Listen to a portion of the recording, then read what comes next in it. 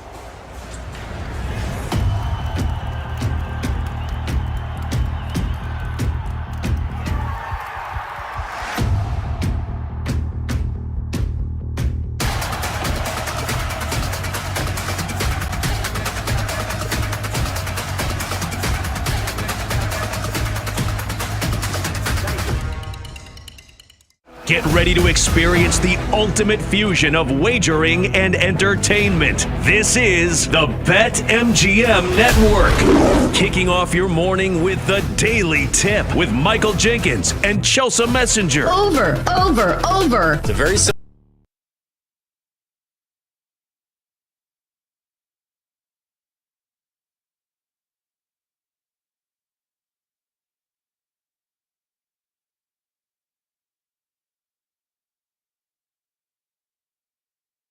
This is Bet Sweats on the BetMGM Network, sponsored by BetMGM.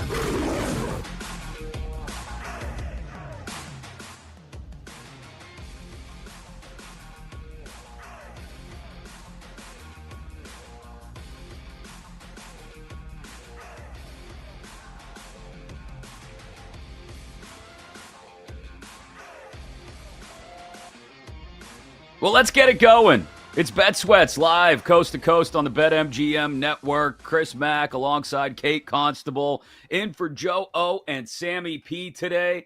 It was a big night last night in L.A. We'll get to it in just a moment. Speaking of L.A., the Lakers, they may have done something good. I don't know. We can debate whether we think it's a good move or not. The Knicks, they definitely did something. Is that the answer to their years-long drought? We'll get into all of that. Justin Perry of Shot Quality Bets going to join us to talk Knicks as well. Joe Osborne on today's show to talk MLB as well. Somewhat limited slate, only 10 games, but we've got plenty to talk about from yesterday as well. You can watch this first hour right there on the Stadium app via the Bally Sports Live app, or on YouTube. BetMGM Network is what you search to watch the show. Morning, Kate. I saw you fell asleep last night, probably while watching Clayton Kershaw's start against the White Sox, with some Wrigley Field dogs laying next to you in bed, which didn't seem odd at all. Good morning, Chris. What a way to start the show here. Yeah. You know, who doesn't like a Wrigley Field dog at 10:30 p.m.? I mean, sometimes you need to be full. to get a good night's sleep.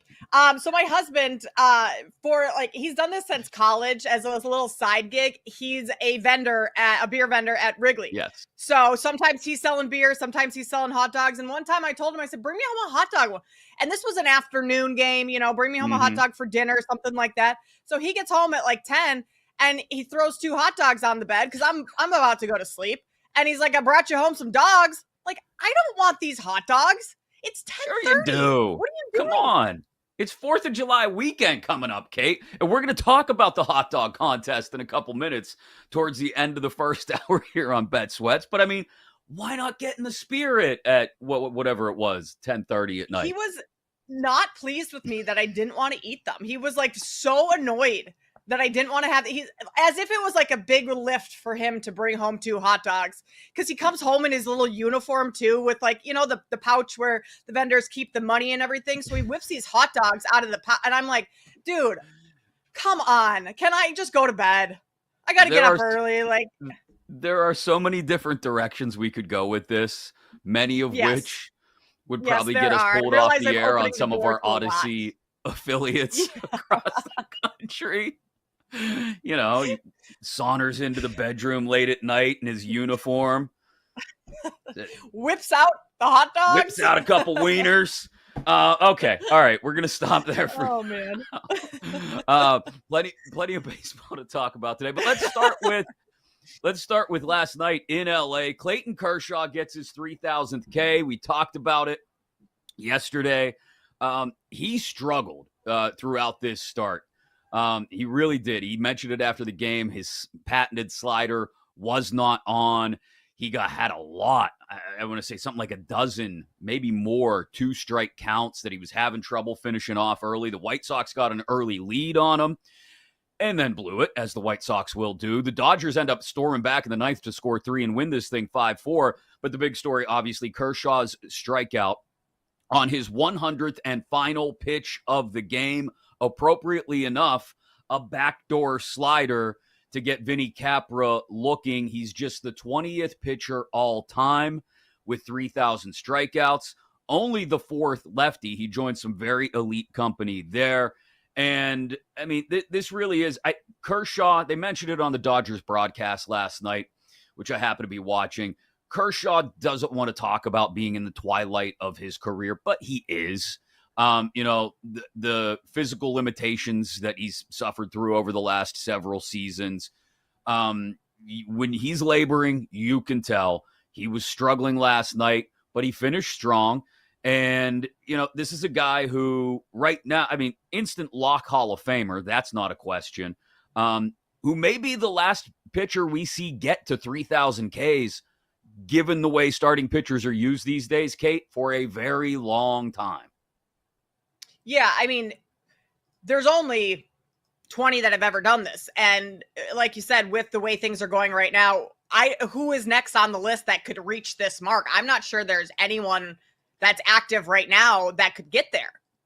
I mean, Garrett Cole would have to bounce back in a big way from his Tommy John, I think, to show us that, he can find sort of a final third of his career, a final era to his career. That's a possibility that springs to mind. But yeah, you look at some of the young up-and-coming arms who are dominant now, Tarek Skubal, Paul Skeens, obviously. And Skubal would have to – I mean, the thing about 3,000 strikeouts is you got to be going 200 innings a year, bare minimum. Yeah. And pitching to get strikeouts. Like, you can't be one of these workhorses who averages 3-4 strikeouts a game. Your pitch counts go up. In this day and age, again, you probably get pulled before the 6th or 7th inning at the latest when you're up over 100 pitches. It really is, I think, maybe one of the last guys we see hit this number for years, because just the way starting pitchers are used these days.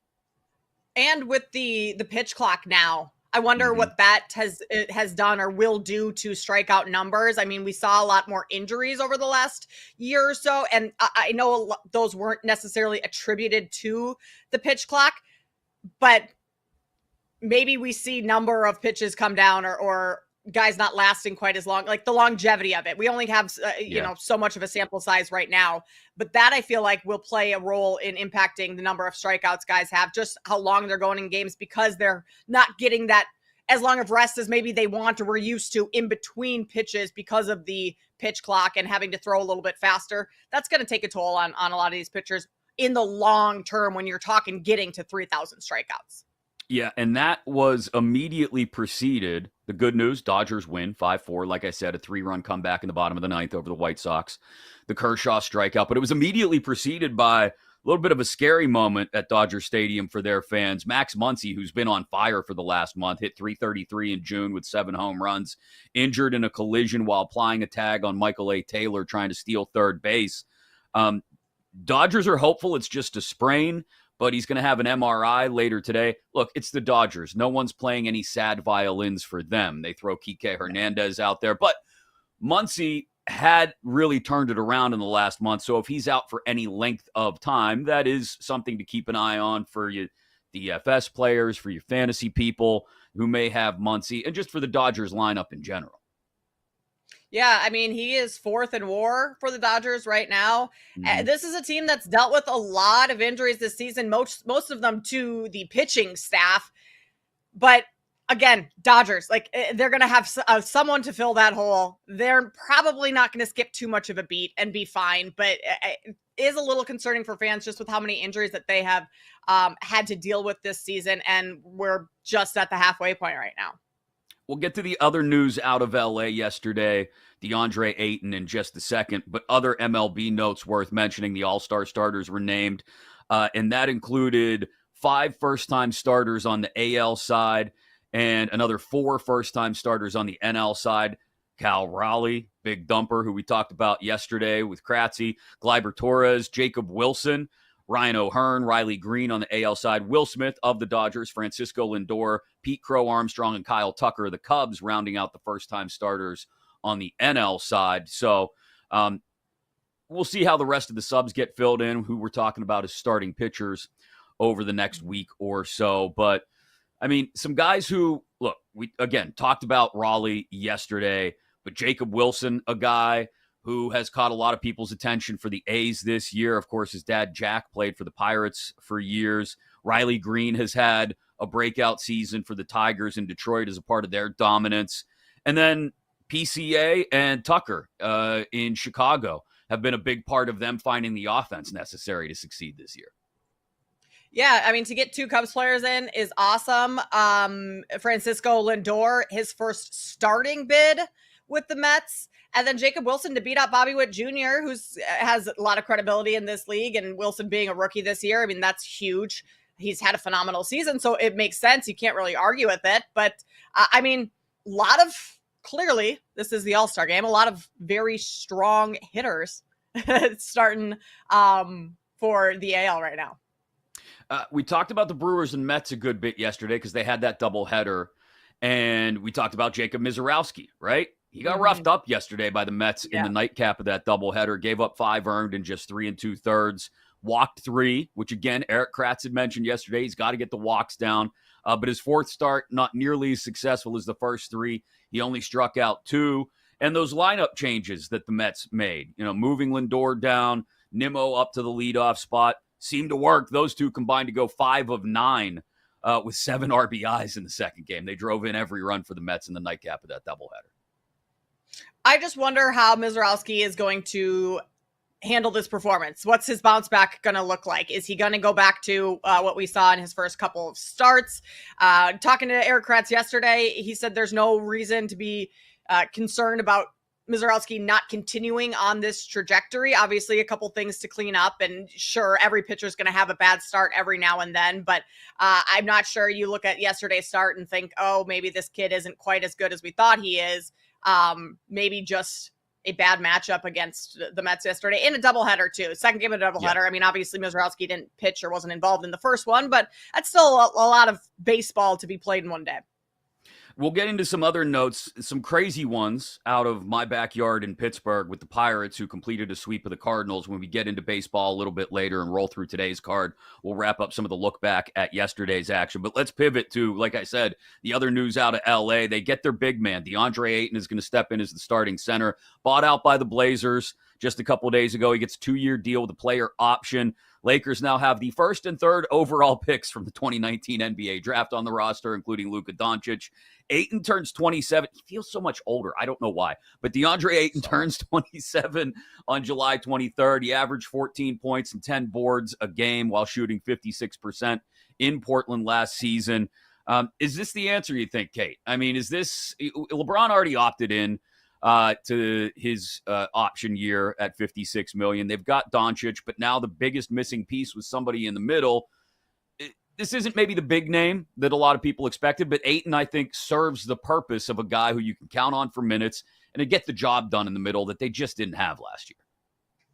Yeah, I mean, look, DeAndre Ayton is a phenomenal talent. Like, the skills are there. He's a big that can basically defend a point guard. So you can't really do a pick and roll. Like, pick and rolls on him don't exactly work because he can switch. He's a lob threat for Luka Doncic, who Luka loves to play with. It's just getting the most out of DeAndre Ayton on a night to night basis. And maybe this is going to be the spot for him with a player like LeBron James, who isn't going to allow Ayton to coast in some games, because when DeAndre Ayton wants to play, he is really, really good. Really good. It's just the consistency night in and night out. Like when you play I was going to say the Pistons, because they were always the team like who gets up to play the Pistons, but they're actually pretty good. When you play a team like the Hornets or some of those, maybe even like Portland again, some of those bad teams, DeAndre Ayton sometimes doesn't show up to his potential. But double-double in his first 7 seasons, first player since Dwight Howard to do that. Like, it's a good pickup for LA, and one that wasn't really on anyone's radar because no one thought he was going to get bought out by Portland. So, I mean, I almost think the Lakers kind of lucked into this, and they should be counting their lucky stars, because if Ayton hadn't been bought out by Portland, like, who would they be going after right now? Yeah, the market was pretty thin at that spot, so I agree. It's a good get for the Lakers, and I think one that works as long as Ayton is focused, and maybe LeBron and Luka bring that out of him. On the other side of the country, in New York, the Knicks name Mike Brown, 2-time NBA Coach of the Year, their new head coach, replacing Tom Thibodeau. The question is, how long is the leash in New York? They want instant success. They want their first trip back to the finals in a quarter century. They want their first championship in over 50 years. Mike Brown comes in, 4 rings as an assistant, an ability to help rosters find their full potential, I think, but there's a lot of pressure in New York, Kate. A lot of pressure in New York. You ask about the leash there. I feel like it's actually going to be a little bit longer, because who else are they going to get? No one wanted to come this year.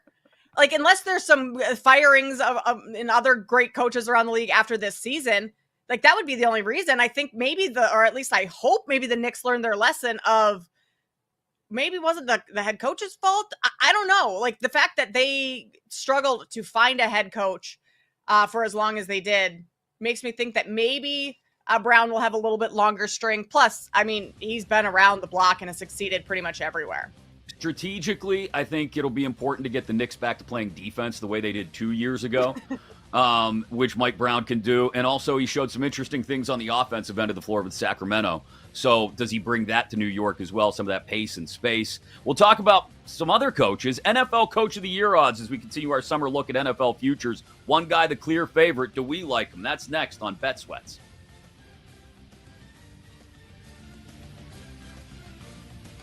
Bet Sweats will be right back on the BetMGM Network, sponsored by BetMGM.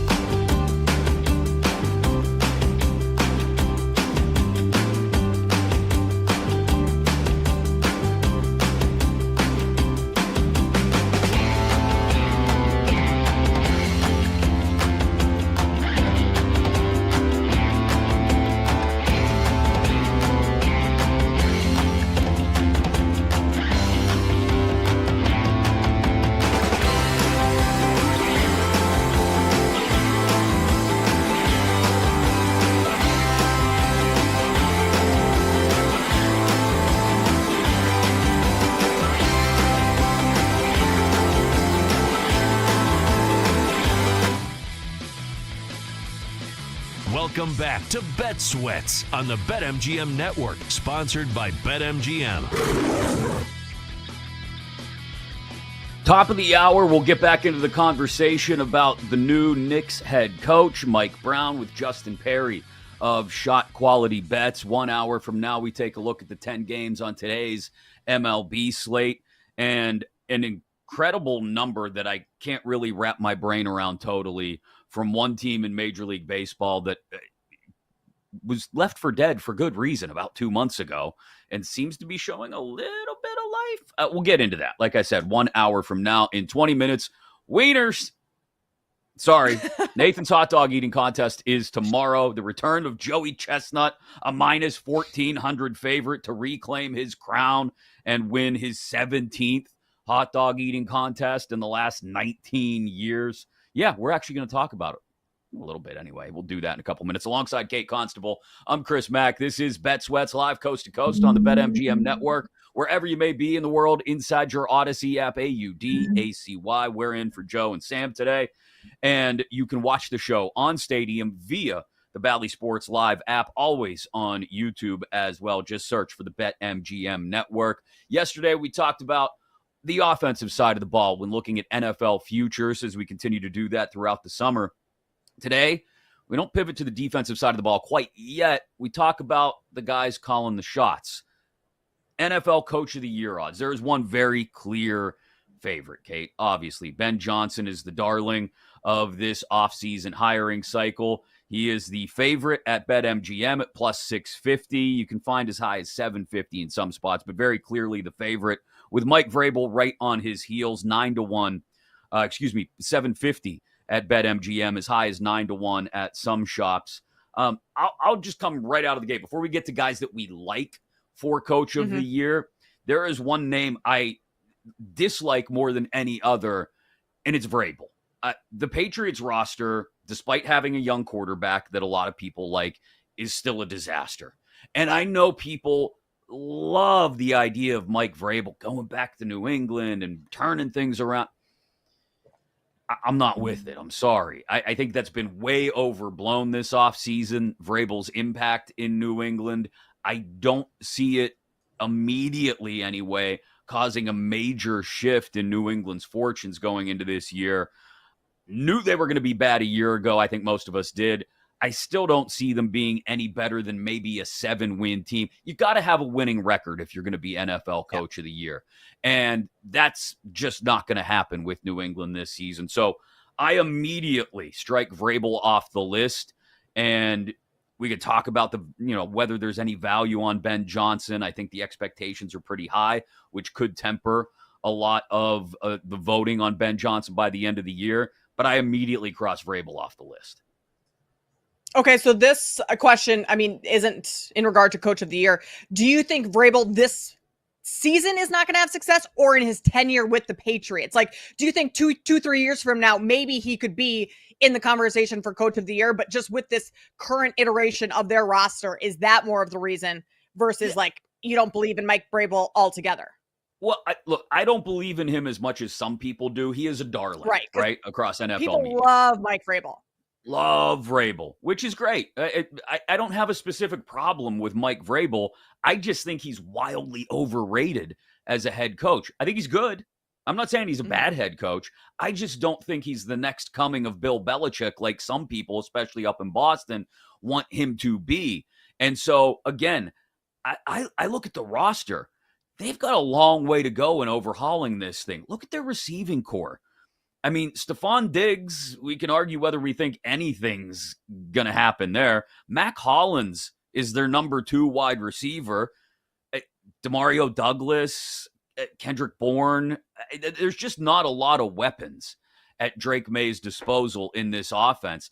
I don't think it's going to be appreciably better than last year. I mean, maybe you get some growth from May, but again, not a lot around him. They didn't exactly go out and light it up in the offseason on the other side of the ball either. So I just think the Patriots are going to struggle again this year. At most, I'll give them 7 wins. At most. But again, you look at the track record of NFL Coach of the Year, yeah, you got to have a winning record. I scroll back through, and I don't see anyone who's ever won the award with a losing record. Vrabel might be someone to look at next year because you're right. Maybe they have 7 wins this year. One of the criteria of the previous Coach of the Year candidates is making a big jump in wins.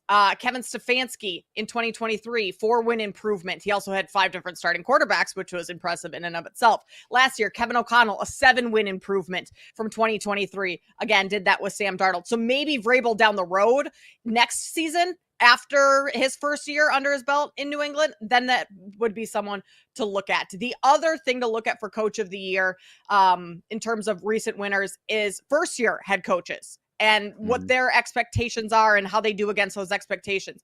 Expectations for Ben Johnson, for the most part, are pretty sky high. Like everyone, talk about Mike Vrabel being a darling. Ben Johnson is the belle of the ball, especially, I mean, I'm here in Chicago, so maybe I'm more biased towards that just because I hear all that chatter.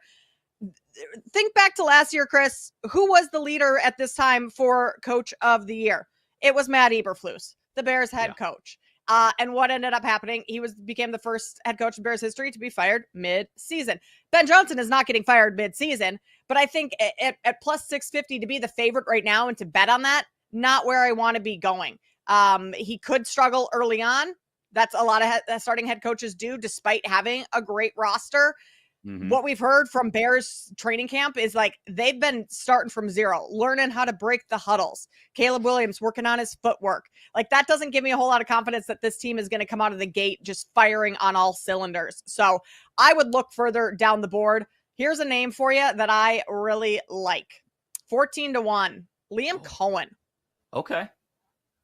I thought you were going a different direction. I'll get to my guy in a second.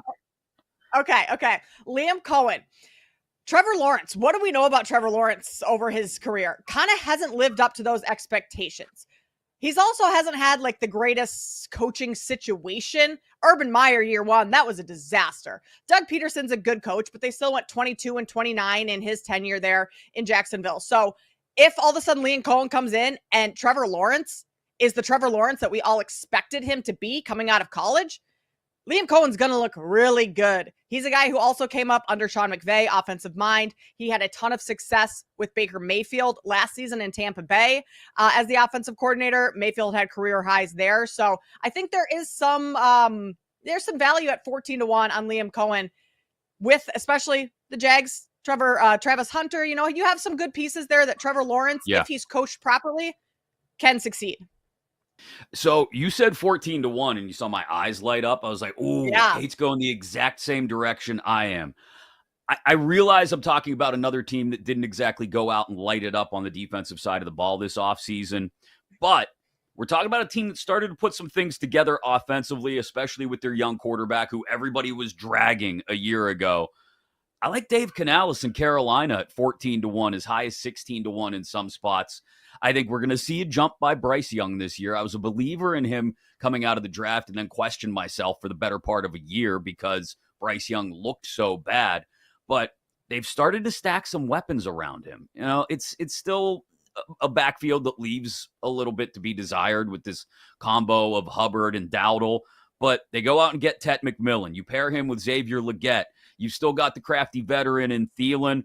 I like the weapons that Bryce Young has at his disposal. I think Canales unlocks some things in him. So if I'm looking for value, again, we're talking about one of the 5 or 6 softer schedules in the league as well in Carolina. I think they've got an opportunity not to make a huge leap. I don't necessarily think they're a wild card team, but I think they're one of those teams that when we get to the end of the season, we're going to be talking about 8, 9 wins. And that's a pretty significant jump over where they were a year ago. And if there's a lot of other teams, you know, you look at the Coach of the Year board, and when you scroll down to try and find more value, you're talking about coaches who have solid rosters, right? You're talking about the Miko Ryans and Andy Reid and Nick Sirianni and John Harbaugh, Sean McDermott. I think this is one of those teams that people are going to look at and go, man, he helped Bryce Young grow. He got to 9 wins maybe without a great defense. I think Dave Canales has a shot, and I like the number at somewhere around 14, 15, 16-1. So I love that pick, Chris. I had him written down on my board as someone. I still had Liam Cohen ranked for my purpose above Dave Canales, but I can't disagree with any point you just made. And if you think back to last season, like you said, they put together some good games towards the end of it, and Bryce Young really started to come into his own. But also, like, they competed against the Chiefs this year. They lost that game, but that was a close one. They had a lot of really close games that if this season they can turn those into wins and all of a sudden they hit double digits, Dave Canales is going to look really good, especially with the way Bryce Young started his career. Like, we can't forget, he was benched. He was benched at one point last season for Andy Dalton. Like, if you can bring Bryce Young back from that and coach him up and turn that into a successful organization, especially when the Panthers have been so bad for quite some time, he is certainly someone to look at. You mentioned further down the board. Oh, go ahead. You got anything more on that? Well, no. I think you make, the point about Bryce Young is the most important part, I think. I was going to bring up long shots farther down the board. Yeah. It would be somewhat unprecedented to see a guy. I'm going back through past Coach of the Year results. I don't think we've had back-to-back Coach of the Year winner, I think. Technically twice if we count Don Shula finishing in a tie in 1967. Gibbs won it back-to-back years in 82, 83. But if J.J. McCarthy immediately steps in and makes things happen in Minnesota. Look, I've said before, I think McCarthy needs as much seasoning as possible. I may have gone a little off the edge and compared him to Kenny Pickett a couple times, but hey, whatever. If McCarthy, though, if you believe in J.J. McCarthy, because he does have a good offense built around him, he's got a coach in Kevin O'Connell who can maybe help him get some immediate results. I don't necessarily hate the look at the price, 50-1, I think it is. In some spots for Kevin O'Connell to win back-to-back Coach of the Year. I mean, to take the team that was bounced with Sam Darnold at the end of the year and fell apart and then find it again this year with a rookie quarterback would be a major accomplishment, and I think would get him a fair number of votes. Especially being J.J. McCarthy a quote-unquote rookie quarterback. I know this is his second season. He was injured. But can we call him a rookie this year for purposes of it's his first year starting, right? You take a rookie quarterback and win double-digit games with that. Yes, for the price of 40-1, that might be worth a small sprinkle. And I mean, Kevin O'Connell, he already kind of has the reputation of being one of the top coaches in the league. I mean, he won it last year, but if he can sustain that type of success, bringing in another quarterback and doing it again, that would be a fairly solid case for Kevin O'Connell. I want to get your thoughts on this, Chris. Oh, no. At 25-1, Raheem Morris in Atlanta. I know a lot of people don't, and your face there is like, oh, Kate, you just said that out loud. You're an idiot. But, okay. I'll tell you why I made that face, because he was one of the names down the board that I thought about for a second as well. And I was like, does this make sense? Because I don't know, as Double D sits in the producer's booth shaking his head with his Atlanta Falcons hat on. If Michael Penix Jr. continues to grow at quarterback, you've got Bichon, you've got an opportunity to have some offensive success. In that division, it feels like anything's possible all the time, right? And if Raheem Morris gets the most out of the Falcons, they're a sneaky playoff team. Yeah, I don't necessarily hate that at the price, too. I also like taking into account some of the mistakes he made as a head coach last year that cost his team some wins, most notably week 17 against the Commanders, not calling a timeout there. Like, if he can get rid of all those tiny mistakes and show that he's grown as a coach, not necessarily just what he's doing on the field, like with the players and their development, but like his development as a head coach in getting rid of all those things, that's probably not something the voters are really weighing heavily. But 25-1, if the Falcons go out, they win 11, 12 games. Michael Penix Jr. looks awesome, and Raheem Morris stops making bonehead decisions at times. I think maybe there's a look for him there. I do think, and bear with me, you're going to call me a homer, but I do think if the Steelers find more success than anybody thinks, if Aaron Rodgers kind of looks like Aaron Rodgers in more glimpses than we expect this year, and the Steelers somehow finish with 11 wins and challenge the Ravens for the division, I do think there's an argument to be made for Mike Tomlin at 35-1, a guy who has the career that he's had. If he should get his team back to the playoffs again, people are going to argue about the roster and how it's composed.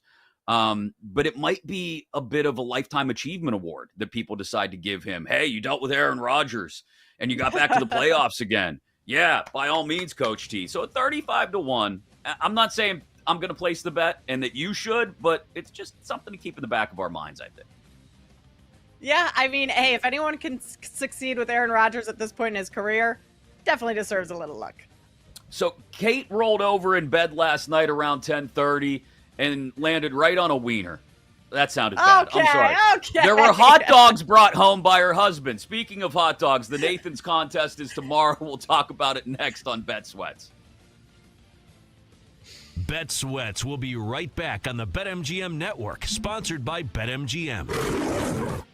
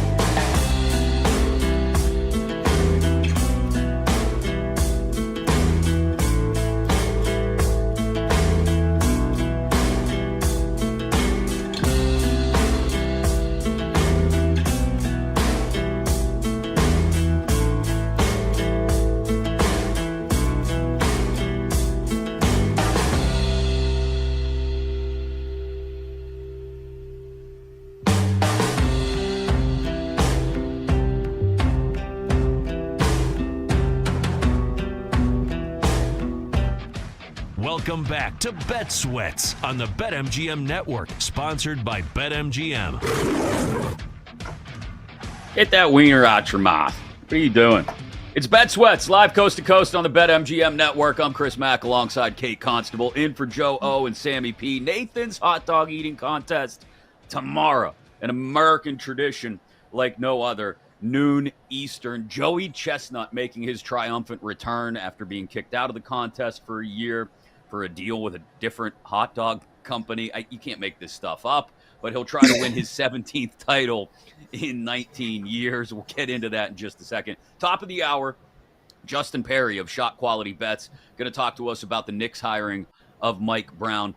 Is this what helps the Knicks go from Eastern Conference Finals to NBA Finals, or maybe capture their first title in over half a century? We'll break it down with Justin at the top of the hour. In 38 minutes or so, today's MLB card, there are 10 games out there to talk about, including a former Mets starter going back to face New York. We've also got a really interesting matchup in Seattle. And once again, the Rockies are hosting the Astros. You probably know what direction we're headed there. 1 hour from now, Joe Osborne at Covers.com. We'll talk baseball with Joe and whatever else may come up. Plus, before we wrap up, there's news about an injury, WNBA related, a couple of injuries that we'll share with you that affect things tonight.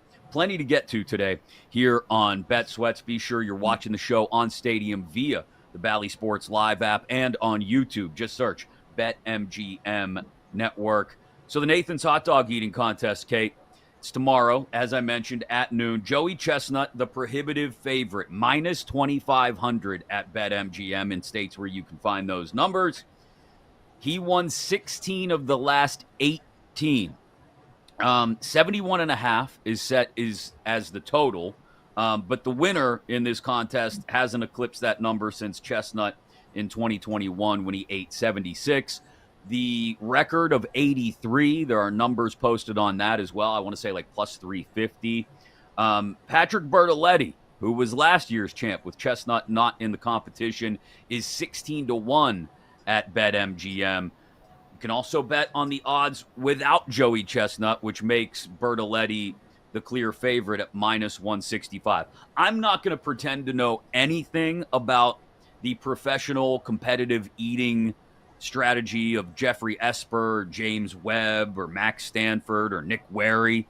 I mean, we're talking about one of these two guys. Either Joey Chestnut continues this run of dominance that he's had for the last 20 years or so, or this Bertoletti guy holds him off in Chestnut's return. Either way, it's a hot dog eating contest. I don't know how these guys do it. Well, Chris, step into my office here because I have studied this all week long, and I feel like I am an expert on the wieners as of now. Just clip Joey that, Chestnut. guys. Kate just said she's an expert on the wieners. Clip that. So, Chris, I talked about this with Joe O earlier this week. Joey Chestnut was on my show on Saturday, The Better Angle, 2 weeks ago. Awesome. And he's a friend of the show. So he's been on multiple times. And he talked to us about this upcoming competition. And I actually went back last night and re-listened to the interview. And a couple of the points that he said, weather plays a massive role in this. When it's hot, when it's 80, when it's 85, humid, that's not great hot dog eating weather. He, quote, said 87 degrees are record-breaking temps. Now, 76 is the record. You mentioned the 83. That was the Kobayashi Netflix special. Totally different. Joey explained that, like the casings on the dog. You can't, I get that confused. You can or can't dunk the buns. I don't know. There's something with that. But either way, he's not hating 83. Like that was a totally different. He compared that to like, no, he compared it to like sprinting in the Olympics. You have indoor sprinting and outdoor sprintings. You're going to get drastically different times for that. So, I have been all week saying under on Joey, 71.5. I mean, the last two seasons, yes, 2022, he had 63. There were storms. There was a delay. There was also that year, and it maybe have been 2023, where there was the protester that jumped over tried to get to the guys. Like, that's going to screw him up. So I see Joey in the 70s. But 71.5, I wonder if that's going to be a little difficult. In the market where you can bet on things without Joey Chestnut, Patrick Bortoletti, he won last year without Joey, plus 135 this year. He ate 58 last year. That was, I believe, his record. And he's just one of 3 eaters to hit that mark, the other 2 being Chestnut and Kobayashi. So Bortoletti, I think, is probably a pretty good look for the winner without Joey Chestnut at plus 135. Okay. All right. I didn't think we'd get a legitimate breakdown of this thing, but here we are. I got to ride with the favorite. I wouldn't bet it at that price, what it is for Chestnut, minus 2,500. 165 right now. Oh, for Joey. Yeah. And Bertoletti at minus 165 without Chestnut, probably, if I'm looking to have a little fun while I'm watching the hot dog eating contest tomorrow, maybe a couple bucks, but, it's not really worth it. I have a legitimate question about the Nathan's hot dog. And here's my question. I was at Hershey Park last weekend. They have Nathan's hot dogs all over the park. The weekend before, we were at a cookout. Some neighbors had Nathan's hot dogs because they swear by them, and they're really good hot dogs. My wife brought some, like, the ballpark hot dogs, right? Ballpark hot dogs fit the bun. They are like, I know Joe used this term earlier in the week, they are girthier, right? Yep. Nathan's hot dogs, I guess they're perfect for an eating contest because they're skinny. They're little guys. And so as much as I like a good Nathan's hot dog, give me something with a little more heft, a little more weight, a little more content. I don't know what the hell's in there, but it's a hot dog. I want to know I'm eating a hot dog. Yeah, you're not going to know what you're eating other than that is a hot dog. That is kind of the MO for hot dogs. But for a contest, I think you would want the skinnier ones versus the girthier ones. I feel like easier to, these jokes just write themselves. Like, this whole segment is so inappropriately fun. But skinnier ones, especially when you're able to dunk the buns and everything, it's just got to slide down a little bit easier, right? Yeah, I would think. I will say, we used to, at a place I used to work years ago, we had a wing eating contest. And I saw that, and it's weird. Like, you think of how you like to eat food normally, and you want a good crispy hot dog, you want a nice warm soft bun. They don't care. They just want the stuff to go down their throat as easily as possible. And so, like, it has zero. So at the wing eating contest I was at, they didn't want any sauce. They didn't want, the wing. You like to have a little crisp on it maybe when it gets deep fried. They wanted those things to just, so you could rip them apart, rip the meat off the bone, and go on to the next one. It's something to watch competitive eating. It really is. It's not anything any human should do to themselves. I can't imagine the impact on Joey Chestnut's body for the 24 hours following the hot dog eating contest. It is repulsive to watch. Like, it is actually so gross.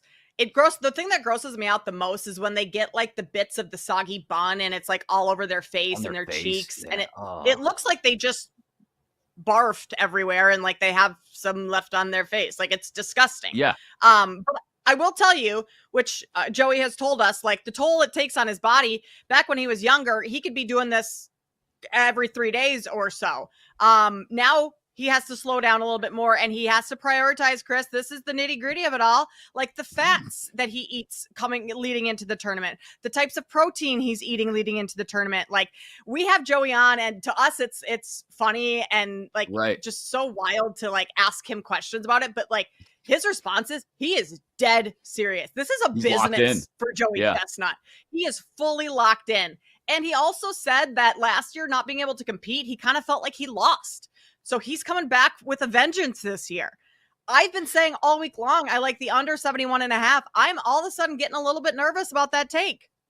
So what's the over-under on hot dogs Kate Constable will have this weekend? Various 4th of July festivities. Yeah. I mean, if you were to give me 10 minutes to do this, it probably would not be very many because I would get full pretty quickly. Throughout a day, I could say probably 4 or 5. Okay. Because Sean Marash and I did this a couple years ago on 5-Star Weekend, and we kept track of the number of hot dogs we ate at the 4th of July parties we went to. I put away 8 or 9 one time. That's pretty good. That's over the course of a full day, though. That's not 10 minutes. Yeah.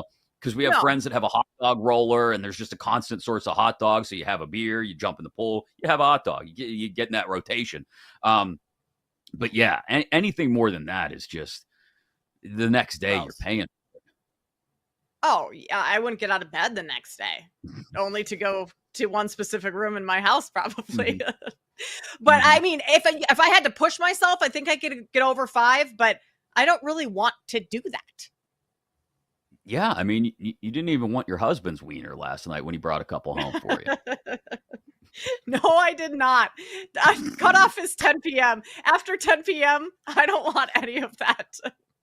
So what if there were a competitive eating contest that you could crush at, what would it be? What's the Ice one cream. thing that you could ice cream? I don't even have to think. Ice cream, Chris. I can put down absurd amount of ice cream. I can easily a pint without blinking.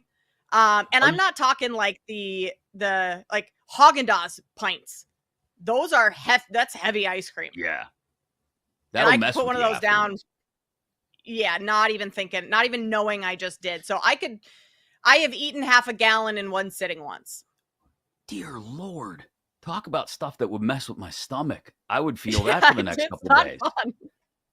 So are you one of those people? Ice cream so much. When you go to the ice cream shop, do you get, how you go to the ice cream shop and you're like, oh, can I get a medium-sized cone? And it's this tall? Like, are you one of those people? Because I go to the ice cream shop and I'm like, give me the kid size. Oh, no. The bigger, the better. Bigger, the better. Yeah. Clip that one too, guys, please. What a way to wrap that up. It's tomorrow at noon. I'm sure we'll have more hot dog nonsense tomorrow morning when we're filling in for the daily tip as well here on the BetMGM Network alongside Kate Constable. I'm Chris Mack. Justin Perry of Shot Quality Bets to talk about the Knicks hiring of Mike Brown. That's next. Bet Sweats will be right back on the BetMGM Network, sponsored by BetMGM.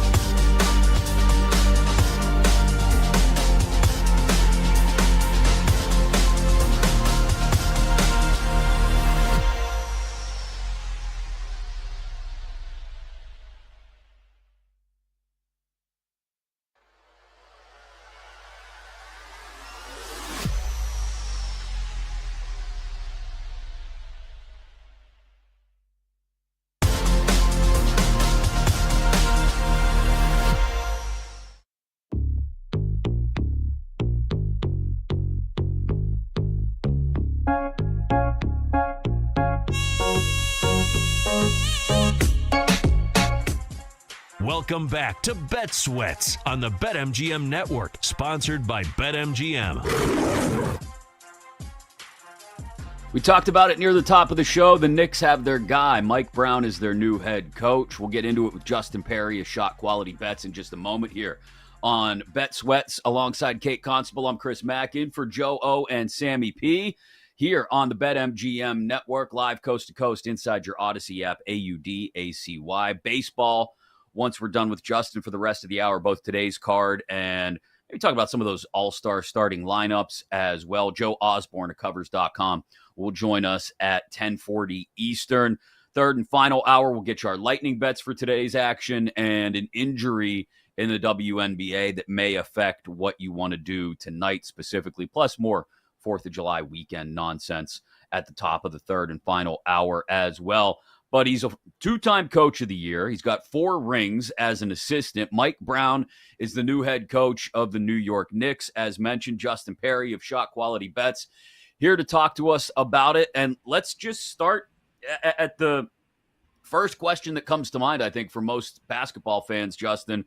Is this what they need? Is this, I mean, it feels like a pretty big pivot from Tibbs to Mike Brown. Is this what this team and this roster needs to get over the hump and finally get back to the finals for the first time since '99? I think it's a good move. I'll start there. First of all, thank you for having me on the show. Always excited to be here, talk a little hoops. Thank you. Big shout out from our team at Shot Quality Bets as well for having us here to talk maybe some of that data. But is it a good move? I think the best move was maybe getting Tom Thibodeau to out. And that's maybe a little bit of a controversial thing to say, but sometimes any change is a good change. And I think the Knicks were nearing that point with their coaching regime. And that's not to say that Thibodeau is not a good coach. I am maybe one of the biggest fans of what he has done. And when he was brought into this organization 5 years ago, I was very confident that he was going to do exactly this. He was going to leave with them at the doorstep of greatness. And that was his job, was to come and bring them here. I don't know if it was ever thought that the ring would be won with Tom Thibodeau at the helm. I don't know if anyone ever thought he was the coach to do that. I don't know if he's really ever done that. If anything, he's the type of guy who takes your stars, puts them on the floor, and honestly gets them to win games to take you from the middle of the pack to the top. And the problems that it creates are rotational issues and player burnout. We've heard plenty of stories from guys who've played with him before saying that long-term it can be hard. And sure, in the season, you'll never hear Brunson, Hart, Bridges, anyone complain. But, it's going to be a different style of player development, I think. And that's really exciting for the Knicks because they need a little bit of a different pulse, in my opinion. And Mike Brown has the pedigree working with the stars, working in tough environments, following Phil Jackson. He can come in and put on the shoes that I think they need and be more collaborative, which is some of the interesting media reports we're hearing from this search. What is it about Mike Brown and his coaching style that you think attracted him to the net, or attracted the Knicks to him, rather? I think for me, in my opinion here, I don't have a source or anything. I think it's really player development and taking that next level with guards and also having the pedigree to work under pressure. You look at who Mike Brown has coached, a young Fox, a young Halliburton in Sacramento, were players that really didn't have, I think, that trajectory of becoming who they are now without him. And this is a guy who is known for being a very tough coach.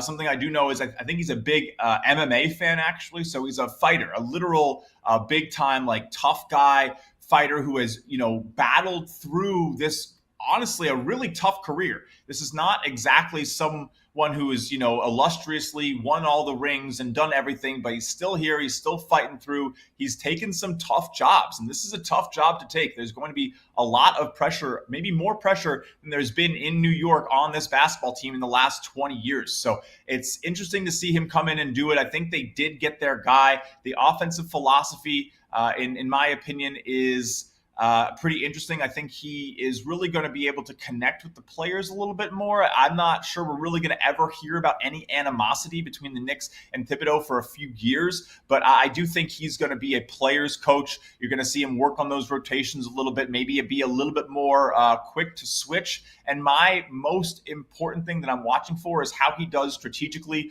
when he gets to the playoffs. I think the biggest knock for me was Tom Thibodeau probably should have made a few defensive adjustments in that Pacers series earlier on, and maybe some of that hesitancy cost them. Of course, so did the will of God with the shot going 16 feet in the air and falling through. So I think the Knicks are in a great spot. The East is about as wide open as it's ever been.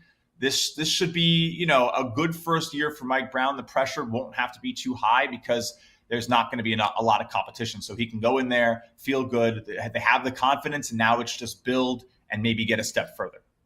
How does he adjust? You mentioned adjusting the rotations. How does he adjust this team's style, you think, Justin, during the regular season? You mentioned the playoffs, obviously, and making adjustments, but adjust the way this team plays during the regular season. More depth in the rotation. They go out and get Jordan Clarkson as an example.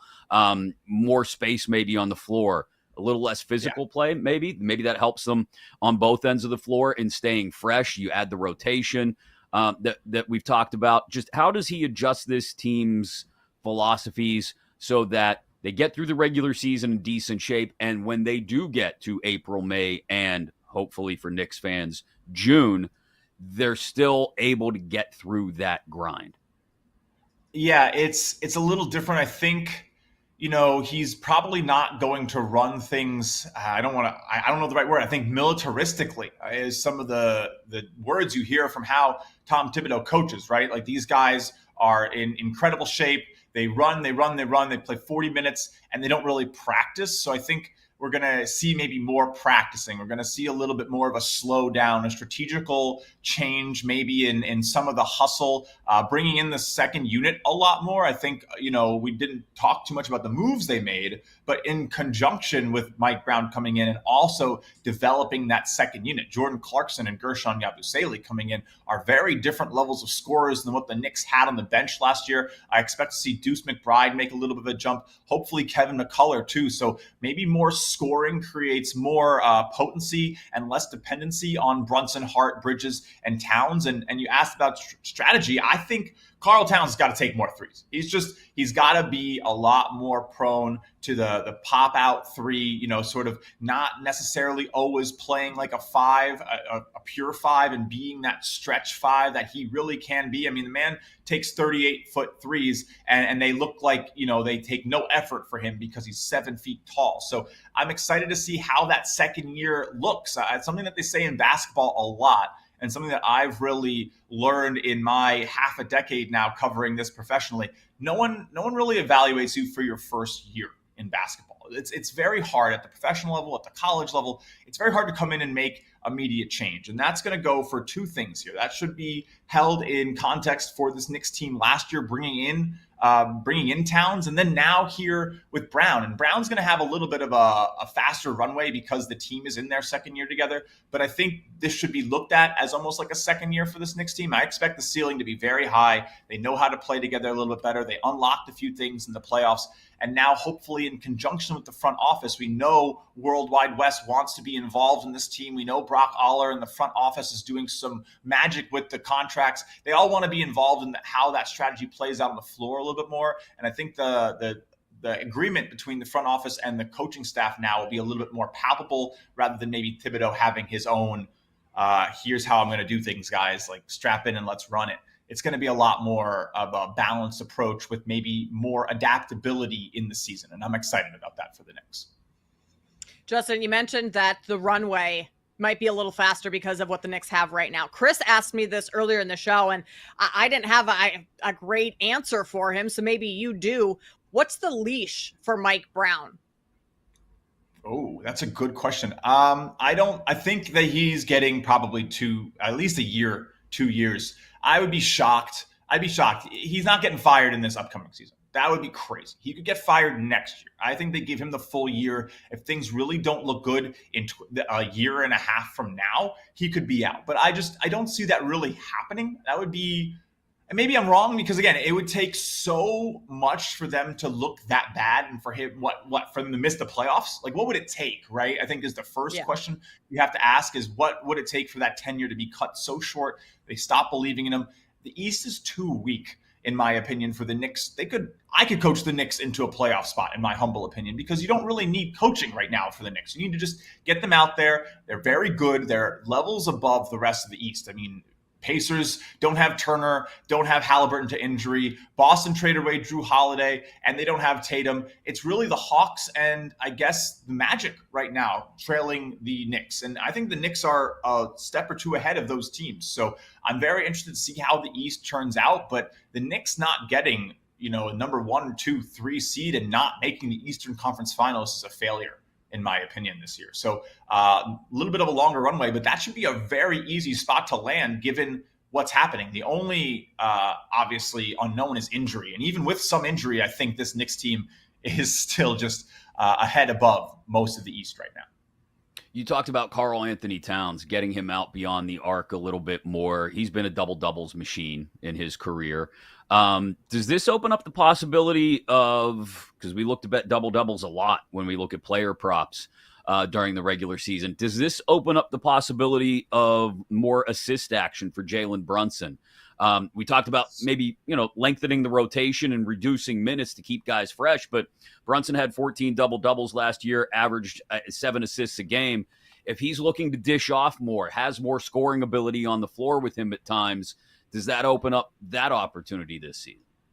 I think it has to. I think you want that from Jalen Brunson as well, because honestly, I don't want to see my star guard playing like the way he has to in the playoffs in the middle of the season. And I say that because Brunson's brand of basketball is about, it's crazy enough. He's 6'3", right? Which is, pretty short for basketball, but yet he's barreling in against anyone he wants, throwing his hips low, creating space, fading away, or flipping it up or dropping it from 3. And the problem is that it's physical and he's always on the floor and he's always getting bodied. And I just worry that if he has to do that for a whole season, putting the team on his back, same thing with Towns inside, it could lead to those injuries. So I do expect them to hopefully take some of the minutes off of Brunson as well this season. I'm really looking forward to seeing the development of Tyler Kolek as well. I think he's going to become a pro's pro for sure. His IQ is off the charts.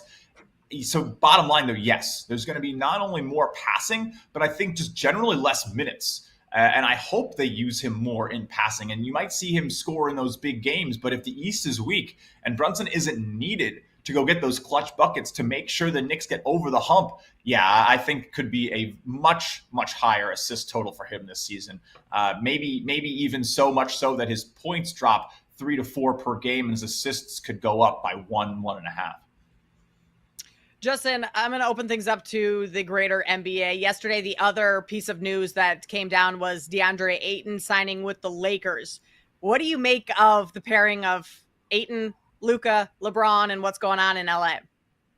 I'm excited for DeAndre Ayton. I will tell you that much. It's interesting to see how that one's going to go. Everyone, of course, is always talking about Ayton and his effort, and you see these clips that come out about for him and some of the plays that he's had. Look, DeAndre Ayton's been in some tough scenarios. You got to give him credit where credit's due. He's made work with some tough teams that have had high expectations that haven't been able to put it together for one reason or another. And he's still very good in the post. He's still very efficient off ball. Like, this is exactly the type of build that he needs with 2 on-ball superstars that are point forwards. I like this because, again, you're going to get a lot of good mid-range looks for DeAndre Ayton with doubles coming for LeBron, with doubles coming for Luka when they penetrate, kicking out to him. He's an efficient cutter still, was last year. The free throw shooting is obviously going to be an issue, and you can probably expect maybe some hack at Ayton in the playoffs if they make it that far. But in terms of the fit surrounding 2-point forwards that are going to get to the rim, that are going to create spacing, that are going to allow for someone who has mid-range proficiency to hit behind them like that, I think it actually has a good chance to be a nice spot for DeAndre Ayton. If you're like fantasy or you want to take season totals, I think his points per game, his field goals made, those types of things, he's probably going to outperform expectations this year. He didn't really get that much playing time after February of last season, but I mean, he was hyper efficient in Portland. That's just what he does. He doesn't take too many bad shots because he's always close to the rim and he knows what he's good at. So I like it. Before we wrap you up, Justin, let you run. We only got about 30 seconds here, but 3-1 to win the East and 9-1 to win the title. Do you like either of those numbers on the Knicks? For my New York Knicks, yeah, the East feels good. I'll tell you that much. The West scares the heck out of me. So I wouldn't really go there. Maybe if you like it because you want to take a hedge, but I don't bet to hedge. I bet to cash my bet. So I'd take to win the East. I think plus 300 is probably a little kind right now. There may be a few more things going on, but I mean, man, people are saying the Knicks could trade for Giannis or LeBron. Like, I don't know. I would jump in. The Knicks are very serious right now. This is a team that wants to win, and I think you want to bet on a franchise that is making moves, going for it, and doing so smartly. Clarkson and Gershon, man, you're going to hear about them all season. I'm excited. Great stuff, Justin. We appreciate it as always. Thank you. Have a great 4th of July weekend. Justin Perry of Shot Quality Bets. Check out all his analysis there. A lot going on in baseball today. 10 games to talk about on the slate, and one team in particular putting up some crazy numbers over the last week. That's next on Bet Sweats. Bet Sweats will be right back on the BetMGM Network, sponsored by BetMGM.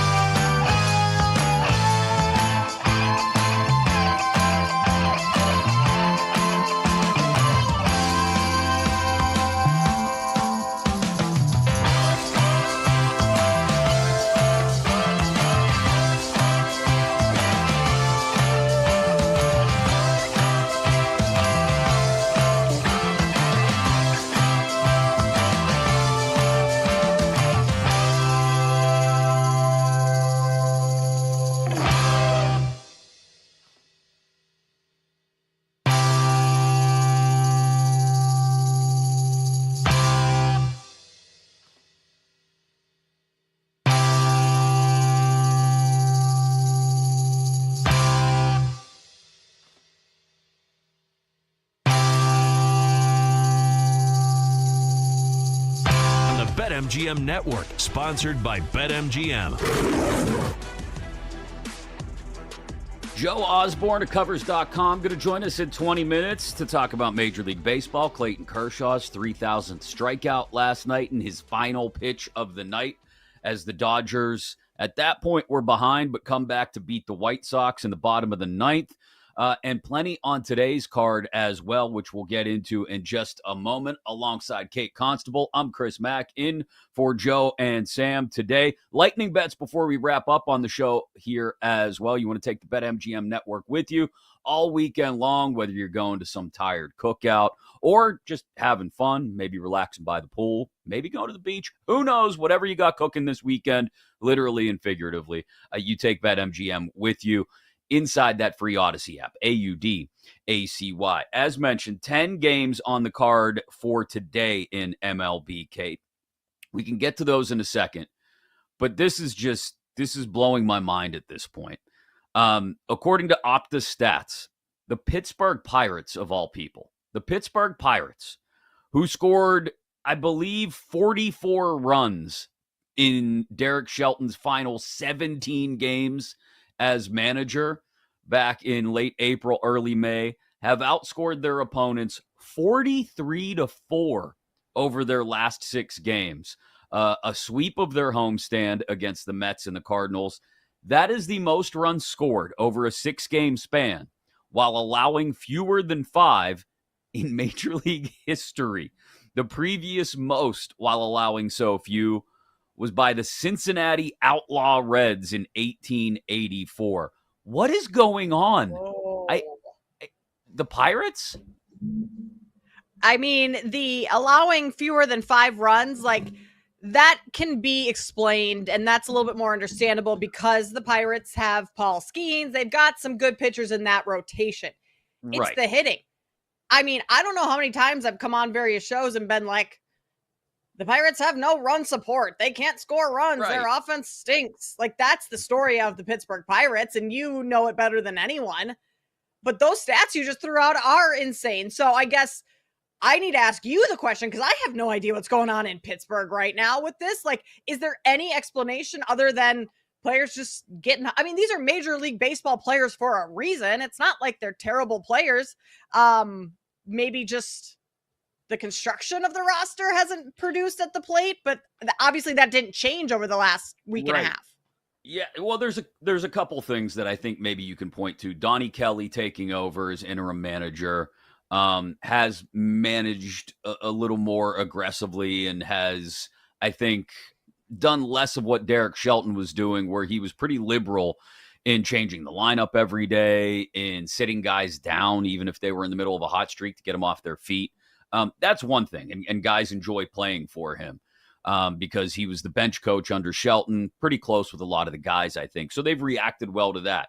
You've got silly things happening, like Tommy Pham got his eye prescription updated, and all of a sudden he's raking. Like, I mean, literally stupid things like that. But I do think it needs to be put in a proper perspective. It's something to watch the Pirates of all teams do what they've done over the last week, and really over the better part of the last almost 2 months now, when they're 2 games over 500 since Kelly took over from Shelton. But that's the important part here, is they're 2 games over 500 since Kelly took over for Shelton. That's nice. That's good. But, you know, in the series since Kelly took over from Shelton, I want to say they've won 6 series, they've lost 6 series, and they split 1. So, yes, compared to what they were when they started 12-26, and I think only had the Rockies behind them in the standings, it's been an elevation. But this isn't all of a sudden you're going to run to the window and bet the Pirates to go to the playoffs or anything. If they play slightly over 500 the rest of the year, they're still not going to finish with a winning record, most likely. That's how deep a hole they had dug. I think what will be interesting is if some of these offensive pieces who are now producing, Tommy Pham, I'll use as an example, maybe pieces who are a bigger part of the core in Pittsburgh, a Brian Reynolds, who's 30 now, O'Neal Cruz, who has had his struggles in the field. Are those pieces that the Pirates are willing to listen on with the trade deadline now just 4 weeks away, and knowing that yeah, they need the offense, but they've also got to continue to build for the future. They got a ton of young arms. People probably want them to look at dealing some of those, not Skeen certainly, but some of the young arms they have in the minors or who have just come up, Braxton Ashcraft, guys like that, who maybe they can deal for some more bats. It'll be interesting. It's always interesting when you get a team who is an obvious seller at the deadline, I think, who all of a sudden comes to life at what feels good for the fans, but is just the wrong time for probably the GM. Ben Cherington, who's on the hot seat, has to decide, am I still a seller or do I want to be more judicious in the kind of deals that I make? Because maybe more of these guys than not are a part of the solution going forward. I mean, the fans probably wouldn't like it because you're finally winning games and that's fun for them. But I still think it would make sense for the Pirates to be sellers at the deadline, especially because the Pirates have not been very good for a while. Like, this is not new this season that they don't have a ton of run support. Their offense is bad and they're not winning games and barely above 500. So I think at some point you do have to kind of sell and move some pieces and try and not rebuild totally, but kind of jumpstart in other ways. And just stinks that they're finally winning games when this is the time to do it.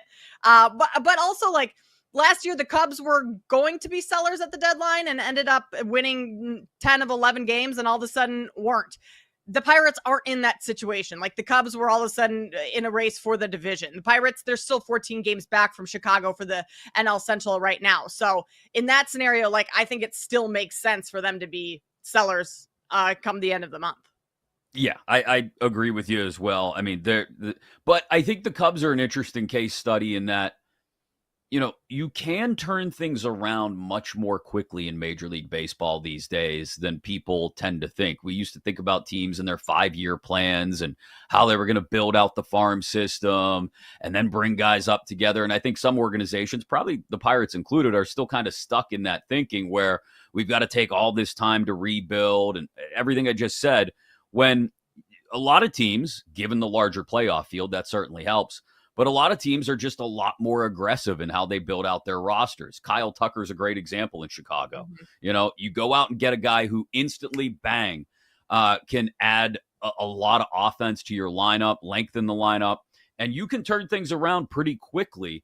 I'm not saying the Pirates are a playoff team next year. I mean, we're still a long way off from that, but the numbers on this 6-game homestand that they had beating up the Mets and Cardinals jumped out at me, and I just went, wow. The Pittsburgh Pirates of all people. As for today's slate, 10 games across the board in Major League Baseball. We've talked about the Astros and Rockies series a number of times. We did yesterday as well. I had a Christian Walker home run prop. That one didn't come in. Did hit on Judge against the Blue Jays, which was nice. But I got to go back to that well. He gets to face Kyle Freeland today. It was a low-scoring game by Coors Field standards last night. I think 5-3 ended up being the final. The Astros beat the Rockies. But, again, one of those situations where I got a hard time not betting against the Rockies. And Walker, 12 of 35, lifetime with a pair of homers against Freeland. I might go back to that well again on a homer prop. I mean, home run props at Coors Field always in play, right? So I like that for you. I had the Astros first 5 over 3.5 runs. That did not come home for me, but the Astros still did cover -1.5 on the run line. That was still pretty juicy as well. I believe it was 2.5 at like -110 or something. So that did hit, but I mean, we haven't seen, again, like you mentioned, for Coors Field, like a ton of runs in either of these games. Maybe this is the game where things kind of explode and you look at an over in this one. Even money for over 11.5. That's a big number, but not necessarily for this setting. What do we make, Chris, of the Yankees and Blue Jays right now? Because they are now tied atop of the standings for the AL East right now. And talk about teams that have turned things around pretty quickly. I mean, the Blue Jays have kind of been always hovering this season, but they were 6 games back of the lead just a couple of weeks ago. And all of a sudden that offense has come to life. They've won 4 games and they're putting up big time numbers. So is that something that you think we can expect to continue on tonight? And if they win tonight, correct me if I'm wrong, but that's a sweep of the Blue Jays in this series. Yeah. Yeah. And the Blue Jays right now, plus 350 to win the AL East. Not a bad number, to be honest. If they can keep this up, that would be one that I would continue to keep an eye on. It's an interesting pitching matchup, too. You got Clark Schmidt against Chris Bassett. Yankees are minus 125 on the money line. I don't hate a look at the Jays tonight in that one, plus 105. So you get a little bit of plus money there. That's definitely worth a look. I had an eye on the other New York team. The Mets send David Peterson to the mound at 7:10 Eastern tonight against former Met Jose Quintana as the Brewers are in town. Final game of that series. Brewers plus 130 dogs. Mets minus 155 on the money line. Rhys Hoskins, another player I would be interested in a player prop on today. 7 of 16 lifetime against Quintana against Peterson with a pair of home runs. I got nothing in that game, Chris, so I will trust your judgment there. I'm going to go over to Mariners and Royals. I'm going to take the under in that one. You do have two pretty good pitchers there. The Royals offense has been just awful this season. They're on the road. Mariners offense, they've had some success lately, but overall, also not one of the more dominant offenses in the league. So you're sitting at 7.5 minus 115 to the under there. I like that one. I also kind of like the Tigers on the run line today, going up against the Nats. Jake Irvin on the mound, doesn't do a whole lot for me. The Nationals against teams at home, second worst against NL teams at home. Jake Irvin allowed 12 runs, 16 innings against AL sides. So this is just not a spot where I would be interested in backing the Nationals, but more so looking at the Tigers on the run line. Yeah, Tigers run line I don't think is a bad look at all. As for that Royals-Mariners game that you mentioned, I think I might do the Kate Constable special here and go first 5 under because the full game total, like you mentioned, is tight. It's 7.5. The first 5 is 4. So I get a little bit of extra wiggle room there rather than maybe a 3.5 you would get. And it's at minus 110. So you get Brian Wu against Seth Lugo, 2 quality starting pitchers. First 5 under 4 would be my look in that one. Anything else you got on the table for today's 10-game MLB slate? Nothing, honestly. The Braves, looking at them against the Angels today. Braves have been, I think, a little bit better as of late. Bryce Elder going, his ERA and his record aren't that good this year, but maybe he's due for a little bit of positive regression going. They're a team that I, like a lot of people, I think don't quite know what to make of them this season. Yeah, the only other one I had a look on as well, Giants are in Arizona against the D-backs. Robbie Ray, who's pitching really well this year, going against Brandon Pfaadt. Giants are minus 120 on the money line. Not too much to pay there in what I think is definitely an advantage in the starting pitching matchup for them. It's why they're minus 135 on the first 5 money line. Giants, if you want to lay the half run in the first 5 or even money, but I definitely like the pitching advantage there for the Giants against the D-backs, Ray against Pfaadt. Dodgers might be a look tonight, too, after all of the energy that came out of last night. Kershaw's 3,000th strikeout, the 3-run comeback in the bottom of the 9th. Dustin May goes against Aaron Savali out in L.A. Another late one tonight. We're getting up at like 4 a.m. tomorrow, so I will not stay up and watch it. That would be one I would place the bet, roll over, close my eyes, and hope to wake up with a couple of hot dogs next to me in the middle of the night like you do. That's my plan. That's my plan too. I mean, I did that last night. Woke up with a couple hot dogs next to me. It was great. Betting against the White Sox, never a bad idea, Chris. But yeah, I'm with you. I will not be staying up to watch that game. Do you think the Muncy injury does anything in the short term for the Dodgers in terms of maybe they don't play quite as well as they have been? I mean, they've won 4 of their last 5. They've been looking pretty good. Yeah, I don't think it does. I think it's worth watching to see if this ends up being a protracted absence. He's, as we mentioned off the top of the show, going to get an MRI today. We'll find out if there's any significant damage to that knee after the collision at third base on the tag out of Michael Taylor on the attempted steal. If it's a long-term injury, then I start to I probably back away from the Dodgers, not on futures or anything like that, but just on day-to-day betting, depending on the opponent, because as much as you might like Kike Hernandez, if he's the one getting the at-bats, look, they've got a deep bench in LA. I don't think it's going to crush them, but the way Muncy's been hitting for the last month or so, you take a 330 average out of the lineup on an everyday basis, you're going to have to backfill in the lineup somewhere. It'll be interesting to see how Dave Roberts decides to do that. We can ask Joe Osborne at Covers.com. Where's he going on today's slate and the rest of Major League Baseball? Plus, what's he think of those all-star starting lineups that were named yesterday? That's next, right here on Bet Sweats on the BetMGM Network. Bet Sweats will be right back on the BetMGM Network, sponsored by BetMGM.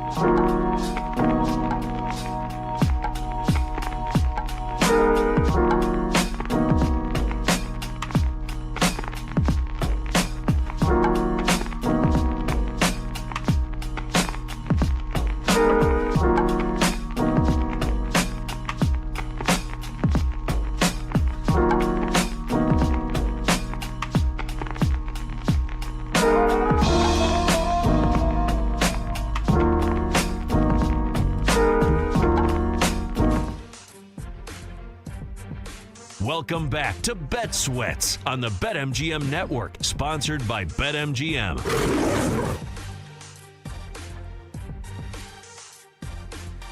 Coming up on the 4th of July weekend, Joe O and Sammy P are off. You got Kate Constable and myself, Chris Mack, live coast to coast on the BetMGM Network for this edition of Bet Sweats, top of the hour. Some more 4th of July weekend nonsense. We will play GTFO or Oh Yeah with some of our favorite 4th of July things, for lack of a better way to put it. We'll get into it. Plus, an injury that you'll want to keep an eye on for tonight's action. Somebody going to miss another game. We'll talk about that before we get to lightning bets as well. We talked about today's MLB card a few moments ago. And, of course, the Clayton Kershaw 3,000th strikeout last night out in L.A. We could talk about that. We could talk about his Miami Dolphins, which might be a little bit painful of a conversation with them. We could talk about these NBA moves. But let's bring in our guy from Covers.com, Joe Osborne. Follow him on Twitter at JTFOZ. Morning, Joe. How are you? Hey, guys, I'm doing great. My Blue Jays on the verge of a 4-game sweep potentially over the Yankees, so we'll see if they can follow through on that tonight. Okay, talking about those Blue Jays, they're tied right now for top of the AL, that division at least, the AL East. Yes. Would you recommend, I mean, you've missed the best number on them winning that division, but you're still getting about 4-1 over there. Is that something that you would consider taking, or you could even go as far as 10-1 to win the American League altogether? Yeah, I mean, I think they're worth a look to win the American League. Most people, if you follow baseball pretty closely, you realize that this is a very desperate team, and they got a lot of money to spend. We saw them throw a lot of money at Shohei Ohtani. They had a meeting with Juan Soto, so they're willing to spend if they can bring in the right guys. So I wouldn't be shocked to see the Blue Jays make a deal, make a splash ahead of the trade deadline. They're playing well right now, but there's still some things that they can patch up. And, you know, the Yankees as the favorite to win the American League, guys, this is a song and dance we've been doing for a very long time. This is one of the biggest underachievers over the past decade plus in all of professional sports. Now, we know they made the World Series last year, and then they did kind of flop, but is anyone going to say the Yankees at 3-1 to win the American League is good value? I don't think that's the case. The Detroit Tigers, they could be a force to be reckoned with, right around the same price as the Yankees. Does anyone want to go into Detroit and face Skubal in a playoff series? Probably not. And the Houston Astros are always right there, but I don't mind the Blue Jays. I think at close to 10-1, they could be worth a shot there to win the American League. We've talked about Cal Raleigh a lot, the Mariners. We were talking about their game tonight against the Royals a little bit. Interesting pitching matchup, Wu against Lugo. I've had an eye on them for the last couple of years just because they always have the top of the rotation starters in place, right? But last year, the struggles were offensively. In that AL pennant market, is there any way you'd look at Seattle? It's 12, 13-1, depending on where you're looking. Well, the pitching is solid. The pitching is coming around, but they're not a team that I trust by any means. I don't think they're going to be able to get over the Astros. I don't really like them in a wild card spot. They're a weird team. They don't really have much of a home field advantage. On the road, one of the best road offenses in all of Major League Baseball, but a complete polar opposite at home. So I don't know. This is kind of, like I said, the Yankees, a song and dance we've seen before. It's kind of something that we've seen with the Mariners over the past couple seasons anyways, flirting with contention a little bit, then they do ultimately flop. That said, though, they're a desperate team, too. This is a team that, they missed out on Rafael Devers. I don't know if they would have been in the mix for him, but I wouldn't be surprised to see them make a splash ahead of the deadline either. I got quite a few teams in action tonight, the Giants being one of them. What do you like on tonight's card? Any bets that you are looking at? Yeah, I don't bet a lot of meat and potato stuff with baseball, meaning not a lot of money lines, full game totals. I mainly target pitcher props, and there's three that I do like tonight. You mentioned the Giants in action. They're in Arizona tonight, and I'm going to fade Arizona starter Brandon Pfaadt, take under 15.5 total outs recorded for him, -110 odds. So he's been god-awful And there's no reason to think that the D-backs will be looking to preserve arms out of the bullpen. The bullpen is relatively fresh here. So he's on a 6-game stretch right now, guys, where he's gone under 15 and a half outs in all 6 of those games. And he's been awful. He's had a 9.39 ERA in that 6-game stretch. Not a guy that has a long leash. Now, I'm not going to make a case for the San Francisco Giants having a great offense by any means, but limited sample size. So they've combined for 30 at-bats against him, OPS over 1,000. So we'll fade him and take the under on his total outs recorded. Dustin May pitching at home tonight at Dodger Stadium. Talk about a contrast between two teams, the Dodgers and the White Sox going after it tonight in LA. May, I like him to have a good start and go over his 17 and a half outs. So he's been a much different pitcher at home here this season. On the road, he's been awful. ERA over 6. At home, it's 3.38. He's pitching deeper into games, too. He's reached at least 18 outs in 4 straight starts at home. And the White Sox, I could read off a bunch of stats here, but it's just not necessary.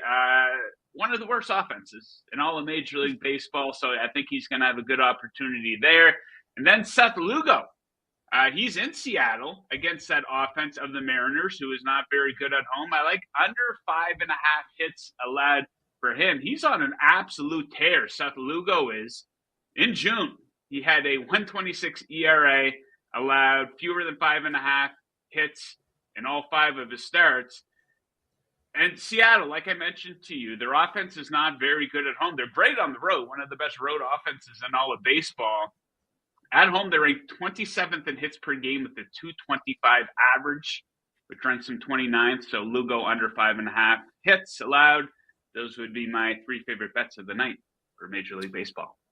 I like it, Joe. Good stuff. Let's pivot to the NBA. We've talked plenty about the Knicks this morning, the hiring of Mike Brown. We talked about DeAndre Ayton getting added by the Lakers. Just your overall 50,000-foot view of the NBA offseason now that it's a couple of weeks old, and what you've liked so more than others, and maybe what you've not liked as well.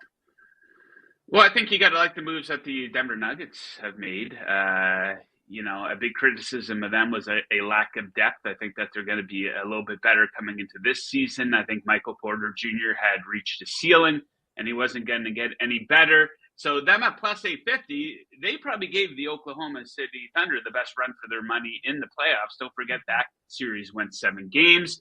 The Minnesota Timberwolves, they bring back Naz Reid, and it looks like they're going to bring back the majority of the team.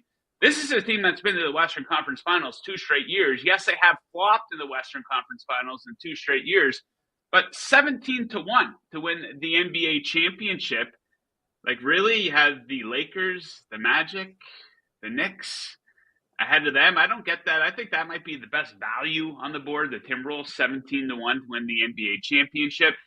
The New York Knicks, I think they screwed this up, guys. A lot of people were surprised that they fired Tom Thibodeau. There's 2 sides to every story. Who knows what was going on behind closed doors? But they clearly had no clue what they wanted to do going into this new coaching search. As you recall, they pretty much threw out a signal to every head coach who's currently in the league, and they got denied a bunch of interviews there.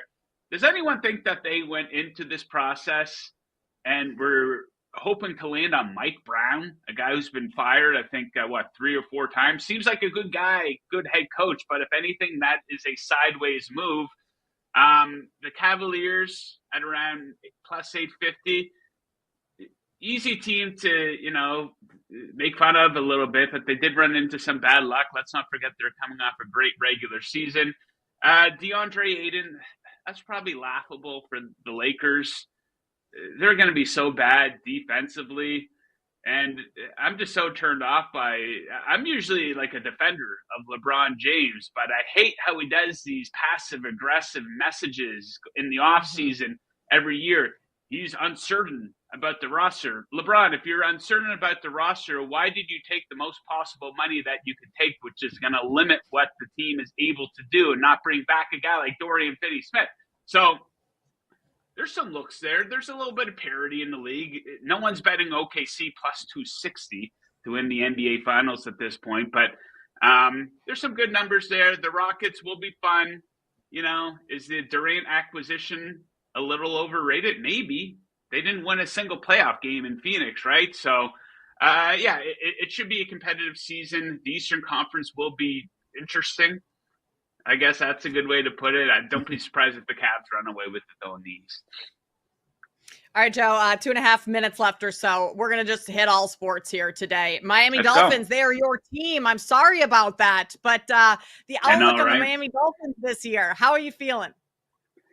Well, yeah, talk about teams that are easy to make fun of. The Miami Dolphins, probably one of the bigger punching bags in the NFL. And it's easy to be pessimistic about the Dolphins. You know, the vibes aren't high. I didn't mind that trade. They needed to get rid of Jalen Ramsey. I thought they were just going to bring back draft picks, but they end up bringing back Minka Fitzpatrick, who's cheaper and younger than Ramsey. So I do think that is a rare win for the Dolphins. The one thing to consider about the Dolphins, though, during the Mike McDaniel era, yes, they are soft. They don't beat good teams. They collapse down the stretch, but they've been in playoff contention all 3 years under Mike McDaniel, making the playoffs twice, and they've had a lot of bad luck, too. I don't know if you call the 2 injuries bad luck at this point. You know, he's an injury-prone guy, a bit of a ticking time bomb as far as injuries are concerned. But, yeah, I mean, the win total's at 8.5. I do think that's right. I wouldn't be surprised if they do go over. I think the New England Patriots might be being overrated a little bit. Have you looked at the offensive depth chart? I know Mike Vrabel, big-time credible head coach, and he often got a lot out of a little as head coach of the Titans, but pull back, take a look at that a little bit. That was an awful division that he was coaching, and statistically, they often weren't very good. And the Jets are the Jets. The Jets aren't going anywhere. So, yeah, I mean, somewhere's in the middle with the Dolphins, and that's exactly how they've been the past, half decade or so. So, yeah, it's not easy being a Dolphins fan. The wheels could very well fall off, guys. It could be a situation where it needs to get worse before it gets better. And by getting worse, I mean that the wheels fall off and they go into a new regime, new head coach, new GM. Fingers crossed, though. Hopefully Tua can stay healthy. Well, enjoy a couple of weeks off, maybe mentally preparing yourself for the Dolphin season, Joe. Indeed, I have to. We'll keep an eye on those MLB plays tonight as well. Appreciate the time, man. Enjoy the rest of your summer. Joe Osborne of Covers.com. A 4th of July edition of GTFO, or Oh Yeah, that's next on Bet Sweats. Bet Sweats will be right back on the BetMGM Network, sponsored by BetMGM.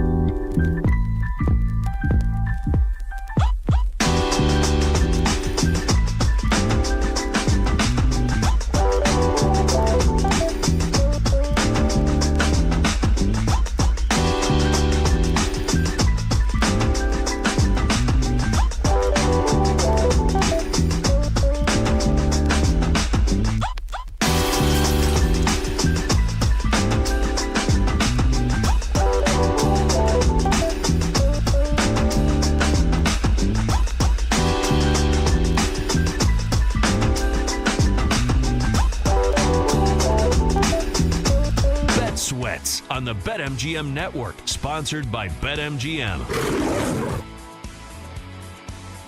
Live coast to coast on the BetMGM Network, wherever you are this holiday weekend, we can be right there with you. Just search for the BetMGM Network. Anything you may have missed, always available in podcast form as well. Good conversation with Joe Osborne about some MLB plays that he liked. We had Justin Perry of Shot Quality Bets on earlier in the show to talk about the Knicks hiring of Mike Brown and a detailed breakdown, somewhat detailed breakdown of the Nathan's hot dog eating contest earlier. Any reason not to bet on Joey Chestnut? But seriously, it's all in there. Find it inside your Odyssey app, AUDACY. An injury you definitely want to know about before you place a bet on tonight's action. We'll get to in 20 minutes. Our lightning bets before we wrap up the show in this third and final hour as well. Alongside Kate Constable, I'm Chris Mack, in for Joe O and Sammy P today. Tomorrow, you'll catch us on the Daily Tip starting at 6 a.m. Eastern, so we will be up bright and early to start the Independence Day celebration with you. I don't think we'll have any hot dogs that early, Kate, but plenty of coffee, and we'll get people ready if they want to place any bets on their 4th of July weekend.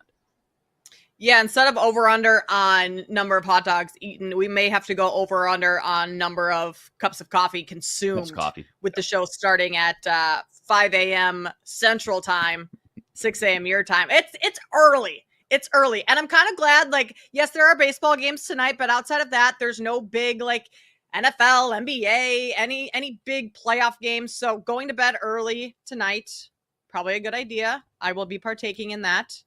No 10 p.m. hot dogs for me? No, not tonight. Definitely not. But it is 4th of July weekend. We like to have some fun and be goofy. So we figured, why not play one of our favorite games here on the BetMGM Network? It's GTFO or Oh Yeah. It's now time for GTFO or Oh Yeah. A 4th of July edition of GTFO or Oh Yeah. For those of you not familiar, this is real simple. Amir, who's filling in for Paul today as executive producer on Bet Sweats, will throw out an item. We will then tell him, Amir, GTFO, what are you talking about? Or we'll give him an affirmative response of, oh yeah, I agree with that. And the oh yeah can always range from something as simple as, like I just did, oh yeah, I like that, all the way up to, you could give it a Kool-Aid Man, oh yeah, if you want. Bust through the wall, oh yeah. Or we reserve it for very special things that we are in total 110% agreement with. The Randy Macho Man Savage, oh yeah. Anything on that spectrum is up for grabs, Kate. It is a 4th of July weekend edition of GTFO or Oh Yeah. So Amir, get us started. What's the first item on your list? Okay, we're going to start things off nice and simple. Fireworks shows are overrated. They are a staple for Independence Day, 4th of July. Are they overrated? Are they a hassle? They keep you up late at night? Are they a must? You have to go see, whether it's you go downtown, uptown, wherever you live, people call it different things. Is it a must? Is it overrated? What do you guys think? Kate, I'll let you take this one first. I'm going to go GTFO. Fireworks shows are not overrated. Not on the 4th of July. That is the 4th of July. You need those fireworks. And so the city of Chicago here, not doing a fireworks show tomorrow on the 4th of July. No fireworks show. They are doing it on Saturday because they have fireworks every Saturday off of Navy Pier here in Chicago. So they're just sticking with that. And I guess it's been that way for a couple of years, but that's the 4th of July. That's what caps the day. You know, you're out in the sun all day, you're at a barbecue, you're eating, you're drinking, and at the end of the day, you get your fireworks show, and then it's over and you're done. Fireworks shows for like any other day of the year, overrated. But for the 4th of July, that is synonymous with this day for me. Yeah, I got to go with a GTFO here as well. Not as hearty as Kate's, but you got to have fireworks on the 4th of July. Downtown Pittsburgh will have theirs. We're not going down there and dealing with all the traffic and the hassle of it. We will be at a cookout on Saturday that will have its own sort of fireworks show. Our friend who has this party every year on the 4th of July or 4th of July weekend drives over to Ohio, buys a bunch of illegal fireworks, brings them on back, and blasts them all off in his backyard. I'm a fan of that too.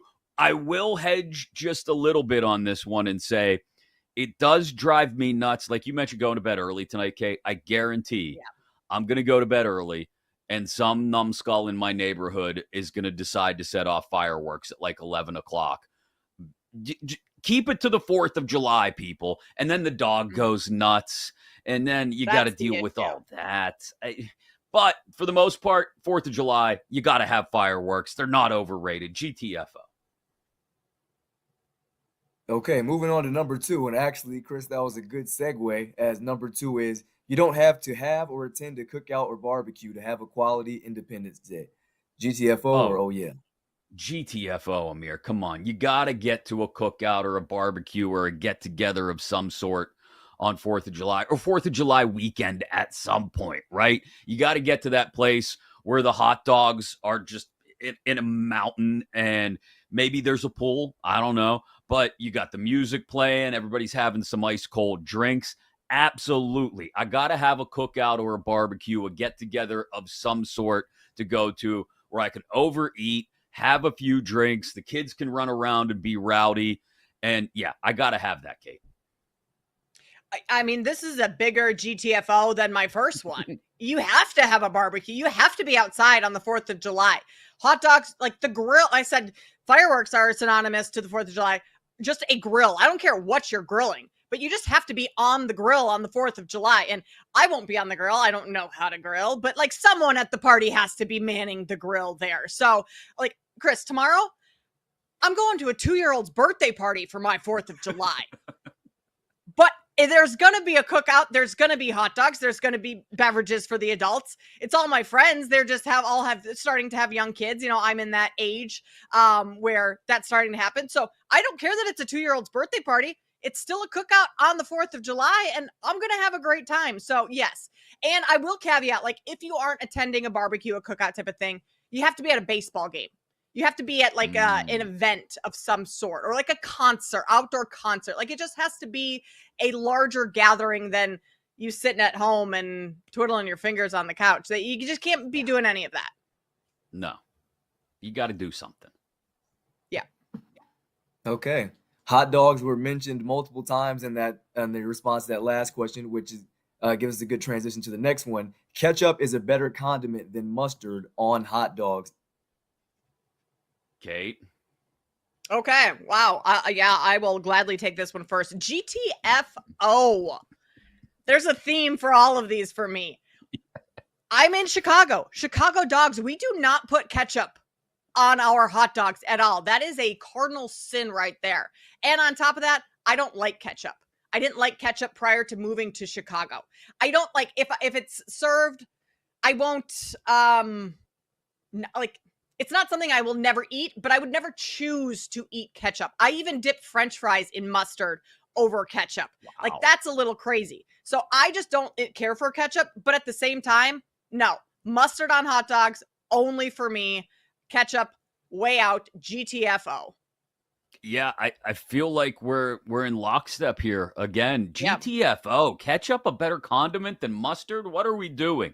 There are two things I will put on a standard hot dog. You mentioned a Chicago dog. It's a completely different animal. It's wide open there. Got to have a pickle. But just a standard hot dog, mustard and relish. That's it. And if you don't have the relish, that's fine. I'll just go with the mustard. It doesn't even have to be a fancy brown mustard. Give me the old yellow stuff. I don't care. But mustard on hot dogs, yes, that is the way to go. Ketchup on hot dogs.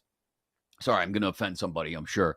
Ketchup on hot dogs is for 6-year-olds or the 2-year-olds that'll be at the birthday party that Kate is going to tomorrow. Exactly. That's what ketchup on hot dogs is for. I like ketchup. Good French fries. I got to have a little bit of ketchup with them. Sure. But come on. No. Ketchup is not a better condiment than mustard on hot dogs.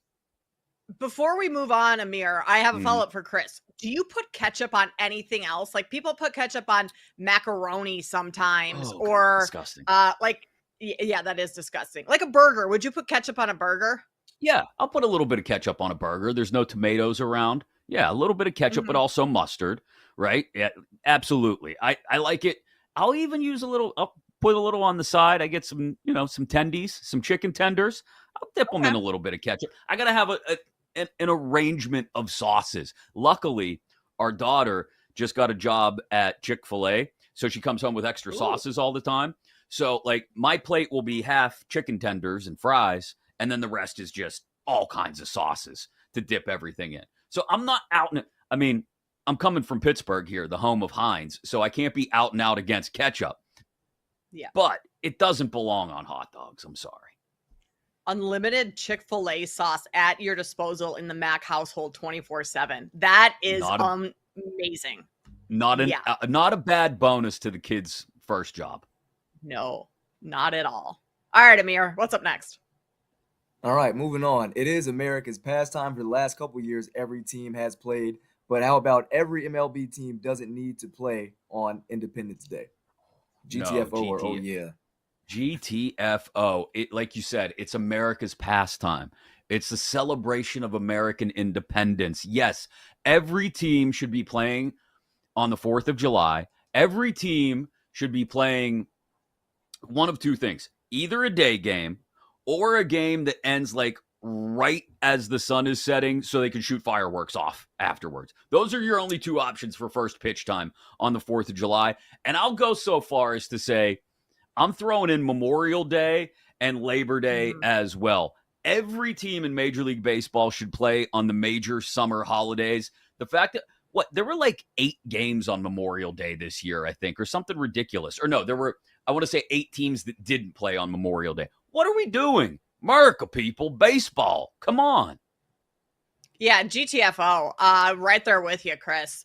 I need baseball all day long on this day. Like, carry it into the night. Have a night game. I'll even go past your, later pitch, but not quite. I want baseball all day long. And I don't necessarily want to sit in front of a TV and watch it. I just kind of want to know it's there. Like, it just makes me feel better just knowing that it's on, knowing that I could go to whatever app and check the scores and kind of keep up to date on things throughout the afternoon. Like, baseball, 4th of July, it has to happen. So, yeah, every single team in Major League Baseball needs to have a game on the 4th of July. Okay, and last but not least, we talked about the Nathan's hot dog eating contest earlier in the show. How about Joey Chestnut will lose another Nathan's hot dog eating contest before he retires? He was beaten once in 2015 by Matt Stoney, who ate 62 to Joey Chestnut's 60. GTFO or oh yeah? You're the Joey Chestnut expert, Kate. Yeah. I got to let you lead this one. I'm going to go full sweep here on the GTFOs for the game. Right? I mean, that's big. I don't know if I've certainly never had a full sweep on GTFO or oh yeah, but GTFO, Joey Chestnut is not losing another Nathan's hot dog eating contest. I'm sorry. It's just not going to happen. He beat the field by almost 20 last year. This guy will retire before he gives up the crown, I think. And he knows he's on his way out. He knows he's not a spring chicken anymore, but Joey Chestnut is not going to go to the point where he's just getting through these contests. He wants to dominate, and I think he is the type of personality to when he knows he can't dominate anymore, he'll know it's time to hang it up. So Joey Chestnut not losing another Nathan hot dogs eating contest before he retires. See, I'm gonna say oh yeah. It's not an emphatic man oh yeah, and I don't think it happens this year, but like you said, Joey Chestnut kind of in the twilight of his career. Every great competitor, I think, needs to be reminded of their competitive mortality, for lack of a better way to put it. And I think Joey Chestnut is going to have one of those years where he loses before he's willing to step down off the stage and say, I'm out. I'm done. Think Tom Brady going 8-8 with the Bucks or whatever it was, right? Everybody needs to have that one year where they're reminded that they're not quite at their peak anymore. So I'll say, oh yeah, Joey Chestnut will lose another Nathan's hot dog eating contest before he retires, but it's not happening this year. I'm not going to go that far. So a clean sweep, Kate, from you on the GTFOs in today's game. That's pretty crazy. Do we think Joey Chestnut enjoys a hot dog with mustard or ketchup. And this is just pure enjoyment hot dogs, not contest eating hot dogs. Do you think he eats hot dogs at all at any other time the rest of the year? That's a very good counterpoint. I would not if I were him. Like, that dude eats more hot dogs in 10 minutes than I eat the entire year combined. By far more than you eat an entire year. Like, I would want to go 364 days without seeing another hot dog if I were Joey Chestnut. But he better use mustard. Ketchup is not the answer. An injury continues to keep a superstar out, and it will affect how you want to bet tonight if you're looking at this slate. We'll get into it next right here on Bet Sweats on the BetMGM Network. Bet Sweats will be right back on the BetMGM Network, sponsored by BetMGM.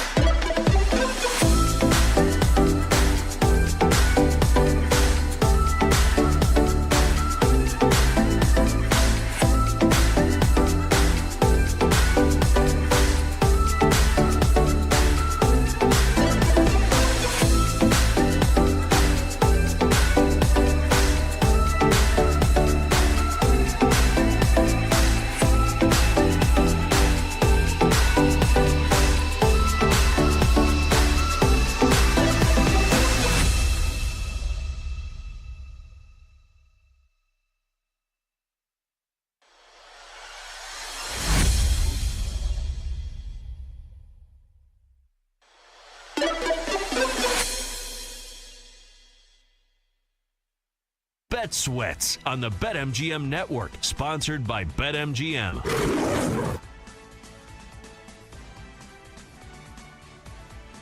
An injury continues to keep a superstar out, including a big game tonight for their team. We'll get to that and how it affects your bets in just a moment here, live coast to coast on the BetMGM Network. It is Bet Sweats alongside Kate Constable. I'm Chris Mack, in for Joe and Sam today. Some breaking news just about an hour ago or so from Major League Baseball. That we'll get into first, though. Cleveland Guardians right-hander Luis Ortiz has been placed on paid leave by Major League Baseball under investigation for what we don't know.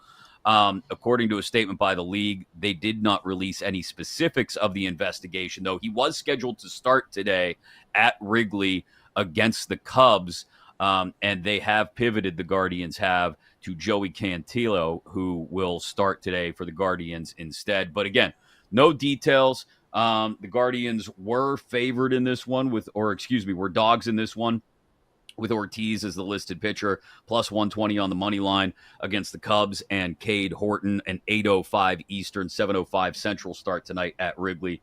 But some breaking news from Jeff Passan of ESPN in just the last hour or so that we thought we'd pass along to you if you're looking at that Guardians-Cubs matchup tonight across some of the MLB games that are being played, 10 of them on the card today. Our lightning bets, MLB and otherwise, coming up before the end of the show.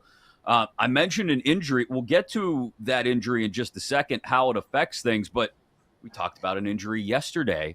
Red Panda was injured during that Commissioner's Cup final in the WNBA, Kate, and apparently it's a broken ankle. Broken ankle? I heard fractured wrist. Oh, fractured wrist. Well, I'll trust your information more than mine. Yeah, fractured wrist.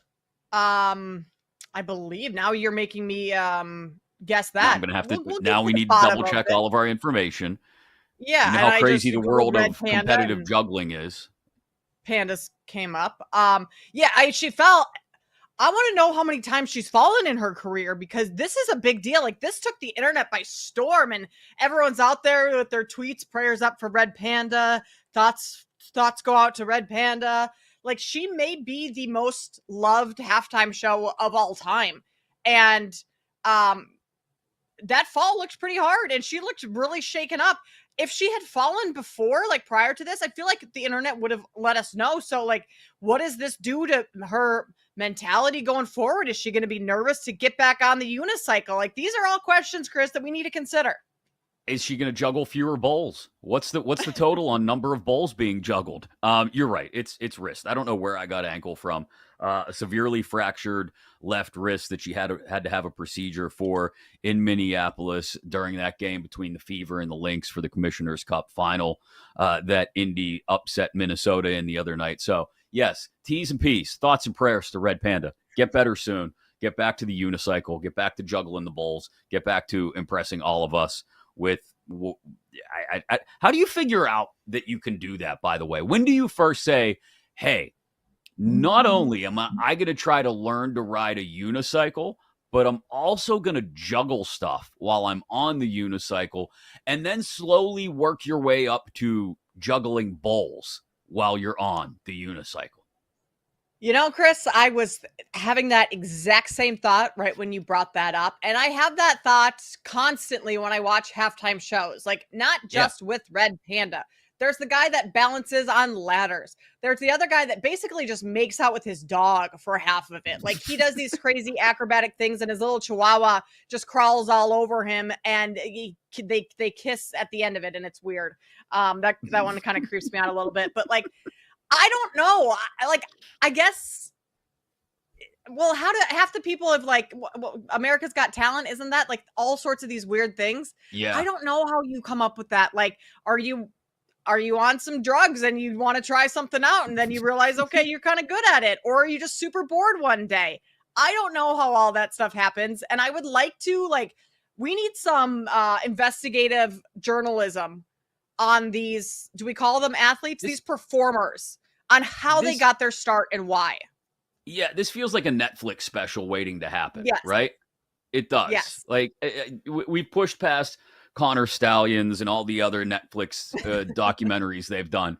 Give me a behind the scenes on how Red Panda became the premier unicycle bowl juggler in the world. That's what I need to know. But the guy with the dog, that's weird. Like, what is your, like, I have a line I draw, and it is, don't lick my face, dog. Like, seriously, don't. It just, I've seen what dogs eat when they're outside. Okay, I don't want them licking my face. Yeah, no. Hard pass on that. Don't want. I'm right there with you. But yeah, this guy, his dog's often referred to as Scooby or Percy. Maybe he has two dogs. I don't know, but like, I get it. They love each other. They perform together all the time. They have to practice together. But like, he does not have to open his mouth when the dog is licking his face. That is something that doesn't need to happen. It weirds me out so much. Like it's almost one of those, like, I have to leave this stadium and like go get a hot dog or something at halftime versus sit there and watch when he's performing. Christian and Scooby. That's the one. Yeah, like I can't be witness to this man and his dog making out in front of 18,000 people. Sorry. That's where I draw the line, Chris. It's a hard line I'm drawing too. I'm not going anywhere near it. I love our dog. I'm not letting it lick my face. It will make me mad when our dog like sneaks one in. Like she'll be laying on the couch with us and she just like that, and I'm like, stop it. No, dogs do gross things, which is fine. They're dogs; they can do that, right? But doesn't mean it needs to then be on my face. Exactly. All right. Speaking of WNBA related injuries, Caitlin Clark not going to play tonight. She'll miss her fourth straight game with a groin injury, as the Fever are at home against the Las Vegas Aces. The number on this one this morning, I believe, was Las Vegas by 4.5. That's still where it sits. So, the Fever impressed a lot of people with the way they've played without Caitlin Clark in the lineup, including that Commissioner's Cup upset win over Minnesota the other night. They're back to 500. We talked about that the other day. So we'll see where it goes for them if they can survive the Clark absence a little bit longer, get her back as close as possible to 100%. At this point in the season, I don't think you want to risk that injury becoming a nagging one that lasts the rest of the year or maybe hampers her when you're talking about the playoffs down the line. But no Caitlin Clark tonight, 7 o'clock. The game's on Prime, 7 Eastern at home against the Las Vegas Aces, who, again, are favored by 4.5. Yeah, Chris, I mentioned this one in our lightning bets yesterday just for people to keep an eye on with some line movements, and it was 1.5 in favor of the Aces at that point. We're now up to 4.5, and that movement, I think it was kind of in the middle of whether Caitlin Clark would play or not at the 1.5. She's not playing. It moves to 4. I like the Aces. Even at this price now, I think they win pretty easily tonight.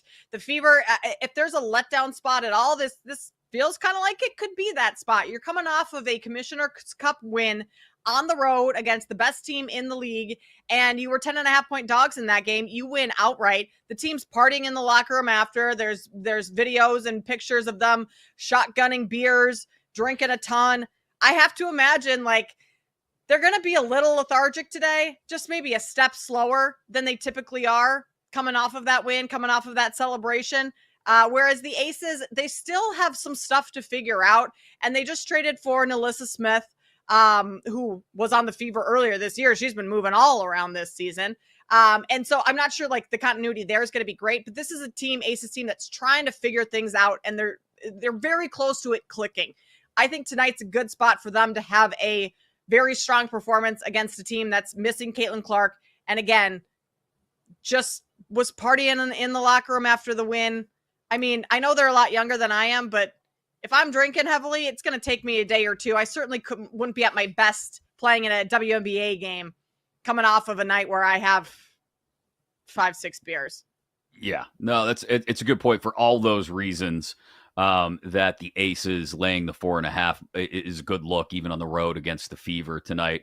The rest of the WNBA slate, The Liberty favored by 10.5 over the Sparks. You've got Atlanta getting 1.5 at home against Seattle. That number has actually flipped from the open when Atlanta was favored by 2.5. You've got the Phoenix Mercury laying 11.5 on the road at Dallas. That's been a big move from the 4.5 it opened at. And then you've got Minnesota coming off of the Commissioner's Cup final loss at home against Washington, favored by 11.5, down from the 14.5 it opened at. I don't know if you have any WNBA looks this evening, Kate. Yeah, Chris, I've got a couple that we can run through, or not necessarily anything. I'm not betting all of these, just full transparency, but these are the ways that I would look at these games. The Liberty have not been good lately. They're in a slump. Jonquel Jones is out. She's their starting center. That's been kind of hitting them hard. Their defense is not great. Bottom 3 in defense right now, where they were a top 3 team in defensive rating for much of the season. I think they get back on track a little bit offensively tonight against the Sparks team, but that's only because the Sparks defense is god-awful in themselves. So I think you look at an over here. 169.5 is the total there. I also like the Liberty, their team total. If you want to just bank on them finding some success. Feinbach is back for the Liberty. She's back in the starting lineup. She was out for Eurobasket, so that was a part of New York kind of struggling a little bit. So Liberty over 89.5 team total against the Sparks. Sparks also just played the Sky in 2 of their last 3 games, and the Sky's offense is not very good. They allowed 97 and 92 to Chicago, so that's concerning there. So overs is how I would look at Liberty and Sparks.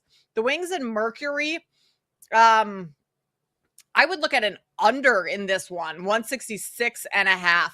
The Wings are without Arike Ngumbawale, so a lot of that scoring load is going to fall on the shoulders of Paige Beckers. Not saying she can't handle it, but the offense for the Wings, not like superstar status, or not, they're not putting up points like crazy every night. And then this game also has blowout potential with the Mercury minus 12.5. Like, you have a very large spread there. I think if this one gets out of hand, maybe some players sit down the stretch and we get a lower scoring game with the under hitting at 166.5. All right, some interesting WNBA looks across the league tonight if you're looking for some action between that and Major League Baseball. Again, our lightning bets before we wrap up here in just a couple of moments on Bet Sweats. I did want to bring this up. I know you're either a soccer fan or not a soccer fan, right? Like, there's not a lot of people that are in the middle and like, oh, I kind of pay attention, I don't. For those that are English Premier League fans, international soccer fans, some terrible news overnight. 28-year-old Portuguese and Liverpool forward Diogo Jota was killed in a car accident in Spain alongside his brother, Andre. He had just been married less than a week ago. He had won the Premier League with Liverpool this season, obviously 6 goals and 26 appearances. Had just won the Euro Cup with Portugal as well. About a month later, he leaves behind 3 children. So terrible news, obviously.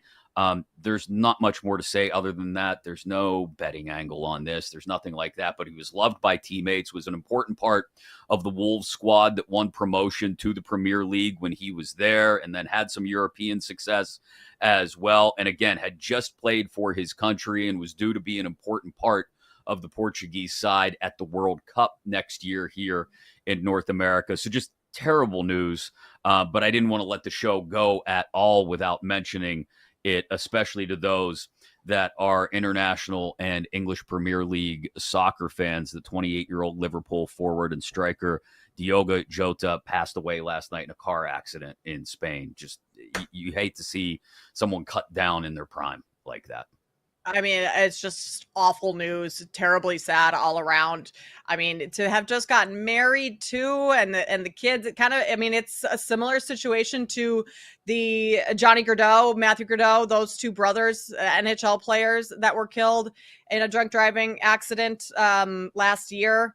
So, I mean, this, I'm probably not the person that needs to tell anyone this, but 4th of July, everyone be smart this weekend. You know, we don't need any more of this type of stuff going on, because that is just a massive tragedy for that family and that organization and everyone involved. Yeah, well said. Have fun this weekend. We've had plenty of fun talking about 4th of July weekend, obviously. We're going to go out and have fun. We'll continue that fun tomorrow on the Daily Tip when we're filling in for Chelsea and Jenks.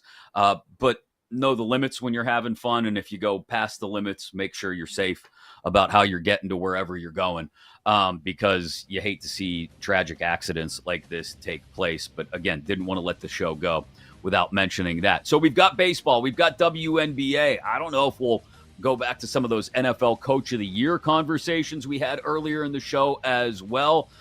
Where do we want to go for lightning bets? We'll get ready to wrap things up and give you our favorite plays of the day. That's all next right here on Bet Sweats on the BetMGM Network.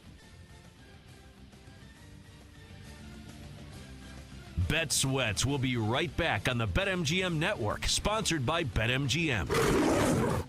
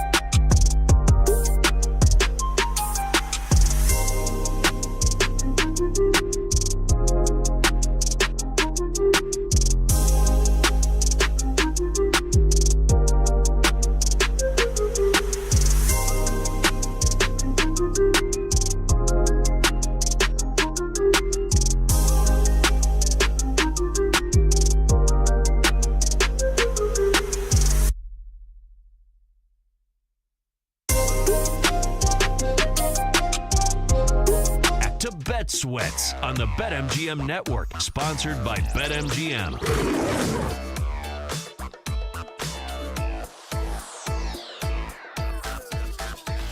Alongside Kate Constable, I'm Chris Mack. This is Bet Sweats, live coast to coast on the BetMGM Network, wherever you may be in the world, not just today, every single day, including this 4th of July weekend. Hope you're getting ready to enjoy it. Inside the Odyssey app, AUDACY. Just search for the BetMGM Network. You can always watch the show as well, live on YouTube. Again, search for the BetMGM Network. Quick reminder again, tomorrow we will be in for Chelsea Messenger and Michael Jenkins on the Daily Tip. So we'll be up extra early with you guys.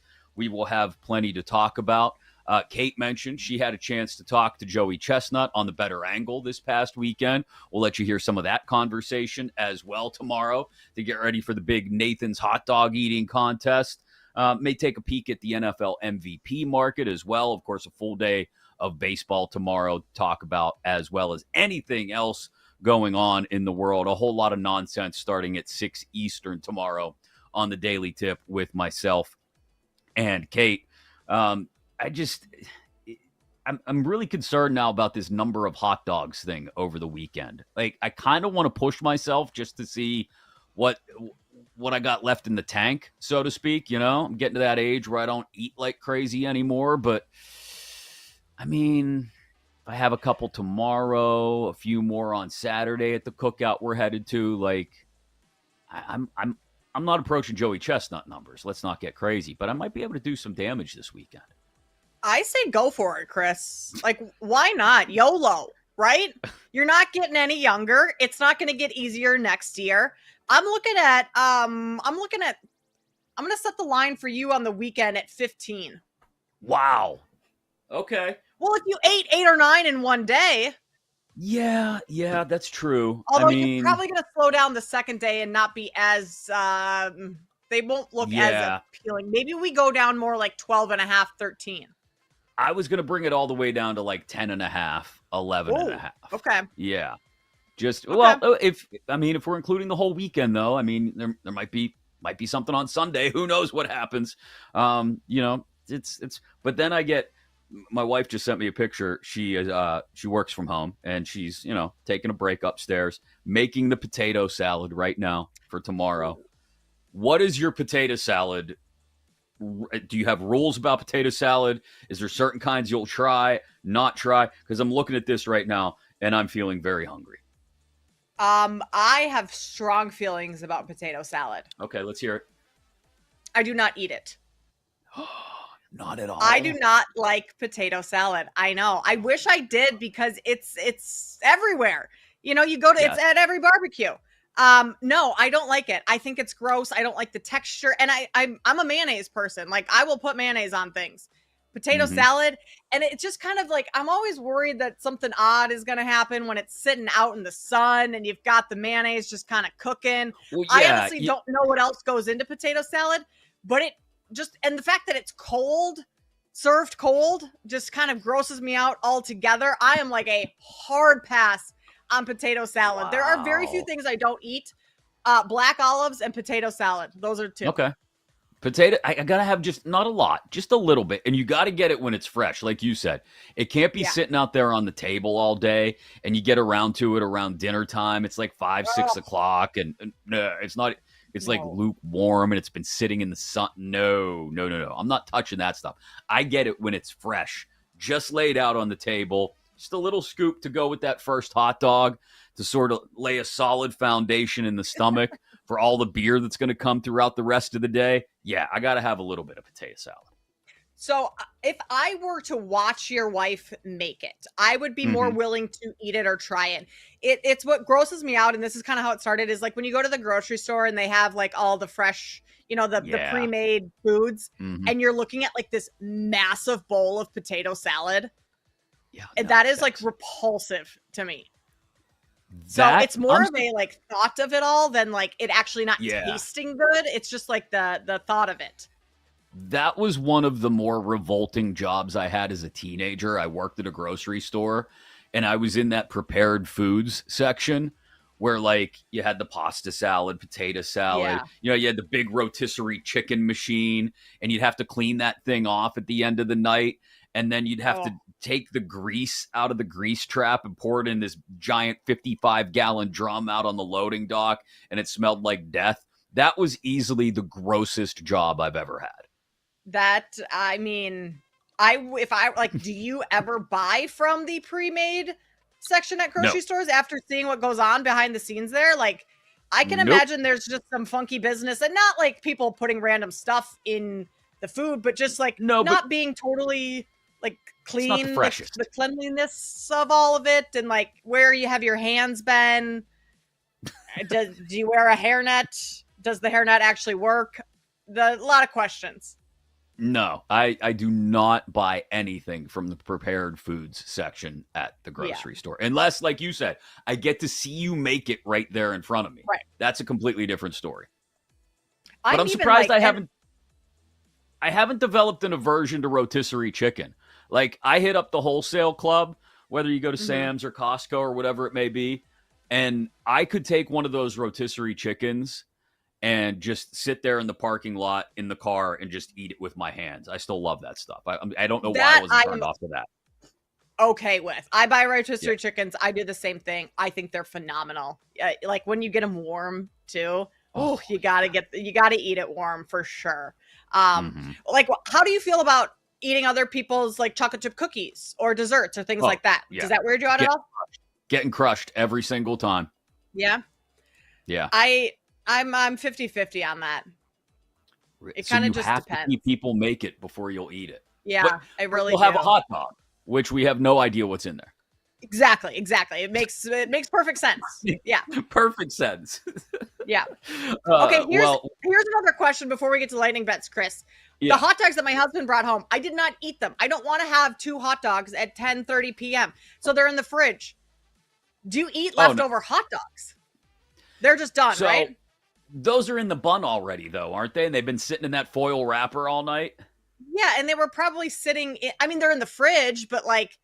Right, but still. They were probably sitting out for the full game, all of that.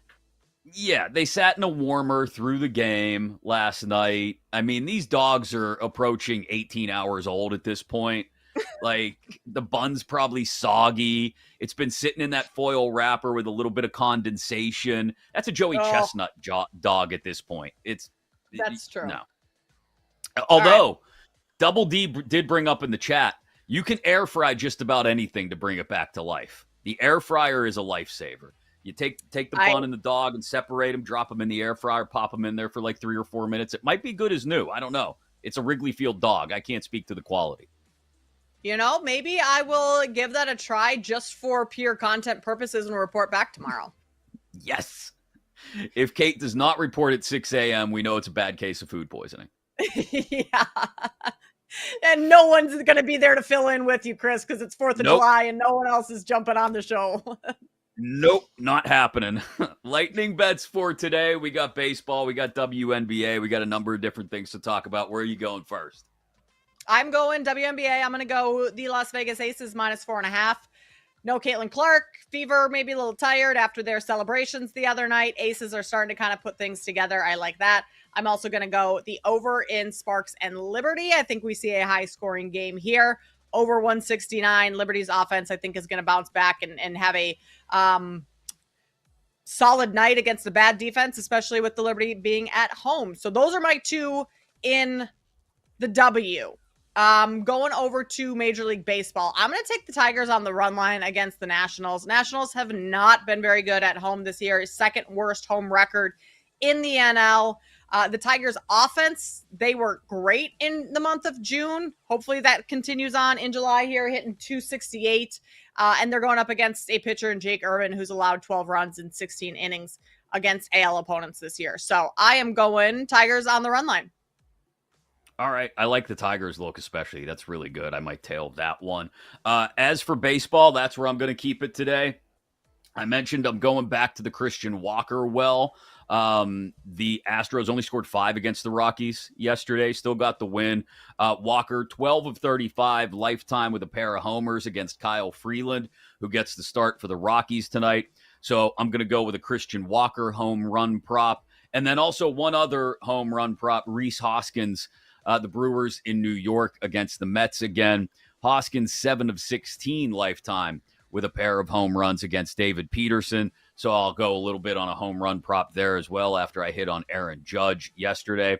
And then Royals, Mariners, we talked about that game a couple of times today. Seth Lugo against Brian Wu. First 5 is at under 4, even though you got the full game number at 7.5. So I'm going to go first 5 under 4 in Royals, Mariners. I might do some investigating. I don't have it locked in yet, but we had Joe Osborne on an hour ago, and he mentioned Dustin May's home road splits as the Dodgers host the White Sox tonight. Might dig into that a little bit this afternoon and look for an angle because I really like the Dodgers against the Sox again tonight, but trying to find a price that's worth betting might require a little bit of digging. So going to dig in on that a little bit later. If you missed anything today, including that conversation with Joe Osborne, you can always rewind inside your Odyssey app to anything in the last 24 hours. You can always download things in podcast form as well inside your Odyssey app or wherever you get your podcast. Just search for Bet Sweats, including that conversation with Justin Perry of Shot Quality Bets about what we should expect from Mike Brown now that he's in charge in New York with the Knicks. That's going to do it for today's edition. We are going to go prepare ourselves, Kate, for an early wake-up call tomorrow on the Daily Tip and plenty of hot dogs, a little bit of potato salad for me. What's your favorite 4th of July side then? I know this might be a little bit of a preview. We're going to do a 4th of July cookout draft tomorrow. I don't want you to blow anything up here, but is there a side that you absolutely have to have at a cookout? Potato chips. Hot dog and potato chips.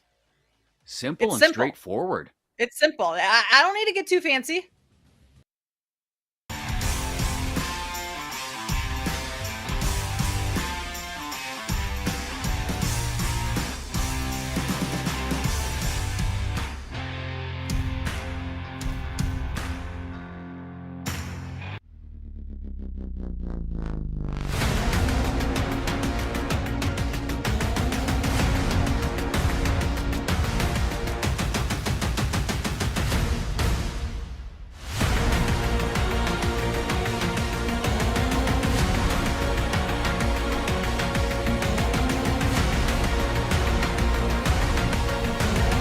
You get your podcasts.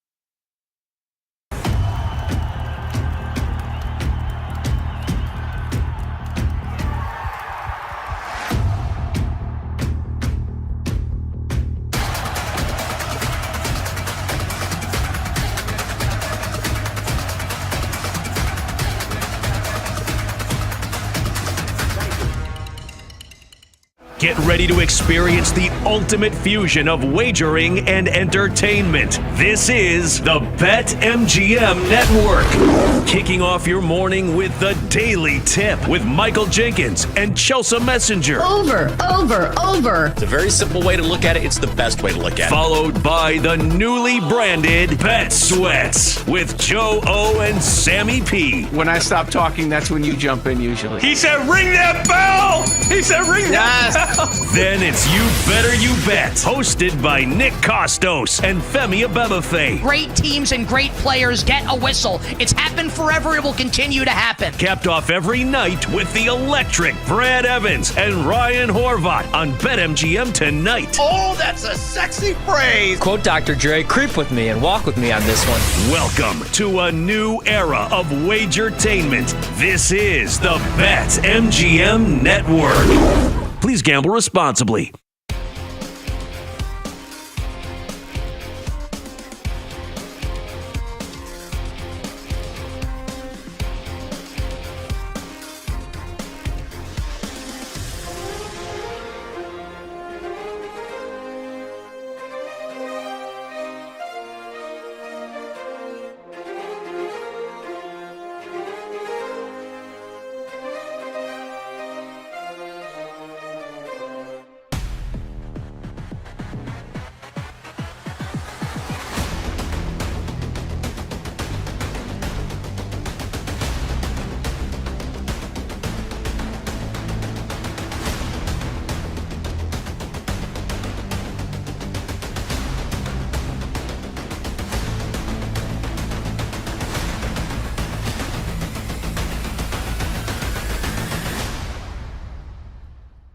Get ready to experience the ultimate fusion of wagering and entertainment. This is the BetMGM Network. Kicking off your morning with the Daily Tip with Michael Jenkins and Chelsea Messenger. Over. It's a very simple way to look at it. It's the best way to look at it. Followed by the newly branded Bet Sweats with Joe O and Sammy P. When I stop talking, that's when you jump in usually. He said, ring that bell! He said, ring that bell!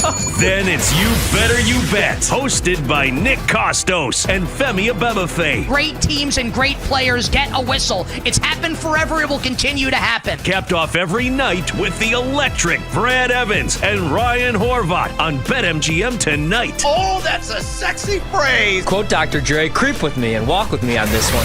Welcome to a new era of Wagertainment. This is the BetMGM Network. Please gamble responsibly.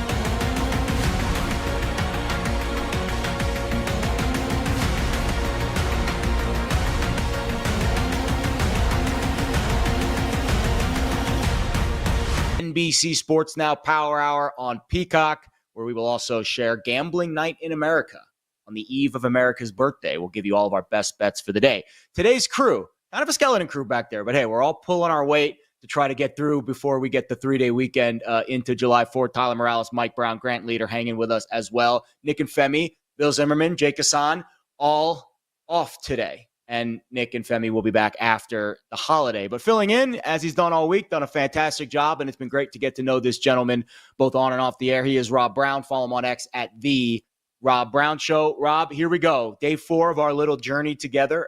It's been a really fun week. How are we feeling today, pal? Good, buddy. Good. It's Friday. It's not Friday, but it's also kind of Friday, and nothing better tomorrow. Let me ask you how this works out for you. Got a group of people getting together for a barbecue because it's the 4th of July. The ladies of our little friend group got a text chain going where they're like, okay, I'm going to bring the brownies, and I'm going to bring the burgers, and I'm going to bring the buns, and I'm going to bring this. And then the dudes got in the text chat, and the first guy dropped, I'm going to bring in $200 worth of fireworks to blow up. And then the next guy went, I'm also going to do that. And then I said, yeah, me too, why not? We went from the ladies all bringing the food and the drinks to like 7 dudes bringing $1,400 worth of fireworks to blow up tomorrow. Is that irresponsible or just like obligatory American? Because I got to tell you, I feel really patriotic about that. Yeah, you should. It's America. But if I do read a story, sometime around tomorrow evening, that there's been some kind of issue with, noise ordinance, fireworks issues, in down there in Greenville, South Carolina, I'll know who is to blame, who is the culprit for it. No, it should be a really fun holiday. Obviously, for those of us with dogs, it can be an issue at times. I actually don't have plans tomorrow night. I have plans during the day, not tomorrow night, because I tend to leave the evening time open because my dog is very sensitive to the fireworks that go off. And I'm going to be a good dog dad and spend the evening with him, but I'll be celebrating during the day for sure. We have a great group of guests coming on today, 2 guests in particular that I'm really excited about. Bill Bender is going to join us at 5 o'clock Eastern. We're going to talk a little college football. He does really good work, senior writer for Sporting News, covering the great sport of college football. We'll talk to him in a couple hours. Then during our NBC Sports Now Power Hour, 6:20 Eastern time, Nick Friedel. It's not a Friedel Friday. It's a Friedel Thursday. He is the Odyssey NBA insider. We'll get some updates from him, not only on the Knicks coaching search, which finally mercifully came to an end yesterday, but also all things NBA free agency. But we start today, Rob, in Major League Baseball. And we've had now 2 consecutive days where we've had this breaking news story right before the show that's kind of saved us in a sense, given us something to talk about. Yesterday, of course, it was the Knicks hiring Mike Brown. Today, it is another gambling violation by a professional athlete. This one in Major League Baseball. So we got word about 2 hours ago that Guardians right-hander Luis Ortiz, now Ken Rosenthal and his team broke this, but we've since gotten some more information about what's happened from David Purnam and Jeff Passan over at ESPN. So I'm going to quote some of the ESPN article to give you some context here. But Cleveland Guardians right-hander Luis Ortiz under investigation by Major League Baseball after a betting integrity firm flagged a pair of pitches, not games, pitches, individual pitches, which received unusual gambling activity. The firm IC360 sent 2 alerts back in June to sportsbook operators regarding Ortiz. And the first alert was a game against the Seattle Mariners on June 15th. It was the first pitch of the bottom of the second inning. And if you're unaware, on at least the legalized sports books here in America, you can bet on whether the first pitch of an inning is going to be a ball or a hit batsman. And the pitch was well outside the zone. It turned out to be a ball. And that flagged the first wave of unusual activity. And then the second one occurred a couple weeks later on June 27th. First pitch against the St. Louis Cardinals, top of the third inning, being a ball or a hit batsman. I watched both of the pitches. The one against Seattle looked like a slider that maybe he just kind of overthrew, and it didn't raise any red flags for me. It missed the zone. It, barely got to home plate, but it wasn't like a 55-footer. It bounced, behind home plate. The second one against the Cardinals was not even close. It was bounced well before home plate. That's the one that really kind of stood out to me. The bets were made in Ohio, New York, and New Jersey. Of course, as I said, betting on the result of first pitches is offered by some sports books. Ortiz is now on paid administrative leave. My first thought here, Rob, is, again, going back to what I talked about with Malik Beasley. Legalized gambling is not the cause of this. This is bad actors operating independently, and actually the system worked properly, right? Integrity firms saw unusual activity on a random prop. The prop won, happened again, and that to me is raise the red flags, red alert. So I don't know if any wrongdoing actually occurred. I can't speak to that. But I do think this is the system continuing to work properly as Luis Ortiz now in some serious hot water. I mean, it is. And I think if we are being honest with ourselves, like, honestly, we hope that is the case, right? For you and for me and for Ryan Horvat and Brad Evans and everybody in the background. Like, we all hope that is the case and that this continues to work to catch people who might be active in this sort of behavior, because the minute that it gets to the point that some of the things that are being accused of some of these players, the minute that the public perception is that is commonplace, that is happening, the minute that the integrity of these leagues begins to get involved, it's not just that they will cease partnership with some of these sports books.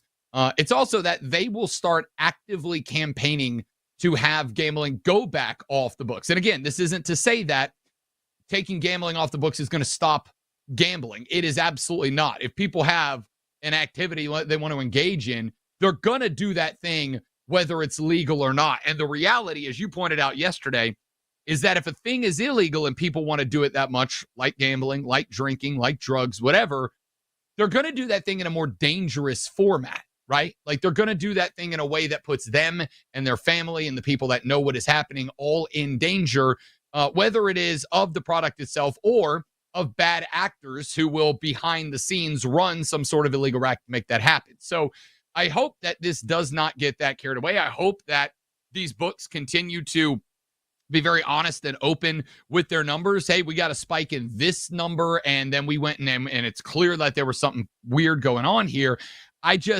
The problem we're going to bump into on our end is that, as I said, I think twice on the show so far, my Saturday co-host Cody Decker is a former Major League Baseball player, and he has told the story 1,000 times that when he made it to the show, when he got drafted into the minors, and then when he made it to the show, the very first thing they do for every level, every team, is on day one every year, they say don't gamble. If you gamble, you're going to get caught. And if you get caught, you are out, you are done, you are cooked. There will not be coming back, because there is only one thing that matters more to the owners than winning. And that is the dollar bills, y'all. And that is something that will threaten the integrity of a league and will threaten the dollar bills, y'all. And when you do that, the owners do not care anymore. So I don't know what we do here, because at the end of the day, it's kind of like drinking and driving. We put all the advertisements on TV saying don't do that. Every bar says we'll call you a cab. Every freaking organization in America has ended every show by saying, hey, don't drink and drive, whatever. And yet, some people are just selfish, and some people do it. Some people don't make good decisions. There's always going to be athletes who are going to get involved with this. That just makes it more important that these books and these leagues, when someone does get popped, they take it very seriously, and they bring the hammer down to make sure that these athletes know, if you get caught doing this, you are done. You will not be playing baseball. You will not be getting paid to play baseball. You will be turning away generational wealth in order to place a prop bet. Is that really worth it to you? And the minute that this stuff kind of starts getting overlooked, or the minute that it gets to the point where it is so prevalent that the integrity of the shield or the league or the logo or whatever is taken down, this will all be over. And if these big leagues start campaigning against what we love to do so much, you and me are out of a job. Those players are out of a job. Thousands of people that work for these books are out of a job, because MLB owners care more about their paycheck than they care about yours and mine. Good point. Quickly, off topic, or I guess on topic, Astros Rockies about to start at Coors Field. I bet Brandon Walter over 4.5 strikeouts, and I bet the Rockies on the first 5 plus 1.5 parlayed SGP style with Brandon Walter over 3.5 strikeouts. That's plus 150. If you want to get involved in some afternoon action at Coors Field, they are about to throw the first pitch. Kyle Freeland just threw the first pitch, which was hit the center field by Isaac Paredes. And there you go, first out of the game. So you still have time. You can get that strikeout prop in, though, because they usually offer live prop bets, especially when the pitcher in question has not taken the mound yet. To follow up on your topic, I'm glad you mentioned drinking and driving. I always use this as an example. DUI is a serious problem in this country. It kills a lot of people every year. Every time a DUI happens, a drinking and driving incident, traffic accident that involves drinking, any type of alcohol-related crime, our first reaction typically is not, let's just go back to prohibition and let's, recriminalize alcohol. That is not the argument, and it shouldn't be. People should have the freedom to drink as they please. But if they take it to the step of doing something illegal, like operating heavy machinery while under the influence of alcohol, well, then they should face the punishments for that. But we shouldn't take away the liberty, the freedom on the eve of America's birthday of people to exercise their right to consume alcohol.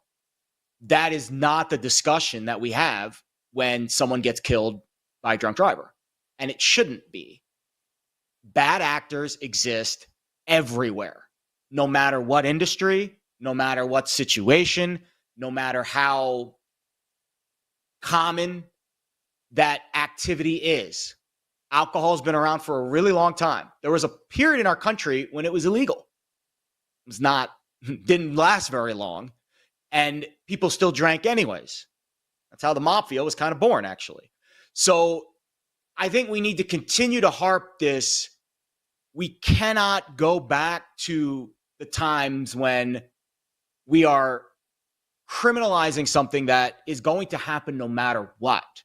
If legalized gambling did not exist in our country, people would still be gambling in our country. I did it for years before it was officially legal. A lot of people who've hosted this show, a lot of people behind the scenes that work at BetMGM Network have bet on sports before 2019, when PASPA was repealed and when you could actually legally bet in this country. So I think that's just where that's where my brain goes always, Rob, when I see these stories is I go right back to DUIs and drinking. And whenever we see, and it's a terrible situation anytime anyone is killed from a drunk driver, but the argument after that is not, well, just get rid of drinking. Drinking's bad. Get rid of it. It kills people. You have to bet and consume responsibly. And when you don't, you'll face the legal punishments. But we can't just go to a place where we want to get rid of gambling completely because people are still going to do it. And if the system wasn't in place the way that it was, we would have never caught Luis Ortiz or whoever bet on these props. And I think this is another example of the system working properly. Yeah, no, listen, I am absolutely a drinker. I love a little Captain and Sprite, a little bourbon and Coke, whatever. And I will also tell you that when I head to the local hole, man, I keep money in the Uber account for that exact reason. And I've made this argument to people. Yeah, there are nights where I probably have 2-3 more than I should to be able to drive. So I don't. It's not that hard. And if you can't make that happen, then stay home and do it or get to a point. But as you have pointed out, it is. And I think this is kind of as we get ready to celebrate the 4th of July, one of the beautiful things historically has been that the behavior of others does not mean that we take away something from everyone because a few people ruin that thing. What we do is we legislate the crap out of it. We regulate it to make sure that you cannot impact other people. And if you violate that regulation, the goal is you get hammered for doing it. And in the baseball world, getting hammered for gambling on a game is you don't play baseball anymore. And you just forfeited the millions and millions of dollars that you could have made. That was a dumbass decision, buddy. See you when we see you. Yeah, it really was. Jake Mizorowski's velo was down last night. We'll get to that and the National League Rookie of the Year markets next here on You Better You Bet.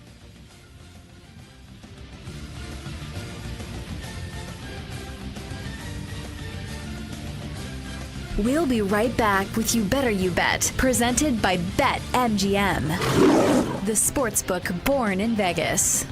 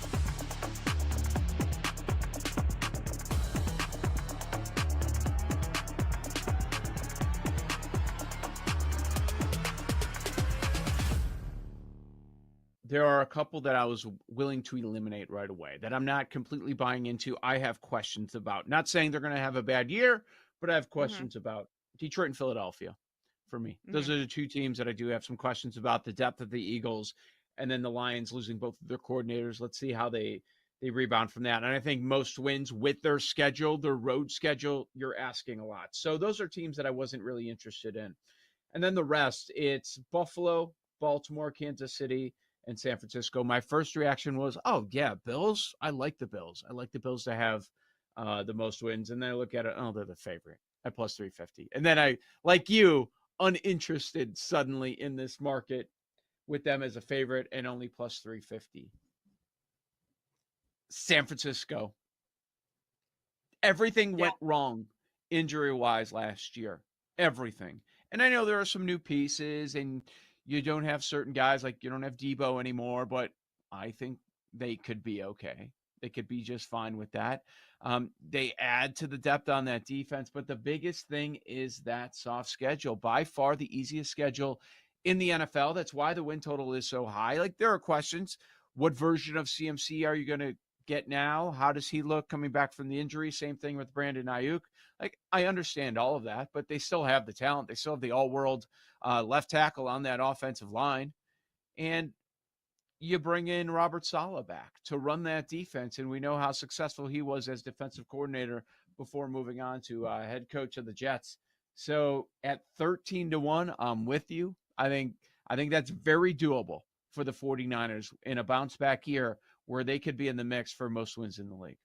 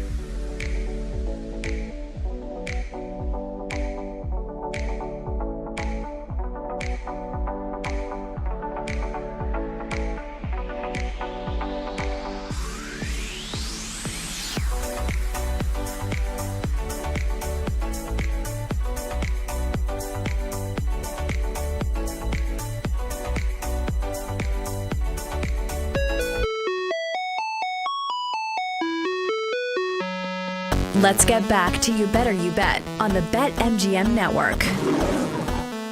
So we have a little bit of breaking news to get to in the hockey world, especially for my friend Rob Brown here, who covers this team in his neck of the woods. Nikolai Ehlers, 6-year deal with the Carolina Hurricanes. He was the really last remaining top free agent on the board. Again, I'm not a hockey expert. I don't really know much about his game. I know that when you pull up the free agent rankings, he was the number one guy on the list. And now he has made a home in Carolina. And our reaction off the air before we came back here was, the Hurricanes are doing their darndest to try to load up the farm to beat the Panthers, because we all saw how that series went this year. It was very one-sided. And Rob, I don't know if Carolina can beat Florida in a 7-game series, but I think they got a lot better today. That's for sure. I think they got a lot better. Honestly, I think they've gotten a lot better during this run-up. They've made a couple of moves. They added, and I'm blanking on the kid's name, the kid from the Rangers that came down a couple of days ago, kind of a big bruiser. Right? Like I think that Carolina is taking, I think that Carolina is taking the approach of, if you can't beat them, join them when it comes to the Florida Panthers, right? Like we know what Florida's style of hockey is. It's bully ball hockey. It's one of those styles of hockey that if they win the Stanley Cup, we celebrate it. And if they lose the Stanley Cup, we call them a bunch of a-holes for playing the way that they play. But they've won the Stanley Cup now back-to-back years. And realistically speaking, they're going to be the odds-on favorite to win it a third time. And I think Carolina knows that, because they have now matched up with that team and been the last team that they beat twice in a row on their way to the Stanley Cup. So I think Carolina's kind of looked at this and said, all right, let's play their game. Let's go get a couple of bruisers. Let's go get a couple of goons. Let's send them out there. We're going to attack Matthew Tkachuk. We're going to attack 37-year-old Brad Marchand. We're going to go get these guys. We're going to hit them like they hit us and see if we can throw them off the game. The problem is, people who are used to being successful because they're in fights, they know how to fight. Like, if a dude's running around hitting people at a bar, the best way to get him out of the bar is not to try to go fist to fist with him, because that's what that guy does. And it feels like Carolina's leaning into that. Listen, I like this team. I'm pulling for this team. But at the end of the day, as I said the day after the Cup, you're not going to out Florida man a Florida man. Florida man is a myth and a legend for a reason. And if you try to out Florida man a dude wearing jorts and a wife beater and Uggs in a bar, you're not going to out Florida man that guy. So I am interested, because I think Paul Maurice and Rod Brindamore are two equally exceptional head coaches. I just think Florida figured out their style of hockey, their culture. They got a bunch of dudes that fit that culture. They home grew a lot of them. They went out and got a lot more like Brad the Rat, put them all together, and it worked. And I feel like Carolina is trying to replicate that. And unless you get a bunch of dudes who know and love that style of hockey and are willing to get hit in the face to play it, you're not going to out Florida. So I don't dislike the move. I still really would like to see one more guy out front. Like, I don't know, Marty Necas. That'd have been great, right? Right? All right, I'm getting deep in my hockey anger now. I got to stop. Yeah, we're getting some comments from our engineer today, Grant Leader, saying, or you can cry like Seth Jones, get traded to them. I think, and again, Jake is on off today. Grant doing a great job behind the scenes for us, making sure our fine program reaches the air. And I didn't know he was a big hockey guy, but clearly he is. If he's making comments and jokes about that, keep them coming, Grant. We need it. It's a slow news day. You asked me this during the break, and we'll get to Mizorowski and the NL Rookie there. We got plenty of time. We got 3.5 more hours to go. You asked me during the break, and this is a good question because I think it speaks a lot to what America is as a society. Instant gratification. We want it now. We want everything, fresh and new and fun and exciting. If we run it back for a third consecutive year, and it would actually be the Florida Panthers' fourth consecutive year in the Stanley Cup final. They lost to my Vegas Golden Knights here 3 years ago. I was at that clinching game. And then, of course, followed up next year, beat Edmonton. Followed up next year, beat Edmonton. If we get a fourth consecutive year of Florida in the Stanley Cup final, if we get a third consecutive year of Florida-Edmonton, I don't know if we'll get that based on what Edmonton lost, but based on what Vegas got, maybe we bookend it and we go back to what we had 3 years ago with Florida-Vegas again. But let's just say Florida, whoever they play, back in a Stanley Cup final for a fourth consecutive year, is that good for the sport? Resounding no from me. Even though I love dynasties, I do think America, especially in a more niche sport like hockey, probably prefers fresh blood. I would say net negative, but also then you have the dynasty angle, and people do love seeing things historic, although based on the reaction to the Chiefs going back to the Super Bowl for a third straight year, who everyone hated that, maybe this is not the correct take. Maybe this is not the prevailing wisdom, but I do think Florida going for a third consecutive cup would be exciting, for me at least. But I agree with overall, I would say, net negative for the sport if it's the Panthers, especially if it's Panthers Oilers again for a third straight year. I think the country would stick their nose up at that. I agree, and I despise it. I hate it. I really wish more people would look at what is happening and appreciate what they're seeing and why. I think, it's like this year. I do not know how many times this year between the AFC Championship game and the Super Bowl, I had people calling my shows both on this network and on my local show in Greenville. Oh, it's rigged. Oh, it's they're throwing it to the Chiefs. And I'm going, guys, I don't think you understand. In this country right now, with the amount of cell phones and tape recorders and all that's out there, like two people can't keep a secret. One person has a hard time keeping a secret in America in 2025.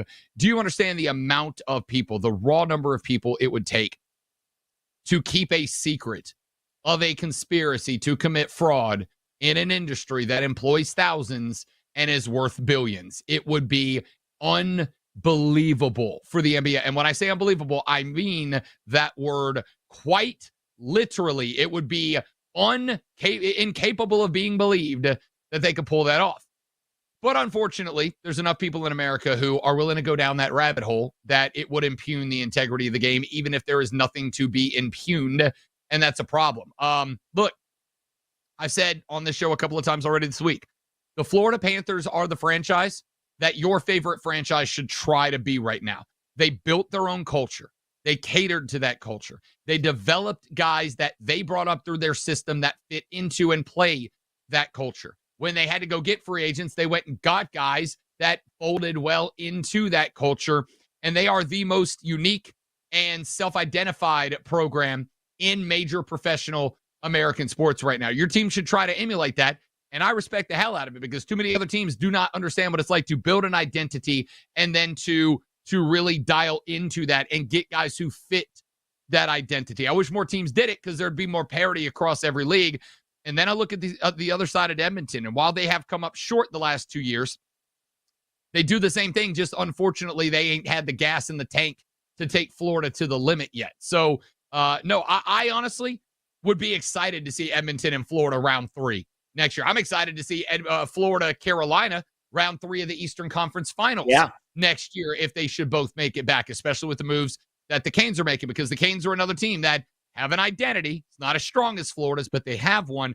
I think hockey's in a great place right now, but I do absolutely agree that if it made it to a third consecutive Stanley Cup rematch, it would probably be bad for the sport overall, even if hockey fans, like genuine hockey fans, loved it. So 3 strikeouts for our guy, Brandon Walter, in the first inning. We love that. And I love that take, Rob. I tweeted out the night, I think it was the night that they won the AFC Championship game. I was like, I don't understand the anti-Chiefs rhetoric. We're literally witnessing history. Just enjoy what you're seeing here, because we might not witness one team have a run like this ever again. And it was one of the more viral tweets that I put out in the last couple of years. It got a ton of pushback with people being really upset.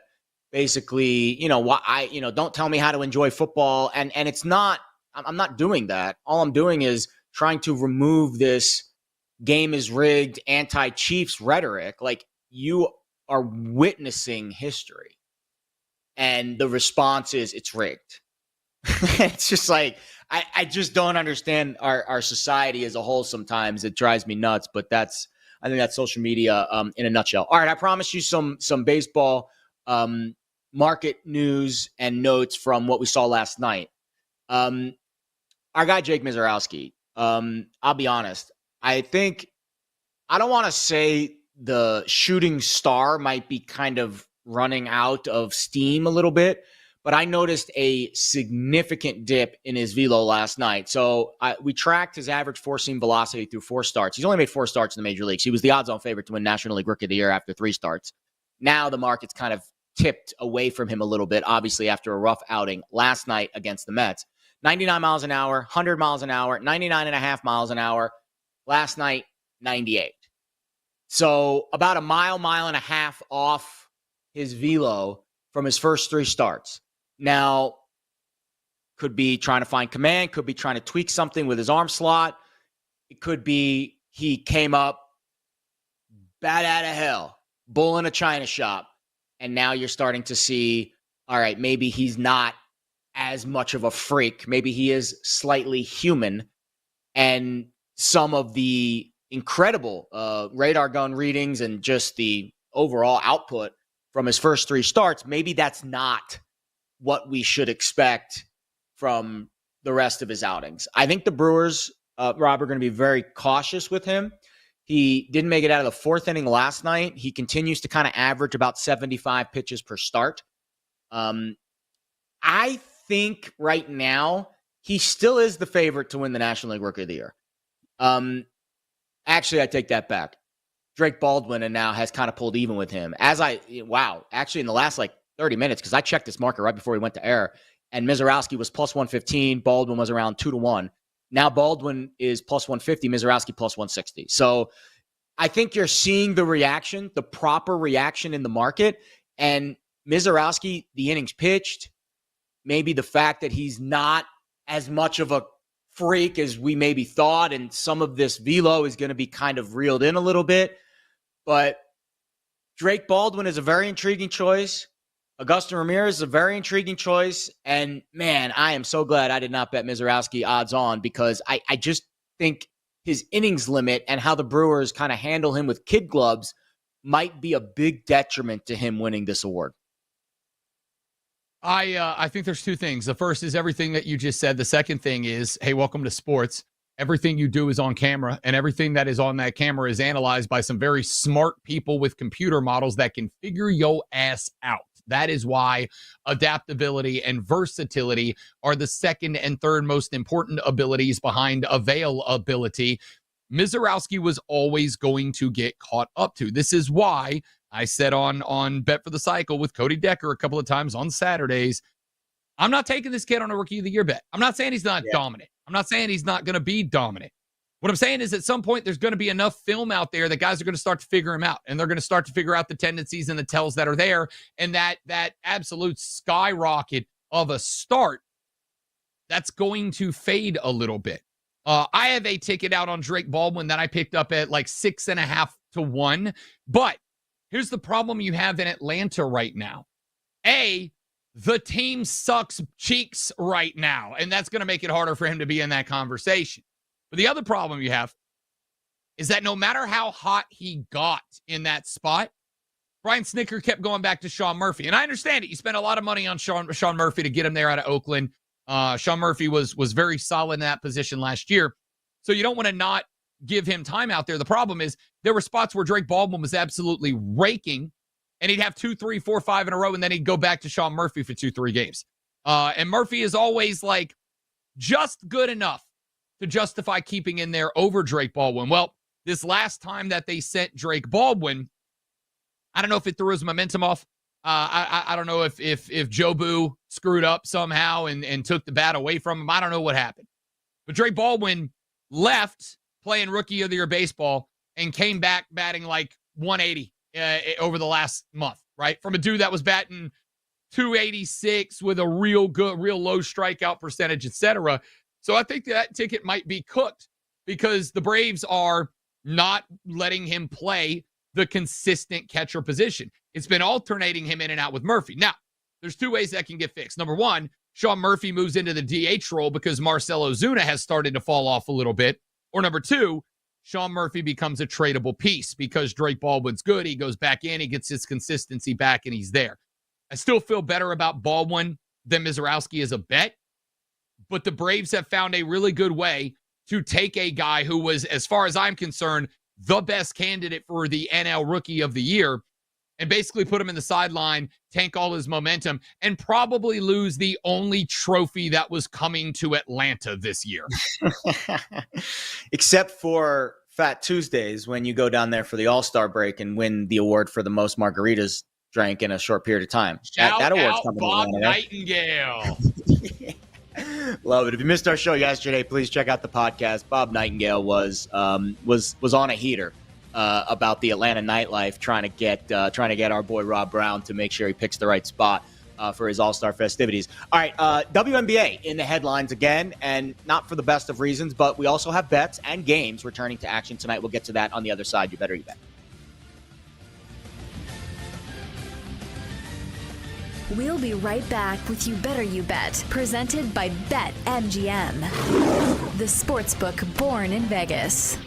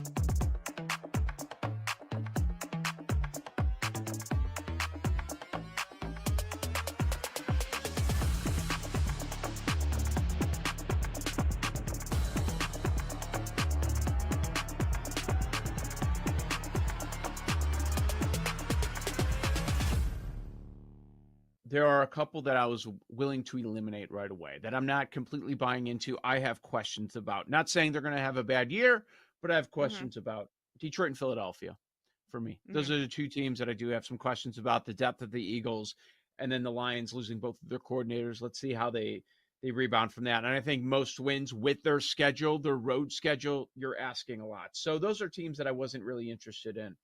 And then the rest, it's Buffalo, Baltimore, Kansas City, and San Francisco. My first reaction was, oh, yeah, Bills. I like the Bills. I like the Bills to have the most wins. And then I look at it, oh, they're the favorite at plus 350. And then I, like you, uninterested suddenly in this market with them as a favorite and only plus 350. San Francisco. Everything went wrong injury-wise last year. Everything. And I know there are some new pieces and you don't have certain guys, like you don't have Debo anymore, but I think they could be okay. They could be just fine with that. They add to the depth on that defense, but the biggest thing is that soft schedule. By far the easiest schedule in the NFL. That's why the win total is so high. Like, there are questions. What version of CMC are you going to get now? How does he look coming back from the injury? Same thing with Brandon Ayuk. Like, I understand all of that, but they still have the talent. They still have the all-world left tackle on that offensive line. And you bring in Robert Saleh back to run that defense, and we know how successful he was as defensive coordinator before moving on to head coach of the Jets. So at 13-1, I'm with you. I think that's very doable for the 49ers in a bounce back year where they could be in the mix for most wins in the league.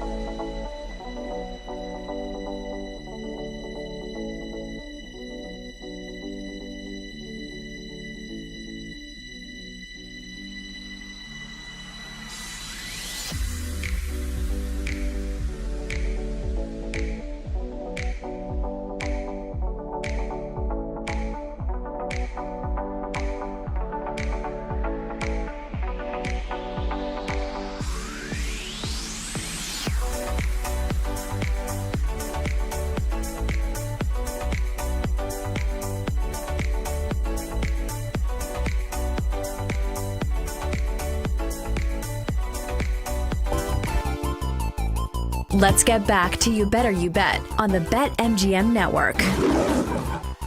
Again, I really wish that you could hear some of the conversations that we had during the break. Jared Smith, Rob Brown, in for Nick and Femi this week. We have a really exciting show planned for you over the next 3 hours plus. Coming up at 5 Eastern, Bill Bender, we're going to talk a little college football. We have a whole nother college football segment planned for you today that I'm really excited about. I actually have a futures bet that I am close to pulling the trigger on. Who knows? Maybe I'll pull the trigger on it live on air.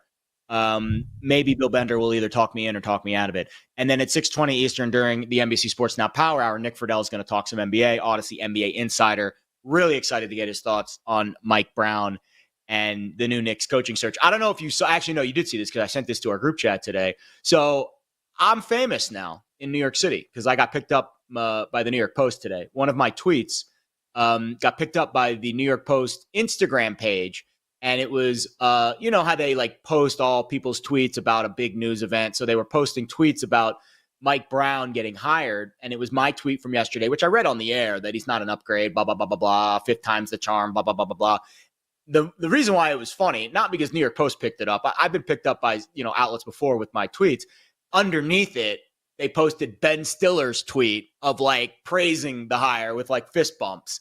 And to me, like, I've never had Ben Stiller superimposed next to me before. I thought that was a very fun juxtaposition. I sent it to my mom. She got a fun laugh at it, a fun laugh about it as well. So, if you happen to be perusing on the New York Post sports page today on Instagram, you might see yours truly with a little bit of love there. All right, the WNBA continues to make headlines, and this thing I think is going to continue to spiral because from what we heard in the offseason from Angel Reese and her comments about the new CBA, she already was threatening to go on strike, which I thought was hilarious considering the league in its entire existence has never made a profit. And usually before you go on strike, you should make some money.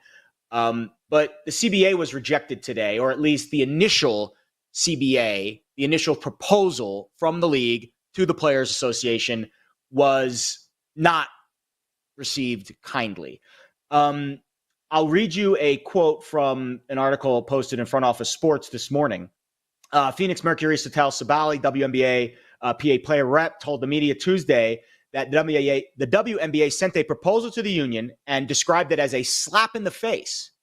Her comments come the day after the WNBA announced 3 new expansion teams that will bring the league to a record 18 franchises. We, of course, discussed that story on Tuesday. Here's a quote from Sabali. I love to see the league growing, but how cool would it also be to have a little bit of expansion on the rosters? Let's focus on the teams that have everything set up right now. I'm not a business, labor agreement guy. So I don't know what the actual details were. I don't know if it really was a slap in the face or if this is just a negotiation tactic. It could be. I've negotiated before, obviously not on this level. You tend to not accept the first offer, but you also tend to not insult the first offer. You just reply with an offer and you hope you meet somewhere in the middle. I can see this becoming an issue, Rob, based off of a lot of the negative things that kind of swirl around the league with, the way that they're kind of handling their business. And I love the W. Make no mistake, I want to see this league succeed. I love betting on it. I've got bets on it tonight. I will continue to be a proponent of women's basketball. I covered women's basketball for a long time. One of my first jobs outside of college was working for FAU, their women's basketball program. I traveled with the team. I got to know the coaches, know the players. I respect the grind on the women's hoop side.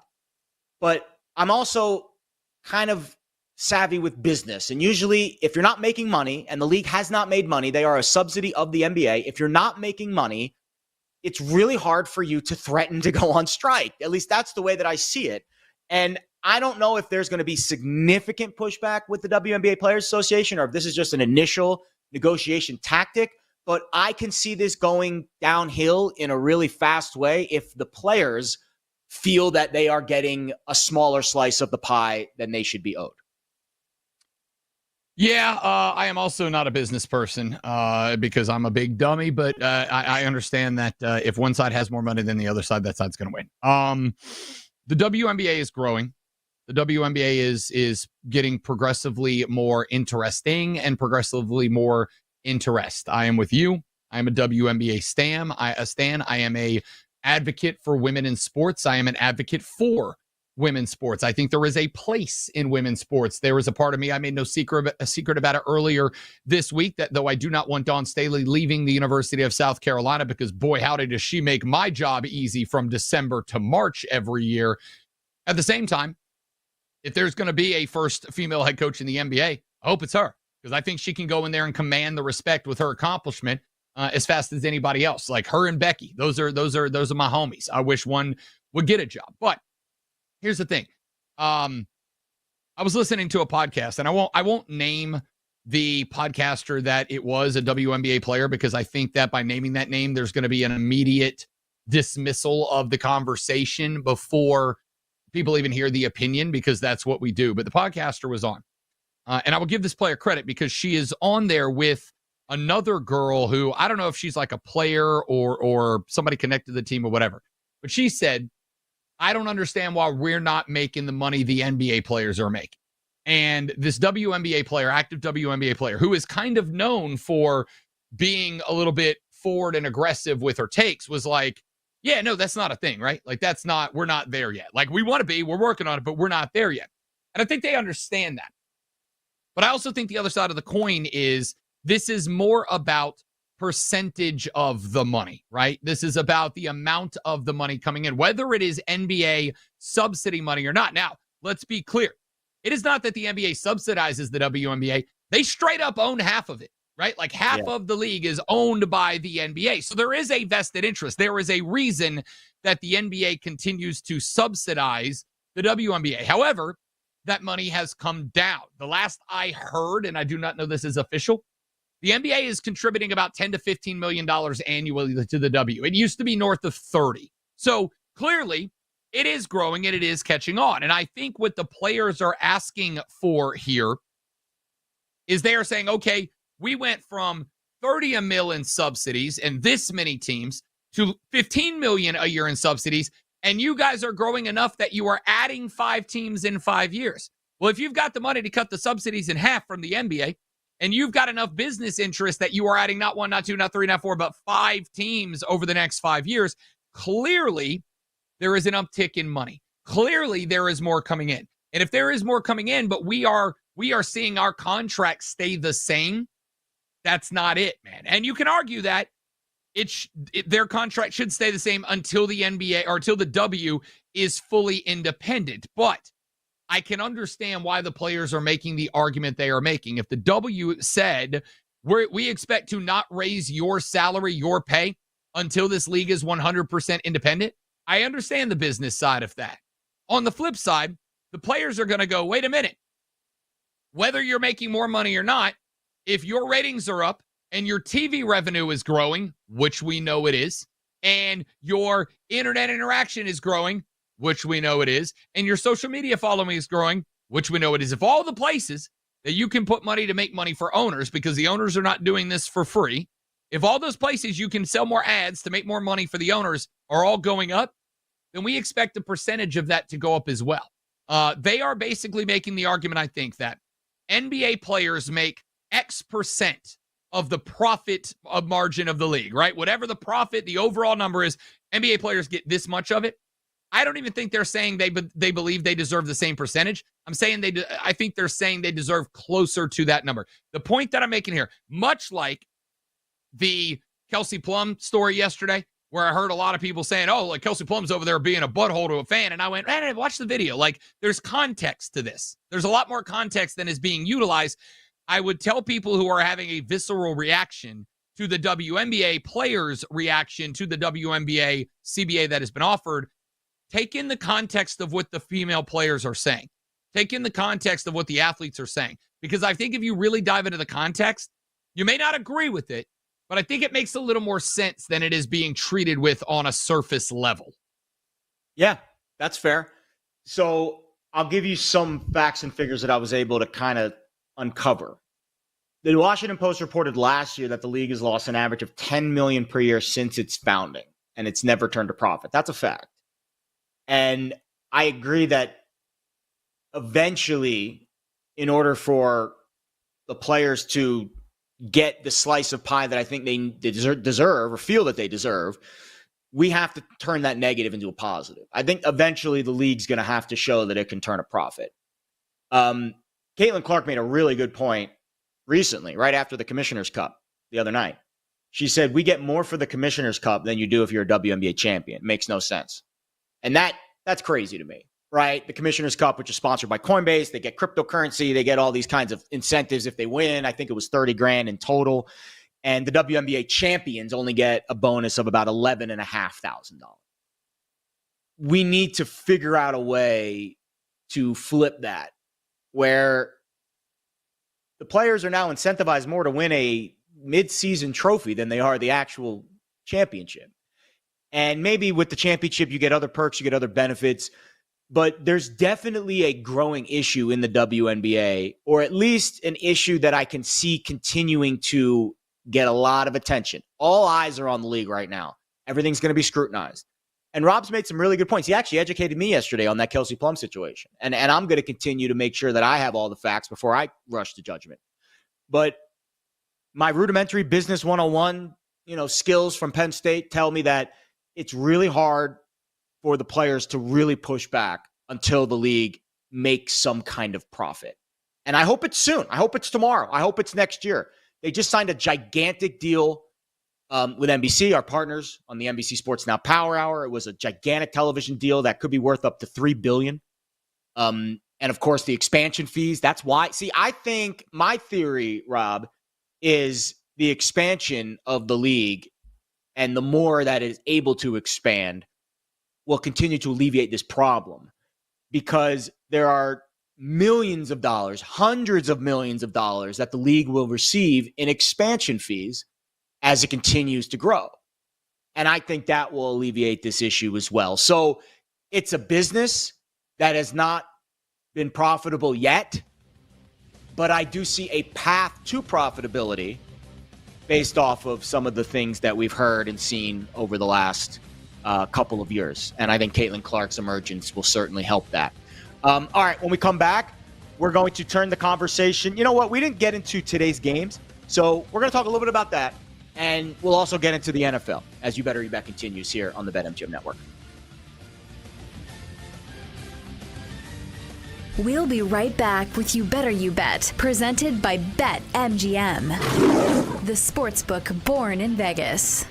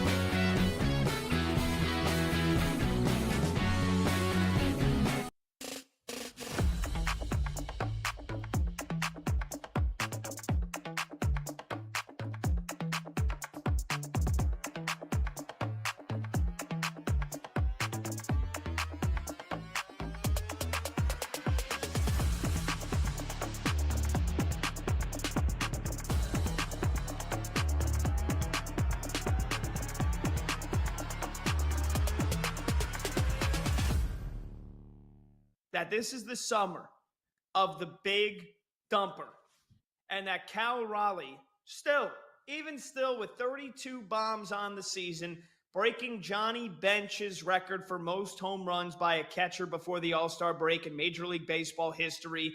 And like I said, we've still got about 16, 15 games left to go before the break. He's a couple home runs away from breaking Ken Griffey Jr.'s Mariners franchise record for the most home runs before the All-Star break.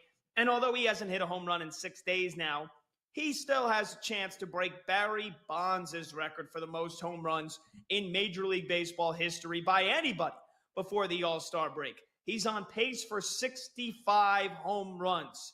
Cal Raleigh is having one of the more special seasons in recent memory, and I feel like not nobody, but a lot of people aren't talking about it. And I think Cal Raleigh for the American League MVP at plus 375. And I think those odds are even much greater if you take a look elsewhere here. You can get more than 4-1 on Cal Raleigh still for the season he's having, an everyday switch hitting catcher who is putting the Mariners on his back right now with 32 bombs, 69 ribbies, an OPS of over 1,000, and he's got 9 stolen bases. Let's not forget the big dumper's got some big wheels. This AL MVP race is not over by any stretch.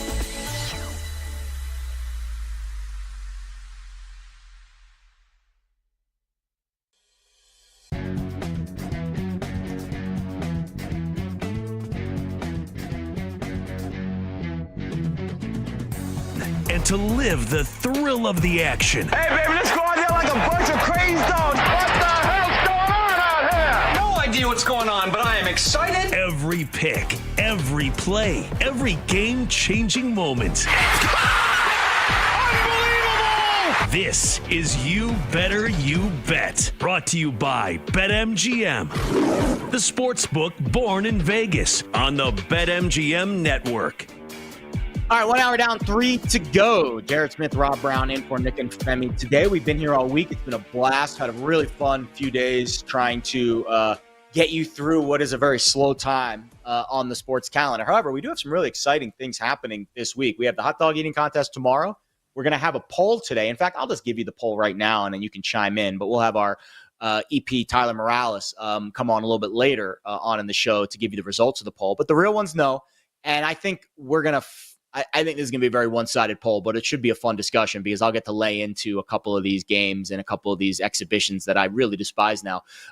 What is the best all-star event in sports? NBA All-Star Saturday, Home Run Derby, NHL Skills Competition, Pro Bowl games.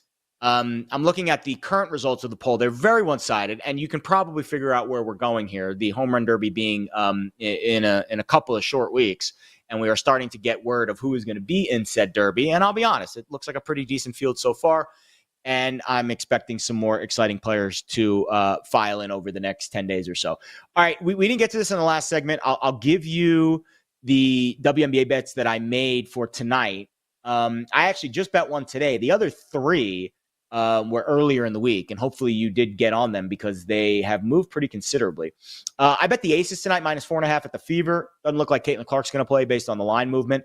That's the one I bet this morning. The other three were ones that I bet last night, or really I think it was like 2 or 3 days ago. And these are all have moved pretty considerably. Mystics +12.5. Actually, that one you can get at a relatively similar number. I'm seeing 11.5 right now in the market. I bet the Sparks +12.5 at the Liberty. That one's down to 10.5 now. I would still bet that one. And then I bet the Storm Dream under 162.5. That's down to 157.5. So some really good CLV there. But I haven't had much success with unders this year. The late game scenarios, the fouls and all that fun stuff has kind of done me in with the W. But it is back tonight. Exciting. Some fun matchups, including the Sparks and the Fever. However, doesn't look like Caitlin Clark is going to play in that game. Any before we get to the NFL, have you bet anything in the W tonight? Yeah, I got a couple going on today, not a ton. Natasha Howard for a double-double today is almost 4-1. I think I got it like +375.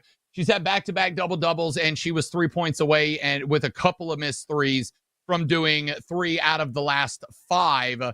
And of course, with Caitlin Clark sitting out tonight, that means that Leah Boston's workload is going to be up. And if Boston's workload is up, Howard kind of has to step into a scoring role to kind of fill in that vacuum a little bit. So I like that one. I'm going with the Sparks +10.5 at -108, 6-10 against the spread.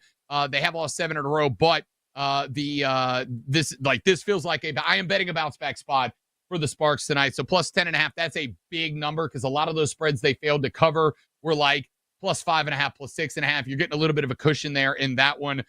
So I'm rolling with that one. And then I think the Lynx are they got to be upset about the Commissioner's Cup loss to Indiana a couple of nights ago. They are firing it up against the Mystics tonight. The Mystics are not great, Bob.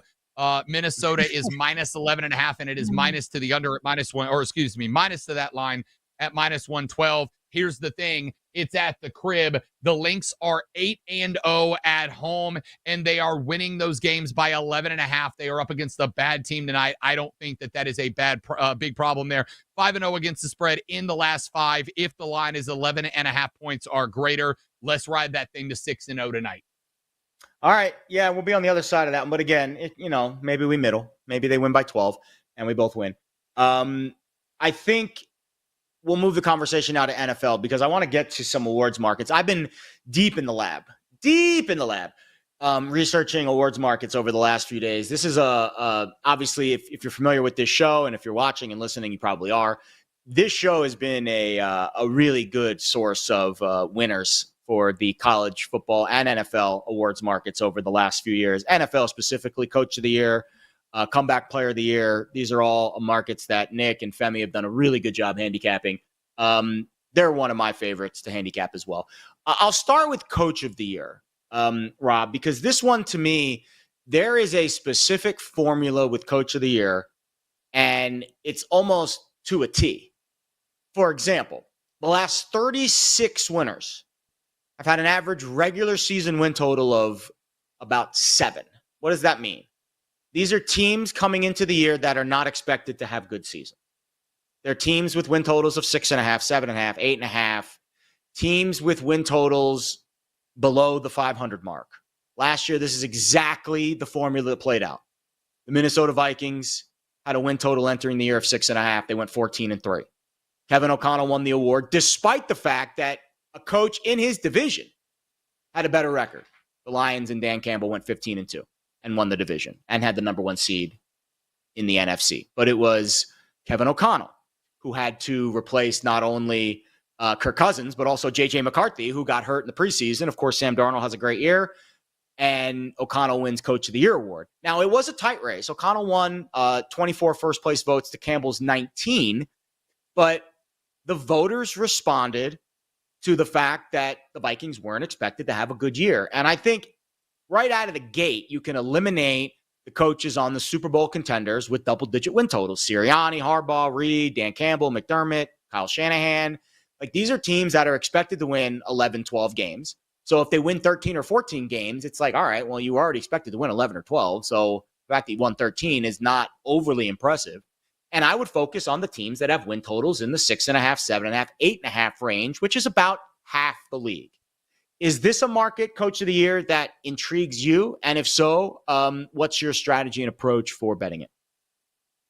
There are a couple of names that I'm intrigued in. And Dave Canales at Carolina, I've already mentioned. I think that team's winning this division this year. I've got a ticket out on the Panthers to win it. I think Tampa Bay has taken a step back. The Saints are going to stink this year unless one of those quarterbacks hit. But like, nobody has faith that any of them will. We will see.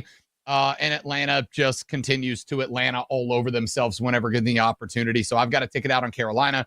And if they win that division, I think Dave Canales at 14-1 almost feels like a shoe-in. But let me step away from the team that I cover so I don't come across like too much of a homer.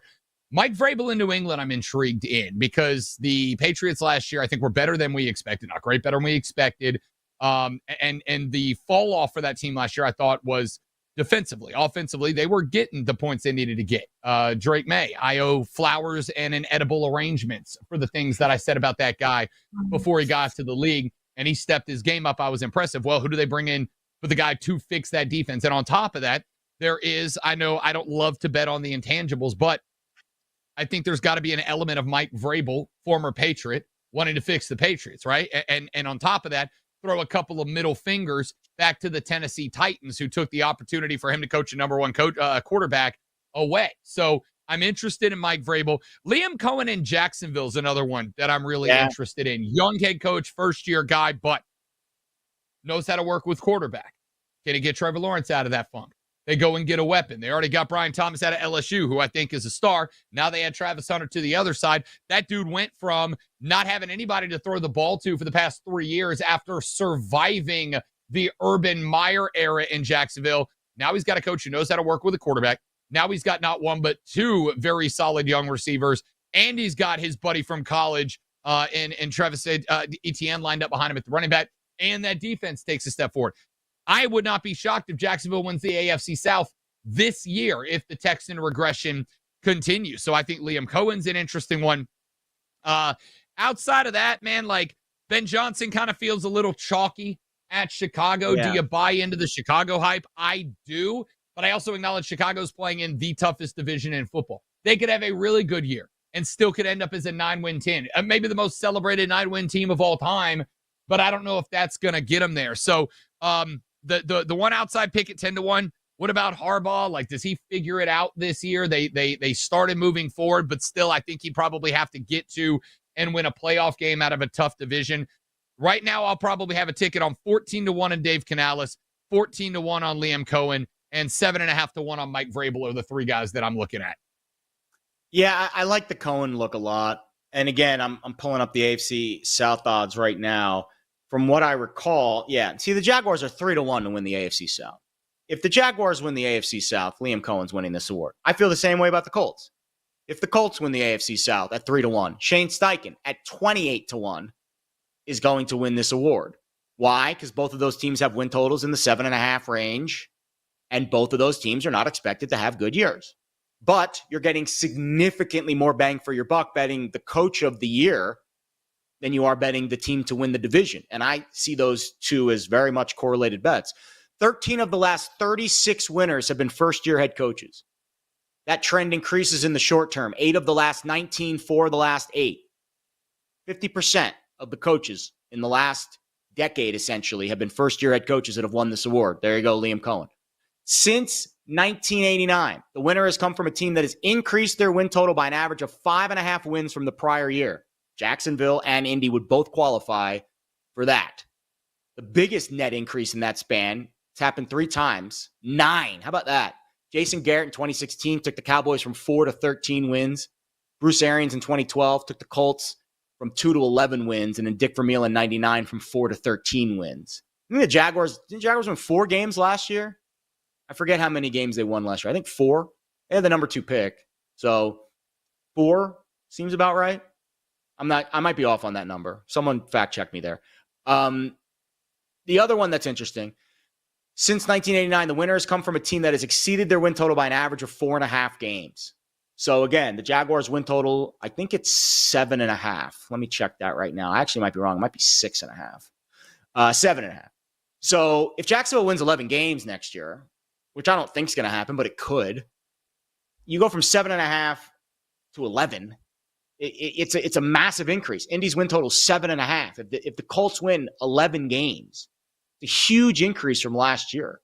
The biggest net increase, by the way, was our friend Kevin O'Connell. Vikings were 6.5 last year. They won 14 games. That's a net increase of 7.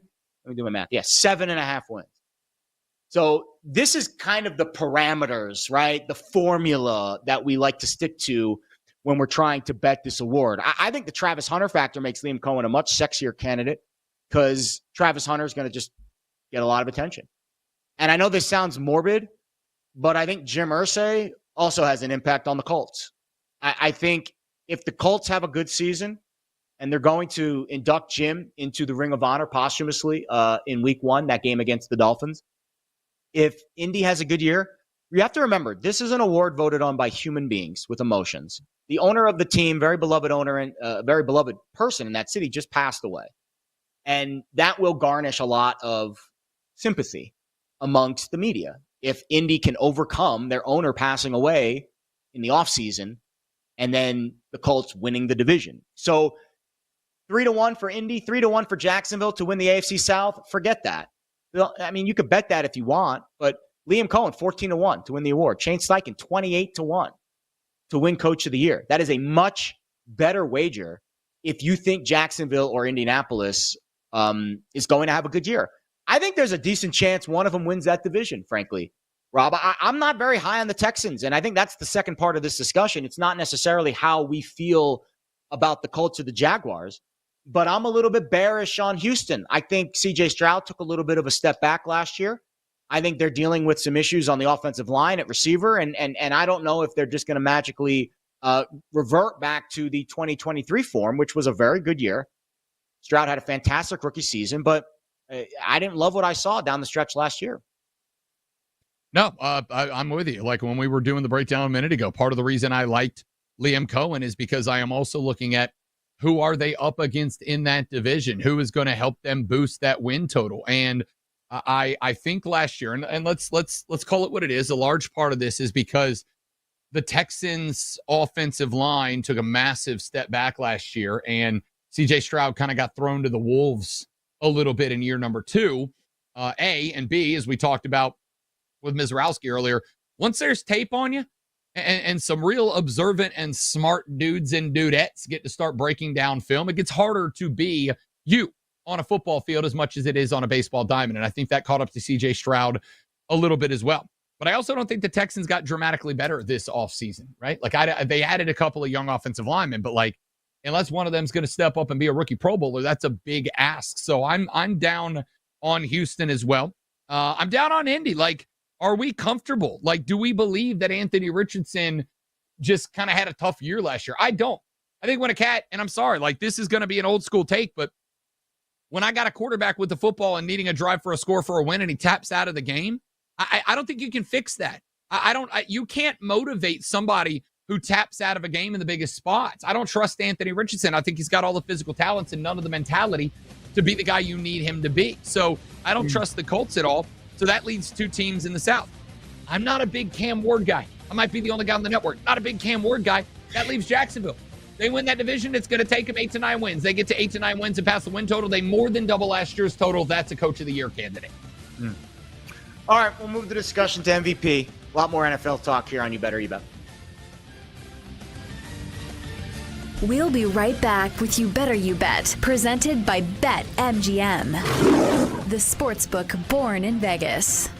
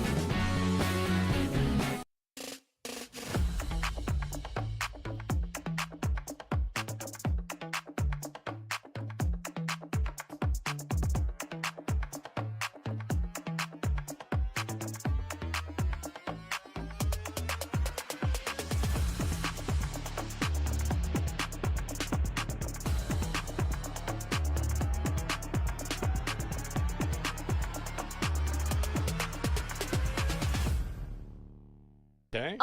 So I was going to ask you, if you had a really rich parents or you had a really rich mom who had a ton of money and owned an NFL team, would you use the stadium to get married? 'Cause obviously there is like the family business aspect. There are tons of parking. If you wanted to invite, 50,000 people, you really could. Or would you say, hey, we're really rich. I can get married anywhere? No, I would not use a football stadium. I mean, I guess if you're both huge mega football fans and your family owns a team, then it has a different meaning. But for someone who wants his wedding to be very intimate and special, I can't think of anything more like not intimate than getting married at a football stadium.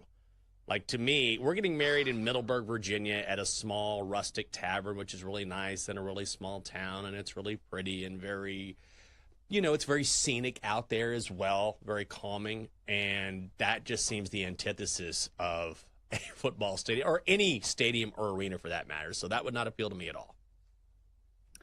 I think maybe there's some nostalgia wrapped in here, though, because it is the family business. And as somebody who got married in the church that I grew up going to, like, I do think that's a cool aspect to it. So maybe there's something to the effect of like, hey, as a little girl, I grew up running around on the sidelines here. It's just, when I think of football stadiums, like, I don't think of romance. Like, I think of like, somebody who has a beer belly, who is in a uniform that's a little too short, and they're a little too drunk, and they keep arguing at the calls, and you're like, oh my God, this guy won't shut up. Like, that's what I think of when I think NFL stadium. So like, maybe I have a different viewpoint.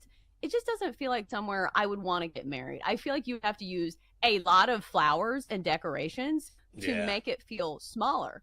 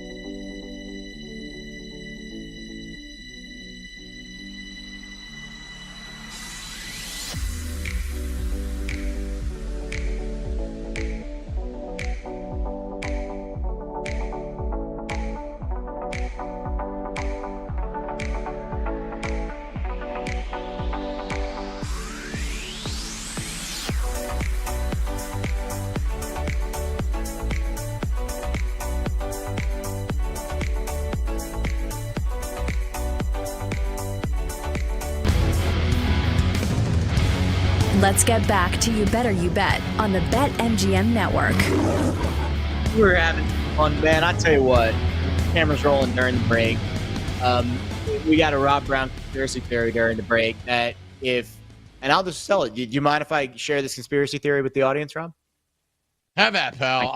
That's the worst break I've ever had to sit through emotionally. We might as well share it with America. So the conspiracy theory was, and it kind of bleeds into a lot of the hate against the Kansas City Chiefs in there. I don't want to call it a dynasty. They got their asses kicked in the Super Bowl last year, but their AFC dynasty, AFC West dynasty. If Andy Reid announces the retirement tour, he's going, this is last year. And I don't think this is going to happen. I think he's got, I would say, at least 2 to 3 years left. I think he's going to ride out Mahomes as long as he possibly can. And I would not be surprised if those two are a package deal and he retires once Mahomes leaves. But if Andy Reid announces his retirement tour and the Chiefs end up winning the division and having another great year, blah, blah, blah, making a run, and the voting would happen before the Super Bowl anyways, but it would be a regular season award. And he has a great regular season. They win 14, 15 games. They're number one seed. Does Andy Reid at 80-1 deserve Coach of the Year award recognition? I think no, just because you can't have a Coach of the Year when you've got the best player in the sport and maybe the best defensive mind perhaps in the sport as well, at least in the last 20 years or so. But stranger things have happened, and I will, of course, give you a chance to defend yourself, sir. I think it was, for the record, it was just kind of a fun, goofy little thing, but also like a little. Hey, that's what we're doing. It's a slow news day here on You Better You Bet. Just a little node in the back of the brain firing off. And again, it is contingent on what happens if it is announced by or it slips out that Andy Reid's like, this is it. This is my final ride. Like, if we've given it a run. I've done what I wanted to do here. We got some Super Bowls. Maybe he gets one more. What if he lets it slip out that this is it? And then they go win the Super Bowl. And they decide, listen, Andy Reid has been a monumentally important coach, right? Like, if it wasn't for Bill Belichick, I think Andy Reid would be thrown in there in consideration for the GOAT. Yeah, I know he's got Patrick Mahomes and Travis Kelce, but at the same time, even with the Patrick Mahomes, you still had to build a team. You had to get everybody on board. You had to have an offense to take advantage of what Patrick Mahomes brings to the table, Travis Kelce has to the table, whatever. For an 80-1 ticket. And again, I think if Andy Reid announced tomorrow that this was the last season he was coaching, that number probably takes a nosedive down to like 40-1 for this exact reason. But that's fair. If it was to slip out that Andy Reid was going to hang it up, was going to hang up the Waffle House menu at the end of this season, I don't know, maybe it's worth a sprinkle as a farewell and thanks for all the fish kind of thing for Andy Reid on his way out the door. It's just like I said, it's an interesting little, we have 3-4 more weeks until the preseason kind of discussion. It's a gremlin. It's a gremlin that probably is a money sucker. And don't get me wrong, I've had plenty of gremlins suck money from my bank account and my bankroll over the years. If this happens and if this happens and if this happens, and shout out to my friend Paul Bovey, who does a great job, a professional gambler. I've been on a bunch of shows with him in the past. And I always, one of the lessons, one of the nuggets pearls of wisdom he bestowed on me when I was a little bit younger doing this was, before you make a bet, and this is more about live betting than anything else, but I think you can apply it to awards markets. Before you make the bet, make sure you catalog in your brain what exactly needs to happen in order for this bet to hit. And once you slow yourself down and go through all of the checkpoints of this needs to happen and this needs to happen and this needs to happen, it kind of gives you a little bit more perspective on whether or not you should make that bet or not. And I always, especially more so again when I'm live betting something, I think that because when you're live betting it, you don't have the element of time in your favor. You have to be very quick, reactionary. So you have to basically, go through these mental checkpoints quickly.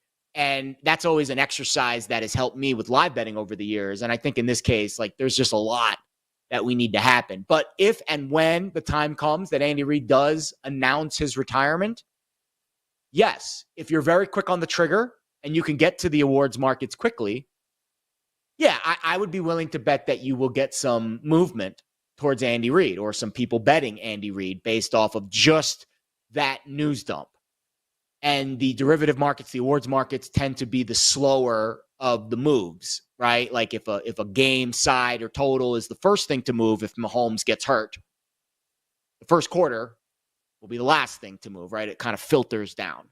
So the awards markets being kind of the bottom of that barrel. So I think that's an interesting theory. And again, slow news day on the show. So I appreciate that time, Phil. The MVP markets, the NFL MVP over the last decade has turned into a highly predictable formula, really the last 2 decades. And now, Rob, I view this exclusively as a quarterback award. If Saquon Barkley could not win this award last year, I don't know what a non-quarterback can do to win this award. Honestly, I don't know if there is a path for a non-quarterback to win this award.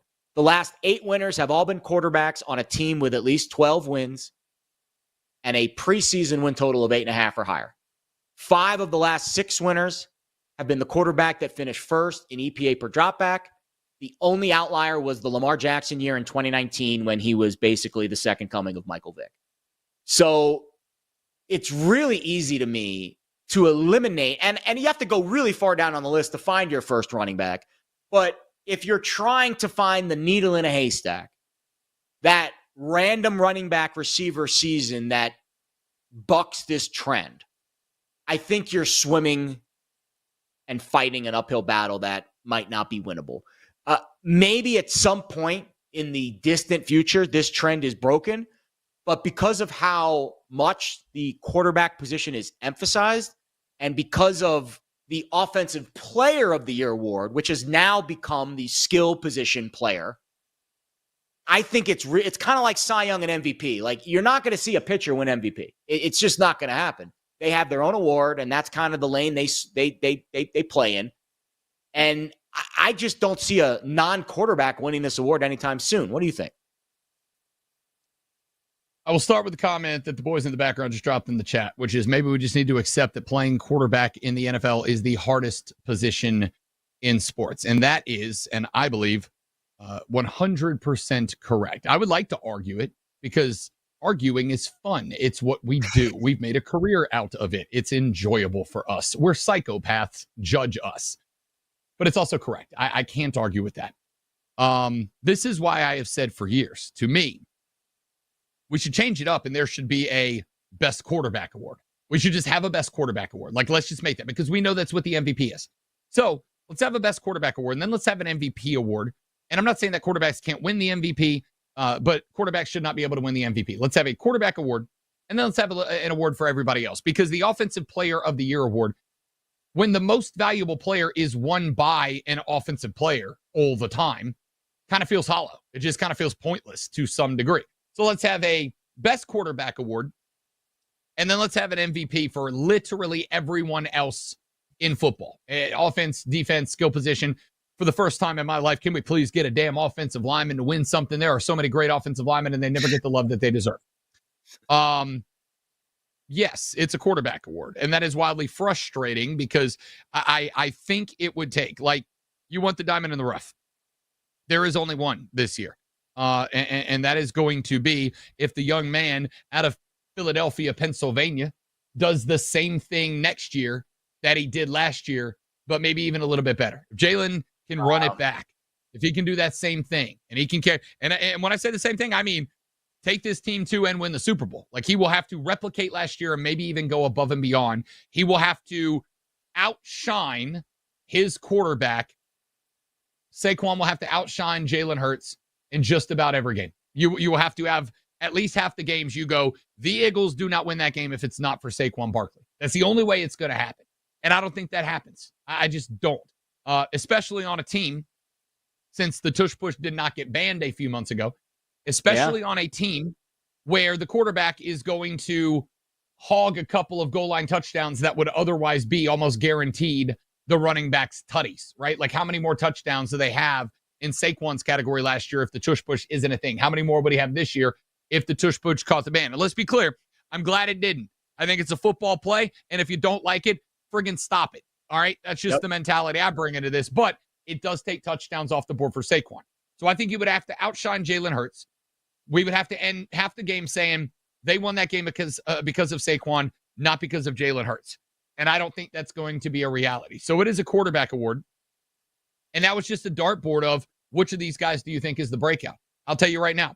I'm putting an 8.5 to 1 on Jaden Daniels in Washington because I think they built that team around him. I think they know what he is. I think they are one of the few teams that genuinely treats their quarterback as the star that he is and builds to him.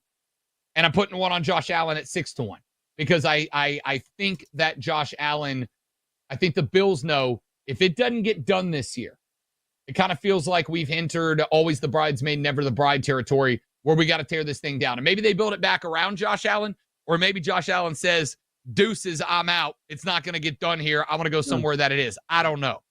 But Josh Allen feels like it's got to be this year or it's just not going to happen. There's really, I was looking for one of those because once you get to Jaden Daniels at 8.5 to 1, there's a drop off to 20 to 1 for the next guy, not the next group, the next guy, which is Jalen Hurts at 20 to 1, CJ Stroud 25, Jordan Love 25, Brock Purdy 28 to 1. Now, maybe you could talk me into Brock Purdy at 28 to 1. I think he's a systems guy who benefited greatly from having Debo there, and I think that's going to prove this year. I think Brock Purdy's numbers are going to nosedive this year, and I think you're all going to watch it happen.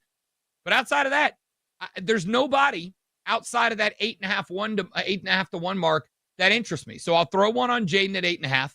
I'll throw one at Josh Allen at 6 to 1, and then maybe a scrap at Lamar at 5.5 to 1. But really, I hate to say it because I don't want to feel this way. Once you get to that 20 to 1 group, there's just nobody that interests me at that number. Let me try to sell you on Brock. Okay. Because, again, if we're basing it on the formula, which is we want a team with high expectations that exceeds those expectations, right? Since 1989, the average preseason win total of the 36 winners has been 10. So coming into the year, this team's expected to win. And then they exceed their win total by an average of 2.5. So the Niners win total, I think it's 10.5, if I'm correct. Let me double check that right now. Yes, 10.5. So if the Niners win total is 10.5 and they go 13-4 or even 12-5, did you know? Here's a fun fact. So last year's MVP winner, Josh Allen, did you know Brock Purdy actually had a higher EPA per dropback than Josh Allen last year? The last 2 years combined, actually. The success rate last year for Brock Purdy and the EPA per dropback was actually slightly better than Josh Allen and Lamar Jackson over the last 2 seasons combined. Niners have one of the easiest schedules in the NFL. I think they're going to go over that win total. I think they're going to win the NFC West. I think they're going to maybe be the number 1 seed in the NFC. They'll have a chance to compete for that. Unlike the year where Brock Purdy almost won the MVP 2 years ago, right? He was the favorite on Christmas night or Christmas Eve. They played that Monday night game against Baltimore, and they got their asses kicked in that game. Unlike that situation this year, here are the last 4 games for the San Francisco 49ers. They get their bye in week 14. Then their last 4 games, home against Tennessee, at Indy on a Monday night, home against Chicago in primetime, then home against Seattle. They're favored by at least 3 points in all 4 games. 2 of the games are in primetime, so Purdy will get the spotlight. If the Niners get the number 1 seed and Brock Purdy is playing well, even if he is kind of a little goofy sometimes, right? He's got that, Eli face sometimes. But if they win 14 games and he's got a top 5 EPA per play and they're the number 1 seed in the NFC and he gets a little sympathy vote for having the great year 2 years ago and falling short, and we just saw Lamar Jackson and Josh Allen win, so we don't want to get the repetitive vibes. And we've seen, I think a lot of people thought Lamar Jackson should have won last year, but the only reason he didn't was voter fatigue. So I think there's going to be some voter fatigue for Josh Allen this year. I am building a really strong case for Brock Purdy here at 28 to 1. And Again, that's a price that's very appetizing. Unlike Lamar and Josh Allen, which is 5-6 to 1, you got to sit on that for 8 months. 28 to 1. If the Niners get off to this fast start, and guess what? Their first 4 games, Seattle, New Orleans, Arizona, Jacksonville, that 28 to 1 could beat 10 to 1 within a month. And that's why I think Brock Purdy, if I had to make one bet today that I think is going to gain some value pretty considerably, I think it'd be Brock Purdy. I'm curious to Rob's thoughts on that, and then we will transition to the rookie markets. A lot more NFL awards talk on the other side. You bet or you bet.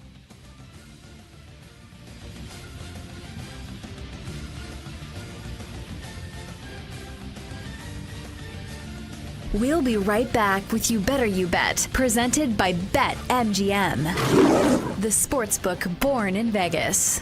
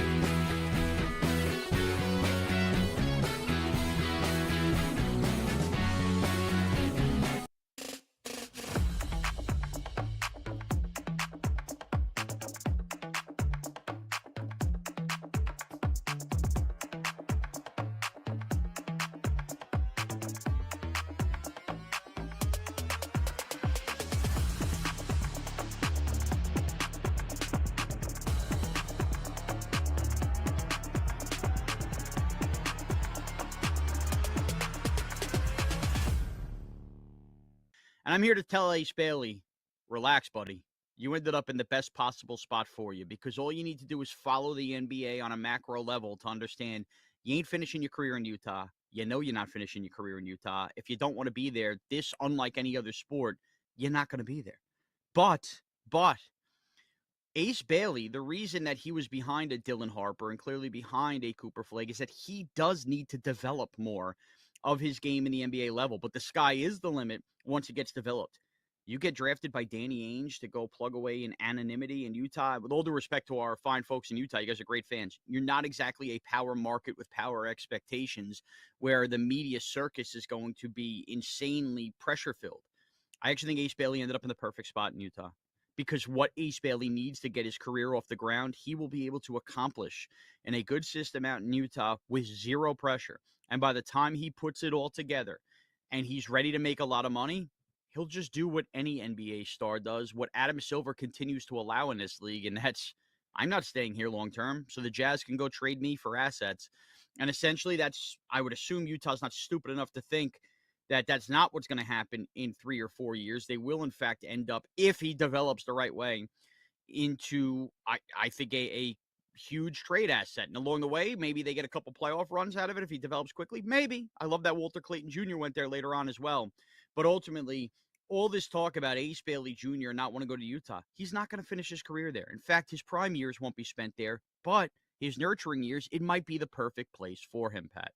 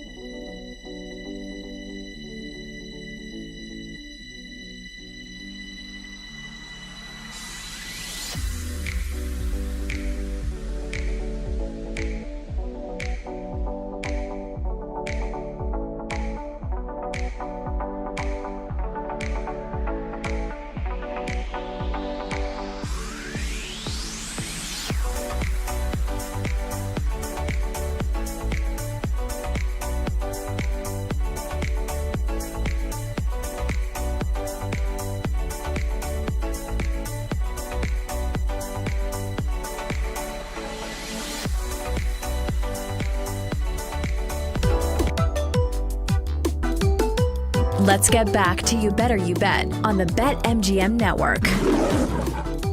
Bill Bender coming up in 20 minutes. Some college football. We will get the discussion over to the amateur, I guess these days, more like semi-professional game on the gridiron. But let's continue the discussion here. Jared Smith and Rob Brown here on You Better You Bet. Offensive Rookie of the Year. So, Rob, unlike the MVP, which is very much a one-sided award these days on the quarterback market, I think Offensive Rookie of the Year is a little more democratic, a little more positional flexibility. So here you go. Of the last 36 winners since 1989, 18 quarterbacks, 11 running backs, 7 receivers. In the last 12 years, it's been pretty much dead even. 5 QBs, 4 running backs, 3 receivers. So very balanced across the board. I think as long as you are a skill player, you have a shot. And in fact, I would even argue the tight end. Brock Bowers last year, who finished second in the voting, a tight end has never won this award, but who knows?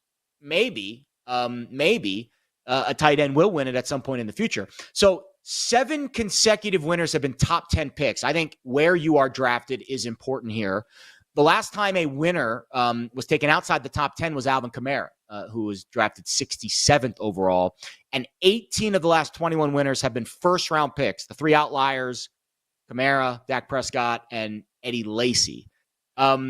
So you do have some players that are kind of in that vein. Some longer shots that I like here. Of the tight end department, Tyler Warren, I think, is intriguing, especially if Shane Steichen utilizes him in some crazy way and he gets rushing touchdowns, right? He lines up in wildcat formation, which he did a lot at Penn State. He was a first-round pick, drafted in the top 15. The other receivers that I think are intriguing here that were drafted in the first round that have a little bit of a longer price, Egbuka at 40-1. I think he's got a chance to contribute right away with the Bucs. And Matthew Golden at 30-1. I think he's got a chance with a good situation there in Green Bay with Jordan Love to make an impact very early on. Is this a market that intrigues you? Offensive Rookie of the Year, always, again, grab bag positions. You can kind of go from off the beaten path, but where you're drafted seems to be important. It does, and I think there are some chalky picks. Ashton Janty, I'm going to be real. I can't put my money on Ashton. I like Ashton Janty a lot. I do think there's going to be a prove it period for Ashton Janty. Prove it that wasn't just you running for Boise State. Prove it that what happened in the playoff game where you kind of disappeared in the biggest game isn't an anomaly. That was an off day and not you just ran in an easier conference and you were able to inflate the numbers because of it, which I don't think is the case. But I think a lot of people are going to want to see that before they hand him a trophy. Travis Hunter's interesting. And obviously with this being the Offensive Rookie of the Year award, even if he does play both ways, I would start with this. I don't think I can put a bet on Travis Hunter until I know what the plan is in Jacksonville for him, right? Like, I do think he is primarily a wide receiver. I don't think Jacksonville trades up to get him in number 2 unless they planned on him as a wide receiver. Jacksonville's plan going into this draft was grab a dude that can help Trevor Lawrence on the offensive side of the football. If you want to plug him in there for 5, 6, 7 dime package defensive plays a game, I'm good with that. But he's a wide receiver. The question mark is going to be, especially with Brian Thomas from LSU on the other side of that equation, is he going to be able to do the things that he was doing, making the spectacular plays that he was making with Shedeur Sanders when he's not running or not outrunning Big 12 defensive backs down the field, right? When every DB he goes up against is an All-American that's a little closer in speed to him. And again, I think the concern about Travis Hunter's size as a guy who makes his living going up and making ridiculous catches down the field is a very fair one. So I like Travis Hunter as a player. I don't know about Rookie of the Year. Ted McMillan at Carolina, another interesting pick. I know that I'm kind of like Carolina heavy for a guy that covers the Carolina Panthers, but Ted McMillan provides the Carolina offense the one thing that unfortunately Xavier Legette, who I also like, did not give them, which is that big, tall go-getter. When he got drafted to Carolina, my take on him the next day when I was breaking this pick down for the Panthers fans in my audience was Ted McMillan's a guy that you draft because he turns 50-50 balls into 70-30 balls, right? Like he's just got that go up and get it type of environment. Well, one of the problems Carolina had a lot of last year was getting down into the red zone and not having that guy that they could throw the ball to because their number one receiver was either Adam Thielen a short white guy playing the slot, but except he had to play the X, had to play the wide receiver 1, or Xavier Legette, who had troubles with the dropsies all year this year. Ted McMillan was the solution to that. He's going to have a lot of opportunities. So it's an interesting pick at 13-1. I'll tell you who I like at 30-1, and I think is going to be an absolute star. And this is another guy that I think there are going to be questions about. Is there enough to go around for him? But I think that there is. Matthew Golden at Green Bay. I think this kid's going to be a dude. I think this kid's going to be a dude. And on top of that, I think we've been waiting on Jordan Love to have his down the field threat. And I think Jordan Love's got the gun to get it down there. And I think Green Bay's offense is designed to incorporate that play. And they've just been waiting on that guy. I think Matthew Golden is a dude. And at 30-1, not a bad pick. I agree with you. Emeka Egbuka is an interesting pick at 40-1. The problem you have there is that Tampa Bay kept both of their stud wide receivers and re-signed both of those guys to come back. And Baker Mayfield is in such a role with Godwin specifically the last couple of years that Emeka Egbuka is gonna be at the best wide receiver 3 on that team. I don't know that the yardage is going to be there or the touchdowns are going to be there to compete with McMillan and Golden. So I think he might be out. And then it's just, is there a running back you like? Is it Henderson? Is it Judkins, the 2 Ohio State kids who leaned on each other? I don't know. Tyler Warren's really the only other name that you threw out there that I really like. Colston Loveland's going to a team that already had a tight end that catches a lot of footballs. I really like Dylan Sampson, but I don't think he's a guy I'm leaning on as a rook. I'm not there yet. So I think you pretty much hit on the only guys to me that are worth a scrap right here. Yeah, I think the reason that Egbuka stood out, and I agree, Godwin, I don't know if, I think we got a report from him recently that he is trending in the right direction, but he's coming off a big injury. And the reason that you're betting Egbuka is you just don't know if he's going to be 100% right out of the gate, and Egbuka is going to get a lot of them reps. And if he does, then Egbuka's number is going to shorten considerably. Like if Godwin misses the first month or if they work him back in slowly and Egbuka's all of a sudden, and from everything I heard about Emeka, picking up the offense really quick, one of the smartest dudes on the field, really experienced route runner and does everything well.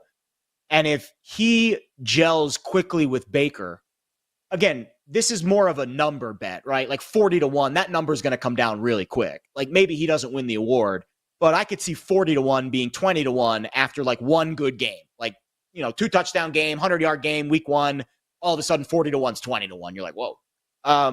Then, of course, they've got to play the rest of the year. Godwin could come back and he could, go back to more of a supporting role.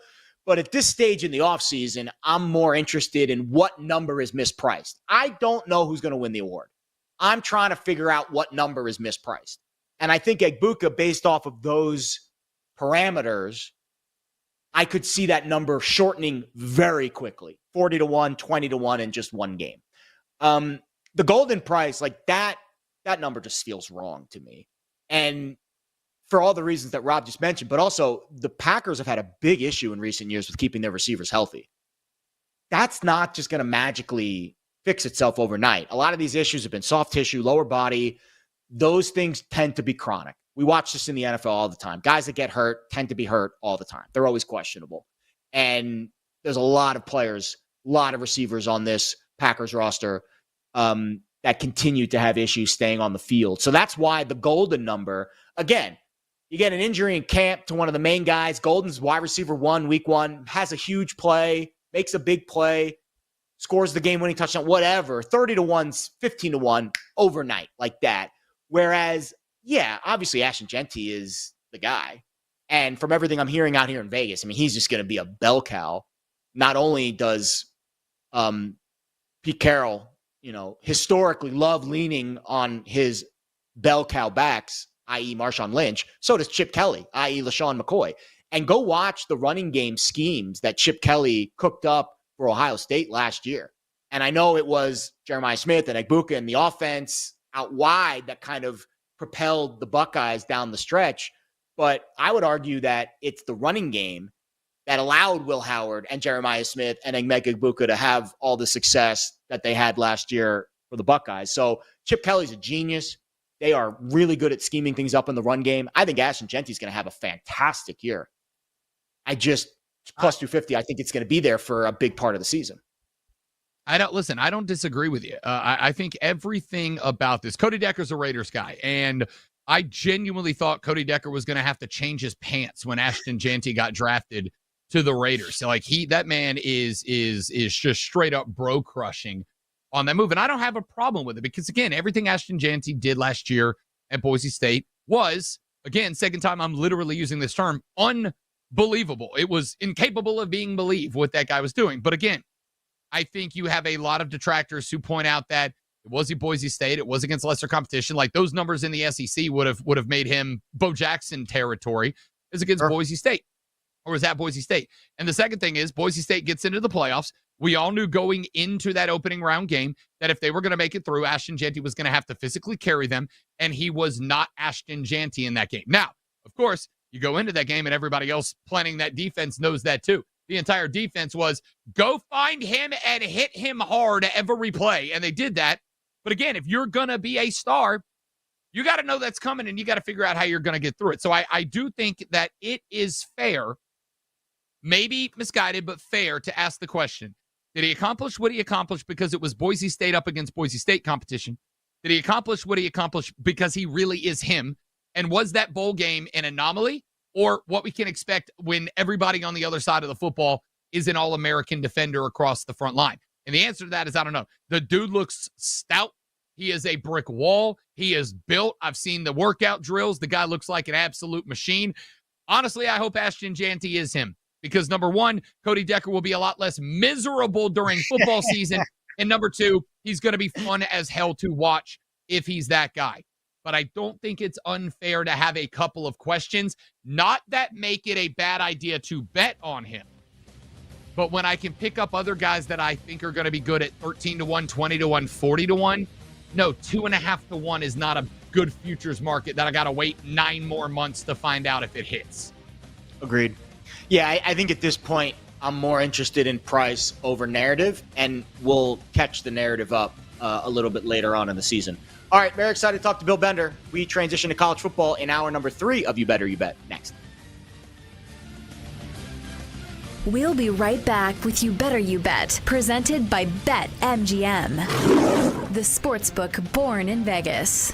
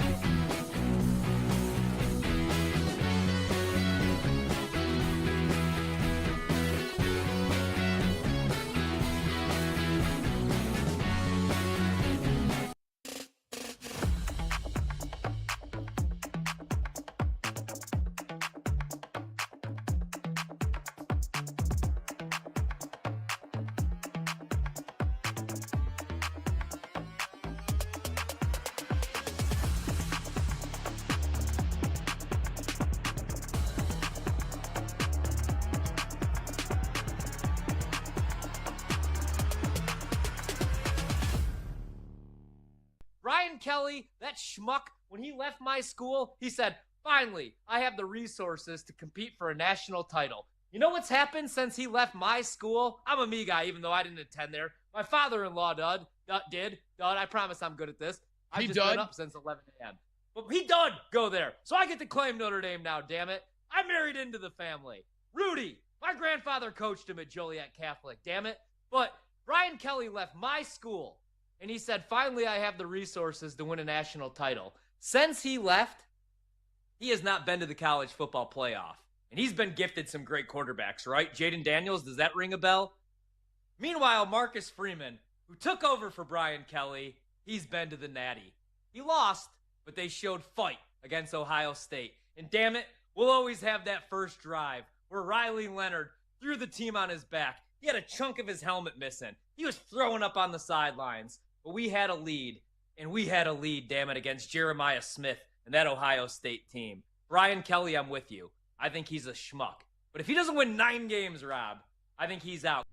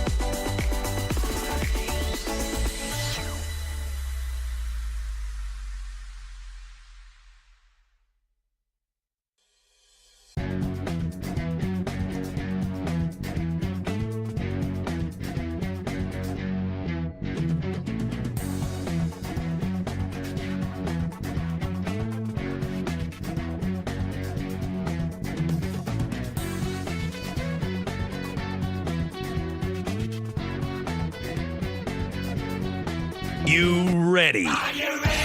It's time to laugh, to win, and to live the thrill of the action. Hey, baby, let's go out there like a bunch of crazy dogs. What the hell's going on out here? No idea what's going on, but I am excited. Every pick, every play, every game-changing moment.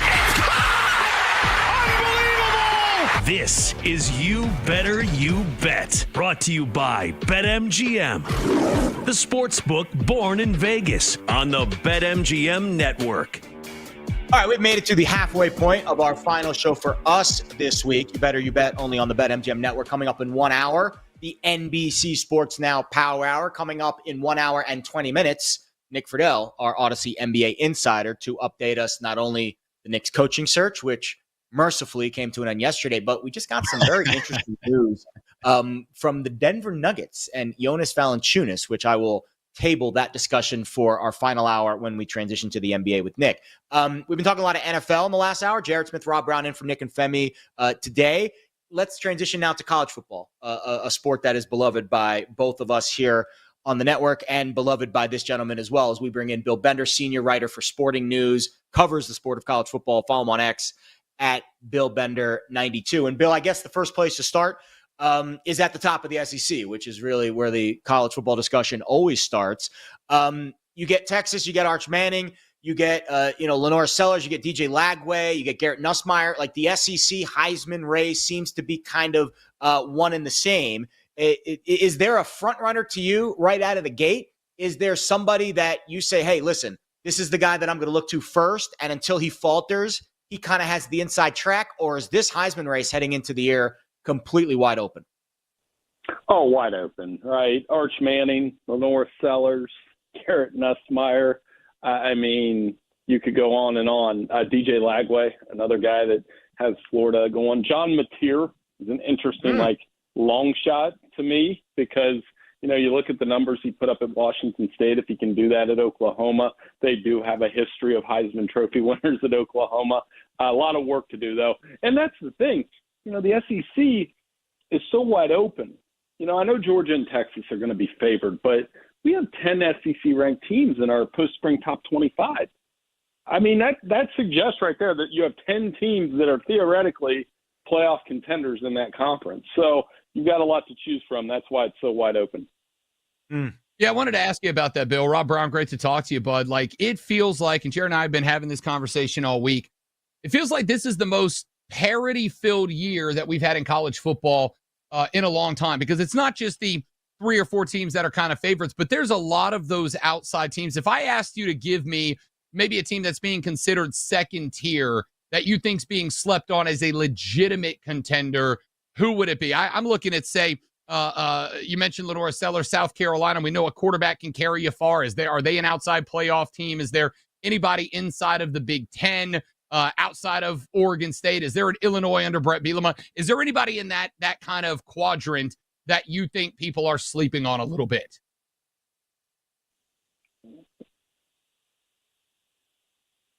Hello? Yeah, we got you, Bill. Yeah, I lost you there for a second. No, I was going to say, I think this is going to be cheating a little bit. Does LSU count as off the radar?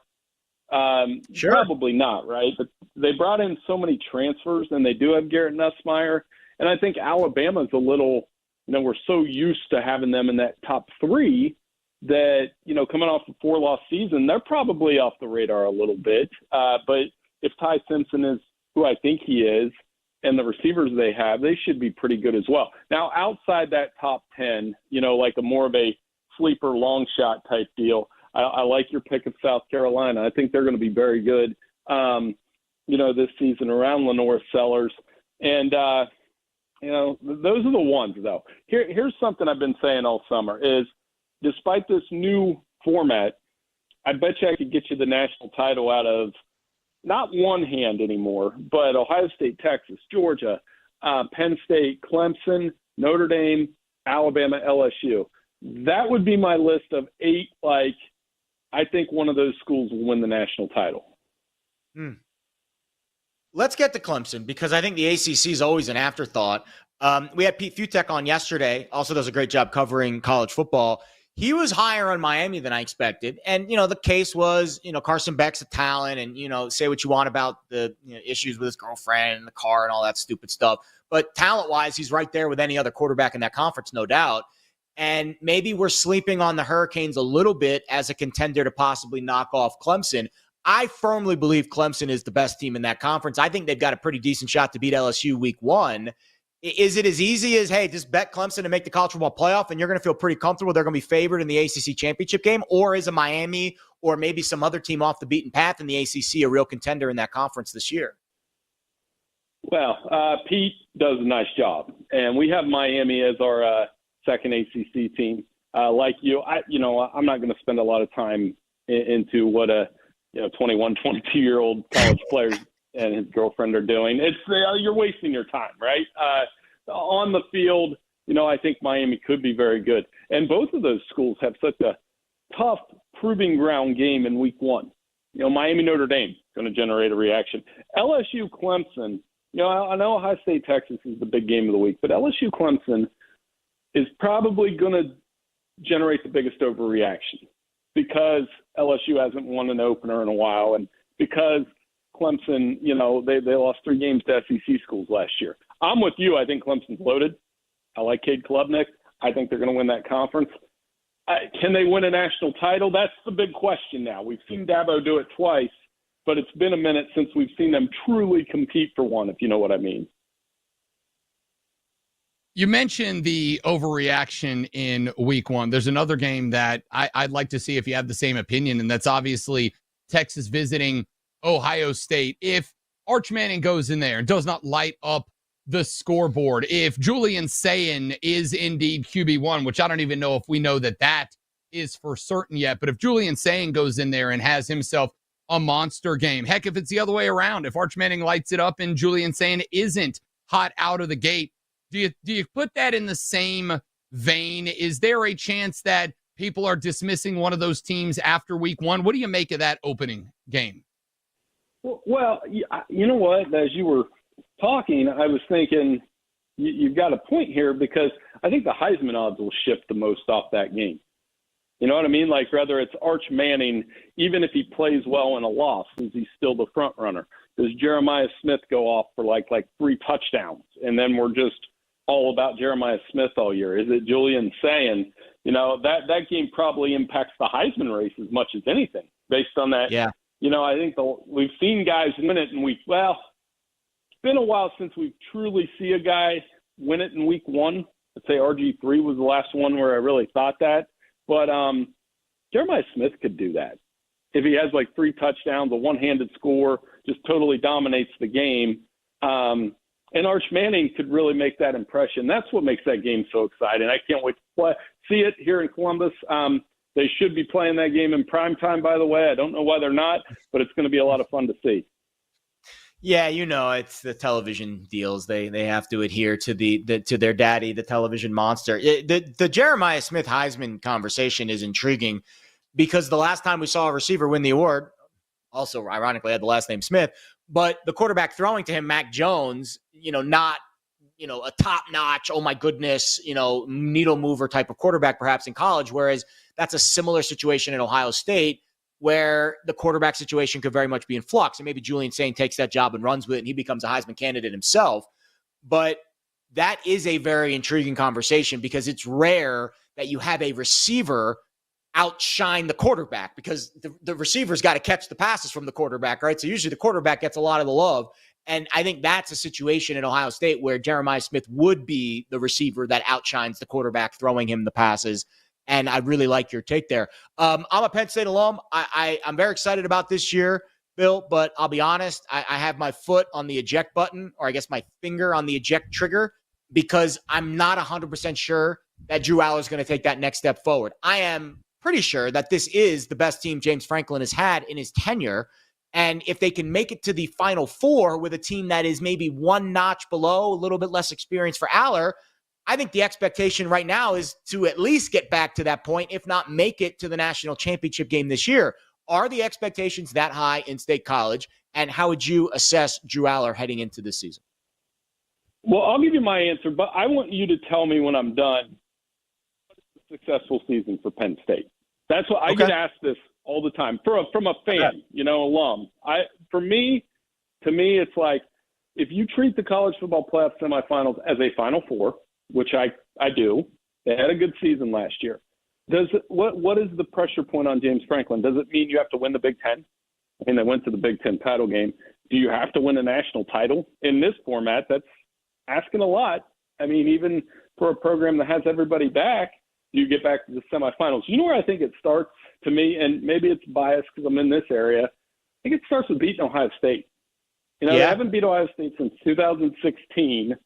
And they've had some really great games, as you know, some really painful losses. I don't want to bring them back up for you. But that's the game to me. If they beat Ohio State, especially with Jim Knowles, that could unlock everything else like it did for Michigan, like it did, Ohio State in some ways last year. The pressure was off after losing to Michigan. But I think Penn State is national championship capable. It's just, they're not going to lose to unranked teams. They don't do that with Franklin. Can they beat a couple, huge programs and finally take that next step? I mean, you tell me, what would be your definition of, okay, this was fine? I think you're onto something. I think beating Ohio State is, to me, the slingshot, which would give Drew Aller, because let's be honest, it's not talent, it's not physical with Drew Aller, it's mental. It's he gets in the big spot and he just doesn't quite go through go through his progressions the right way, happy feet, whatever you want to call it. You beat Ohio State. I think that game's in Columbus. You beat Ohio State on the road. I think that gives Drew the confidence then to be able to make the plays later on in the postseason and then get over the hump in other areas. So I agree. Beating Ohio State is step one. But also, if you beat Ohio State and then lose your first college football playoff game, I would still call that an unsuccessful season. Yeah, I mean, if they go to the semis and get upset by LSU, something like that. I know we have Penn State in the playoff. We have them getting to the semifinals. We put out our projections last week, and those are a fun exercise. I think we have Texas playing Penn State and Georgia playing Ohio State. Now, at that point of the playoff, if those are the four teams who I think are the four best teams in the country, any combination could go to the title game at that point. And I'd be like, yeah, that makes sense. Because the one thing Penn State and Clemson have in their favor is three-year starters. Julian Sands an unknown. Arch is an unknown. C.J. Carr at Notre Dame's even an unknown. So, and Gunnar Stockton to some extent. We saw him a little bit, but not a lot. So, it's a big year for Drew. It's a big year for Cade Klubnik. I'm pulling for those guys because I do think I like in this era where you have a three-year starter and they show patience. Drew's been through a lot in the last 3 years, but I always go back to that first year they lose to Ohio State. He shouldered it. You could see it. He had tears in his eyes, and he was just it means so much to him. And I'm one of those guys that when I see that, I see leadership, and I think that's a good thing for the Nittany Lions. All right, Bill, we got about a minute left, and I'm going to take us from one end of the spectrum where we're talking about championship possibilities to the other. Florida State had maybe the most roller coaster ride from 13-0 undefeated ACC champs to missing the playoffs at 2-10 last year. They're going back to the portal. There seems to be a lot of talent. Can Mike Norvell turn this thing around? Can they get to, say, a 7-5 and 8-4? Can they start working back in the right direction, or did they dig too deep of a grave for him to get back out of it? I think they can get back to 7 or 8. And I won't be surprised in the portal era if we see more of this, where you're like, wow, how did that team go from 11 wins to 3 wins? I mean, we kind of saw it with TCU and Michigan State to lesser extent, but I do think the talent's there. It was just a Murphy's Law season for them last year, right? They lose that Georgia Tech opener, and it just never – we were all stunned, and it never got back on track. Some of us at Sporting News, no names needed, picked Florida State to win the ACC last year. So I won't be doing that again, but I think they can get to 7 or 8 wins.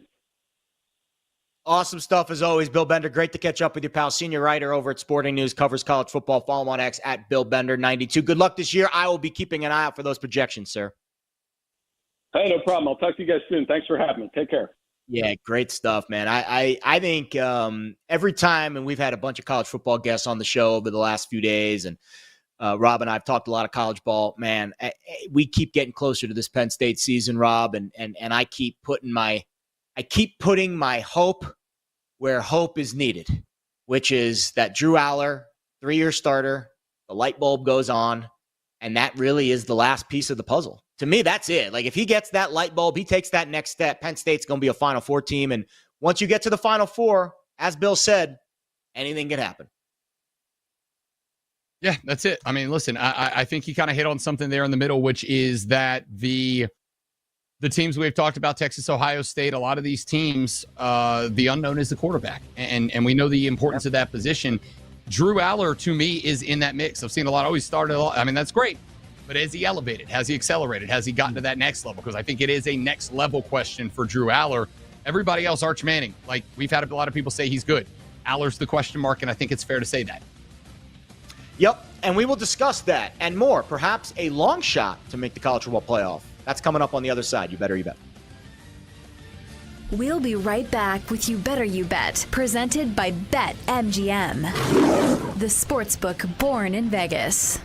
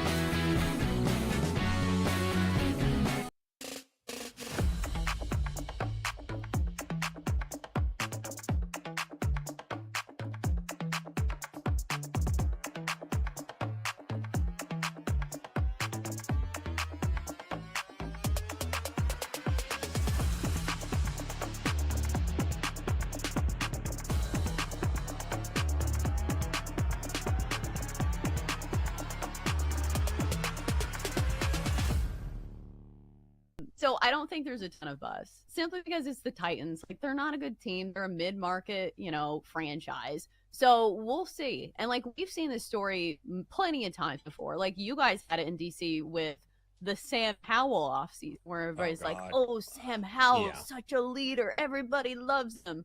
But you have to produce on the field. So we will wait and see when it comes to Cam Ward. It was so funny. I was reading a report, I think it was on ESPN, and it was going through each and every single team's first-round pick and the early reports, and every single one was positive. Not that you would expect a ton of negative headlines, but it was like, oh, this guy's a fast learner. You can tell he's way ahead of the game. Even the guys who are injured and not working out, he's not on the field, but he's a real student. You can tell he pays attention.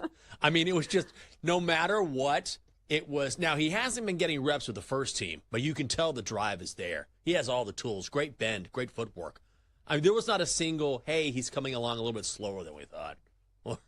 Or this guy's going to need a little work, which I understand. But that's why I always take these reports that we hear just a little bit with a grain of salt, because everyone, before they played a single down, looks great in theory. Yeah, I was ready to believe in Will Levis before the season started, and look how far that got me. All I have are memes to show for that.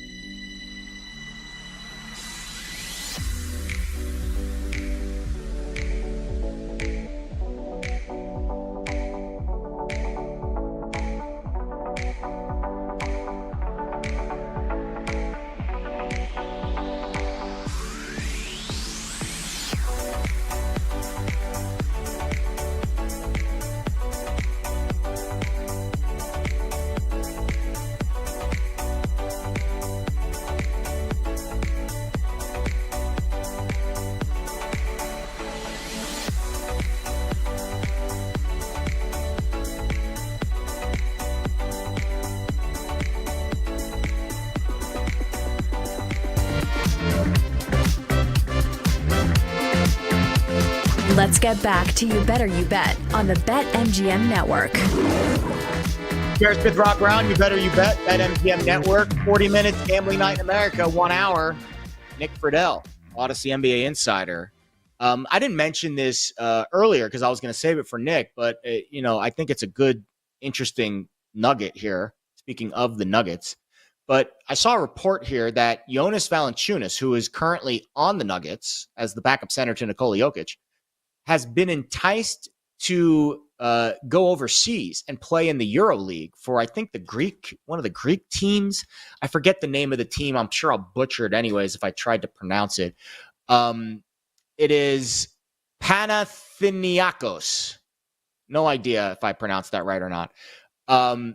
That's a crazy move to me. I mean, you have a chance, and we're going to get Nick Friedel's thoughts on this in a little while, but I want to bring you in here on this, Rob, because this is an interesting discussion. I know Jonas is from Europe. I forget which country. I think Serbia. I forget the actual country. But you have a chance on the Nuggets to win a championship. And I know you're the backup to Nikola Jokic, but you still have a chance to have a very productive season.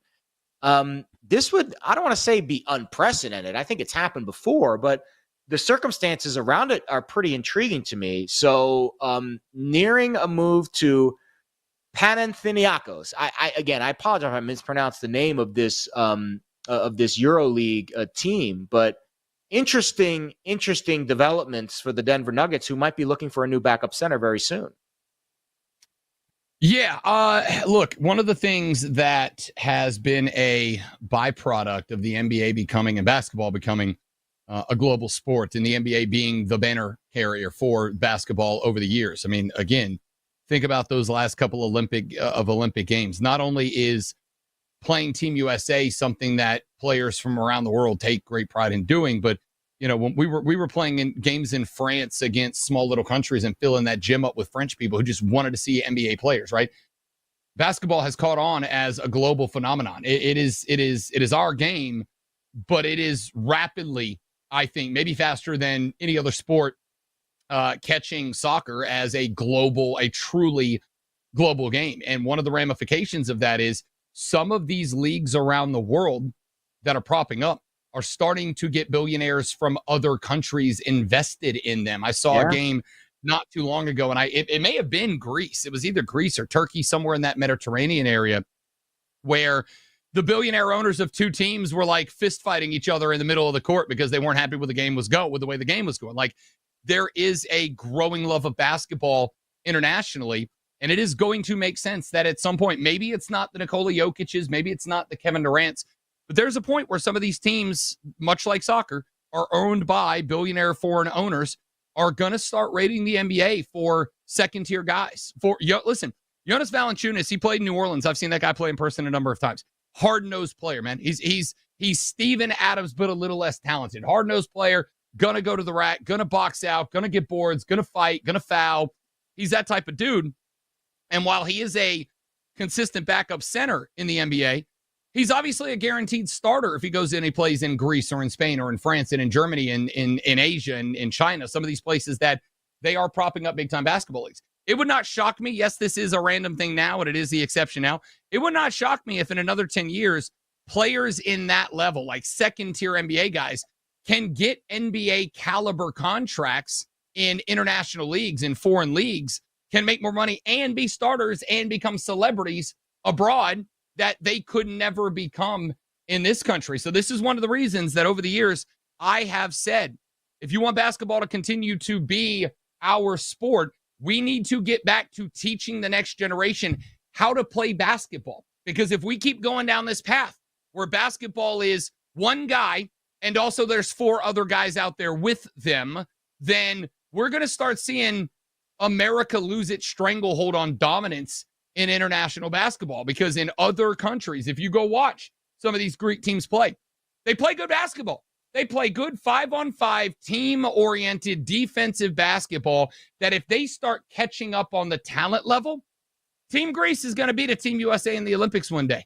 Team France has threatened us a number of times. Yeah. Why? Because they play Tony Parker style, team-oriented Spurs basketball. And if we keep doing this thing, where it's come down, let SGA do his thing and be there for the second chance opportunity, we'll start losing gold medal matches at the Olympics. And I got to tell you, it'll be a great day for basketball internationally. It'll be a real sad day for a basketball domestically. All right, so let me fact check myself here.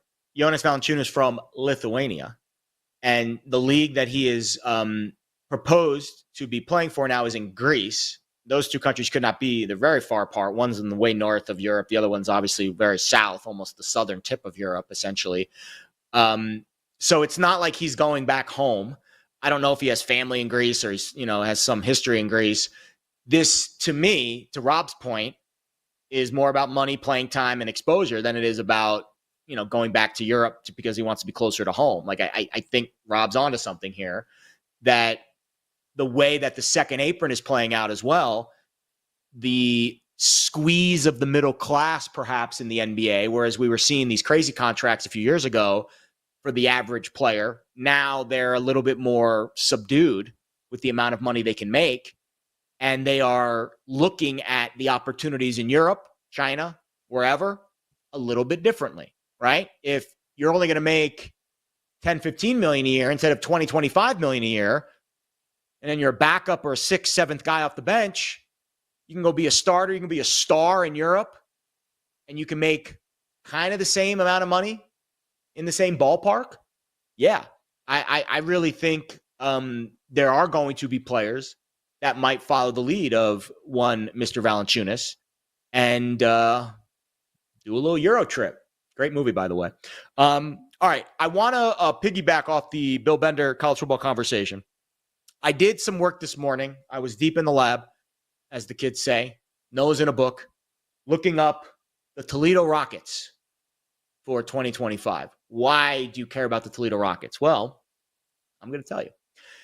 I think if there is a bet to be made today, or at least before the season starts, not to make it today, but sometime in the next 7 weeks or so before end of August, I think 22-1 for the Toledo Rockets to make the college football playoff is a bet I would consider. Here's why. They return a significant portion of their offense, including their starting quarterback, Tucker Gleason. They return a significant part of their defense, including pretty much everyone in the secondary. They're replacing a lot on the defensive line. They're replacing 2 starters up front on the offensive line, but they have a really impressive transfer class, 15 transfers, including Chip Trainum. And you might remember that name, SEC player, Kentucky, also was at Ohio State, was also at Arizona State. Really talented player who is probably going to be one of the most talented players in the MAC this year. He'll be their starting running back, along with a couple of other returners, Connor Walinzanak and Kenji Christian, also in the backfield coming back for Toledo. They're going to lose their top receiver, Jerron Newton, but they bring back Junior Vandross, not Luther Vandross, although I might be singing some Luther Vandross songs if this bet hits. I love the Toledo Rockets this year. Rob, they get a chance right out of the gate to play Kentucky. Last year, if you recall, they took Mississippi State to the woodshed. I know Mississippi State sucked, but it was still an SEC team getting whooped by 3+ scores by a MAC team. The rest of their schedule is very manageable, and they have a really good pedigree under their head coach, Jason Candle. So I think I'm very excited about Toledo over 8.5 wins. Obviously, that's a bet I would make, but at -130, not that juicy. The real bet, I think, that has some love here, there has to be a group of 5 team that makes the college football playoff. Why not Toledo to make the field? 22-1 feels like a pretty decent price. Okay, I'm in. Sure, I'll tell you. Why not? I listen. This is one of those spots where we cover college football. We love the college football. There's 100 and how many teams that we gotta follow every year, and the group of 5 is massive. So it's there's a couple of spots that I like. I'll put it this way. You made a better argument to get me to tell you on that one than you did Brock Purdy on the 49ers to win the MVP. How's that? All right. I will. I like it. I'm willing to tell it. I'm willing to follow it. I think a lot of people are. This is one of those spots that you can get a good price if you put the research in, if you put the work in, as you very clearly did on that one. Because a lot of people are going to bet or not going to bet on some of those teams because what do I know about them? What do I know about them? What can I hear? A lot of folks probably going to look at a Boise State and say, well, they were there last year, right? Yeah, well, they were there because of Ashton Jeanty. I don't know that you can follow that performance up. So I will go with 2 weeks until I am live at Southeastern Conference Media Days, and then 3 weeks until I'm live at ACC Media Days in Charlotte, when we really start to get a better handle on what these teams have shaped up to look like through the spring. And once we get to the fall, because for me, a lot of these futures bets, these are bets I'm going to make after I start seeing fall practices. These are bets I'm going to start making after I see what offenses are shaped up like, what new offensive coordinators, defensive coordinators are going to do. I've got a ticket on Clemson to win the ACC. I'm going to put a ticket down on Clemson to make the playoffs because they will win the ACC.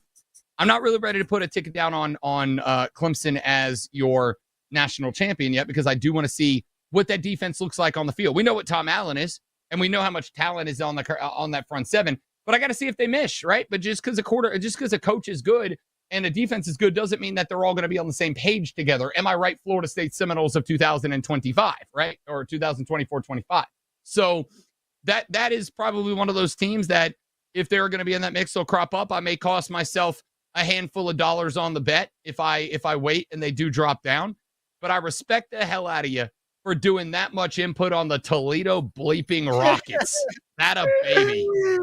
That's dedication, people. I'm in the weeds. I'll give you a couple other nuggets I like. Toledo, now remember, if you recall, they had that crazy bowl win over Pitt. I think it was 5 or 6 overtimes. So 2 wins over Power 4 opponents last year. That was equal to or more than 12 Power 4 schools. Obviously, a bunch of schools in the Power 4 did not beat their own kin last year. A lot of them beat up on other teams, in the non-conference. And I really like what they did in the portal. Again, it's not easy to get players to come to Toledo. But Jason Candle, who's been the coach now, this is going to be his 10th year. He's been consistently good, not only in his own conference, but outside of the conference and managing up into other power conferences and competing against those teams. And I love the fact that they didn't qualify for the MAC title game last year, because I think that puts a massive chip on their shoulder this year. You want to bet them to win the MAC? That's fine. You want to bet them over 8.5 wins? I am right there with you. But if you want the long shot, if you want the pearl, if you want the juicy bet to really sink your teeth into, as we now move into a very interesting time in college football. Again, over the next 3 weeks, to Rob's point, we'll start to get practices opening up. We'll start to get some reports trickling in. We'll start to hear. It's really hard to get information in college football. It's the hardest sport, I think, to get day-to-day information in. Injuries. I mean, goodness gracious, look what the Utah Utes did with Cam Rising for the last 3 years. Every year, he's questionable. Every week, he's questionable. He's in, he's out, he's in, he's out. It's really hard to get solid information in college sports. But if it's hard for us to get the information, hard for the books to get it too. So if you do your research, if you BYOB, bring your own books, you might have a chance to beat the books. Hard to do, but I think Toledo is a team that has a chance to get to the group of 5, to get that group of 5 postseason berth, and to absolutely go over their win total this year, which is set at 8.5. Other than that, I thought Bill was very bullish on my Nittany Lions. That was my biggest takeaway from his comments. I think he's bullish on your Clemson Tigers. I think he's bullish on my Nittany Lions. I think there's a chance those two teams meet in the playoffs. And if they do, maybe we can make some kind of side bet on the game. But I like the fact that those are really the only 2 schools that have 3-year starting quarterbacks coming into the year, which in this day and age in college football, starting at quarterback for 3 years for the same program, I mean, that's incredibly rare. Yeah, I don't know. I love college football. I do. I think that you mentioned it. It is a ridiculously difficult sport to bet the big time unknowns. But here's the thing. If you can find that lifeline, if you can put the numbers together, if you can dive in, there's a lot of money-making opportunities there for that to happen. It is one of the sports that, and I say that about this, I say it about the WNBA, I say it about the NHL to some degree. Because there's not a huge number of people that are in on that market for the lower tier teams, you can jump in. I cover the SoCon down here, the Southern Conference, Furman, Wofford, VMI, some of those schools. There are lines that come out on those games because nobody touches them that are dumb. You just look at me like that team is not 2 touchdowns better. They're just not. And you can make a bunch of money, but because there are so many of those, it's kind of hard to do. That's why the suggestion I make all the time is pick yourself a small conference or 2, dive way into it, get to know it, and the money-making opportunities there, but just recognize it's time, it's energy, it's effort, it's research. But if you're willing to do it, it can be lucrative, man. Shout out to the Furman Paladins, baby. F-U, Furman University. I love it. All right, we'll come back. We'll talk a little July 4th. Is the holiday itself overrated? And we'll answer our poll question. That's next. You better, you bet. We'll be right back with You Better You Bet, presented by BetMGM, the sportsbook born in Vegas.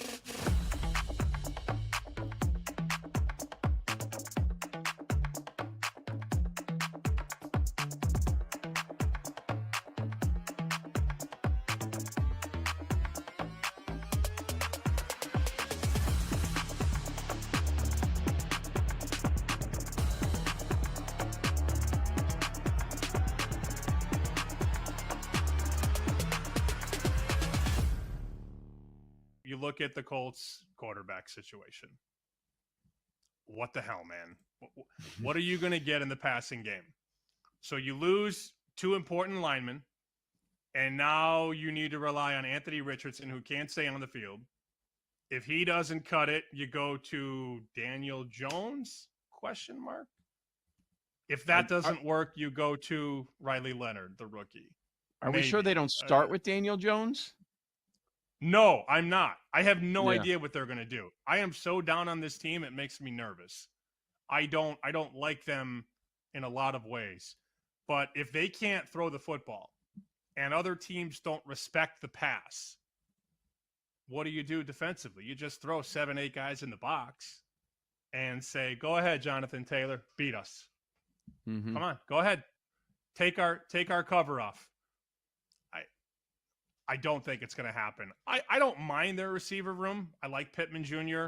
I like Josh Downs out of North Carolina. Pierce is fine. But I don't trust the quarterback, and I don't trust the line. And I think it's going to be very easy to stack players in that box against Jonathan Taylor. So that would be the first guy, whether it be in the award market, in the total yardage market, or in the fantasy market, that I would want no part of, Jonathan Taylor.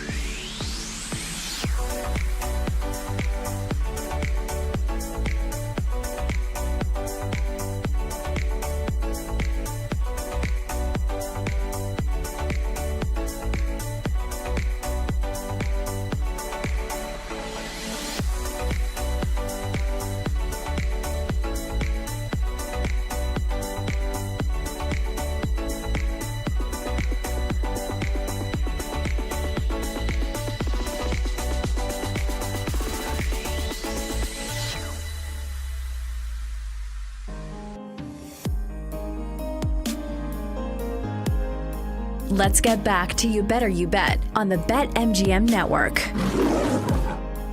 All right, in 20 minutes, we will have the NBC Sports Now Power Hour. And then in an hour, Gambling Night in America. Very excited for that. We'll reveal our best bets for the day. I've got a couple in Major League Baseball I like. I've got a bunch in the WNBA. W returns tonight with a full slate of action. Should be a really exciting night, actually, in the W. I've got a bunch of bets on the board, which we will get to in about an hour. But we're going to have a little fun now.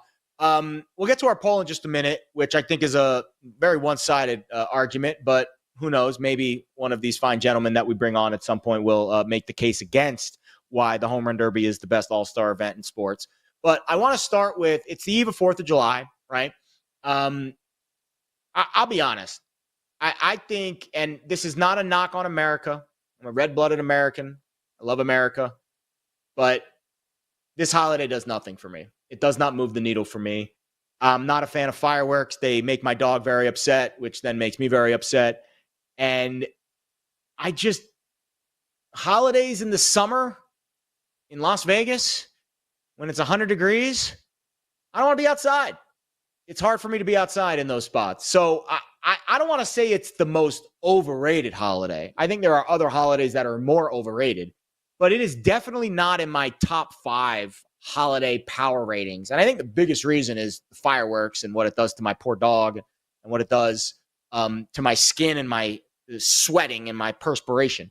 Where do you stand on 4th of July in the holiday power ratings? And please share with me any plans you have for our nation's great birthday coming up tomorrow.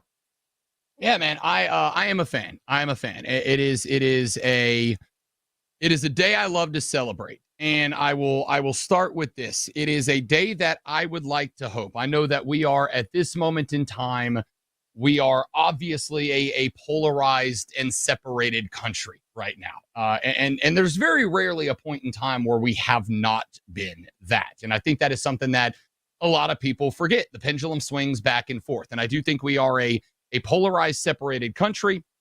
And at some point, if we are able to continue the great American experiment, the pendulum's going to swing all the way back the other way. And the people who are in control now are going to claim that everything's bad. And the people that are claiming now everything is bad are going to be celebrating the fact that they are in charge once again. To me, tomorrow is a day that whether you think we're in a good place or a bad place, we're moving the right way, the wrong way, whatever. To me, tomorrow is a day that you look around, and I know I'm going to sound like a big sentimental soft fight me. I'm a big lovable teddy bear. Tomorrow, I think, is a day that the focus is not on where we are and what is happening, but the focus is on the fact that we live in a country that allows that to be a reality, that you can say, I'm not happy with where we are. And you can voice your opinion on where we are and what that means. You're not going to get thrown in jail for it. You can say that you think the people who are in charge at any given moment in time are not doing a good job. You're not going to get thrown in jail for it. And most importantly, you have the ability to go out and act. You have the ability to go out and speak your ideas in the marketplace of ideas, and that is encouraged and celebrated. Or people go, no, we don't want to hear it, and you're not accepted. That's kind of part of it. So we have the right to go out there to speak our ideas in the marketplace of ideas, and you have the ability to act on those ideas. There are a lot of countries on planet Earth where that is not the case. If you speak out on your ideas and if you act on your ideas, you disappear for a long time. We don't have that here. And we have been afforded that by a lot of sacrifices by a lot of very brave men and women over the years. I prefer to celebrate that. I love to celebrate that. And everybody, you can celebrate in your own way. I got a group. The wife and I have a group of 9 or 10 couples that are all kind of buddies here in the upstate. And we are going to go tomorrow into a friend's backyard. We're going to have a big-ass barbecue. I got a big Blackstone flat top, which if you have not invested in, I highly suggest you do that. It is the best thing I've ever spent money on. We're going to do the burgers and the hot dogs and the fireworks and the domestic beer and the traditional stuff. But whether you do that, or whether you sit at home and you watch the Pops concert on TV, or whether you sit at home and you just contemplate whatever, tomorrow, if only for one day, again, whether you are happy with where we are or you despise where we are, whether you think we're going in the right direction or the wrong direction, the fact that you have the opportunity to vocalize that, to speak out about that, to act on that, and to try to convince others to act on that, that is what tomorrow is about. The sacrifice of the people that got us here and the fact that we are still here is the reason that I tomorrow, regardless of where I find myself on the political spectrum any given day, that is what tomorrow is about. Not where we are, but what we have and what we have fought for 250 years to be able to keep. And that tomorrow is effectively day one of the 1-year countdown to the 250th anniversary of the signing of the Declaration of Independence at Independence Hall in Philadelphia, Pennsylvania, by a group of people who knew that if we did not win that war, they were going to be straight up executed. And they signed that name to that document anyway. That to me is worth doing something special the next couple of years. Dad, I agree with that 100%. The fundamental reasons that the holiday exists is well said. It's just the fact that it's in the middle of the summer and my dog hates the fireworks and I'm usually working on the holiday that trips me up on this day. Maybe I'm just a curmudgeon, and you can make that argument. I don't take at least I try not to take myself too seriously anymore. But I think if I was ranking my favorite holidays, I still put Thanksgiving at number one. To me, that's always the GOAT of holidays. And maybe it's because I used to be just like a glutton when it comes to food. But Rob is very much on point when it comes to the meaning behind the holiday, not what you do or if you like the actual mechanics of it in terms of the fireworks that go off and make your dog scream and yell bloody murder, and the fact that the weather tends to be pretty hot. the mechanics of the holiday, what the holiday stands for. And you could do that without leaving your air conditioning. You could, commemorate those principles, those ideals that our country was built on without ever leaving your house. That I think is very important. Let's bring in Tyler Morales. Tyler, before we get to today's poll, my friend, are you like where do you stand on the July 4th power rankings in terms of the holiday list?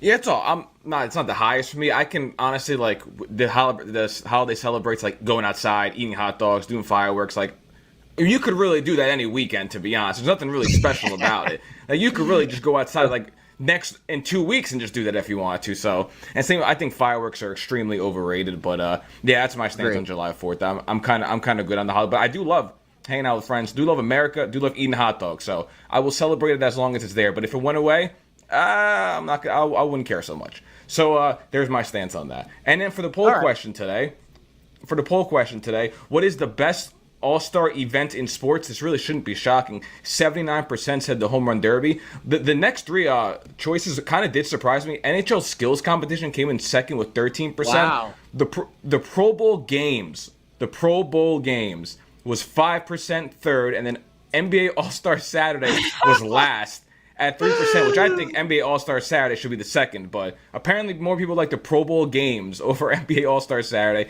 So the home run derby, 79% was the winner. That's a massive upset, Tyler. And listen, I know the dunk contest has fallen off a cliff in recent years, but just the nostalgia of the dunk contest, in my opinion, is better than anything the Pro Bowl has to offer. The Pro Bowl has been an afterthought for years. And that is All-Star Saturday, or at least the All-Star festivities in the NHL, I'm kind of on. Rob, I mean, to me, like the biggest upset in that poll, the home run derby to me is by far and away the best. The biggest upset there was the fact that the NBA was last. It really doesn't shock me all that much. And that is because when we watch sports, we get familiarity with the athletes who play it at the highest level. And the last couple of years, the NBA All-Star, everything outside of the game, has not been really taken seriously. Or at least it doesn't feel like, from the outside looking at it, it doesn't feel like the players take it seriously. When I've got a guy from the G League winning the dunk contest, why am I going to get excited about the dunk contest? I don't know this cat. I'm never going to see him play basketball again. Like, you're going to give me a couple of highlights. He's going to do spectacular dunks, by the way. Phenomenal dunks from my boy Mac. But he goes back to the G League. We don't hear from him again. NBA, you want to get that back up? Find a way to get the players invested again. Get me LeBron to the dunk contest. Get me SGA. Give me some dudes out there doing stuff. Pardon me. The NHL skills competition, but that's Connor McDavid out there doing that stuff, right? That's Leon Draisaitl out there. That's the best players in the game showing off. I think that the one thing that we appreciate, maybe less than the best athletes playing the game, is the best athletes putting on display how much of a freak of nature these people actually are. And that's what skills competition does. I would say the same thing. The Pro Bowl games, not the Pro Bowl, but like all the little little derbies and weightlifting competition and all that, that's still the best players in the NFL. That's still the actual all-stars doing the thing. That's Jason Kelsey out there captaining a team made up of a bunch of fat offensive linemen who are performing these feats of strength that, like, we can't comprehend and doing stuff we can't understand. The NBA, if it had its all-stars participating in all those things, specifically the dunk contest, would be up there. The MLB home run derby, buddy, that's just fun. That's just fun to watch guys send baseballs into low Earth orbit. That's just fun to watch guys pepper the ISS with dongs. That's fun. And when you get down to the end, let's be real. It's two all-stars, and it gets sweaty, bud. They want to win. And I think at the end of the day, anything that you give me, the guys I know who are the best in the game, and they actually give a damn, makes it better. That's why the NHL and that's why the NFL Pro Bowl games are ahead of the NBA All-Star game, because we haven't felt like the NBA players care about any of it in a decade. Yeah, I agree with that. I think the NBA has a really big problem with their All-Star game. And I've heard that Adam Silver is going to tweak it to the USA versus the world format, which obviously did wonders for the NHL this year. And I think it's really smart for Adam Silver to piggyback off of that. Listen, I don't care that he's playing copycat. Go look at the NFL. If a play works, another offensive coordinator is going to steal it the next week. We saw that with the Wildcat formation. We've seen that multiple times. I think that's a really, really good idea. Maybe that is the answer. And maybe when we do this poll next year, when Rob and I are hosting and filling in for Nick and Femi the night before July 4th next year, and we ask this poll again, and the NBA changes that format to USA versus the world, maybe the NBA All-Star Game gets a little bit more love. All right, when we come back, the NBC Sports Now Power Hour begins. Nick Friedel in 25 minutes. Gambling Night in America in 45 minutes. And then it's peace, suckers, for the long weekend. Stay with us here on You Better You Bet.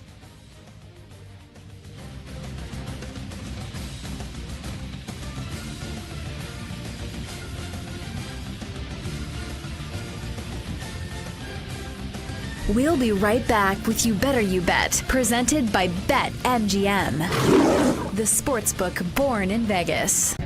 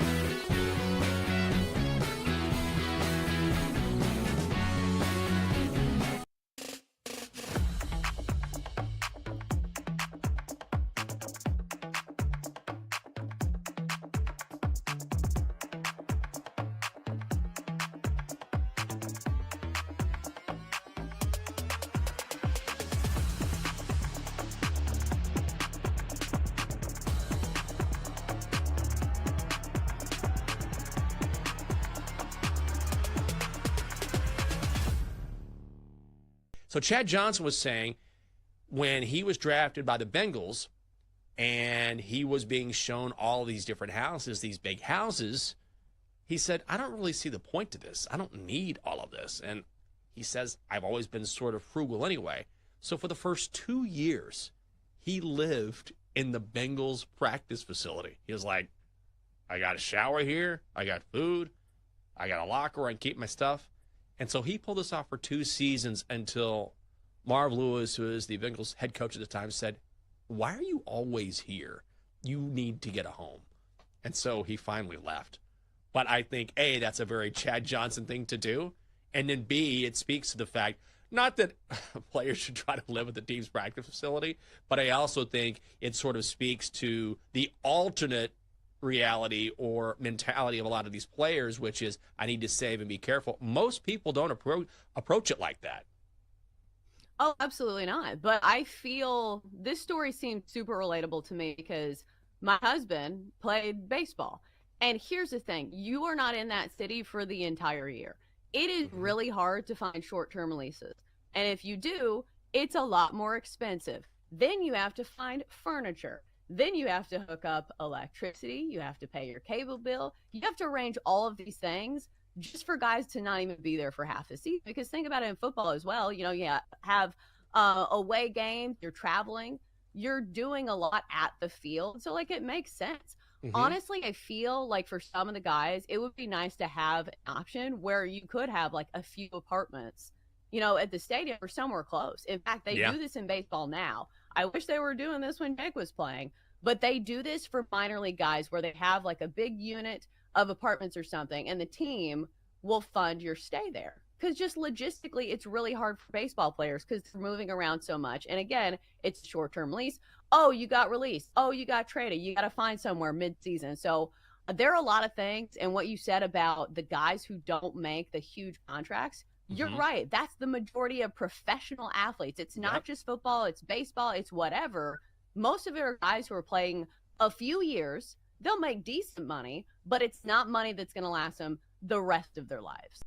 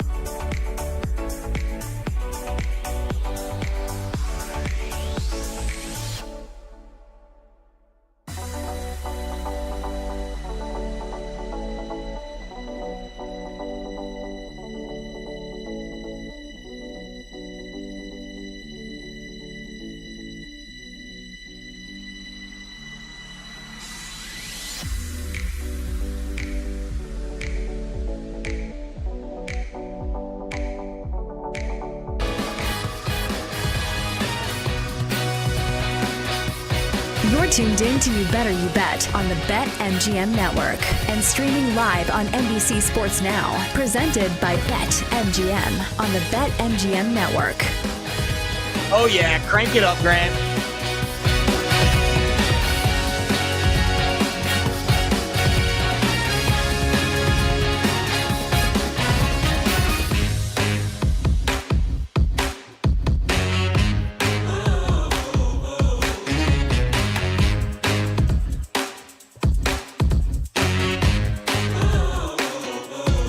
You are listening and watching the NBC Sports Now Power Hour. This is the final hour of You Better You Bet. I'm Jared Smith. That is Brown in for Nick and Femi this week. You can listen to You Better You Bet live anywhere with the Odyssey, iHeart, or TuneIn apps. Of course, the conglomerate now of apps all at your disposal if you would like to listen to this fine program. All right, 20 minutes. Nick Friedel, NBA insider for Odyssey, is going to come on, talk a little bit of Mike Brown, not our Mike Brown, but new Knicks head coach Mike Brown. And I am fascinated to get his thoughts on what just took place in the NBA today, the news we got today about Jonas Valanciunas, pondering perhaps already making his decision on bailing on the Denver Nuggets, despite just being traded there like a few days ago, and going back to Europe. He's from Lithuania. He got an offer to play for a Greek team, and that would be a very intriguing move, perhaps a trend-setting move for NBA players kind of in that mid-tier. Going back home, leaving the NBA, going abroad and continuing their career elsewhere. But we start the NBC Sports Now Power Hour on the Diamond, where breaking news came down just before the show today. We touched on this off the top of the show, but we want to re-rack it now here for those just joining us in the NBC Sports Now Power Hour. Cleveland Guardians right-handed pitcher Luis Ortiz under investigation by Major League Baseball after a betting integrity firm flagged a pair of pitches. You heard that right. Not games, not props, not pitches. Two individual pitches which received unusual, gambling activity. So the firm IC360, which used to be U.S. Integrity, that is the leading gambling integrity firm. That's kind of the watchdog for when there is unusual wagering activity. A lot of this time, it's in the college sports ranks. We see this all the time. We saw it in college baseball recently. The first alert came down on June 15th when Ortiz's first pitch against the Seattle Mariners in the bottom of the second inning was way outside the zone. And of course, if you're familiar with the prop betting markets, you can bet on individual pitches to be a ball or a hit batsman. Well, the pitcher has all the control there. And Luis Ortiz spiked I think it was a slider against the Mariners that raised some unusual activity. And then the second one was just 2 weeks later. His first pitch against the St. Louis Cardinals in the top of the third inning was way outside the zone. And of course, betting on the first pitch of the inning to be a ball or a hit batsman is an actionable bet. And again, the pitcher has all the control. The bets were flagged in Ohio, New York, and New Jersey. And again, when a lot of money comes in on a random prop like that, which is very much all in the pitcher's control, it raises a lot of red flags. I have been very outspoken for several years on this. Legalized gambling is not the root cause for this issue. In fact, the regulated markets, in this case, IC360, helping us catch these bad actors. So while it's a black eye for the sport, it's a black eye for Luis Ortiz. Bad apple, maybe. We'll see. Innocent until proven guilty. However, blaming this on legalized gambling, I think, is the wrong approach. And we need to continue to applaud the regulators doing their job to try to weed out the bad actors. So you said a couple of times this week, and I'm glad you have, because I think it is important to point out that while the legalized gambling thing is going to be blamed by a lot of people for causing this, as we pointed out, more about the situation with Malik earlier in the week. Gambling has always been a thing. It just used to be you had to call it off the books, and I promise you that is and I don't like to say this because again, the gambling industry pays a lot of my bills, and I am a big fan of that. So, and on top of that, I just enjoy doing it. It's fun for me. I think it's always been a thing. I don't think it's always been a thing. It's always been a thing. Man, I'm a big Sopranos guy. It was like a whole damn storyline in the Sopranos for a hot minute there, right? So for me to see this play out and to hear people saying incorrectly that legalized gambling caused this, I could not disagree with you more on that. In fact, as you pointed out, legalized gambling helped catch this. Now, you could theoretically make the argument that legalized gambling made it easier to access for a lot of these players, especially those that figure out the system of pay somebody else to do it, blah, blah, blah. But again, they're the reason that this got caught. If a player wanted to go and gamble on a game, and now they know in the back of their head that this cat, if he was involved with it, this cat got caught on not a game, not a prop bet, a micro bet, a 2-pitch bet. And they are so good at crunching these numbers to see where the money's coming in, where it's going out, what they're winning on, what they're losing on, and then be able to go compare and contrast it to a pitch. I shouldn't even say 2 pitches. We should say 1 pitch twice. That's how in-depth they can get. At the end of the day, the folks who run these leagues, the integrity of the game is the most important thing to them. Now, there's a lot of situations where players do dumb and illegal things that are maybe let off the hook with a lighter punishment than we'd like, that you can call that into question. Hey, every conversation we have has some level of nuance to it. But the one thing that they're gonna bang the drum on is the integrity of the competition of the league. If it ever gets out to a point, this is one of the things that the NFL dealt with last year. We talked about this earlier in the show, with the narrative that the league is rigging games for the Kansas City Chiefs to make sure they got there, whether it's because of Patrick Mahomes or Taylor Swift or whatever you want to say was the reason. And I think anybody who knows ball and watched those games last year, was very obvious. The Chiefs just know how to win tight games. That's been the narrative for a very long time. It's not true. The Chiefs just know how to win football games. With a situation like this, the fact that we have the ability to look at 1 pitch and say, this doesn't make sense. And then we can dive into where the money's coming from, who is putting that money in. If we got 8 people and we can draw a straight line connection from every one of them to 1 pitcher, to 1 guard, to 1 center, whatever, these are the type of things that are going to protect the integrity of the league to me, not harm it. So as much as it bothers me, and as much as I want to grab every professional athlete by the collar of the jersey and shake him and go and stop doing this, you're not going to get away with it. At least we're dropping dimes. The only thing I have left about this situation would be NBA, MLB, if it can be proven that there is a direct connection from these 2 players that we have talked about this week to illegal and improper gambling on their sport. Full dismissal with prejudice. They can never go back on the hardwood. They can never stand on another baseball diamond. Cannot happen, because the minute that you go suspension for a year or 2, all you're saying is you can get away with it, and then you can come back and make the country, small country's GDP in salary after that happens. This needs to be a lifetime ban. And this is what I said a couple of weeks ago when Pete Rose got into the Hall. The door was opened for this kind of stuff to happen. The door was open. Pete Rose should not be on Hall of Fame. not because of what he did or didn't do on the baseball diamond, but because whether you're a manager or a player, you are told, I don't care if it's for your team or against it, you don't gamble. It is rule 1 freaking A. And Pete Rose willingly and knowledgeably did that thing. I don't care if he's Charlie Hustle, if he's the hit. I don't care about any of that. Rule 1A. And the integrity of baseball took a ding that day. And now you're going to have situations like this where he's going to go, wait a minute, you let Pete Rose back in. Why not just hit me with a suspension and a fine and then I'll come back? Because you called the integrity of baseball into question. That can't happen because it's already hard enough to keep momentum and attention in the ever decreasing attention span of America. That opened a door that I was uncomfortable when Pete Rose got in. And I think you may see these two situations, specifically this one in baseball, start to call the Pete Rose name into question if they try to hand punishments down for it in the future.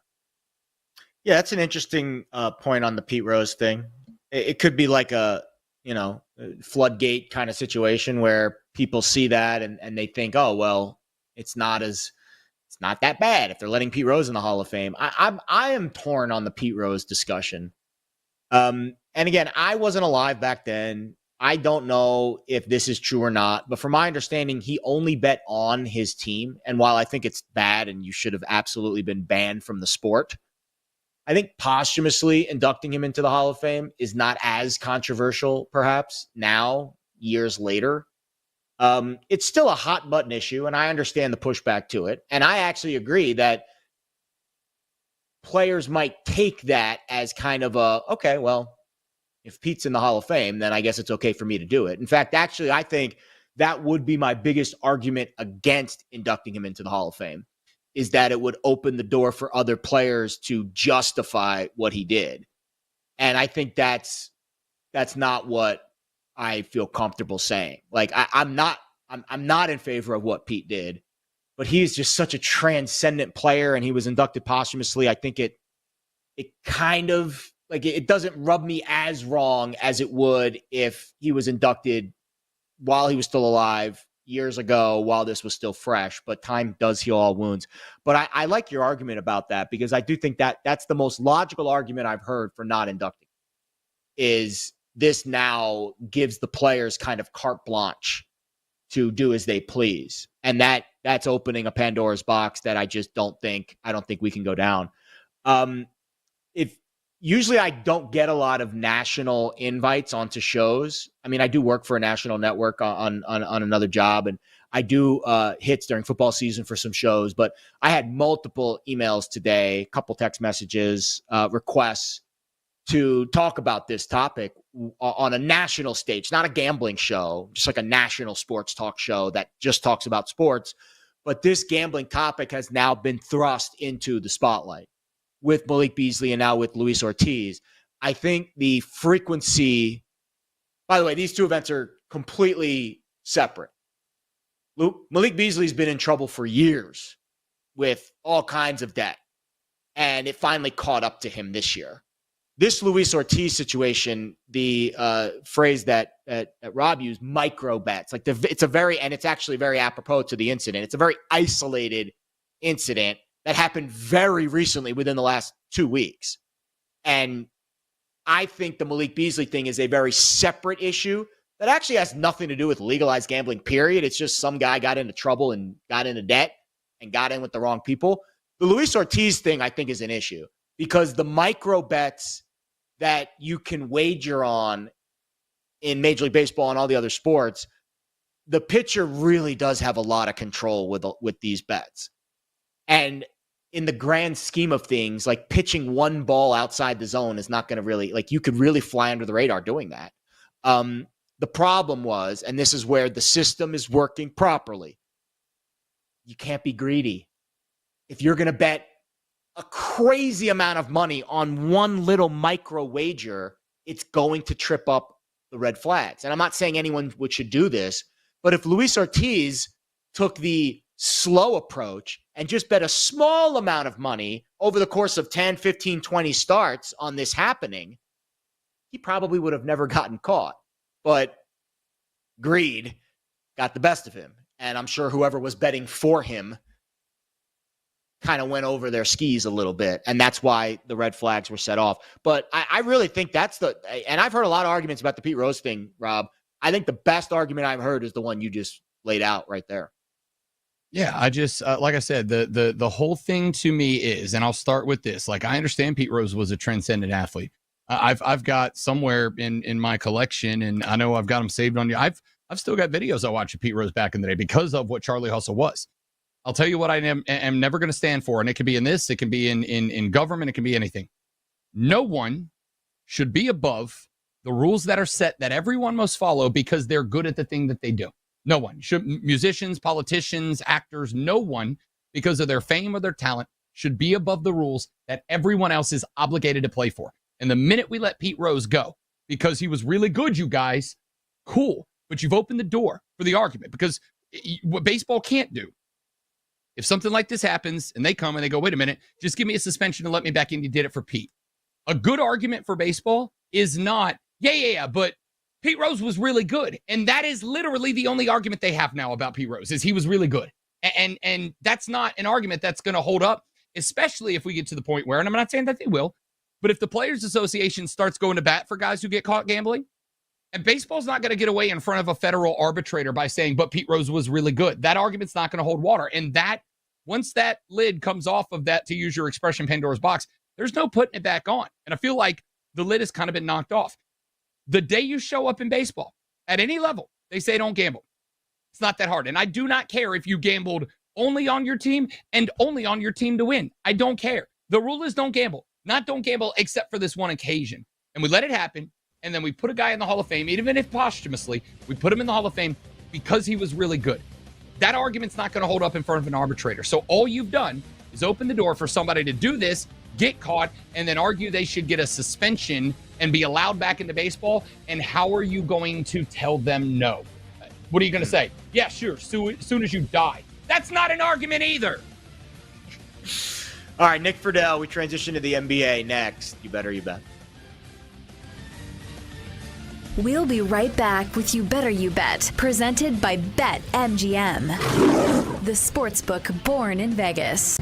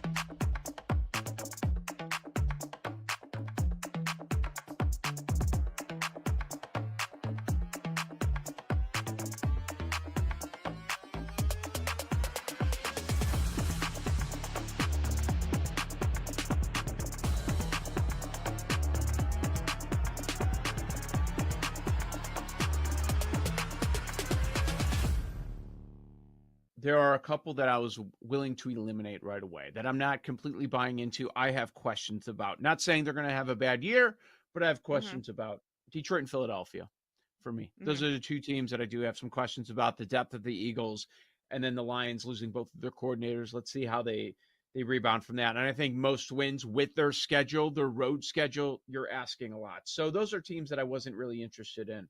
And then the rest, it's Buffalo, Baltimore, Kansas City, and San Francisco. My first reaction was, oh, yeah, Bills. I like the Bills. I like the Bills to have the most wins. And then I look at it, oh, they're the favorite at plus 350. And then I, like you, uninterested suddenly in this market with them as a favorite and only plus 350.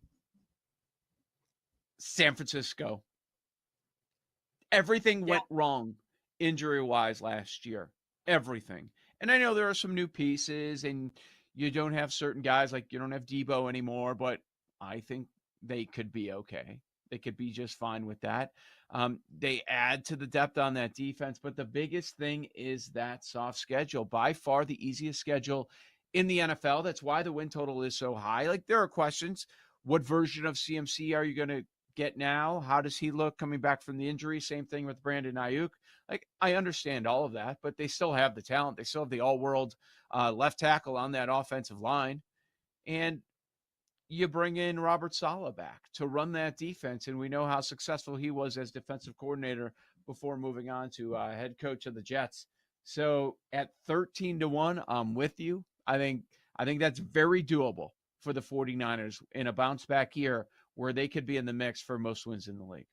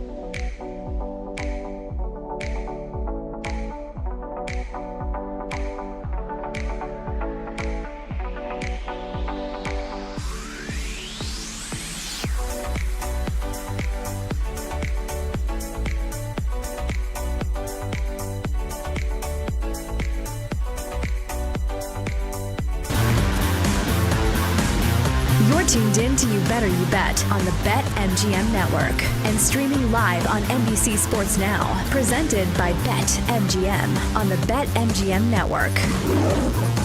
All right, Jared and Rob in for Nick and Femi today, and we are blessed to talk to this gentleman. Seems like he just can't get away from us, even though the NBA offseason is underway. On the line, Odyssey Sports NBA insider Nick Friedel. Insider calls brought to you by Hyundai. We put your safety first, everything else second. Learn more at HyundaiUSA.com. And Nick, I think first and foremost, I got to ask you about what took place yesterday. The Knicks coaching search finally, mercifully, comes to an end.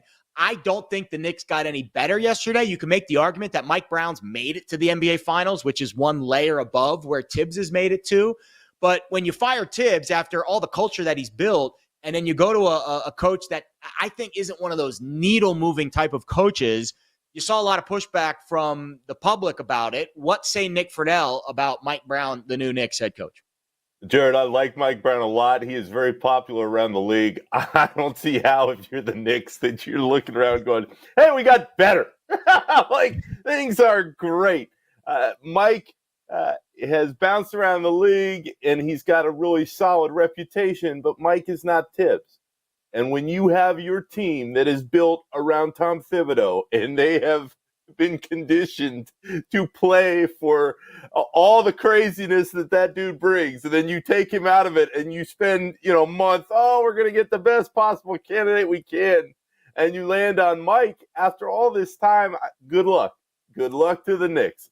I will be very curious to see not only how it plays out, but guys, if it ends up being that Mike takes them to a different place than Tibbs got them to, I'll be really, really surprised. And having watched this in Chicago and Minnesota over the years, it would be a gigantic surprise if this all ended up working out better for the Knicks in the long run. So that whole situation is interesting because it feels like with Tatum done for next year, with Halliburton done for next year, with Dame leaving the Bucks, it kind of felt like the door was right there for the Knicks to kick it down and go through and finally make it back to an NBA Finals under a guy who got them to the East this year and put up a fight against Les Champions. And now it just kind of feels like the East is back to wide open. I mean, I don't feel like Mike Brown's the guy that takes that team, shapes them into an NBA Finals run, at least not in year number one. So it kind of feels like because of that move, the East is open in a year that otherwise the Knicks would have come in as the favorite to win it. I couldn't agree more, and that's why, as much as Tibbs must have pissed some guys off behind the scenes, I wish Leon Rose and Dolan would have sat there and been like, hey, guys, let's everybody take a deep breath, okay? Because we all know that Tibbs is nuts, and we know that he can get on everybody's nerves, but he's a hell of a coach.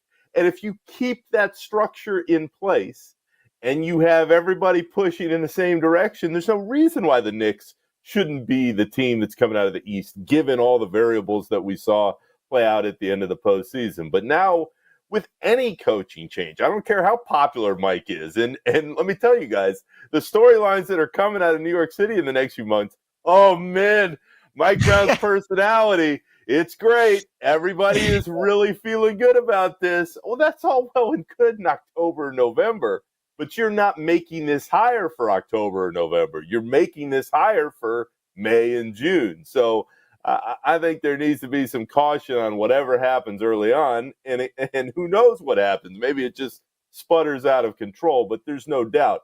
If you kept Tibbs, the Knicks are the favorite in the East to me. I think they are still a cut above whatever is going to happen in Cleveland and whatever is going on there. Boston, they're clearly taking a step back. No Halliburton in Indy. Maybe, and this is my Orlando, Florida raised pride talking, maybe the Magic can take that jump. I don't see it next year because I think it's going to take time for everything to fit. I just think the Knicks really made a bad decision in the moment because of the frustration that builds after a season. If they had taken a step back, I think they'd be in a much better place moving ahead now. It's the voice of Nick Friedel, Odyssey NBA Insider. Follow him on X at Nick Friedel. Insider Calls brought to you by Hyundai. Hyundai helps protect you and your family on the road. We put your safety first and everything else second. Yeah, I agree. I think it was a rash decision. And then they started getting the no's from all the current head coaches. And then we heard Dawn Staley's name thrown into the mix. Like it went off this crazy path. And we end up with Mike Brown. Now, here's the follow-up. And maybe this is the silver lining for Knicks fans if this happens. And this is a crazy theory. And Nick, you can call me crazy. It wouldn't be the first time that someone on the show or someone out there has called me crazy. Does this make LeBron James a possibility? I heard Alan Hahn go on and say, I dare you, LeBron James. I dare you to come to New York. And we know Mike and LeBron have a history. And I don't think it's a good move for the Knicks to give up the farm for LeBron James with 1 year. But is it more of a possibility now than it was yesterday before they hired Mike Brown as a head coach? I don't think it's much of a possibility, Jared, but if you're giving up the farm for LeBron with potentially 6-8 months left to go, that is not a good move. But I say that, what team are we talking about here? Yeah. Like, the Knicks finally worked themselves out of whatever malaise they've been in for years and years and years. And they're like, Tibbs, you're driving us insane. I can't take it anymore. You got to get out, and we got to go for Mike Brown. I mean, sure. So I think anything's on the table for the Knicks. With LeBron, I always feel that any star player has at least had the idea of playing at the Garden because, guys, all these guys do over time is talk about how much they love playing on that stage in that building. But color me shocked if LeBron doesn't finish out next year with the Lakers in LA and then have the grand send-off at some point. Yep. What did you make of all that drama? LeBron signs his player option. The Lakers say nothing. LeBron says nothing. We basically get a short statement from Rich Paul that says we expect them to build a title contender and we don't know if LeBron's got. Was it overblown? Was there even a couple of minutes where you went, uh-oh, drama, maybe something's unfolding here? Or did you just kind of look at that and go, LeBron gonna do what LeBron gonna do? I was going to say it's a LeBron summer, as it always is. So that was my first thought, because it does feel like he builds the drama up, and usually he's building up the drama for himself. I mean, guys, clearly this is a dude with a gigantic ego. It's always been this way. It's gotten bigger over time. And as they've struggled to find playoff success since the bubble, it's like he's always churning up a reason why people should get into it again. Specific to this last stretch, whatever. I'm so tired of the summer line, the storyline of the summer of LeBron trying to figure out, I'm coming back. You're going to have to deal with me for one more year. Cool. I mean, this dude is an unbelievable player. For my money, he's the second greatest player of all time. But I'm tired of every summer, what's going to happen with LeBron? He's not that type of game-changing player anymore. He's an incredible talent. He will be revered forever, but he's not the type of guy that you're going to drop on a team that is going to make everything change immediately. He's not the guy he was even a few years ago at this point in his career. What did you make of what the Bucks did? The wave and stretch with Dame really did Dame a favor. I mean, he could sign anywhere, and it'll be interesting to see where he lands. But then you sign Miles Turner, and I just don't know what the Bucks' future is, especially with Giannis. And could you see that deteriorating, and Giannis perhaps asking for a trade at some point? Yes, I still think that is a serious possibility. And Jared, what cracked me up with the Dame stuff is all these people immediately after the news comes out. Oh my gosh, how could they do this to Dame? He has this injury and exactly they're gonna wave and stretch him. Are you kidding me? Dame Lillard must have sat there when the call came in. Like, are you serious? Like, you're gonna pay me all this money and I'm gonna get to choose where I get to go? Is this happening right now? I can go to Miami. I can go back to Portland if I want. I can pick where I want. I can rehab where I want. And you're going to pay me all my money. Please, where do I sign for this? So that was secondary to what happens with Giannis. And as always, it centers on how much does Giannis want to try and win another title versus how much does he want to spend the rest of his career in one place? The answer to that question will come over time. But as far as what the Bucks are doing right now, the Bucks are not good enough to go win another title. And that's really saying something, given that, as we said earlier, the East is wide open. I can't remember at times to start a year where it's been this wide open. Everything says, all right, well, every team's got a shot. But the Bucks don't have enough talent to be in that conversation. And when you have a player who is still in his prime like Giannis is, I think eventually the frustration of not being in that conversation is going to win out over, hey, I want to just play out the rest of my time in one place and be somewhere around 50 wins going forward here and there the next few years. So because of that, and we mentioned this a minute ago, it kind of feels to me like there is an opportunity for some of the teams in the East to kind of plant the flag. And if nothing else, be ready when Boston comes back, when Indiana comes back, if somebody goes to Milwaukee to pair up with Giannis, or if Giannis splits and ends up on another team in the East. There are some teams we like. I really like what Atlanta's been doing. I've really liked the upward trajectory of Orlando. Cade Cunningham at Detroit, I don't think is a joke anymore. And my fun little wild card that, feel free to slap me down if I'm wrong, I kind of like the roster building the Charlotte Hornets are doing right now, but that's maybe just because I'm kind of on that side of the Atlantic Seaboard. Is there a team that you think that maybe has not been in the mix the last couple of years that, due to this offseason, due to the moves the last couple of years, and due to the fact that some of the big dogs don't seem to be ready right now, could be that team that takes over the East and announces their arrival this year? My Orlando roots aside, guys, in all reality, I really do think it's the Magic, because I like the Bane move. I wish they didn't have to give up so many picks, and part of that is the KCP deal. It wasn't just, all right, let's get Bane here and see what happens.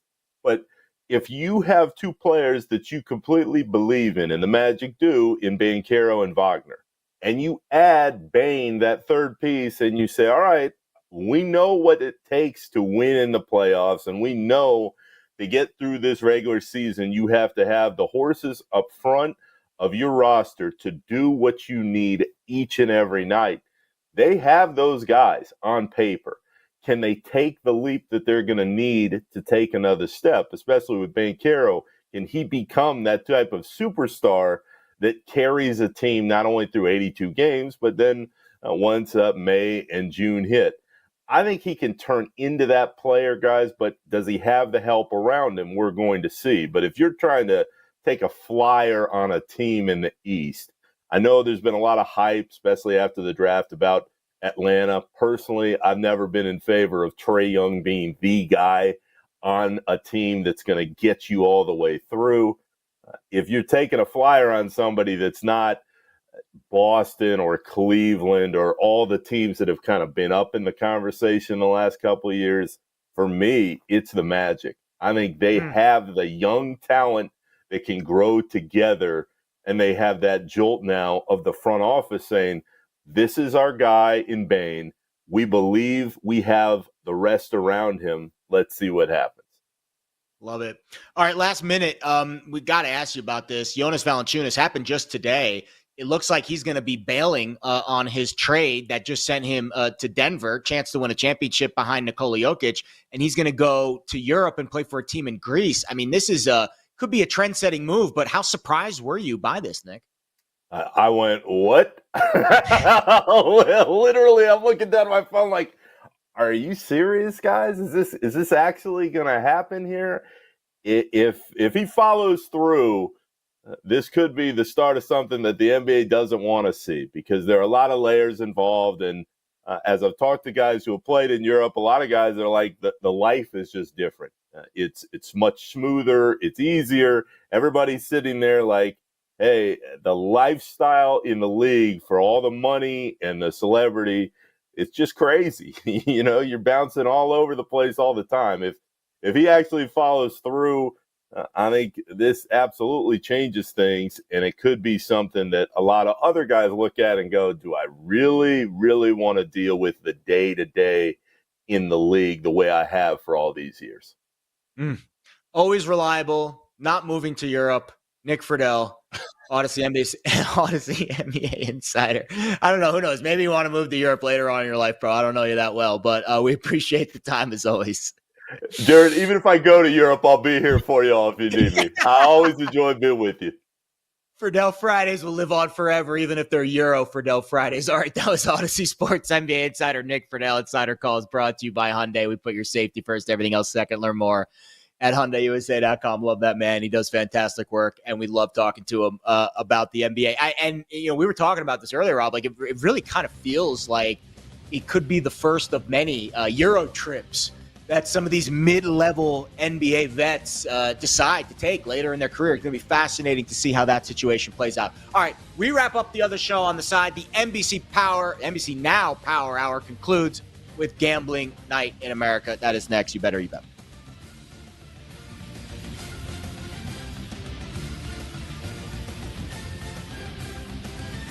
We'll be right back with You Better You Bet, presented by BetMGM, the sportsbook born in Vegas.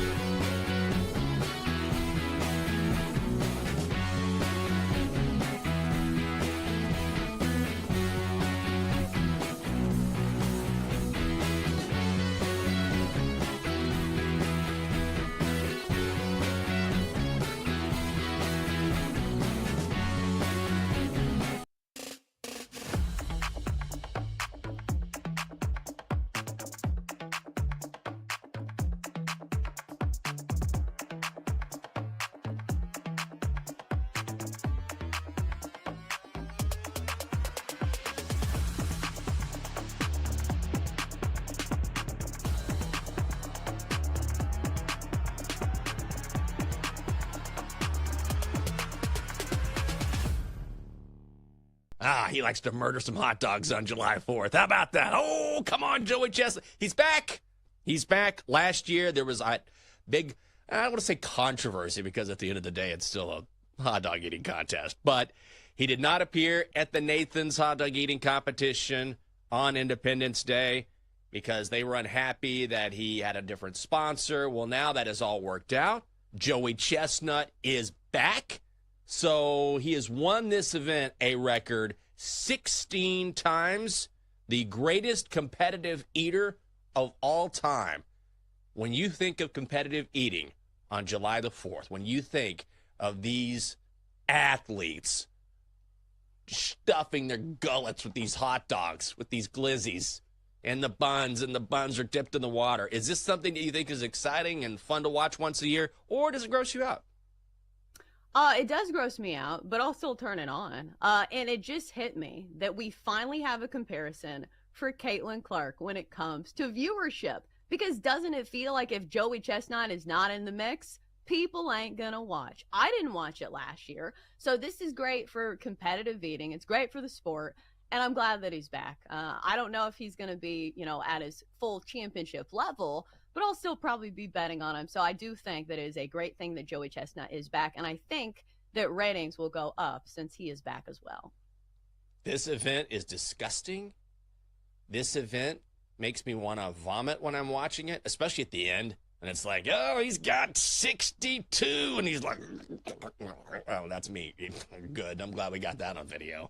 Me eating a hot dog and the bun after it. And guess what? I love it. I love it every year. I'm glad it's only once a year. Like, I'm not someone who follows the competitive eating circuit. But I'll tell you something. There's just something about watching Joey Jaws devour the competition. I want to see him do the most American thing on Independence Day, and that is bring home the mustard belt for the 17th time. Thank God he is back.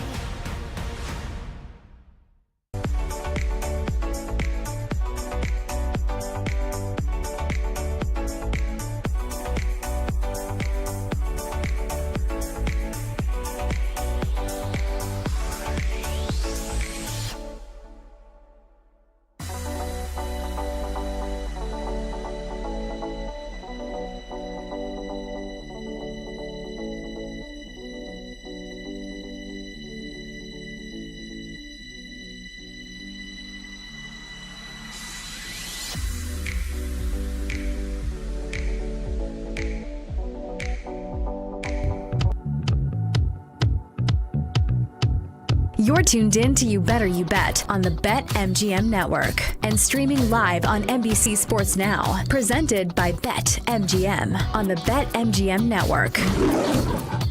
Yes, Gambling Night in America momentarily. First, thank you. It's been an awesome week. Our guests today, Bill Bender, Nick Friedel, did a fantastic job. As always, two of them helping us talk college football, talk NBA.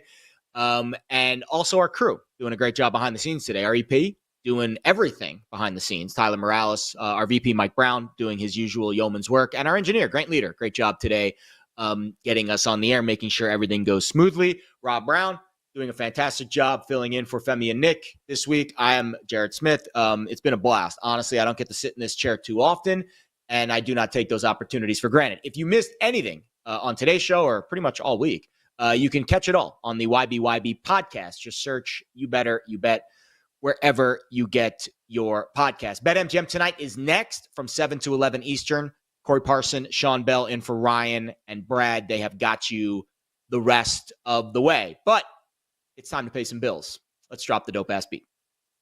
All right, BetMGM account holders receiving any sport parlay boost token. You can score a bigger payout if your wager with the parlay boost token hits. Tokens can be used on parlays and SGPs. Download the BetMGM app and, of course, Please gamble responsibly. Football show. Stay up to date on player news, team-by-team analysis, and draft strategies. The Roto World Football Show. New shows every Thursday throughout the summer. Subscribe to the Roto World Football Show on the NFL and NBC YouTube channel or follow wherever you get your podcasts. All right, it is the eve of July 4th. Let's get patriotic. And we start this segment by bringing in Tyler Morales, who is red hot on a heater on the golf world. John Deere Classic ongoing today. How are you doing in the John Deere world? And do we have anything of note heading into the weekend? And also, rumor has it, Tyler, you also have a baseball pick. Apparently your camera's not working, but maybe we can perhaps hear your voice, the voice of God, coming down for us. I think you can hear my voice. I think I am here. Can. So yes, nothing screams July 4th. Hot dogs, fireworks, the John Deere Classic. That's what I think of when it's July 4th. Right now, this is a little weird leaderboard. In the afternoon, it's playing very difficult. Doug Gim's the leader at 9 under right now. Don't really understand what's going on here. A lot of guys are just like shooting over par, kind of eliminated themselves. So it should be a fun weekend. There's a bunch of random golfers in the top right now. You want a live bet? Like Cam Champ, 35-1. If people are interested and want to sweat some John Deere Classic with their family this weekend. So that's the John Deere update. I wish it was more exciting, but I'm gonna be honest. There's a lot of no names at the top of the board right now. I love it. You have a baseball bet for us too you want to share before you depart into the night? I do. I actually have a bet in the Angels-Braves game. I like the over 9 in the game. It's Jose Soriano, Bryce Elder, two just like Bryce Elder. Rob can attest to this. It's just awful. ERA this past month is 9. And Jose Soriano was like prime Clayton Kershaw about a month ago, and now he's kind of regressing. So I like the over. I like the over in this game. I also think that in the short term for the Braves, Jurickson Profar can maybe spark this lineup a little bit. Just for the short term, this team has a whole bunch of stuff they got to figure out. But I like over 9 in the game between Angels and Braves.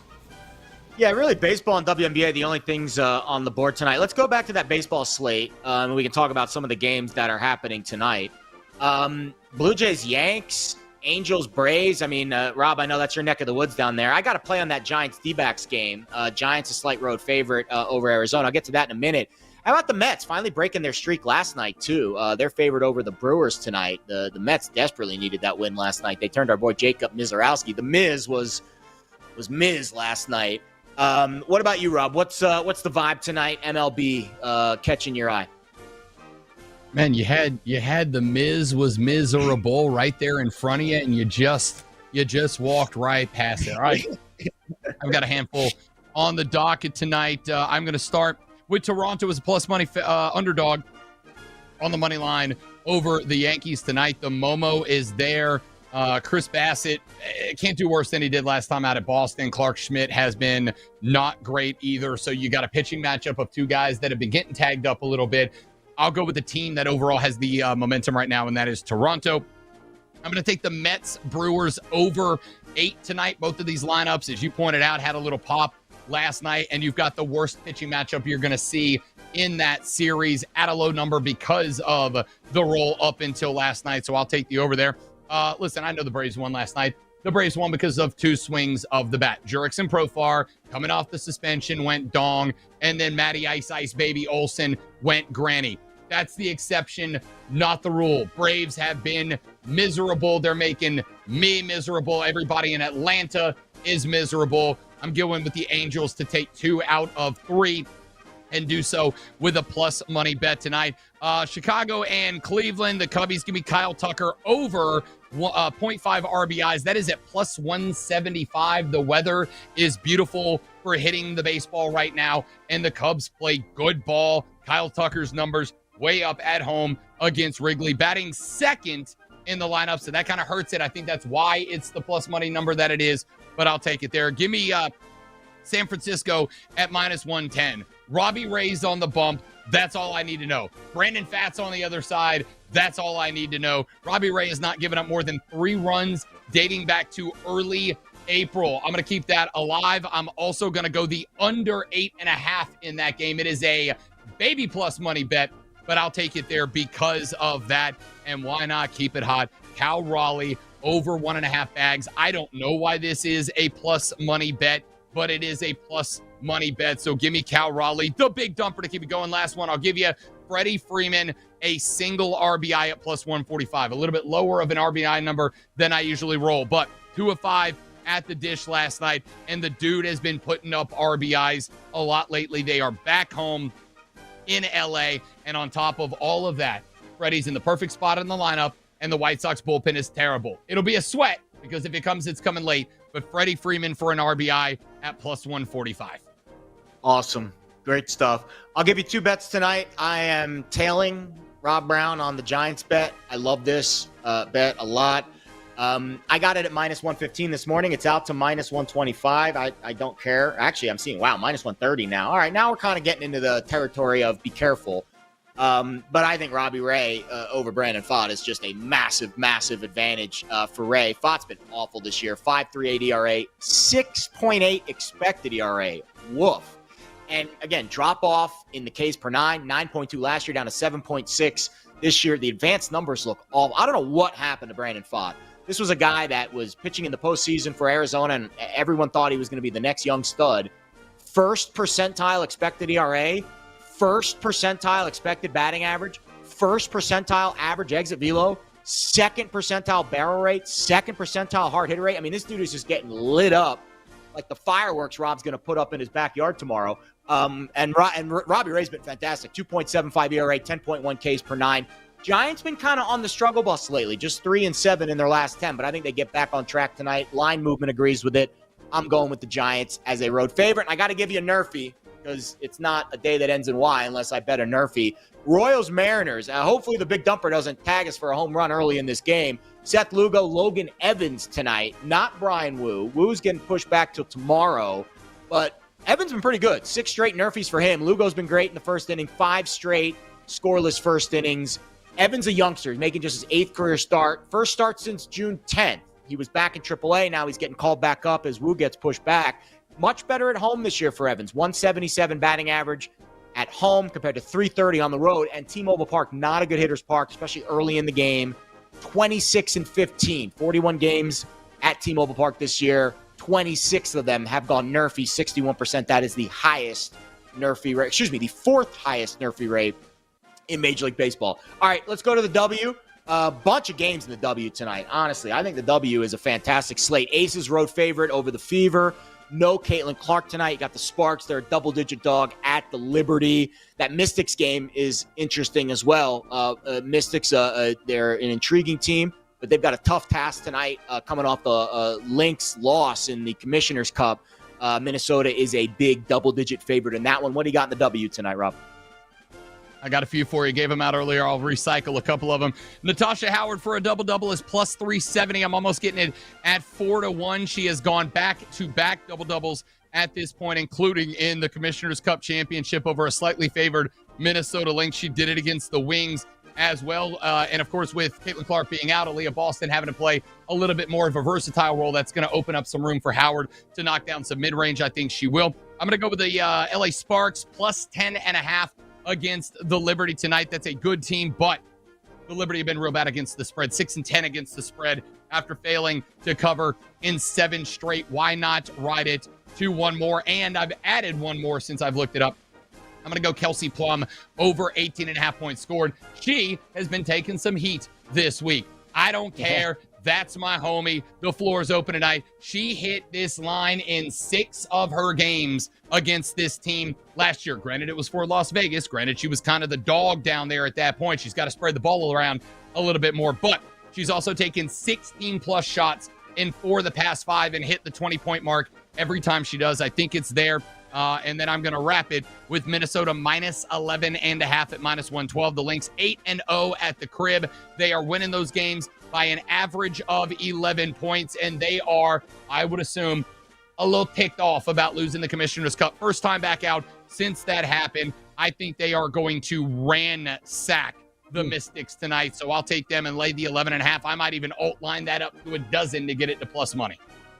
Yeah, that's fair. I bet the Mystics plus 12.5 before the Lynx got their booties whipped in the Commissioner's Cup. I agree with that angle. I do think the Lynx come out smoking tonight. The bet's already in. It's plus 12.5. What do you want me to do? You want to come back, bet the Lynx minus 11.5 based on what Rob just said. I don't blame you there at all. I laid 4.5 with the Aces tonight. Did you watch the celebrations for the Fever? Popping champagne bottles in the room. I think might have a little bit of a letdown tonight. No Caitlin Clark, of course. They're a little bit banged up. I'll lay the 4.5 on the road with the Aces. Storm Dream. I bet under 162.5 a few days ago. This thing's down to 157.5 now. I would be careful here. I would probably lay off the total. But if you want to bet the Dream, we've seen some movement on Atlanta. They were a plus price this morning. Now they are a slight favorite in the game. I think Atlanta gets that win at home. And I love the Sparks bet. I got 12.5 earlier this week. I gave it out earlier on the show, I think on either Monday or Tuesday, down to 10.5 now. I feel comfortable playing there at 10.5. Rob, this has been an absolute blast. You're a very talented host. This is our first time working together this week, and I hope it's not our last time, my friend. As do I, buddy. I have enjoyed the last 4 days tremendously. I want to thank everybody in the background and making it sound and look this good. I'm actually 20 years old, and they made me look this good. It's impressive. Thank you, fellas. Enjoyed it. Let's do it again soon. Absolutely. Happy July 4th. We'll see you when we see you on the other side. You better, you bet. Thanks for listening to You Better You Bet. Up next, it's BetMGM tonight on the BetMGM Network.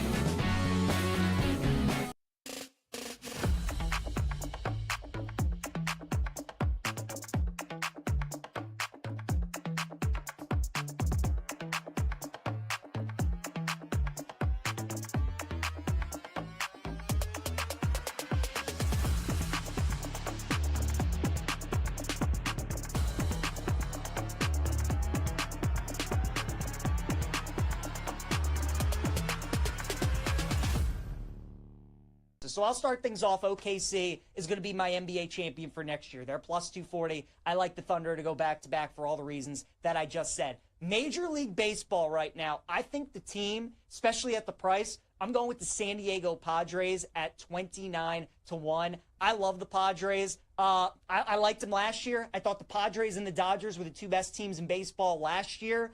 And again, from a talent standpoint, I still think San Diego is a top 3 talented team in all of baseball, especially when they're healthy. Right now, their starting pitching is a little banged up. No Michael Kim, no Yu Darvish. Jackson Merrill is banged up as well. But man, when they're healthy with that lineup and that pitching staff, and what I love about San Diego is their general manager, A.J. Preller. He's the kind of guy you want to bet on when you have a futures ticket because he's not looking long-term. He's looking to win right now, and he always makes moves at the deadline to try and improve his team. If King can come back healthy and Darvish, you get those two to go along with Cease, and then that lineup that San Diego can put out there. We know that they don't fear the Dodgers, and they hate the Dodgers, and they want to beat them. Love the price on San Diego at 20-9. The reason the price is so good is because they're fighting for the NL wild card, but I'll take the Padres. Give me the Dallas Stars in the NHL at plus 850. The Stars are the kind of team that I'm always looking to bet on in the NHL market because usually the Stanley Cup kind of goes in waves. I know we've had some years where it was a different winner every other year, but you think back to the past 15, 20 years, right?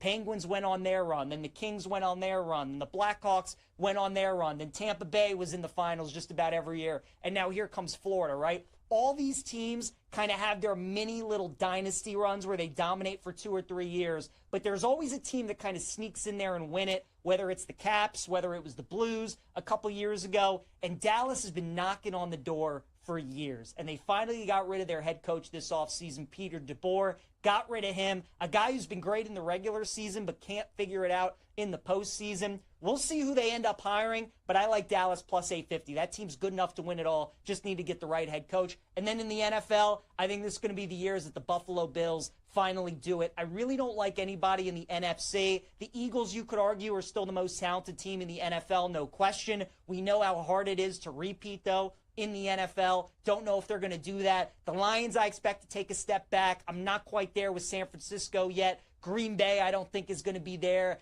Maybe the Rams, but man, they're just like a couple injuries away from really falling apart. I really think it's kind of the Eagles or nobody else in the NFC. In the AFC, it feels like it's the same three as it always is, right? It's either Kansas City, Buffalo, or Baltimore. I mean, Kansas City's been to the Super Bowl 3 straight times. I don't know if they can get back there for a fourth. The Ravens, you guys know how I feel about them. So I'm just going with the Bills at plus 700. I think this is finally the year that the Bills get it done. So give me Thunder, Padres, Stars, Bills as my 4-leg championship parlay.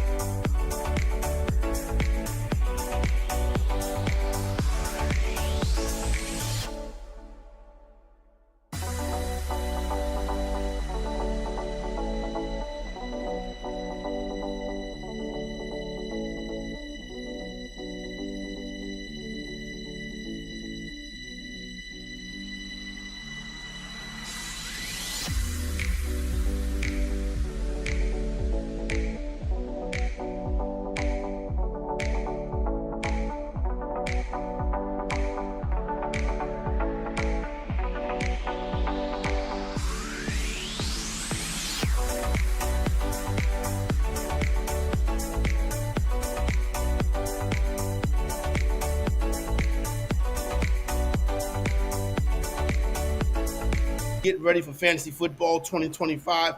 So we're going to help you get ready.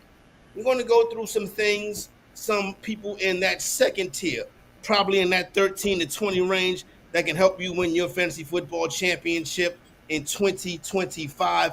Not to mention the fact you got to be able to make some money against the spread. This is BetMGM tonight on the BetMGM network.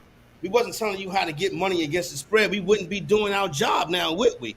But we're going to get that done because in a few short minutes, I am going to tell you the NFL teams that are going to be the teams that are going to be the money-making teams this year. I'm also going to sprinkle in some of the teams that you want to bet against and stay away from. Those are going to be the teams that are going to be money burners this year. Sean Bell, what's shaking, big homie?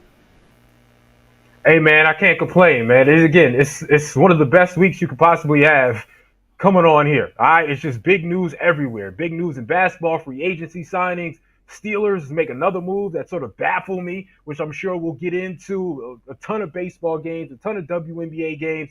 Good night to be here. Good night to talk that trash. Good night to have fun. No doubt about it. Definitely going to get into some WNBA, which is really a league that I consider like 90s basketball league. Like the WNBA, those players, those young ladies, they get out there and they mix it up every night. Every night, every game, somebody's getting in each other's face. That's good hardcore basketball. That's what I like to see. Sean Bell, I'm an old school type of cat, as you can tell by these gray hairs in my beard. You know what I'm saying?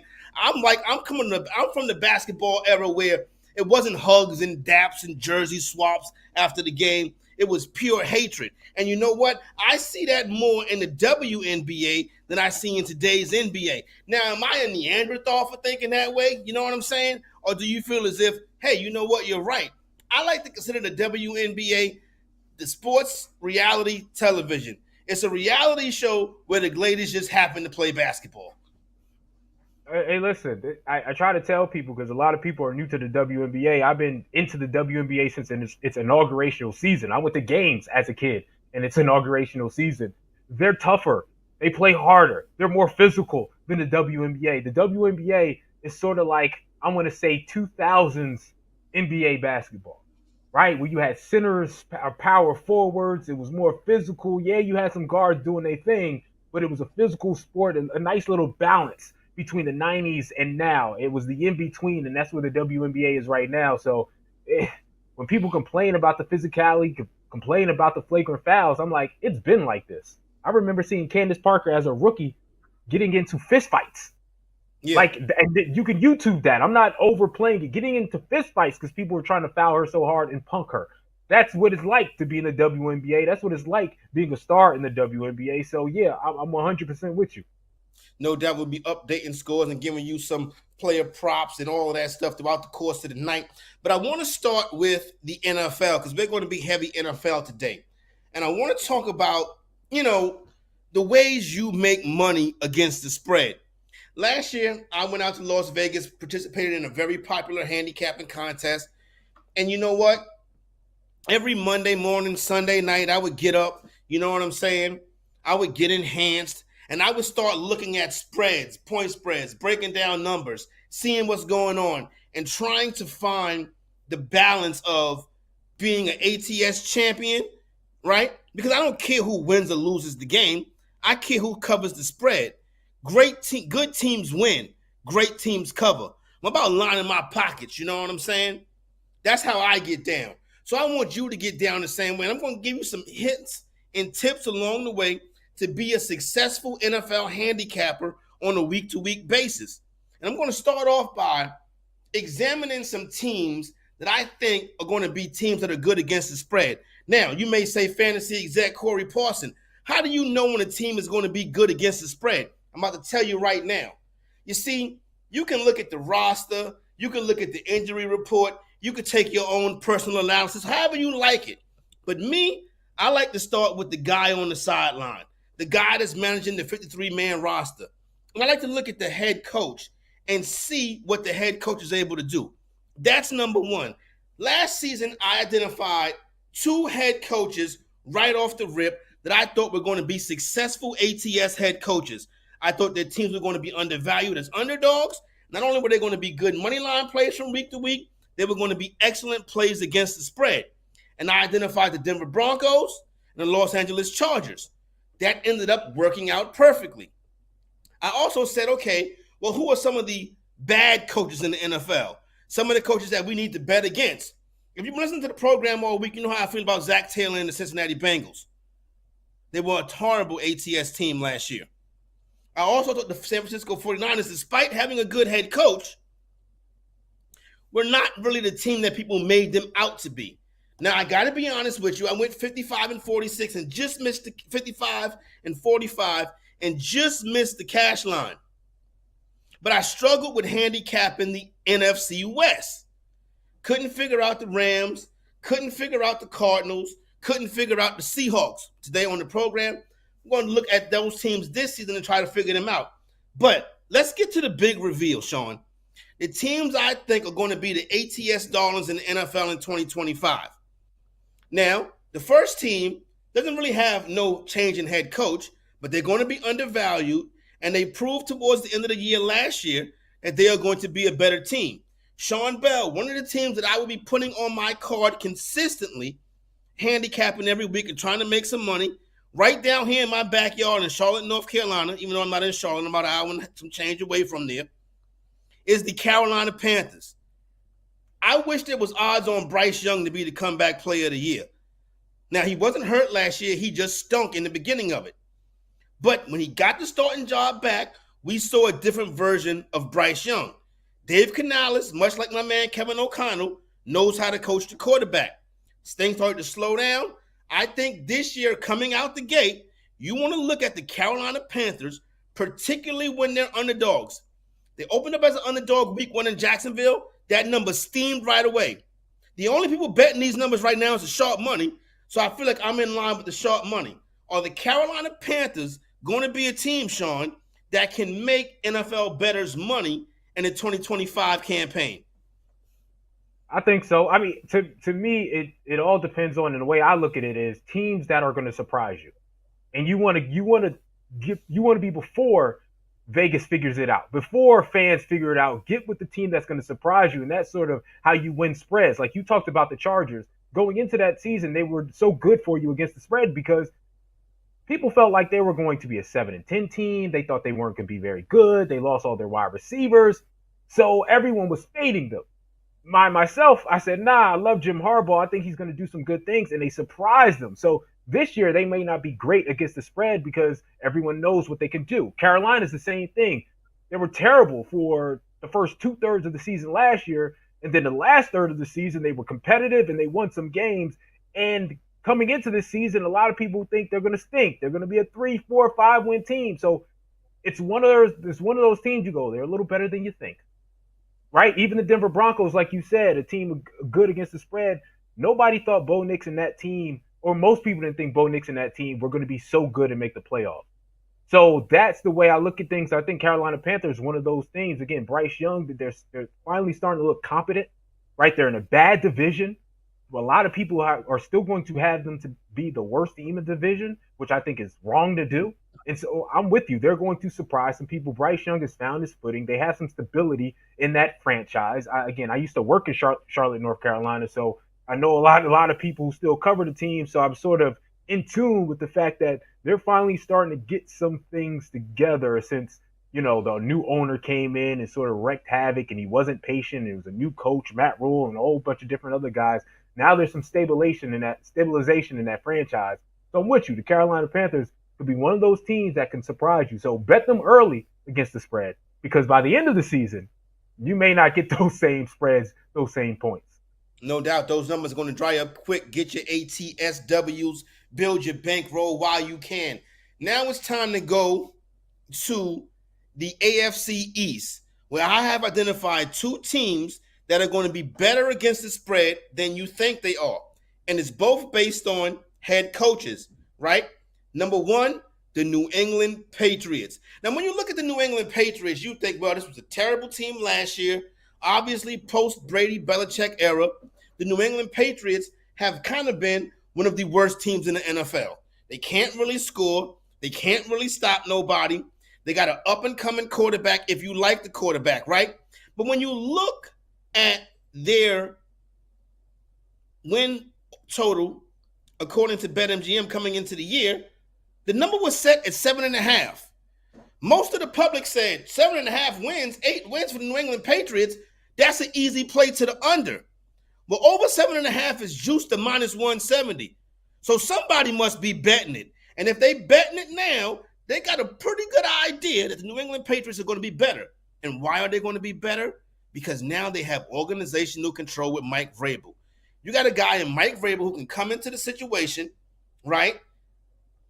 Examine the roster, give him 12 guys. They're going to be prepared. They're going to be competitive. They're going to be tough. When he was coaching the Tennessee Titans, it's not like he had the most talented team in the AFC. He took this team on playoff runs each and every year.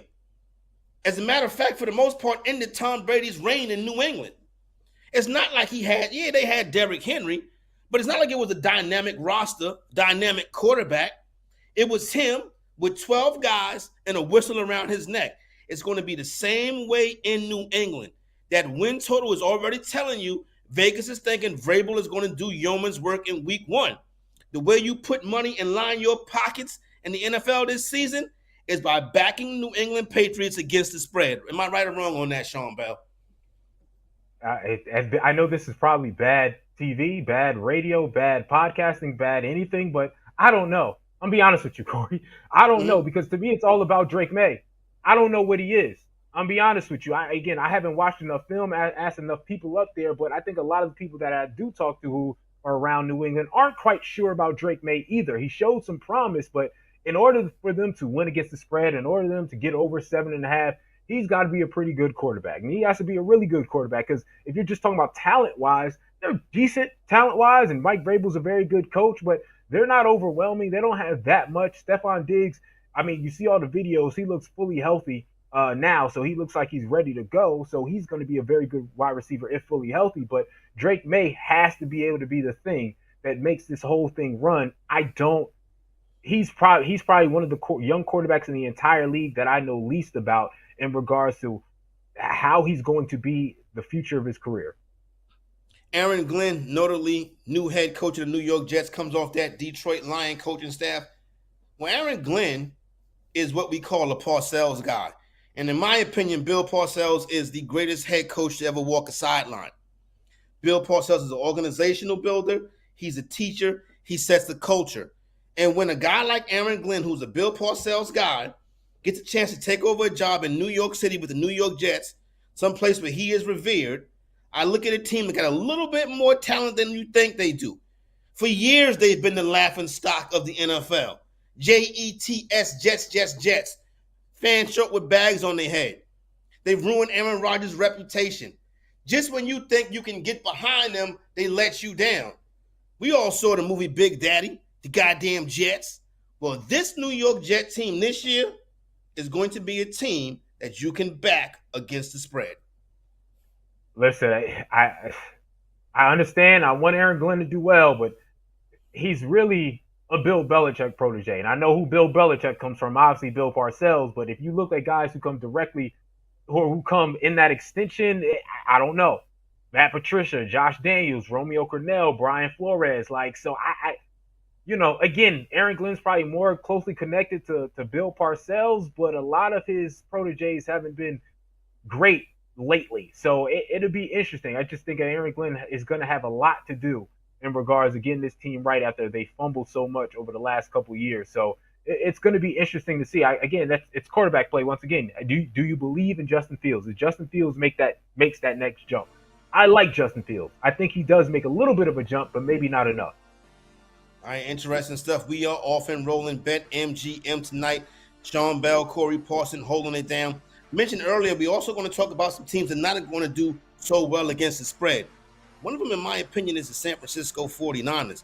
Well, next, coming up on the program, we go out west. We speak with Evan Givens. He covers the 49ers. He joins the program. We're off and rolling BetMGM tonight, live and lit.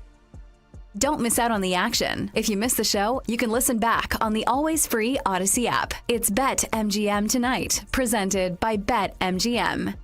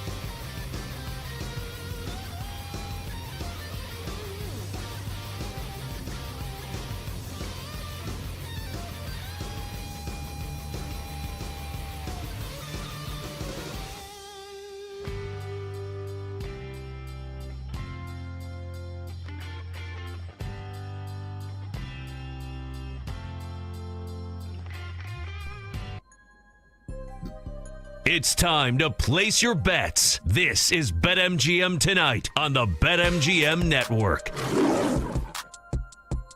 Yeah. What up? Corey Parson, Sean Bell, BetMGM Tonight. You already know how it's going down. Rocking and rolling live. BetMGM Network. You want to win your bets. You want to cash those tickets. You need to keep it locked in right here because that's what we help you do each and every single day. And we're definitely going to have you ready for the up and coming NFL season. Right now, we're going to head out to the phone line and we are going to invite in Evan Giddings. He covers the San Francisco 49ers for 95.7 The Game. Hosted the Niners pre and post game show. Evan, glad to have you on the program. Talk a little San Francisco 49ers football. What's shaking, my man? Not much, guys. Glad to be joining you. Hope all is well.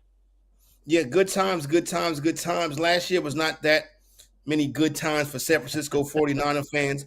Definitely were not able to live up to the expectations coming into the season. Now, a lot of people would have attested to the injuries, but organizationally and in the heads of the fans, is this a team this year that they think is going to be ready to compete at the highest levels in the NFC once again?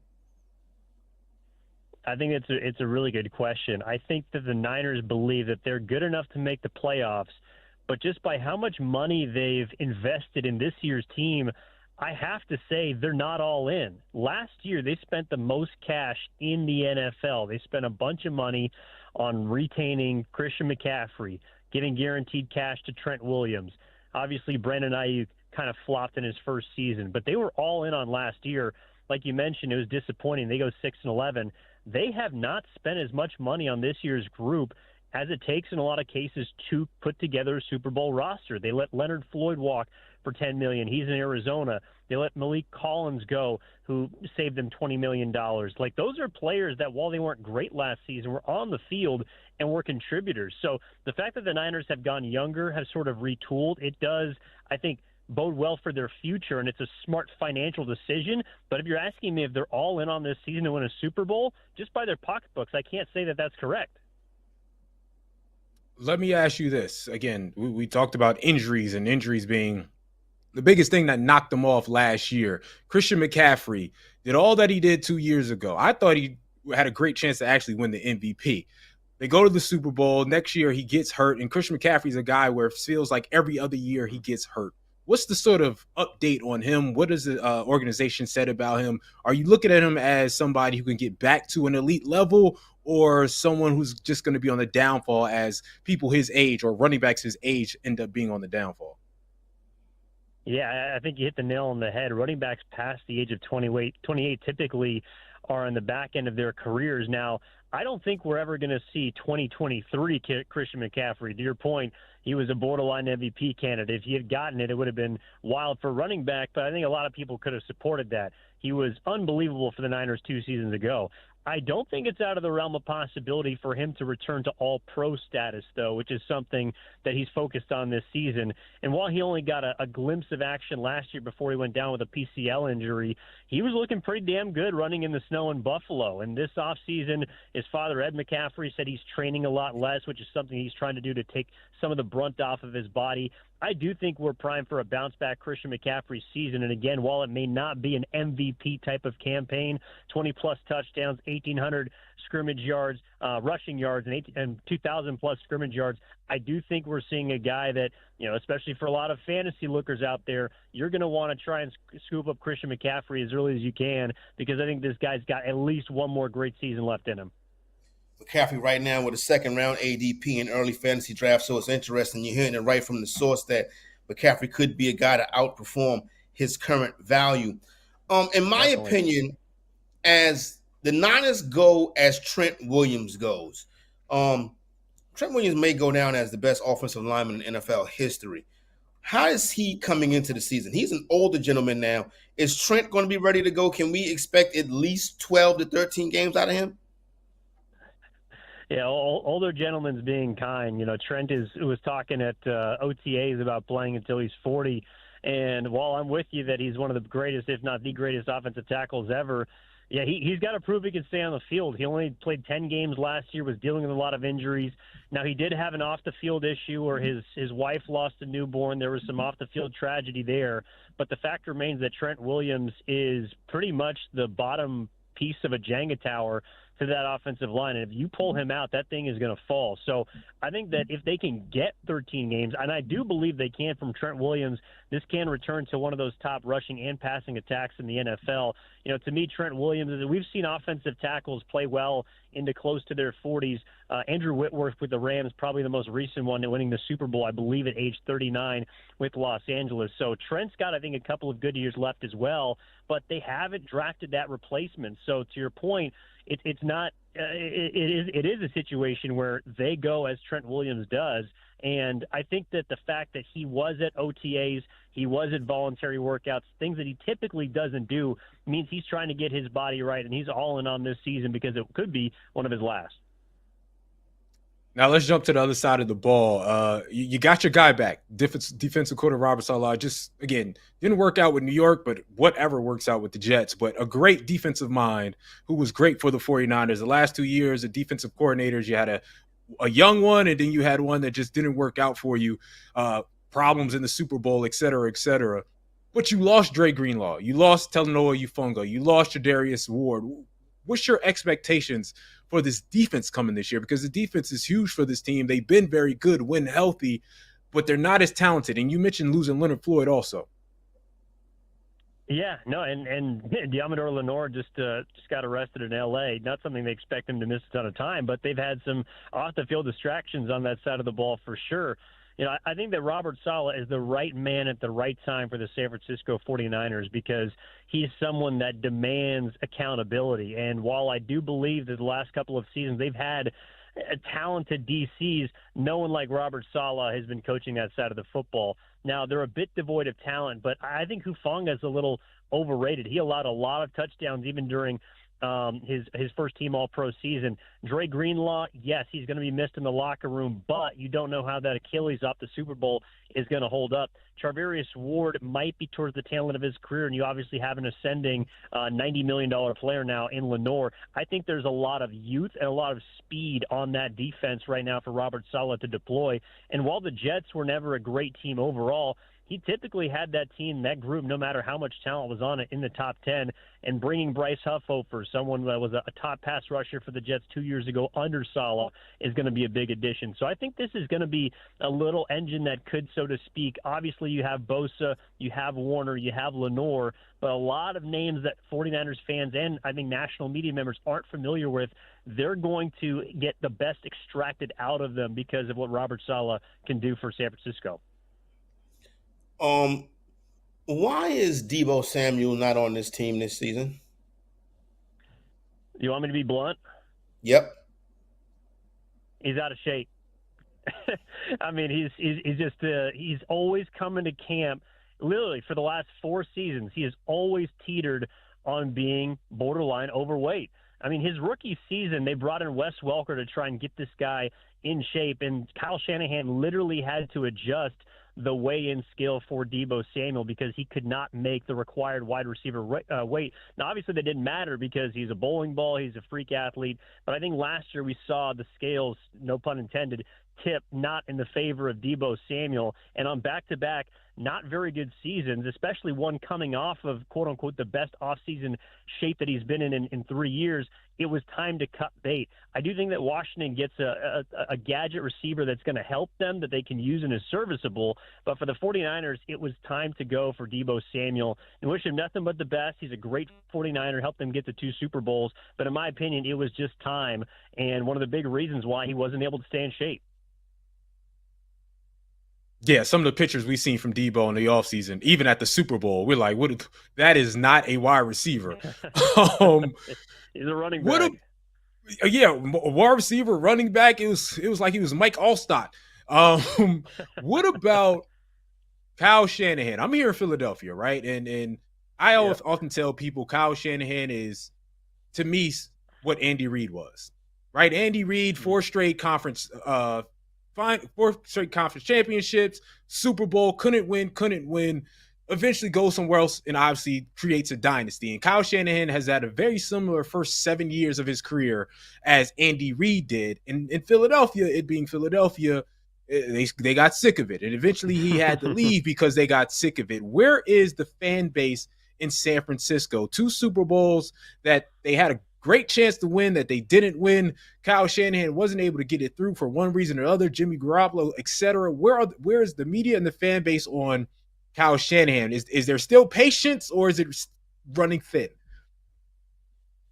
I think there is still patience with Shanahan, but they're another 6-11 season away from that patience wearing very thin. And I think Reid is a great comp, not just because of their early resumes, but also, Reid kind of struggled with time management and specific play calling in some big games. That's something that Shanahan has unfortunately had kind of throughout his resume. And I think that Shanahan, while he is a great mind, oftentimes you see his offenses being labeled as front runners. He can play great with a lead. He cannot come from behind. And in some cases, he hasn't been able to sustain those big leads. So I'm interested to see what he does this year with Brock Purdy, because I believe he's a good quarterback. He's not a great quarterback, but he's someone that can do what Kyle Shanahan needs. So in many ways, this season is going to be reflective of Kyle Shanahan. And if they don't make the playoffs in what I believe to be a winnable, maybe not weak, but definitely a winnable division, I think you're going to see his seat get a lot hotter in San Francisco, not just from the fans, but from ownership in the front office as well. That was going to be my next question. When you look at around the division and the NFC West, I think the average fan, most people, to be honest with you, would say that, okay, well, that's the Niners division to lose. That wasn't the case last year. Then you go to the injuries. But do you think it's likely that the San Francisco or the San Francisco 49ers basically hands down the best team in this division? I wouldn't say hands down the best team. I still think the Rams are probably the team that I would pick to win or to be favored at this point. I think the Niners absolutely can win the division, though. I'm not a big believer in Sam Darnold. I do like what Seattle built last season, and the fact that they've gone young has absolutely helped them. But I think that right now they're the third team for me. San Francisco would slot in second, and the Rams being first just by virtue of what they did last year and giving the Eagles, team in Philly, a run for their money. But San Francisco absolutely can win this division. They have the weakest schedule since 2015 in the NFL, and I know that's not not the end-all, be-all, but if they don't get to the playoffs, whether it's through a wild card or through the division, I think there's going to be a lot of disappointment because they just invested a ton of money in their quarterback. They've retooled this roster, stripped it of a lot of fat, and they still have a ton of talent on this team with a top-end level of player in McCaffrey and Williams, who are getting pretty old, so their window is not that far down the line. I think the Niners have to believe that they can get to the playoffs. Beyond that, to me, anything would be gravy, but not getting out of the NFC West this year would absolutely be a disappointment. Let me ask you this. I'm going to switch sports real quick, and we got about 2 minutes left. The Warriors, one of the best teams in the league when they got Jimmy Butler. Best defensive rating, one of the top 3 records since having Jimmy Butler. Obviously, Steph gets hurt. Offseason, I've heard nothing about the Golden State. I thought they would try to get DeAndre Ayton or something in there. What are they doing right now in the offseason to sort of get better? Because it's been silent. At least it's been silent from across the country. Yeah, they've been kicking it. I mean, they've kind of just been sitting here, and we're all wondering what they're going to do. I do think you have to look a little bit at the offseason as an extension of the deadline. And if I told you that the Warriors had acquired Jimmy Butler this summer as opposed to in February, we would be looking at this offseason a bit differently. But to your point, there haven't been any moves because there's no moves to make. They have to wait for Jonathan Kuminga to decide what he wants to do, if he wants to stay, if they want to sign and trade him, which is problematic for CBA reasons I don't have to dig too deep into. And then beyond that, Al Horford appears to be destined for Golden State, but he's going to weigh his options, and retirement's on the board as well. The Warriors have zero flexibility right now, and all they're doing is watching the West get better. Houston, Dallas, San Antonio, OKC is not going anywhere. Like, they are very close to me at this point to being what they were last year, which is a play-in team just with a much older roster. So I don't feel great about where the Warriors are at, but they did make their bed when they traded for Jimmy Butler during the trade deadline. So they picked their path, and the one that they chose to go down this summer is one of relative silence. Great stuff from my man Evan Giddings from 95.7 The Game. Evan, thanks a lot for hopping on with us. Hope to talk to you again before the season starts. Anytime, boys. Take it easy. All right, there you go right there, talking a little NFC West with the San Francisco 49ers. Sean Bell, let me ask you this. Plus 160 at BetMGM. You take that to the window for the Niners to win the NFC West? I absolutely would. All right. We're going to continue to talk Western football. Later on in the program, we're going to go to the AFC West. It is BetMGM tonight right here on the BetMGM Network. Corey Parson and Sean Bell holding it down for Ryan and Brad. Still got plenty of football talk left to come. We're live and lit right here, BetMGM tonight. Don't miss out on the action. If you missed the show, you can listen back on the always free Odyssey app. It's BetMGM Tonight, presented by BetMGM.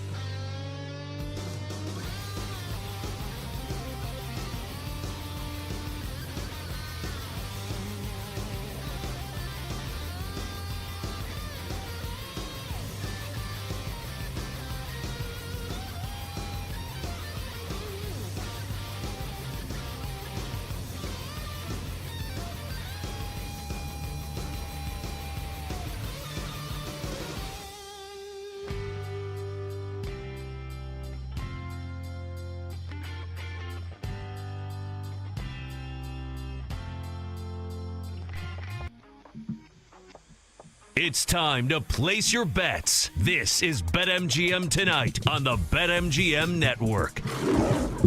Run him off the field, bringing an extra man out of the secondary here, and Purdy runs away from it. One-on-one to the pylon, a dive! He is in for the touchdown! No turf monster that time, just a touchdown for Brock Purdy. Big weekend in the world of soccer. You know we got you covered at BetMGM. Here's your 12th man on the pitch, a 2025 Club Championship Odds Boost token. Use your token to get a bigger payout on a winning soccer bet. Corey Parson, Sean Bell, glad to have you joining us on the big program here tonight. Just got off the line with Evan Giddings, covers the 49ers and the Warriors out there on the Yay area, 95.7 the game. And I kind of want to ask you, Sean, about some of the insights we learned from Evan as we transition to get into the rest of the division. And I want to start off by asking, say that word the correct way. Do you think the Niners are as Evan said, do you think the Niners are closer to a 12-win team or closer to a 7-win team? Yeah, I would. I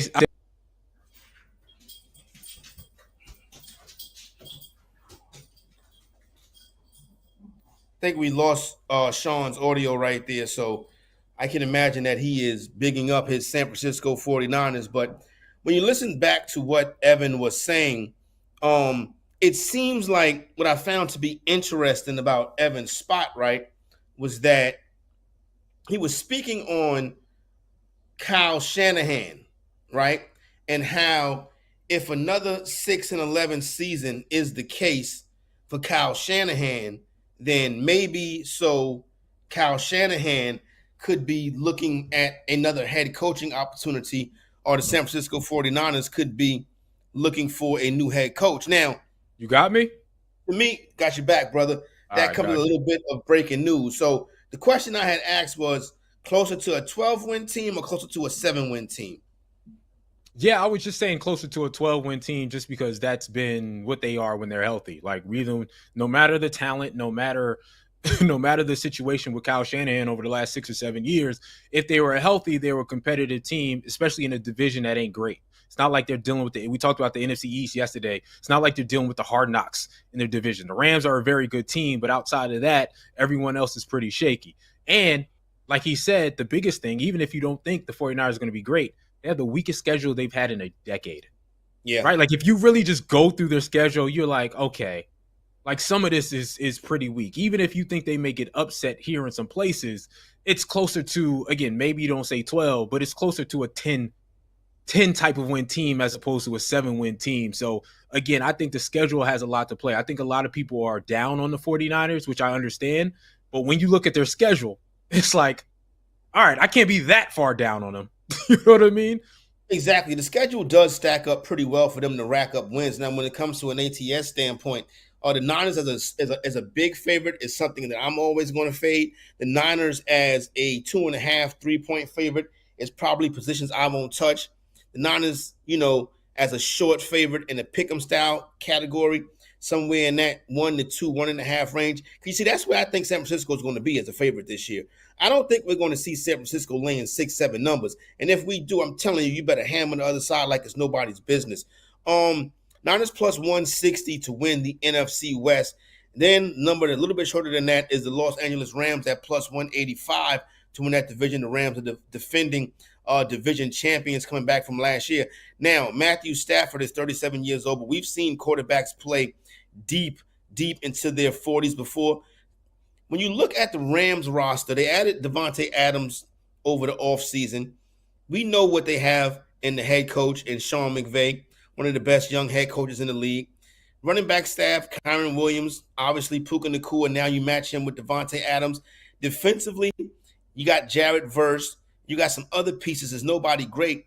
The Rams are more of a team, and they're very tough to beat, right? Whenever you think you got the Rams beat or you down on the Rams come back and they pick you off and they knock you off. Now, To be honest, I struggled with handicapping this division last year. Curious of your thoughts on the Los Angeles Rams, plus 185 to win the division. Are they a team that's going to be playing in the divisional round weekend in the NFC?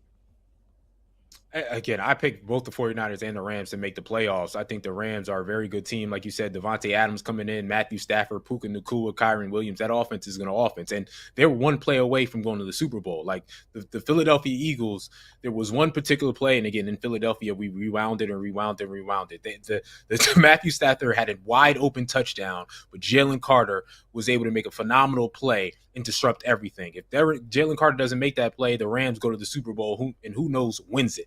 And Jared Verse is a straight beast. So they are a very good team. Now, I don't think they're as balanced as some of the other teams that we discussed in the NFC East, because I think defensively Jared Verse is a beast and they're okay, but they're not solid. I don't even think they're above average. Maybe they're average with the defense, but they can make spectacular plays here and there. But the Eagles ran all over them. They couldn't stop the run, and I think they're still going to have similar problems in stopping the run.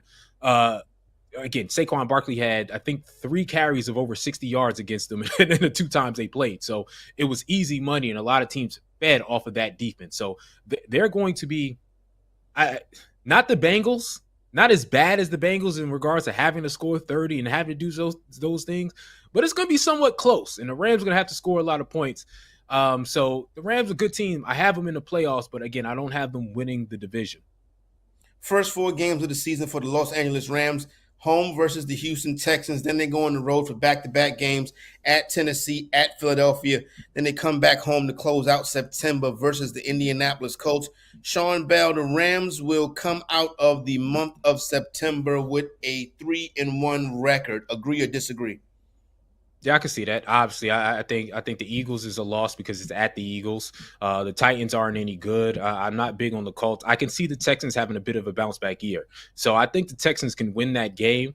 And so I'm good with that. But again, another reason real quick that I want to say I'm not as high as the Rams, and I picked the 49ers because the teams that they had to play, they're playing a first place schedule.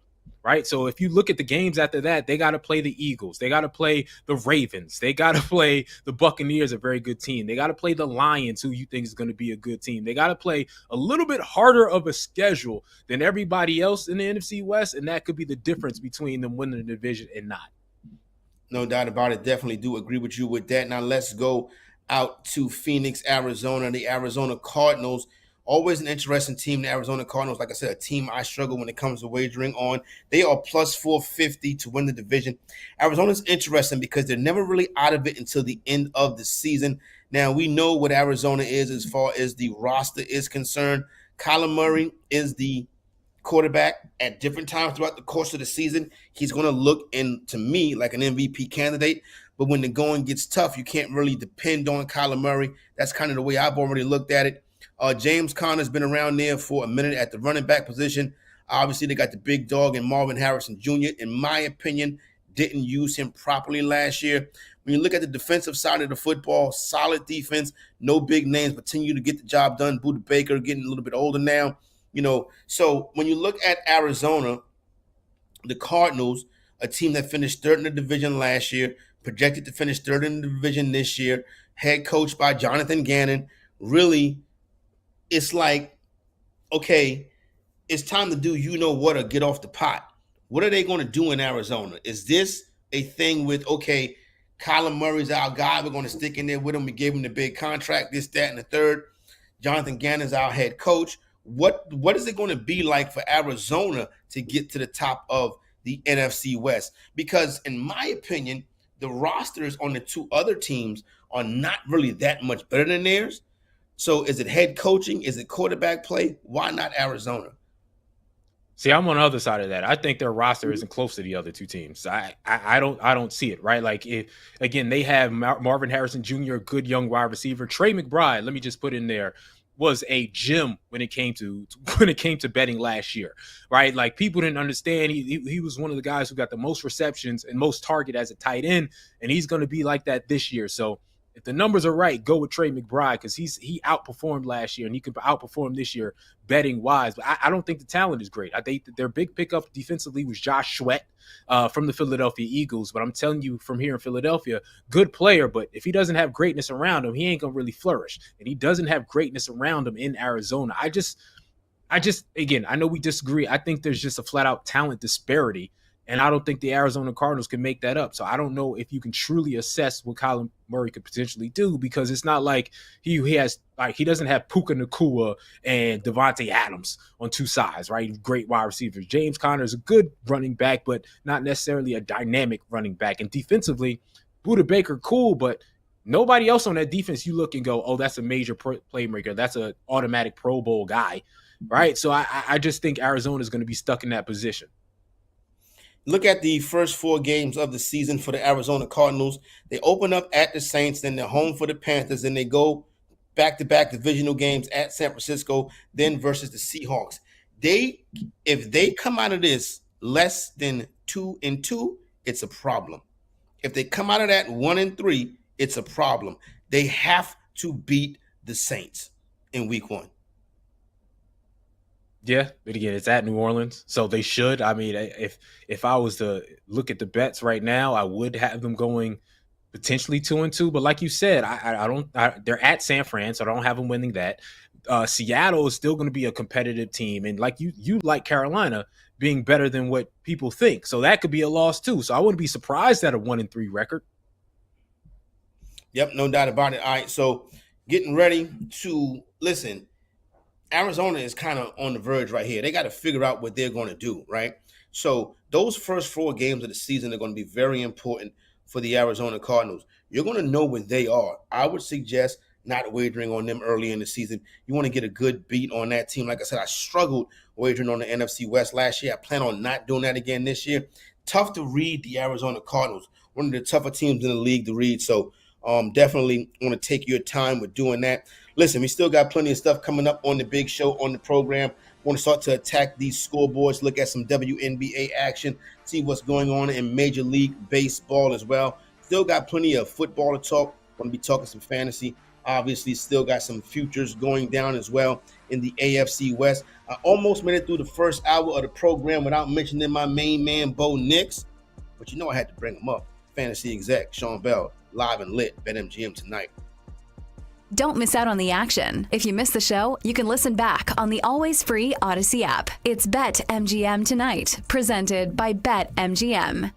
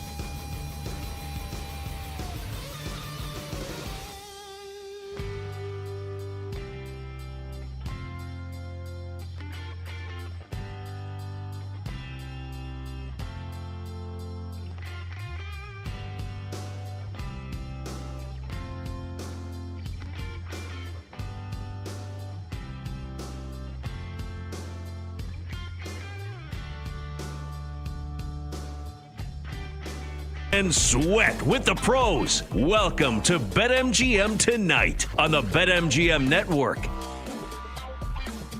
All right, hour number 2, BetMGM Tonight. Just hopping in your ride, coming home from work, used to hearing Ryan Horvath and Brad Evans.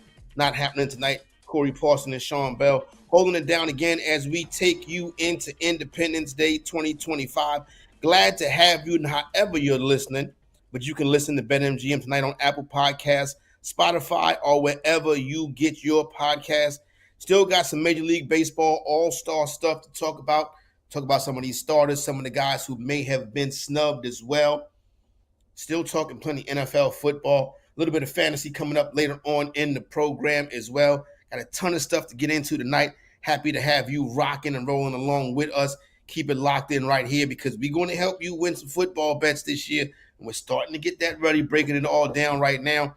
But before we get to all of that, I want to start off with a quick look at what's going on around Major League Baseball and the WNBA. Plenty of action that you can get in on tonight. And you can also place your live wagers on the BetMGM Sportsbook app. Right now, top of the 5th inning, the Washington Nationals with a 7-3 lead over the Detroit Tigers. We go out to Toronto. Hopefully the Yankees don't get swept in this series. Bottom 3 right now, Blue Jays 3, New York Yankees 1, the Bronx Bombers in a little bit of trouble. End of the first inning, 0-0 between the New York Mets and the Milwaukee Brewers. Also in the mid-third, getting ready to head to the bottom of the 3rd inning out there in the ATL.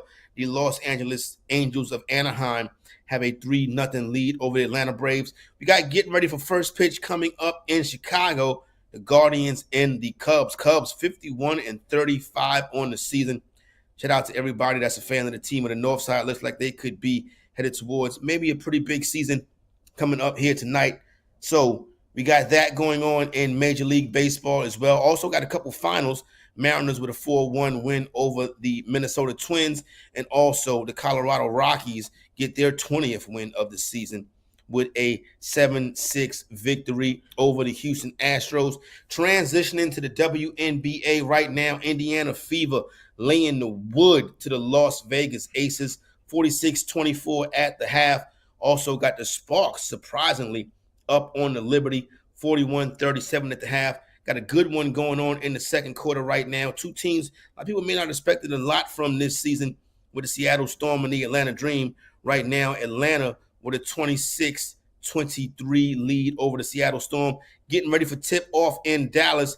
Paige Becker's in the wings, getting ready to head up against the 12-5 Mercury. Also getting ready for tip-off in Minnesota with Nafisha Collier in the Lynx, getting ready to take on the Washington Mystics. Sean Bell, my man, what is going on with you, brother? Can't complain, man. I'm liking that roster again. It's full slate of the WNBA games. I have a beef though in general. You take a look at you can take a look at and this is a beef with Major League Baseball and the WNBA. But you take a look at the holidays, July 4th. It's a holiday that everyone should be playing. It should be highlighted. Everyone should be playing. There should be big matchup. And guess what? No WNBA games on the 4th. Like, what are we doing? Like, the summer is for you. Major League Baseball, not everyone plays on every holiday. Why isn't everyone playing? Why isn't there a prime game at 1 o'clock, a prime game at 4, a prime game at 7, a prime game at 10? To sort of highlight your sport and say, this is the summer. Like, the NFL doesn't let a holiday go by without being all over it. The NBA, like, we're going to do Christmas, we're going to do Thanksgiving. If it's in season and the holiday comes up, a big game will be on prime time. Yet the WNBA ignores July 4th for some reason. I don't know whose fault that is. And Major League Baseball doesn't allow all their teams to play on that day. And they don't highlight that day. They don't have prime games the entire day. Again, just like basketball with Christmas, it's ESPN, TNT, it's going to be it's going to be an entire day. Same thing with football, obviously, with Thanksgiving, entire day, and football with Christmas now, too. So, yes, WNBA, I love y'all, but no July 4th games is insane. Take the holidays. Major League Baseball, take the holidays. This is why, marketing-wise, you're behind everybody else. You're not using your sport like you need to use your sport. Good stuff right there, Sean Bell. Maybe it's because of the outdoor nature of the holiday. Not really a holiday where you have a lot of people sitting in the house watching baseball games, you're more apt to go to the ballpark on days like the 4th of July. So really, you look at it that way. And also WNBA, a league that has until recently struggled with attendance. It's almost as if, okay, well, it's an outdoors holiday. Who wants to come sit in an arena on the 4th of July? Now, I get the behind what you're saying. And obviously, the NFL doesn't miss a holiday, but it's also snow in 80% of the country, and the people are in the house. You feel what I'm saying? And the NFL is more of a passion watch, appointment watching type thing. Wouldn't you agree? Yeah, but still, it's people are home. People don't have anything to do. Like, even if you're outside, you're or at the bar partying, you're gonna be having it on the screen, and people will watch and people will pay attention to it. And let me make a correction: everybody is actually playing Major League Baseball tomorrow, but most of the holidays they didn't do that. We just passed Memorial Day, and the Philadelphia Phillies ain't play. You had teams that didn't play, and that's a problem to me. Like you said, they're outdoor holidays, but again, there's not much to do at the cookout. Why not have games? People set up screens, man caves. People aren't doing anything. Have a primetime game. I guarantee if you go, hey, like you have Red Sox, Yankees, which isn't big anymore, doesn't mean much. But if you have a big game, those people will be watching. People will pay attention. Oh, there is a game on. Let's do that while we eat hamburgers and grill out. Like, take advantage of that thing. Even Major League Baseball, I think they should have, in every major holiday, they should set up rivalry games. Like, okay, Memorial Day, Labor Day, July 4th, we're not just going to have a regular slate. You're not just going to play anybody that's on your schedule. We're going to make sure it's, hey, Mets, Yankees, or, you know what I mean? Like a Subway Series over here. Red Sox, Cubs. We're going to have the San Francisco Giants versus the Dodgers. You're going to have these type of matchups that just play it up a little bit. And again, the WNBA, you can throw 1 or 2 games, prime games in there. Like, we'll watch when we come home drunk from the cookout, and we can get a late night game where we get to see the Minnesota Lynx versus the Liberty, or throw on Angel Reese versus Caitlin Clark. Like, that would help the game, at least in my opinion. No doubt. Listen, I see where you're coming from. Marketing is very critical. Speaking of WNBA marketing, I saw where ESPN.com had on their front page a story about how Asia Wilson introduced the leg sleeve. Must be a slow news day. But Miss Wilson is, if you was to leave out my door right now and take about a 20-minute ride down I-26, you would end up in a small town in South Carolina called Hopkins. That's where, the reigning WNBA MVP is from. But right now, Sean, the Aces are 8-8 on the season, right? And they are currently getting their doors blown off by the Indiana Fever, down 22 points at halftime. This was a team that was looked at as maybe even a WNBA dynasty with Becky Hammond, Asia Wilson, Chelsea Gray, Jackie Young. They obviously had Kelsey Plum. The Aces, all of a sudden, are a middle-of-the-pack WNBA team, and it looks as if it's getting worse. What is going on with the Aces? I mean, defensively, they haven't been very good, right? Now, I want to say that the last 2 years, even last year when they went to the playoffs, they haven't been very good. So they haven't been good with the bigs. I'm blanking on the name. They just traded for somebody that's coming from the Dallas Wings, Nalasia Smith. They just traded for her to bring her over and to come off the bench and be a big, block shots, play defense, and rebound, but they haven't been very good at that. And so that's one of their biggest problems. You trade away Kelsey Plum, or let Kelsey Plum go in the offseason, which I thought was a great person who sped up the pace and changed the pace and give you some explosive offense. So I think they're missing offensively there, but I think their defensive woes have been a bigger problem over the last couple of years, especially down low. You got Asia Wilson, but you need someone alongside her to help her with the bigs and help her rebound and help her block shots. Again, the league is more like a 2000s league where you need a front line in order to stop other teams. I don't think they had that front line outside of Asia Wilson. What is your thoughts on the Atlanta dream this year? Atlanta was a team, kind of mulling around 500 for most of last year. Decent team, decent roster, but not a WNBA team that you thought maybe had championship or conference finals potential. This year they go out to get they get Brittany Griner to a lot. They go out and get Jordan Canada to pair along with Alicia Gray. Obviously, they bring the homegirl from right here up the block, Tahina Pow, to the team, and all of a sudden they're off to an 11-6 start, 7-2 at home. They also got Brianna Jones, who's been doing her thing. This Atlanta Dream team could be a scary team to see when we get into the WNBA postseason. Yeah, I knew they would be pretty good this year, and I think you got one of the biggest additions of someone who just got better year after year after year. A young Ryan Howard, like she's been really good. 25 years old, former first round pick, has developed and got better each year. Scoring 17 points per game. She did that last year, but she's even more of a leader now. Again, Alicia Gray is a boss, is a stud. What she does now, they got an inside presence in Brittany Griner. So you got two really good guards that can put the ball in the hole. Put the ball in there. Ryan Howard, again, very good. Brittany Griner front, and they got a little bit of depth, even with the young rookie, like you said, Pow, who can come in, make some shots, play some defense, do some hustle things.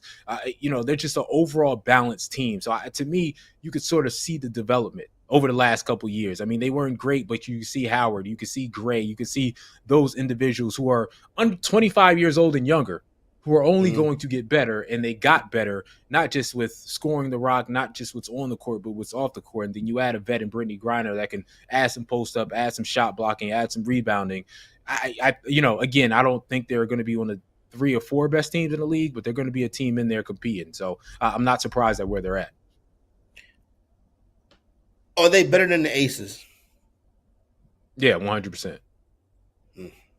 Like the Aces, again, they still got to do some things. Hopefully, Nylasia Smith comes in there and does some things defensively. Asia Wilson is still a bomb, but there's just been a disconnect ever since Chelsea Gray got back from her injury. They call her the point guard, and she's good and all those things, but it just hasn't balanced out. Got Jackie Young over there too. The talent on the roster is there, especially offensively, but I just don't think they're connected defensively. No doubt. Spent a little bit of the last hour, closed it out, talking about some NFC West scores. Had a good time talking to Evan Giddens from 95.7 the game out there in the Bay Area, the Yay area. And also we broke down, the Arizona Cardinals, talking about the Los Angeles Rams. Let's talk a little Seattle Seahawks football right now. I don't know how I feel about the Seahawks either. Like I said, I struggle with handicapping the NFC West. Their roster, you look at their depth chart, Sam Darnold's going to be the starting quarterback. You got Ken Walker, Zach Charbonnet, decent running backs. I'm a big fan of Jackson Smith and Jigba. He is one of the top wide receivers in the NFL. You got Cooper Kupp. He'll probably play 5-6 games this year. Defense, solid, solid defense. They bring over DeMarcus Lawrence from Dallas. They got some good young pieces. I don't think that head coaching is really a problem. We've seen them succeed at times last year. They've played better in spots under Mike McDonald. So I think they're coached pretty well, right? When you look at how they finished the year last year, not great. They come out winning their first 3 games. Then they struggle. They lose, they lose 5 out of their next 6. Then they pick it up and turn it around. And then they win 6 of their last 8 games. Who are the real Seattle Seahawks? I don't think they are a contender to win the NFC West, but I think they can finish in second place. Or am I tripping by saying that? I don't see it happening.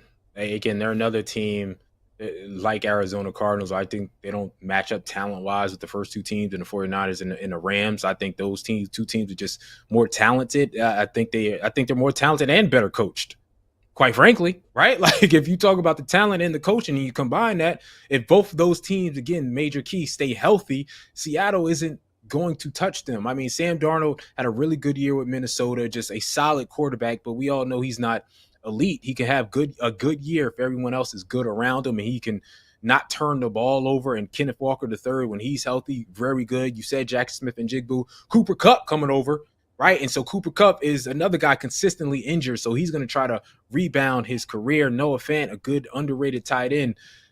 But again, all of it is solid. They're a solid team that's going to compete. But if everybody else is on their job, I don't see them being able to touch the other two teams. It's just, the young kids call it mid. They're mid.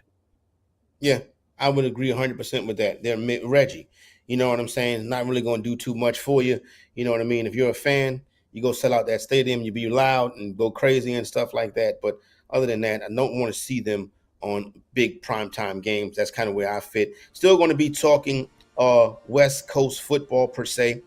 Want to transition a little bit over to the AFC West. Got some fantasy football talk coming up in the next hour as well. It's time to turn the page, talk a little Major League Baseball. Got a full slate tonight. We'll continue to update you on that. But we had some all-star starters announced yesterday. We also got to get into some snubs. We break it down when we come back live and lit. BetMGM tonight. Don't go anywhere. You're listening to BetMGM tonight on the BetMGM network.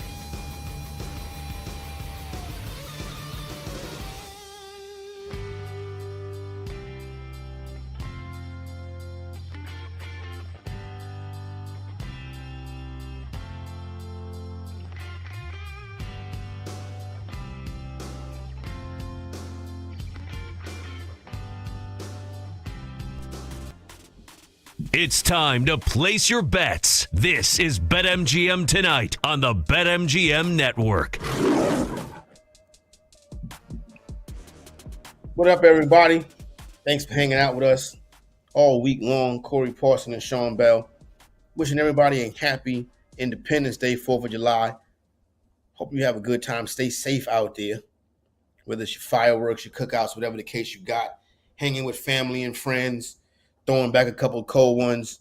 Make sure that safety is a priority.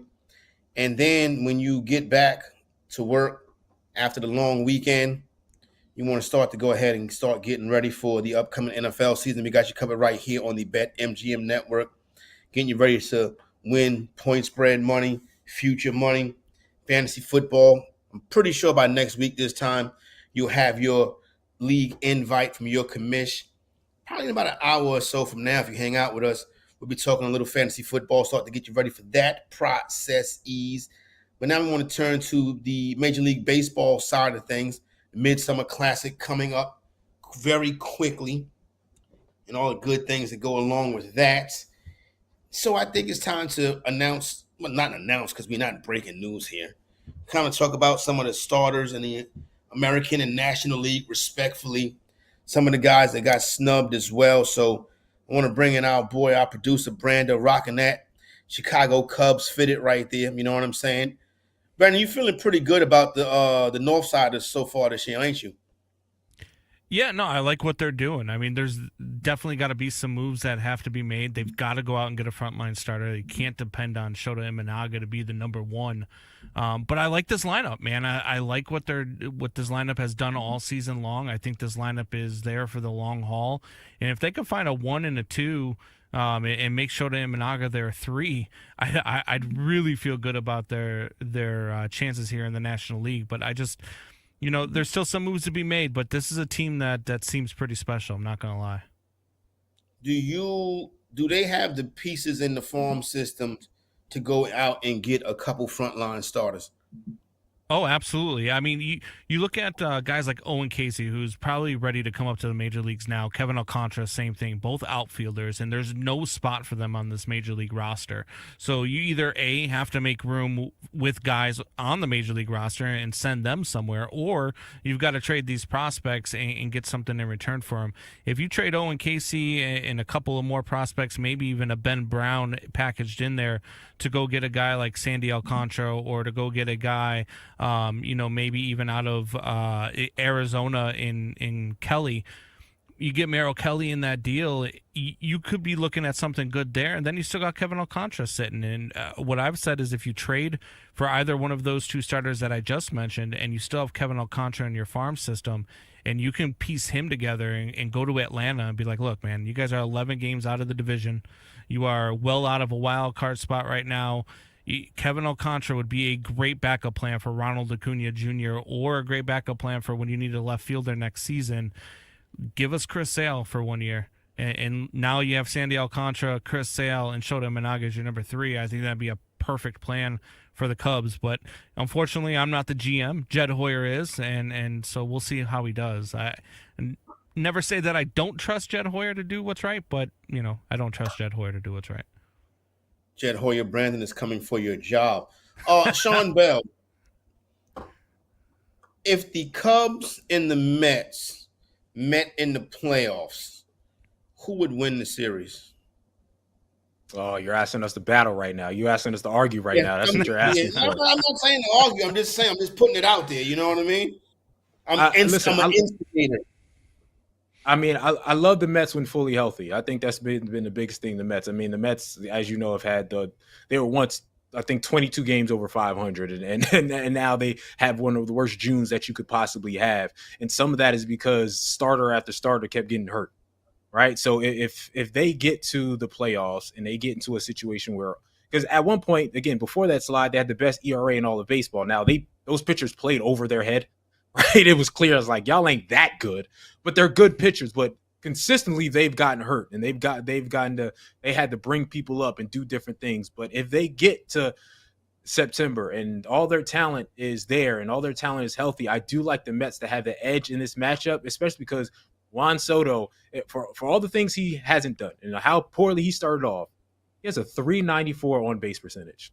All of a sudden, he's creeping back up to being who you think Juan Soto is supposed to be. So by the end of the year, Juan Soto is back to, hey, I'm batting 375, 380, and my on base percentage is 420, and Lindor is back to who he. Yeah. So I like the Mets. If the Mets are at their best, I think they beat their Cubs. But I think them being at their best due to injuries is a big question mark. I see your Juan Brandon? Soto, and I raise you a Kyle Tucker, sir. I'm just saying, Kyle Tucker, PCA, you've got all the pieces there. Michael Busch is playing at an all-star caliber, even though he did not make the all-star starters. My guess is he'll probably be a reserve here. But you look at this team from top to bottom, I think the Cubs and the Mets are actually very evenly matched. To be honest with you, I do too. I do too. Yeah. If you made me pick today, I'd probably it's a 7-game series, and whoever's got the better odds, the better plus money on them going into Game 7 is who I'm betting. It's just the way that it would go with this series. National League All-Star starters, catcher Will Smith from the Los Angeles Dodgers, first baseman, Freddie Freeman, also has an LAD by his name. Ketel Marte getting it done out at second. Francisco Lindor from the New York Mets at short. Third baseman starter Manny Machado. In the outfield, Ronald Acuna Jr., Pete Crow Armstrong, and Kyle Tucker. You got a pair of Cubs in the outfield, and the DH Shohei Ohtani. You got any problem with this being the starters, Sean? I don't have it. Like the National League starters, right? That's what it feels like. Again, my only thing was Ronald Acuna. It just you play. I think it's been 35 games. Like you play 35 games out of 80, you can't be a starter. Like your best ability is availability, right? So it's 35 games. So I just think you haven't even played enough games to potentially even qualify to be an all-star, quite frankly. Not let alone be a starter. And I know it's a game where the best fans the fans have to be there. And so that's what the fans want. And what he's done in his short time playing has been spectacular, but you didn't play enough. I feel like through 80 games, there has to be a qualification to make the all-star game. That's just my personal opinion in every sport. If it's the midway point, again, the WNBA, it's 21 games, 22 games, a midway point. You got to play, 18 or something like that. To me, it should be that way in every sport. There's got to be a qualification of gameplay. And I'm not one of those NBA guys that say you have to play 65 games, I think it is, to win awards. I think that's a little bit different, right? But to make the all-star game and to miss over half the games, nah. That's the problem with fan voting, though, right? I mean, fans vote for who's popular. I mean, you look at you could go to the shortstop, and I know you're a Mets fan, but Francisco Lindor, Ellie De La Cruz to me is the biggest snub out of starters in either league, because Ellie De La Cruz is 15-point higher batting average, has more home runs, and has like 20 more RBIs than Francisco Lindor. He plays, to be honest with you, he's got a better arm and he's a better shortstop. So I think Ellie De La Cruz is probably the biggest snub. It's not something I would go beating down doors about at all either, because Francisco Lindor is still an amazing player, but I think that if you're going to talk about snubs, I think Francisco Lindor's got to be on there. And I agree with you with Acuna. It's probably the only reason why the Cubs don't have 3 starting outfielders in the All-Star game. Seiya Suzuki is having a phenomenal season as well. 73 RBIs already on the season, hitting well over 300 on the year, Seiya Suzuki. So, I didn't have too big of an issue with either one of the starting lineups, but there are a couple guys you could look at and be like, oh, well, how did he not make it? Yandy Diaz maybe in the American League, or Brent Rooker. Those guys also both have phenomenal seasons, both not named starters. Both will probably be, bench players, though they'll probably be named to the roster. But for some of these guys, I think Ellie De La Cruz is probably the biggest one that I would say he could be the starter over Francisco Lindor.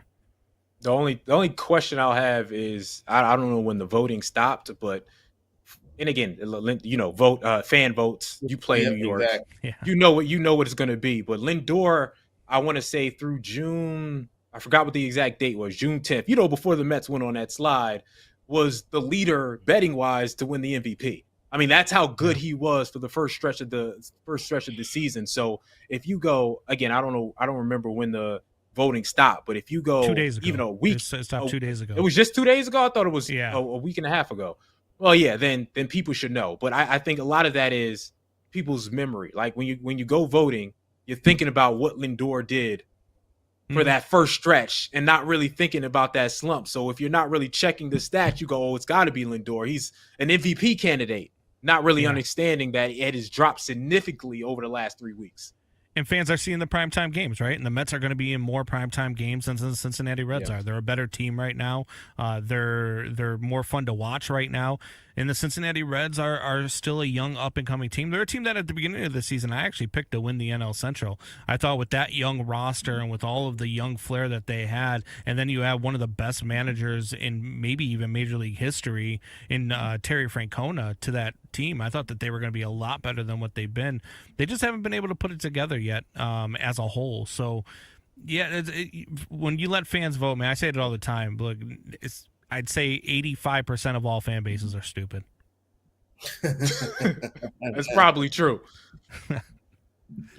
Increase that number to 100 with the New York Mets. But that's neither here nor there.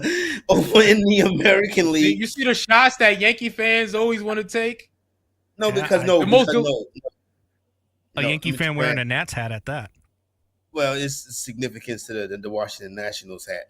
But what I will say is, no, because little brother, the New York Mets, they always want to punch up. You know what I'm saying? So anytime I get a chance to, you know what I mean, trip them up a little bit or give them a little elbow jab, I always take the opportunity. You know what I'm saying? Nothing wrong with that. Most delusional fan base in sports, the Yankees are. They're like the Cowboys. Y'all were good 30 years ago, but you're still holding on to that. Okay. The team that play in Queens is the most delusional fan base in sports. I am telling you, no other fan base in American sports is the delusional as the New York Met fan. I'm telling you that. It's the Dallas Cowboys. It's your two teams, the Cowboys and the Yankees. You won 30 years ago, and you're like, look at us. We're still the America's everything. You're like, no, you're not. You stink. Yeah. The best show on television, the Dallas Cowboys. All right, let's get to the American League starters. Catcher Cal Raleigh. We found out a little bit too much about earlier in this week. First place, Vladimir Guerrero. Gleyber Torres out there getting it done for the Detroit Tigers at second base. He's a starter. Jacob Wilson is the starting shortstop. Jose Ramirez is the starting third baseman. In the outfield, you already know Aaron Judge from the Yankees, Riley Green from the Detroit Tigers, Javier Baez from the Detroit Tigers. The Tigers with 3 starters on this year's American League All-Star team. Designated hitter Ryan O'Hearn. Brandon, this feels about right, correct? Yeah, it feels about right. Look, you could probably maybe make a case for Brent Rooker over Javi Baez, but Javi Baez has just had what a rejuvenation of his career this year has been, because I mean the jokes. I loved him when he was the Cubs. When he was El Mago, man, he was fantastic. He was so much fun to watch. He just made things happen.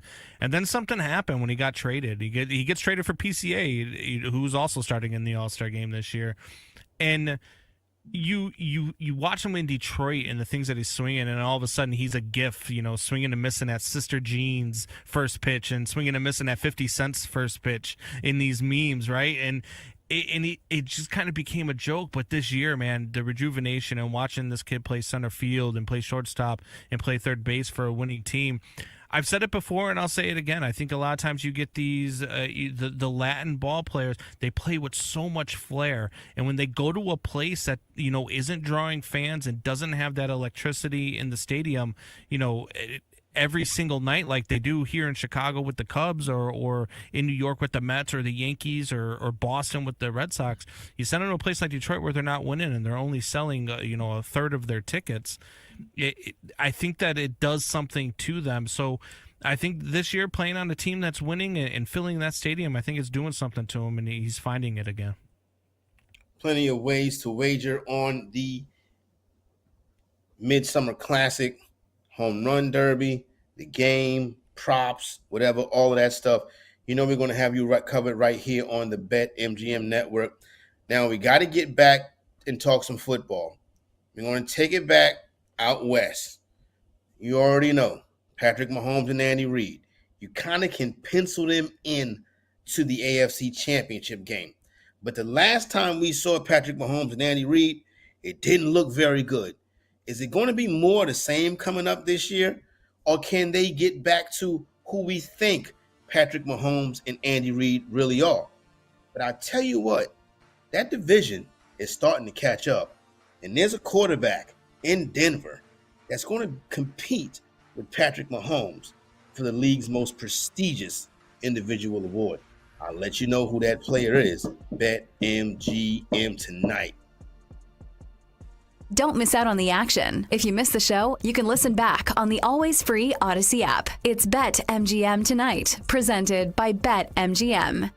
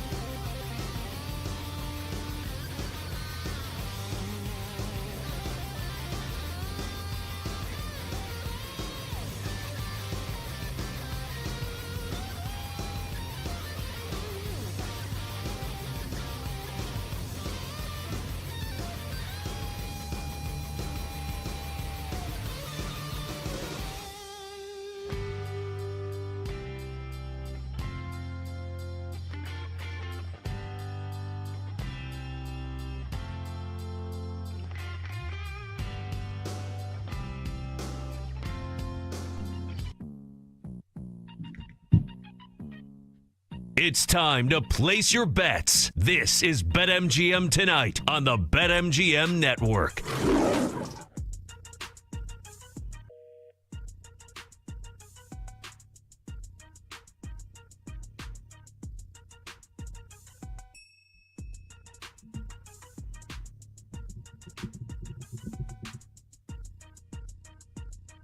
Patrick Mahomes and Andy Reid kind of just sums it up right there. Radio 101, turn the microphone on. The dynasty, though, the Kansas City Chiefs. I still call them a dynasty. I just knew how terrible they looked the last time we saw them play, getting dominated by the Philadelphia Eagles. Philadelphia Eagles, a much better team on that Sunday, much better team last year, the best team in the NFL. It hurts my heart to say that, but it is true. But I can feel pretty confident saying that the AFC Championship game will be in Kansas City at Arrowhead. We don't know if it's going to be Baltimore or Buffalo. Maybe somebody else will sneak into the mix. But I think, Sean, we already kind of know the script in the American Football Conference, right? It's going to be the championship game at Arrowhead. One of those other two teams, Baltimore or Buffalo, trying to knock off the Kansas City Chiefs. That's how it's going to play out, right? I mean, people got Kansas City messed up, man. Like, people really, and there's some people here in Philadelphia, oh, we cracked the code. They're not going to be this, they're not going to be that. I know it's cool to hate on them, and I get it. I hate on them too. But it's almost like when Tom Brady and New England Patriots in the middle of their dynasty of 6 rings, they're like, everybody was like, oh, they're done now. Oh, they're done now. It's over with. No, they were never over with. As long as Patrick Mahomes and Andy Reid are still there, the dynasty ain't going to be over with. So the Kansas City Chiefs are going to come back. Remember, for everything that happened in that Super Bowl, they still smacked everybody in the AFC.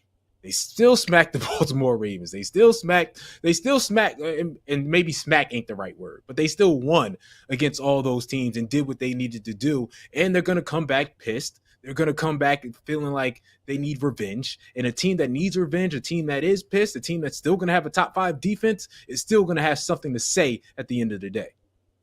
15-2 throughout the course of the regular season last year. Coming to the postseason, make easy work of the Houston Texans. Buffalo Bills still can't get over the hump in the AFC Championship game. And then obviously get destroyed by the Philadelphia Eagles on Super Bowl Sunday. This is a team that really, honestly speaking, you can almost say they only lost one game. Their second loss of the season came to the Denver Broncos. But by that point, you know, Carson Wentz was the quarterback. He throws the ball with his left hand. So you know how that went. Now, Denver also had a chance to beat them earlier in the season, but game-winning field goal was blocked. They would have given that would have been their first loss. They did take a loss at Buffalo in the regular season. But other than that, they ran through the schedule, ran through the AFC. And like, I agree with you. I think people got them messed up, as you said. I still think you got the most dynamic tandem head coach and quarterback in the NFL right now in Pat Mahomes and Andy Reid, right? Now, they are not as explosive as they were when this dynasty started, right? They weren't as explosive with Tyreek Hill. And obviously, Travis Kelce is an older gentleman now. Chris Jones still the anchor of that defense. When you got a strong 3 technique on defense, those teams normally wins championships. I don't ever think Hollywood Brown is going to become this dynamic wide receiver that it looked like he was going to become. But guys like Rashee Rice, Xavier Worthy, Isaiah Pacheco, the pieces are just the pieces, but they fit well together. It's kind of like how I said earlier in the week. You don't need to have a collection of all-star talent. You got to build a team with pieces that fit together. They're plus 360 to win the AFC, which is a fantastic number for the Kansas City Chiefs, in my opinion. Buffalo also shares that number. Baltimore coming in slightly with shorter odds at plus 350. Then everybody else is 10-1 or greater, right? So I say to you, is the rest of the AFC West closing the gap on the Kansas City Chiefs? Sure, they're closing the gap, but they're not catching up. You know what I mean? Like the West of the AFC West is certainly better. I would argue that the AFC West is the best division in football. It's between them and the NFC East, in my opinion. Maybe the NFC North too, but I don't think the NFC North is going to be as good. But AFC West is a phenomenal division. They had 3 teams that had 10 or more wins last year, and the Raiders are going to be a very competent team this year. So yes, they're closing the gap, but the Kansas City Chiefs are still the Kansas City Chiefs. Like I said this before, and I say this every year. I'm going to bet the Kansas City Chiefs to go to the Super Bowl every year. I'm also going to bet them to win the Super Bowl every year. And I'm going to come out with a lot of money because I look at it like this. If you bet Tom Brady to win a Super Bowl every year throughout his career, and he won 7 of those things. Even if you lose 13, you bet it 7 times, you're coming out ahead big. And so I think Patrick Mahomes is in the same situation, same trajectory. Like, hey, if I bet him every year to go to the Super Bowl, if he's here for 18 years, he's probably gonna go to 10 of them things. Right? That I'm going to win a lot of money. He's probably going to win potentially 5 of those things. So at the numbers being what the numbers are, at plus 300, plus 400, plus 500, depending on the season, you're going to come out with a lot of money just by betting one team. Even if you don't think they're going to win, it is a safe and solid bet to put money on them. Now, when you look at the odds to win the division, as you mentioned, right? Yeah, bet them to win the AFC, bet them to win the Super Bowl. I'm with that. To win the AFC West at minus 120, don't ever do that. Don't take a minus odds to win the division because it's particularly in the offseason, the lead up to the season, because you never know what could happen during the season. At some point during the season, you're going to get a better number than minus 120. It's never no reason to bet in that number right now, especially as the division gets better. Because really, when you look at this division, I would say you have 3 and a possible Hall of Fame head coaches. Andy Reid's going to the Hall of Fame. Sean Payton's going to the Hall of Fame. Pete Carroll's going to the Hall of Fame. And Jim Harbaugh will probably make a push to go to the Hall of Fame as well. So there is tough, good head coaches in this division.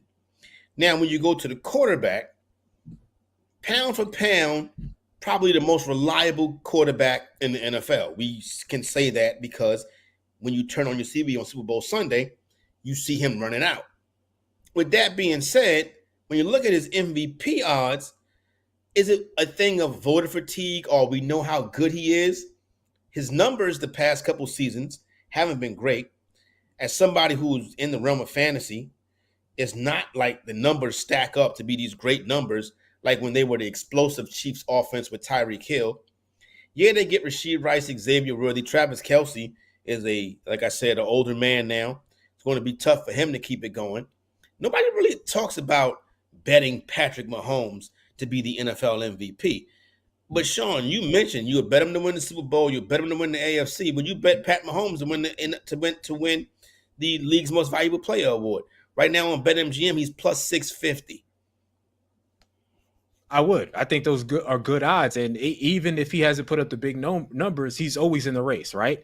You go 15-2, and you're going to be in the race. You have clutch numbers, you're going to be in the race. So even down years for Patrick Mahomes, right? When you talk about down years for Patrick Mahomes, it's still years that are top 5 in the MVP voting, right? So I still think it's a smart bet. And I said it before, he has the best crew that he's had since Tyreek Hill. Again, none of these wide receivers are Tyreek Hill, but this is the best offensive combination that he's had since having Tyreek Hill and having Xavier Worthy, a guy who can stretch the field, a guy who ran a 4.240 at the combine, having Rashid Rice, who was your number 1 receiver 2 years ago. Very young guys. Isaiah Pacheco coming in, Elijah Mitchell coming over from the 49ers when healthy, very good. Travis Kelce's waning a little bit, but still a vet that knows how to get it done. Noah Fant. And again, Patrick is still magic. So I just feel like having the best offensive weapons that you've had in, 4 years now, and having a revenge tour and knowing that you're probably going to be 14-3, it's a solid bet. Again, it's just like the Super Bowl thing. His name's always going to be in the conversation.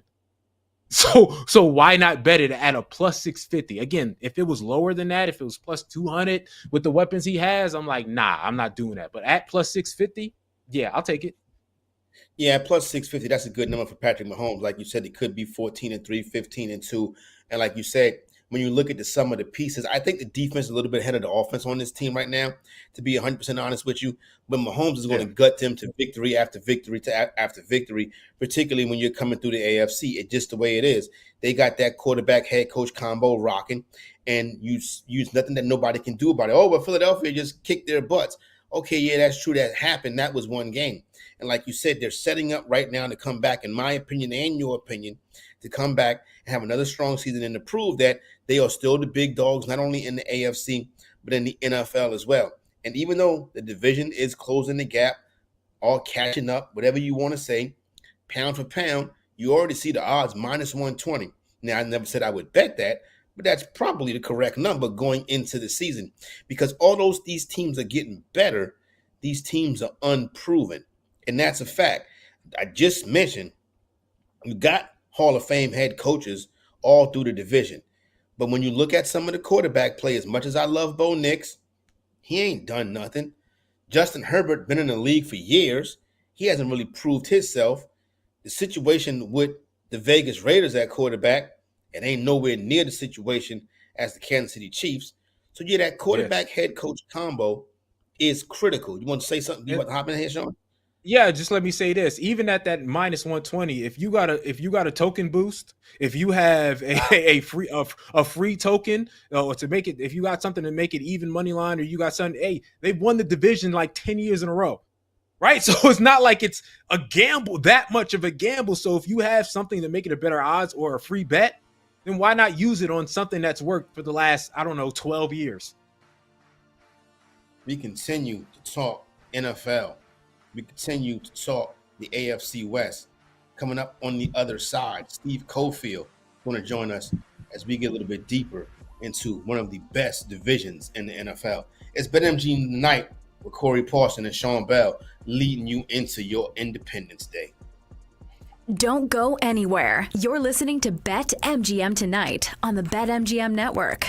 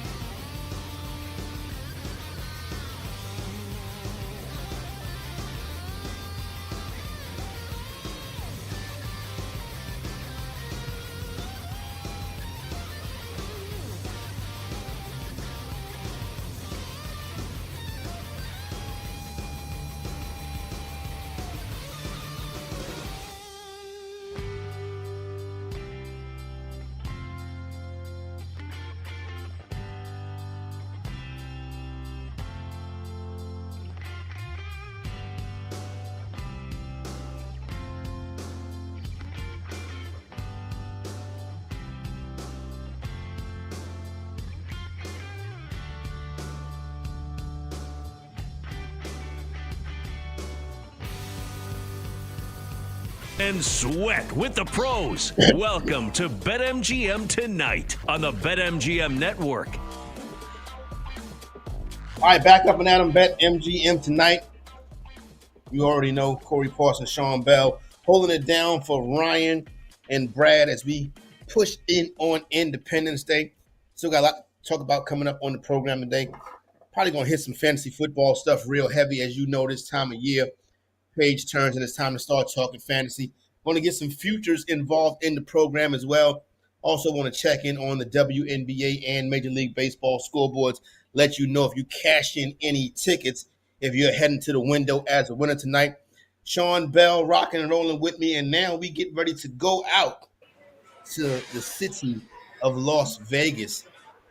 Very special guest tonight. Happy to be joined by Steve Cofield, host of Cofield and Company on ESPN 1100 in Las Vegas. Steve, you got two dudes out here on the East Coast. I know myself personally, I wish I was where you're at right now. You know what I'm saying? Getting ready for a big season. But I will be out there in about a month's time from now. So I definitely got to stop by the studio and join you. What's good with you, my brother? A whole lot, man. It's the end of the week for me because 4th of July we get the day off. So I'm on the strip now. I'm going to go to a local place, and then tomorrow is going to be crazy. Fireworks. I don't know if you guys have ever been to Vegas around 4th of July. It's nuts here because we're in the desert. So people go out to the desert. It's wild, man. It's going to be a crazy time. Definitely. That sounds like fun. Let's hop in here and let's talk a little AFC West football. And I want to start with the team right there in your backyard.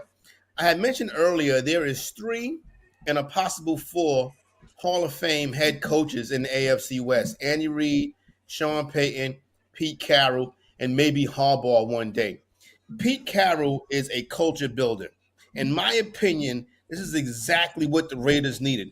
I think the Raiders are going to have one of the best ATS records in the league this year. What's the feel around town about the Vegas Raiders? I think it's cautious excitement. Expectations are higher than they've been because they have a better coach now. Nothing against Antonio Pierce, but he was a little in over his head, and Josh McDaniel's a nightmare. That we could tell early on. Frankly, when he got hired, we were like, why Josh McDaniel after what he did in Denver? So, yeah, you now have an established guy in Pete Carroll. He's won. He's won consistently. You can see the culture already changing. People love what they did in the draft because they needed offensive help. They needed a run game, most importantly. Their run game, even with Josh Jacobs the last year, because the O-line wasn't good, it wasn't very good with Josh Jacobs. And then, of course, he goes on and he has a great year with the Packers. So people love Ashton Genty. And now you've got a combo here with Genty, who's fresh legs, coming into the league as a guy who potentially could go out and rush for 1,300, maybe catch 300 yards out of the backfield. And Pete Carroll is dedicated to the run game. He's an old school coach, so he's going to want to play possession football. So people are excited about that. I think folks like Geno Smith. I like him. I don't know that he's a top 10 quarterback, but he's so much better than what they had last year. The combination last year was terrible. And we'll see about the defense. They haven't spent a ton of money on the defense. They spent it last year on extending Crosby and bringing in Christian Wilkins. So that's a little disappointing that he's still suffering from that foot injury. But people trust in Carroll's ability to put together a defense. So the defense should be pretty solid. But as you said, the problem is to win a lot of games, you got to win some of them in the division, and this division is really tough. Yeah, that's where I was going to go to next because I'm surprised Carroll even took that job because I keep saying, why do people keep taking jobs in the AFC West when the Kansas City Chiefs are there? It's happened a few years in a row, right? Harbaugh and Sean Payton. So with Vegas being in a division, again, I'm in North Jersey, close to New York, and you got the Jets who had to deal with the Patriots. So there was always sort of a pessimism around the team. No matter what good was going on, it's like we're with the Patriots. What's that with the Las Vegas Raiders and their future around in regards to media and the fans of what they feel like they could potentially do over the next 5 years in trying to catch Kansas City? Well, that's a good question because that's the interesting part here because right now Geno Smith is only a bridge. So to ultimately get to the top of this division, they have to find a quarterback who's going to be a guy who's here for 6 or 8 years, and you have to do that through the draft, or you're going to have to do it via free agency, but none of these guys ever really become available. So I think they can get to a point, and fans believe they can get to a point where they can at least win 8, 9, 10 games and at least get on the dance floor. Winning the division is tough because while I think the Chiefs will come back a little bit after going 15-2 and winning almost every close game, the Raiders being a team that can win, say, 12, 13, 14 games, I think a little ways off. But, and the other part of it that's interesting, when you say 5 years, I don't know that Pete Carroll's in this for more than 3. So I think most people believe Pete's going to change the culture, be a bridge with Geno to get them to a point where they can win consistently, at least be a 500 team that will challenge and win some close games and get to 9 or 10. But it's been a very strange run here in Las Vegas because the Raiders seem to strive to make sure they're competitive instead of going to rock bottom. And when they've had a chance to be rock bottom, they won just a few too many games. Like last year or 2 years ago was devastating because they were on the verge with McDaniel out and an AP in. They were on the verge of being a top 5 pick in the NFL draft, and they wanted Jaden Daniels so badly, but they won too many inconsequential games at the end of the year a couple of years ago, and they took themselves out of the mix. So that's kind of when I say people are cautiously optimistic, you have to have that franchise quarterback. And right now they have someone who's pretty good, but they don't have that guy locked up yet. Steve, when you look at MVP odds, right, and the NFL MVP award is kind of become like a 4-horse race, maybe 5 or 6, right? You got Lamar Jackson, you got Josh Allen, you got Pat Mahomes, you got Joe Burrow. Maybe you throw Jalen Hurts and Jaden Daniels into the mix as well. As I'm scrolling and I'm looking through odds and way down at 20-1, I'm like, Bo Nix, interesting. He is the guy who, in my opinion, is the engine behind that team. Yeah, they play great defense. Yeah, they run the football. But you look at Nix's numbers, they weren't terrible at all last year. They kind of were on par with Pat Mahomes. He had a winning team. They won 10, should have won 11. Remember the block kick? They should have been the first team to beat Kansas City. If we go on the fact that he shows improvement, they finished second place in the division, they're a 12-win team. My thing is that 20-1 at some point this season can get to 10-1 or shorter. Where are you at on Bo Nix? Because I've been told that I'm on an island on Bo Nix by myself. I'm not on the island with you. Sorry. You are on an island. Okay, one, I think the Broncos, their defense is really good. I think their offense is solid. I do expect a regression with Bo Nix. Now that people have seen him around the league, I think there's going to be a little bit of regression. I think the fact that the Raiders are going to be a little better will also hurt the Broncos' chances. I think the Broncos and the Raiders are about the same level, teams that can strive to win maybe 8 or 9 games. I think the Chargers are going to be the team in the division that moves forward, maybe another game and a half. I guess you can't win 1.5 games, but you get my point. They're going to improve.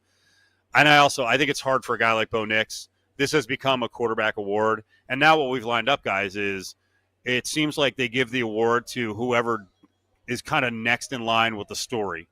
So from what I was hearing, people were dying to give the MVP award to Joe Burrow because he was having such a monster year, but they weren't winning games. The defense was terrible. I could see Burrow going out, and he puts up his normal numbers. And if the Bengals can survive how lousy the organization is with their players, like how they're treating Hendrickson and the rookie, if they go out and they win 12 or 13 games, and Burrow is the guy this year that has the same numbers as Mahomes and Josh Allen and similar to Lamar Jackson, I think a lot of times it's like, hey, it's his turn now to win. So that's the problem with Bo Nix. He not only he's got to win, he's got to get better, but he's got to overcome so many stars at quarterback to win the award. Yeah, and the gaudy numbers that these quarterbacks put up, whether it's 5,000 yards, 45 touchdowns, like you got to have something. Lamar Jackson running for 900 plus yards, you got to do something really gaudy. I'm glad you're on my side with the Chargers. I think the Chargers are sort of my hidden team this year, just because I went to Penn State, by the way, so I shouldn't love Jim Harbaugh, but I think Jim Harbaugh is a phenomenal coach. No matter where he goes, he continues to win. And again, another reason why I think it's going to be tough for the Raiders to get better is having Jim Harbaugh and the Chargers progress. Talk to me a little bit your mindset about the Chargers and how good they can be this year. Well, I mean, Harbaugh came in and got his philosophy going right from the get-go. They didn't have great running backs, but he was dedicated to the run, and they got production out of it. And I think it made Justin Herbert more efficient. Now, keep in mind, Herbert also was dealing with kind of half a deck in terms of receivers.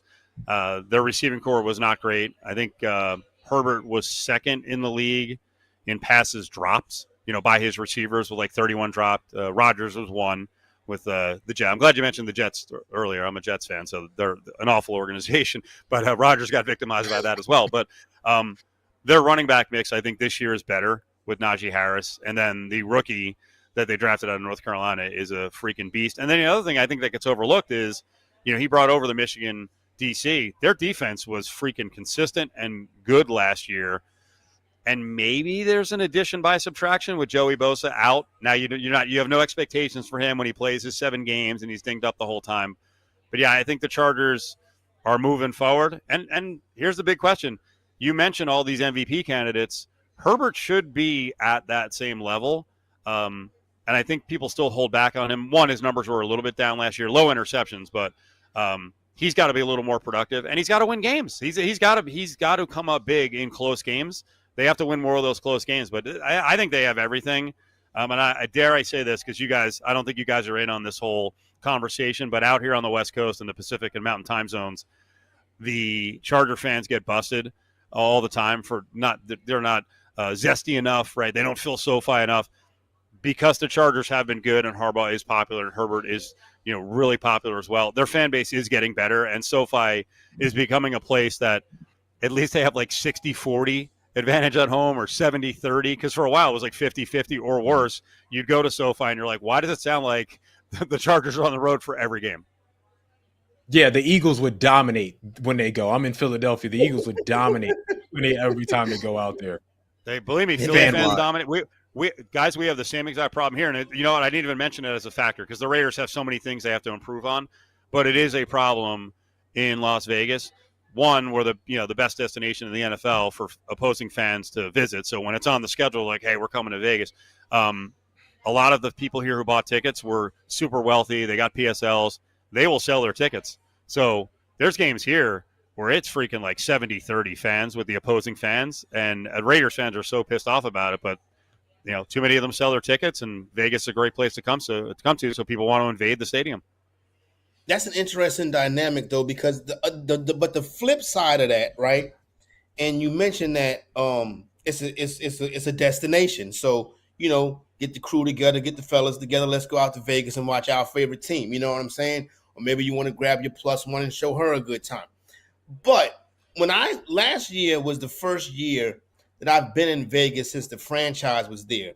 And as soon as I landed, I was like, there is no better fit fan base to team than Vegas is to the Raiders. Like the Vegas local looks like the dude on the side of the Raider helmet. You know what I'm saying? It was like, it's the perfect fit fan base to team.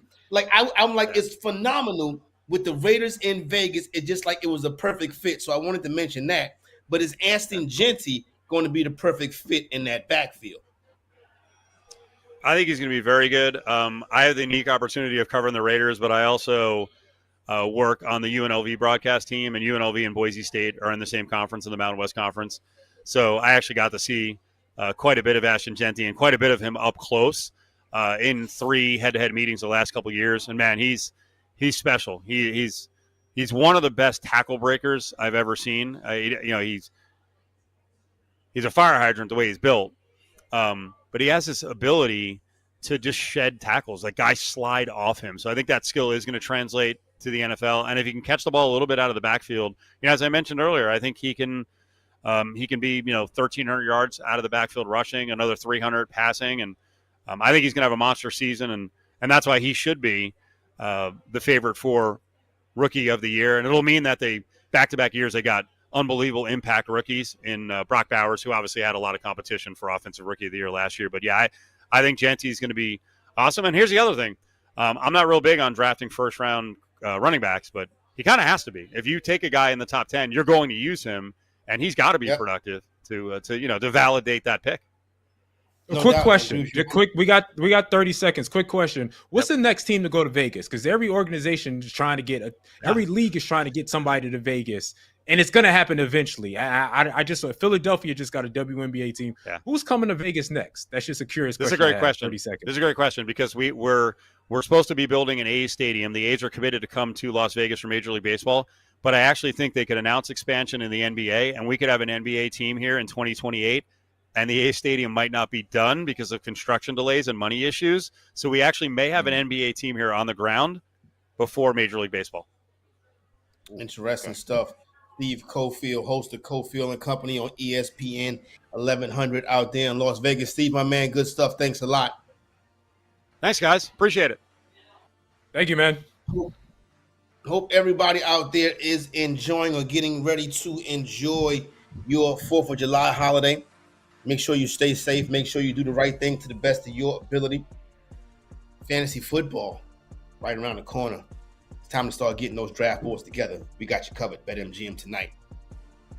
Don't miss out on the action. If you missed the show, you can listen back on the always free Odyssey app. It's BetMGM Tonight, presented by BetMGM.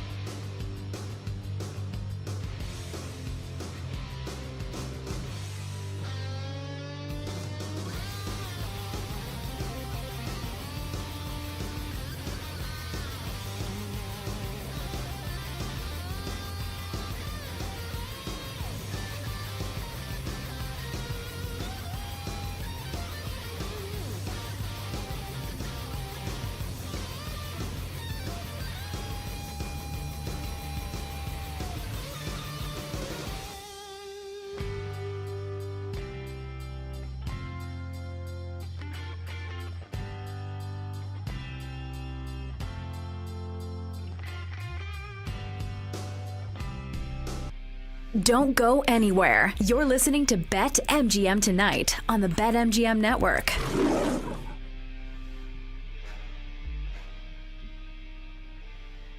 What up, everybody? Corey Parsons, Sean Bell, coming at you on 4th of July Eve.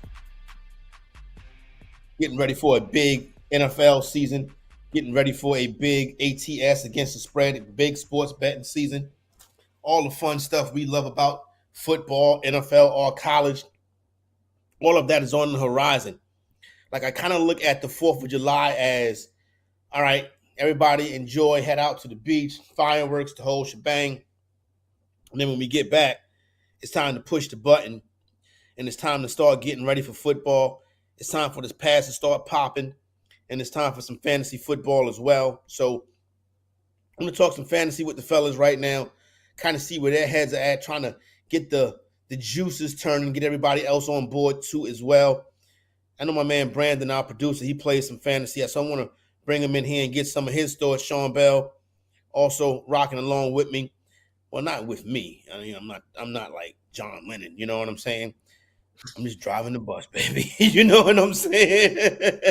I'm just driving the bus. You know what I mean? Taking you to the 4th of July weekend. But I do want to look at earlier in the week, we spoke about like the top guys going off the board just to get you situated. Guys like Jamar Chase, Justin Jefferson, Jahmyr Gibbs, Saquon Barkley, the it guys, the first round draft picks. But I think we also got to kind of come down the board a little bit and discuss the twos, the wide receiver twos, the running back twos, and get some opinion on those guys as we start to put our strategy together. Because just like how I look at building an NFL roster, how I say you can't just have a collection of superstars, you know what I mean? You got to put the team together to fit right. I kind of look at fantasy football the same way too, even though maybe in fantasy it is probably the best bet to have a collection of superstars. But nonetheless, don't call me the fantasy executive for nothing. Let's start the running back position. Breece Hall was a guy who was a staple, Sean, in the first round of fantasy drafts last year. This year, he's kind of fallen to that 2-3 turn in early drafts. Now, running backs always push up as we get closer to, September. When you get in your drafts in late August, early September, Breece Hall's ADP is going to change. Running backs generally tend to push up the board as we get closer to opening night. Now, Hall, the whole Jets offense entirely last year was not great. Do you think Hall is a value this year, or do you think where he's going is about right? I think where he's going is about right, especially with Justin Fields as your starting quarterback. I think Justin Fields, when he's at his best, or at least so far in his NFL career, is when he's getting a lot of the runs himself. Right. And so it's going to be a running back by committee. Breece Hall isn't going to be the number one A1 guy. He's not going to have a record breaking season for himself where he gets, to me, 1,200 yards, 12 touchdowns. I think a lot of that is going to be Justin Fields. So I could see Breece Hall having another solid year, getting 800 and something yards, maybe getting 7 or 8 touchdowns. But I can also see Justin Fields with how they run their offense and some of the things he does. And even in the red zone, right? Like, I saw it with Josh Allen a lot last year, where he got the running touchdowns as opposed to his running back. Jalen Hurts, him getting the running touchdown as opposed to Saquon Barkley. It could be the same way with Justin Fields. When it gets to that red zone area, touchdowns, fantasy points, all of those things can end up going to Justin Fields instead, because they're going to use him in those positions so he can steal some of those yards and some of those touchdowns. So I think Hall is good at where he's at. Interestingly enough, last season, 76 targets, 57 receptions. That yards per catch at 8.5, that's an excellent number for a running back. That's kind of like prime Christian McCaffrey, or closing in on that. Now, those 76 targets came mainly from Aaron Rodgers, right? As Sean mentioned, this year it's going to be coming from Justin Fields. I don't see Justin Fields. Yes, 100%. Brandon, what is your thoughts coming in on Breece Hall this year? Well, look, as a guy who watched Justin Fields closely here in Chicago, and I was a big Justin Fields guy. I was a let's build around Justin Fields more than I was let's go and draft Caleb Williams. I like Justin Fields. The thing with Justin is just like Sean had said, right, is that he is best when he's rolling out of the pocket. He's best with his arm when he's rolling out of the pocket and he's on the move, and he's best when he's creating plays with his legs, especially in the red zone. The guy is phenomenal. I can't tell you how many tackles he makes people miss when he's on his game. And I think that when you're looking at the dump offs that you were getting from Aaron Rodgers, you're not going to get that same stuff from Justin Fields. His eyes are always downfield. He doesn't dump the ball off a ton. He's just one of those guys who's going to try to make things happen. He's going to throw some interceptions. He's going to make some mistakes because he's always looking downfield. He's going to take off and run a lot. So I think that Breece Hall's numbers are going to be affected. I'm staying away from Breece Hall. He's one of my stay away froms on my board. When I do mine, I've always got color coded. I do my rankings and they'll be ranked, accordingly. But if I have you at number 2, it doesn't mean that I'm going to want you, right? I could have you at number 2. I have Christian McCaffrey at number 1, and he's my number 1 stay away from as well. So those are the guys that you look at, and Breece Hall is one of those. I would stay away from him this year, and that is my plan to do so. All right, interesting stuff. Breece Hall last season, this time coming into the year, a fantasy darling. This year, not so much. And you know what? Some of the things do add up. But the next play I want to talk about is kind of the same way. It's James Cook. Last season, James Cook had 207 carries, ran for over 1,000 yards, 4.9 yards a pop, scored 16 touchdowns. He only caught 32 balls. He had 2 receiving touchdowns last year. This is James Cook I'm talking about. But he has to really share a backfield with Josh Allen. He shares goal line carries with Josh Allen. I would take Cook over Hall, but they basically have the same type of issues, Sean, when it comes to their production. Do you think we see touchdown regression from James Cook? Because if you're only going to catch 30 passes, right, and you don't score 18 touchdowns, then that's going to be a problem. So touchdown regression is a major red flag, in my opinion, for James Cook.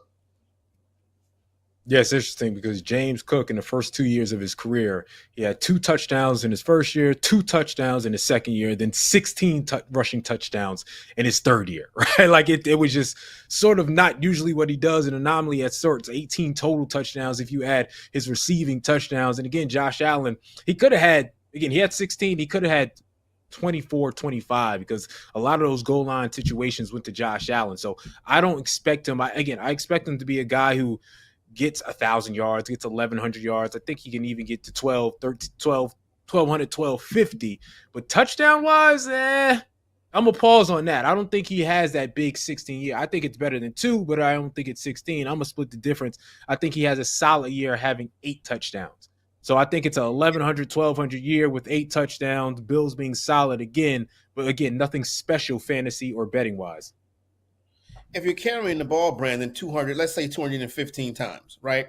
This is projecting this is projecting a running back to once again come back and play 16 games. He's been pretty durable throughout the course of his career. We know how brutal the position can be. Let's say you get 215, 220 at 4.8, 4.9 a pop. You get to 1,100, but you cut those touchdowns in half and you're only catching 30 balls. To me, that's a dude that maybe is going too high right now. What do you think? Yeah, maybe a little bit too high, but look, James Cook on the opposite side of what we were just talking about with Hall is that James Cook has a better offensive line. James Cook has explosive legs. James Cook is one of those guys that's got that big playability, which is why he had 16 touchdowns last year. A lot of those touchdown runs were of the 20 to 30 yard variety, right? Like he is one of those guys that can explode. Now, again, he's kind of in that same situation that Hall is, where you have a quarterback who is going to take off and he's going to run a lot, especially in the red zone. He's just going to tuck the ball, and he's big body dude. I mean, I don't want to try to tackle him whatsoever. But you look at what you're going to get out of James Cook, I still think you can get a guy who can run for over 1,000 yards, 1,100 yards, and still probably see the end zone 13 times just because he does have that big playability. No doubt. You did mention the home runs and the big playability. That definitely factors into it as well.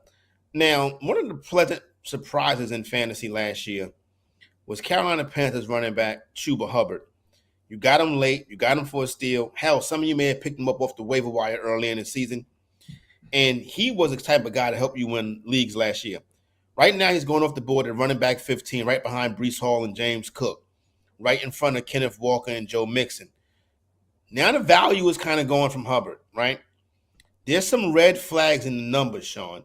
He had 250 carries in 15 games last year, approached 1,200 yards, had 10 touchdowns, just about 4.8 a pop. Had 54 targets, caught 43 passes, but his yards per reception was 4.0. That's not effective yards per reception. That is a major red flag. I had Hubbard in my auction league last year, dollar make you holler type player. And he was a strong contributor. The way that auction team finished up, he might have ended up being the best player on that team, for Christ's sakes. I am concerned about going back to him this year as that offense gets a little bit more explosive, right? You also bring in Trevor Etienne. Should we leave good enough alone with Chuba Hubbard? No, I still like him a lot. And again, I think it's going to be better on him because I think the team is better. Bryce Young knows what he's doing better. The plays, things will open up more as Bryce Young gets better and the wide receivers and Xavier Legette and all those guys get touches. Things will open it up more because it got to a point at the end of the year where it was crash out for Chuba. You know what I mean? It was like everybody, we're going to put 7-8 people in the box. And so now he's going to have a little bit more open space. Even though you got some backup running backs that you're bringing in, there's a bell cow. Rico Dowdle's over there too. He's going to be the bell cow back. He's going to be the main back. This is not going to be a situation where he's splitting time like Najee Harris did with Jalen Warren last year with Pittsburgh, where it's 15 carries to 15 carries. No, he's still going to get his 20 plus carries a game and his 5 touches a game, if you include the receiving game. So I think the team is going to be competent enough. I think the offense is going to be open a little bit more, which allows him a little more freedom to catch and run and do all the things he needs to do and make it a little bit easier on him. So I think he'll be a solid pickup. I think he's pretty good where he is, but I think he'll be a solid pickup and have solid numbers and repeat what he did last year, maybe even better. Brandon, when you look at the running backs that we're discussing right now, we found issues with Hall. We found issues with Cook. We found issues with Hubbard, right? Everybody has their little things that makes them kind of scary. Do you think the strategy is, you know what, let me go out there and grab 2 of the top running backs so I don't have to worry about the issues that come with guys like Breece Hall and James Cook and Chuba Hubbard? Yeah, I mean, it can be. It just depends on the depth of your league, right? Like, how many teams are in your league? Where is it a 2-quarterback league? What are you doing? Like, there's all sorts of different things that go into how you want to construct your roster, right? And when it comes to Chuba Hubbard, I completely agree with Sean. I'm not scared of him whatsoever. I love Chuba Hubbard. He single-handedly won me my big money league last year, a $3,000 payout in this league. So Nice. I was happy with the production from Chuba Hubbard last year. And I think that this Carolina Panthers team, I think me personally, and I've said this before on Sunday's bets when I'm on with Sean Marash and Pat Boyle, I think this team could sneak into the playoffs. And I actually think that they might be a sneaky pick to win this division because I do expect that the Tampa Bay Buccaneers take a step back and you could actually win this division at 8-9 or 9-8. And I think that's about where the Carolina Panthers could end up. I think Bryce Young developed really nicely at the end of last year when he came back in. And like you said, I mean, as that offense gets more explosive, when with Ted McMillan and Xavier Legette and the guys that they have, I think that you're going to open things up more for Chuba Hubbard, which is only going to make his value rise. In my opinion, Trevor Etienne is probably the steal of this backfield. because Trevor Etienne is the real deal. He's probably a better back than Dowdle. He's probably a better back than Hubbard. He's not going to catch at 4 yards a pop. He's going to catch somewhere around 8, 9 yards a pop. To me, he's the wild card in the Panthers' backfield. Now, obviously, we're getting to training camp, and, we'll get to the part of the year where we start talking to beat writers and find out what's going on in camp. Etienne could be a pleasant surprise. But that's a name that I would keep an eye on right there. Got some more names we can keep an eye on. One of them is not Kenneth Walker. Talk about running backs reports, the yards per carry low, the games played low, the yards per catch low. But he does basically have the backfield to himself, split some touches with Zach Charbonnet. But we got to talk wide receivers. BetMGM tonight, live and lit. Sean and Corey, we got you covered. Don't miss out on the action. If you missed the show, you can listen back on the always free Odyssey app. It's BetMGM tonight, presented by BetMGM.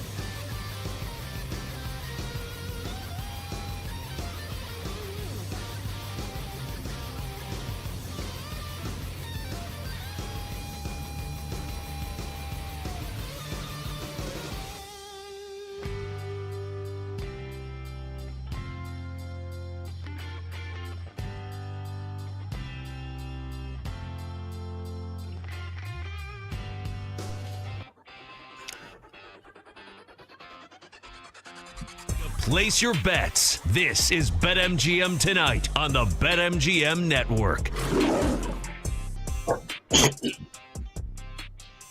Talking a little fantasy football, BetMGM Tonight. Corey Parson, Sean Bell. Taking you up to 11 p.m. on the East Coast. Right on the brink of your Independence Day. Hope everybody's having a good time out there. Enjoy yourself, stay safe, and start to get ready to win your fantasy leagues, win your bets, whatever the case may be. Got a big night rolling in MLB, also in the WNBA. We'll get to you a scoreboard update. Figure out if you've cashed some bets tonight. You know what I'm saying? Hopefully you got some good luck doing so. Also, continue to get you ready for the Midsummer Classic. Has a good talk about that earlier in the program. So you may want to check that out on demand, as you can get all of our segments from every show if you just check us out right there. Many different platforms that you can get the BetMGM Tonight and the BetMGM Network. Time to hop over and talk some fantasy wide receivers outside of that top tier. These are kind of the guys that you may find some warts with, so you got to be careful. But you can also find some hidden gems as well. And last year, you had, as we talked about in the last segment, you actually had 2 New York Jets going in the first round of fantasy drafts. You had Breece Hall, didn't work out, like many things for the Jets. You had Garrett Wilson also. Now, Garrett Wilson, in my opinion, super duper talented. He has enough talent to compete talent-wise with just about any other player at the wide receiver position in this league. Now, last year, it wasn't terrible. 101 catches, 1,100 yards, 7 touchdowns, 10 yards a pop. We need him up there in that 15, 16 yards a pop range, right? This year, Justin Fields takes over as the Jet head coach. Offense could be a little bit different, but I still like the talent, for Christ's sake, Sean Bell. Are we making He's a him great mistake? talent. But is there going to be? Is this going to be that vastly different that Garrett Wilson is not going to be able to bring back first round production? Now, Brandon talked about guys to stay away from. I'm staying away from that because I don't know what the production is going to be like. I have to see what the Jets offense looks like, because you stay away from it because, well, okay, Garrett, what do you – first of all, Aaron Glenn comes – you talked about the Bill Parcells, Belichick, the line of thinking he comes from. They're going to want to run the ball. They're going to want to hold possessions. They're going to want to dominate time of possessions. That's the type of game they're going to want to play. So it's not going to be in narrowed out situations. Last year, they had Rodgers, and that was their plan. Even though they didn't win a lot of games, that was their plan. So Garrett's good. I still think he can get 1,000 yards and do some things. And again, I actually really like Justin Fields too. But to optimize him, you got to optimize the running game. You got to use his legs and then have big plays off of play action. So I just don't think Garrett Wilson is going to get those type of targets that you would need to get. I don't think he's going to get 170 targets like a lot of the number one wide receivers get nowadays. That's not going to be his lifestyle. So I can see him having big numbers in regards to catches per, right? Justin Fields wants to air it out off of play action. So I can see the number being 17, 18, something great like that. But the actual yards, the actual touchdowns, and the actual amount of catches, I don't think he's really going to feel like that. So I'm going to fade him a little bit, or at least wait until week 7 and maybe get a trade or something like that to get him. But I'm not going to get him right off the bat. Interesting stuff right there. What are you thinking, Brandon? Look, I'm a believer in Justin Fields. I said it in the last segment. I think that Justin Fields has something in there that can be unlocked if you have an offense that is going to allow him to do the things he was doing. He was doing it last year in Pittsburgh before he got sat down, and for inexplicably got sat down as well, because I mean they were 4-2 when he got sat down, and he was doing his thing. That offense was really good under him. It was more explosive than it was before you let Russ cook in Pittsburgh, and so I think that you can find something. And not only that, but people forget Garrett Wilson and Justin Fields know each other very well. Played together at Ohio State. They were a really good tandem in college. So I think that you can look at this team and you can look at what they're going to bring. I think you're going to get. Oh, you've already got the cohesion there. I'm not saying I'm going to take him in the third or fourth or even fifth round, but he's sitting there in round 7 and Garrett Wilson's still sitting there, and I need a wide receiver 2 or maybe even a wide receiver 3. I'm giving Garrett Wilson a really good look because I think that the potential is there. Let me also say this real quick, because we talked about Justin Fields and who he is and liking him as a player. Justin Fields was a pocket quarterback in college. Justin Fields at Ohio State only had 300 and something yards running the ball. So that's who we thought he was going to be coming into the league. But as he came into the league, there was no quarterback guru to set him up to continue that. So he had to use his athleticism that I think some people didn't even know were there. So I do think there's a pocket quarterback still in there because that's what he was in college and even in high school a bit. So, but my worry is the Jets. They don't have the offensive gurus. They don't have the Kyle Shanahans. They don't have anybody like that to sort of refine his pocket ability. So I think it may be tough, but I do, once again, like Brendan said, it's in there. So it could potentially get out, but again, I haven't seen it yet because I don't think anyone's really fostered it for him. Do you think wins is a quarterback? Should wins be considered a quarterback stat? No, hell no. No, of course not. There's no way. I mean, you can't be. You look at last year, and I've said this a lot, and people give me a lot of grief, but you look at take the Bears situation in its own. Look at what Caleb Williams was able to do. He put up, with the exception of the legs, you put up the passing numbers. Him and Jaden Daniels had the same exact passing season.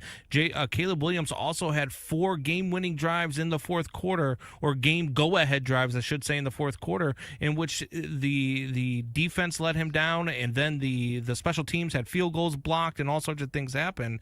That's not on the quarterback. That's quarterbacks being, if anybody says that wins is a quarterback stat, they're out of their mind. I think wins are a quarterback stat. You're out of your mind. Out of your mind. I think wins are a quarterback stat. At some you also point, put Bryce Harper on your Mount Rushmore of baseball, so I'm not surprised. I think at some point, shots. I think at some point, you have to be able, as a quarterback, to go out there and win the football game. But what if you do that and then you leave 30 seconds left on the clock and they get the ball back and your head coach decides that 15 yards doesn't matter, so they let you get a little bit closer to the end zone. You throw up a Hail Mary that gets tipped back and the guy catches it, and you, instead of being 5-2, you end up being 5-11 act all like year. That happens every weekend. That's a one-off It right happens there. more often than you think. That's an exception to the rule. You can't really say, oh, I'm losing all of these games by a tip pass here, a tip pass there, or the defense didn't do their job. But it was just about Justin Fields and his I'm warming up to Justin Fields. Last year, this time, wasn't a Justin Fields guy. Feel better about him this year. T. Higgins is going off the board at wide receiver 14. I can get behind T. Higgins. You know why? Because the Bengals play 7-on-7 football. Because Joe Burrow going to throw the ball 650 times. Because despite sharing a wide receiver room with the great Jamar Chase, in 12 games last year, 12 games, he had 109 targets and 10 touchdowns. In 12 games. Yeah, T. Higgins is the real deal. And Sean, you trying to get somebody, and I would take T. Higgins as a wide receiver 1. I wouldn't even wait on him as a WR2. If I want to go running back heavy early and make my first wide receiver be Higgins, I have no problem with that. Oh, no, I'm out. I mean, if you just look at his history, right? You look at his career. He's been over 1,000 yards twice, and that was 1,091 and 1,029. So to be 14th, 15th, I think that's out of place because, again, he's never put up gaudy numbers. Last year, he has the most touchdowns ever at 10. The year before that, 5, 7, 6, 6. Like, he's a really good number 2, but he's never had a season. And oh, by the way, in the last 2 seasons, he's missed 4 or more games. Right. So he's never been the guy to sort of be a bell cow. Well, not bell cow, that's running back, but never been the guy to go for 14, 15, 1,600 yards, 10 touchdowns. And I think we're going to have 20 receivers do that this year. So I wouldn't have him that high because of that. Again, he's never had that type of season. Brandon? Yeah, I think T. Higgins got paid too, which is another thing. Like anytime an athlete gets paid, I'm like, man, I kind of want to stay away from him this year, right? Because it almost never ends well when they get that big contract. There's something about T. Higgins though that I've liked for a long time, and I think that T. Higgins can be a premier wide receiver in this league. I think that he gets pushed to the back burner because he plays, with Jamar Chase and he plays in the Cincinnati Bengals offense. But if they stay healthy, man, and they can keep Burrow upright, and they might have 2 wide receivers that can catch 100 passes and have close to 2,000 yards receiving. Like, they have those 2 guys. This could be one of the best offenses we've seen in a long time if they can keep their quarterback upright. And I know that that's a big if, but I would look to T. Higgins. Again, he's one of those guys where if I'm in the 7th, 8th, 9th round and I need a wide receiver 3 and I need a guy who's going to come off the bench, he's worth that spot. He won't be around in drafts for that long. But the 7-on-7 nature of the Bengals is what you want to get involved with. The quarterback threw 659 passes. There's enough to go around. He's not going to, Jamar Chase is not going to have 200 targets, right? You see what I'm saying?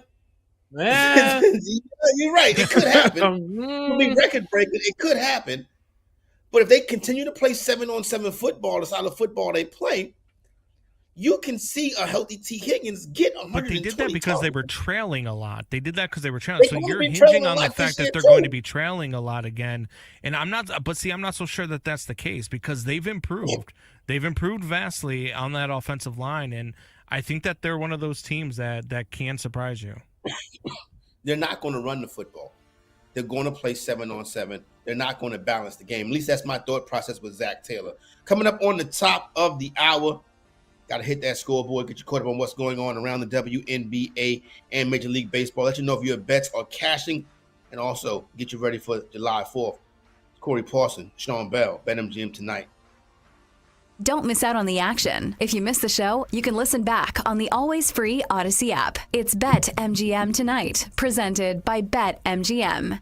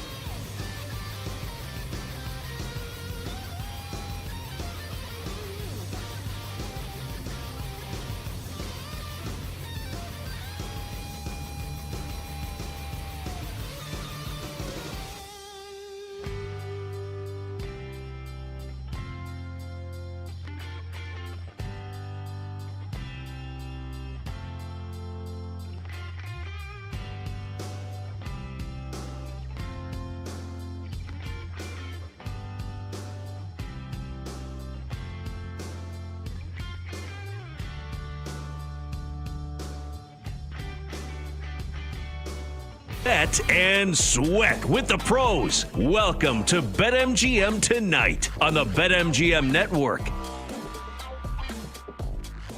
All right.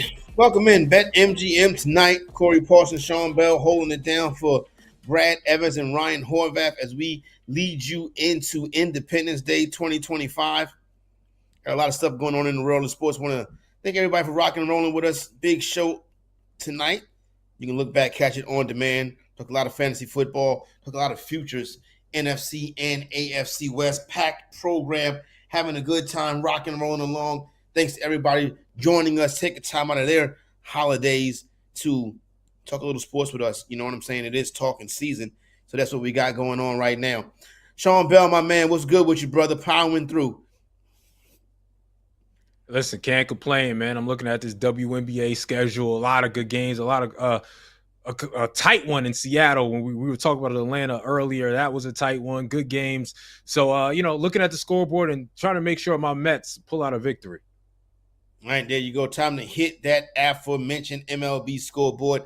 Let's start with some finals. Miami Marlins and Minnesota Twins.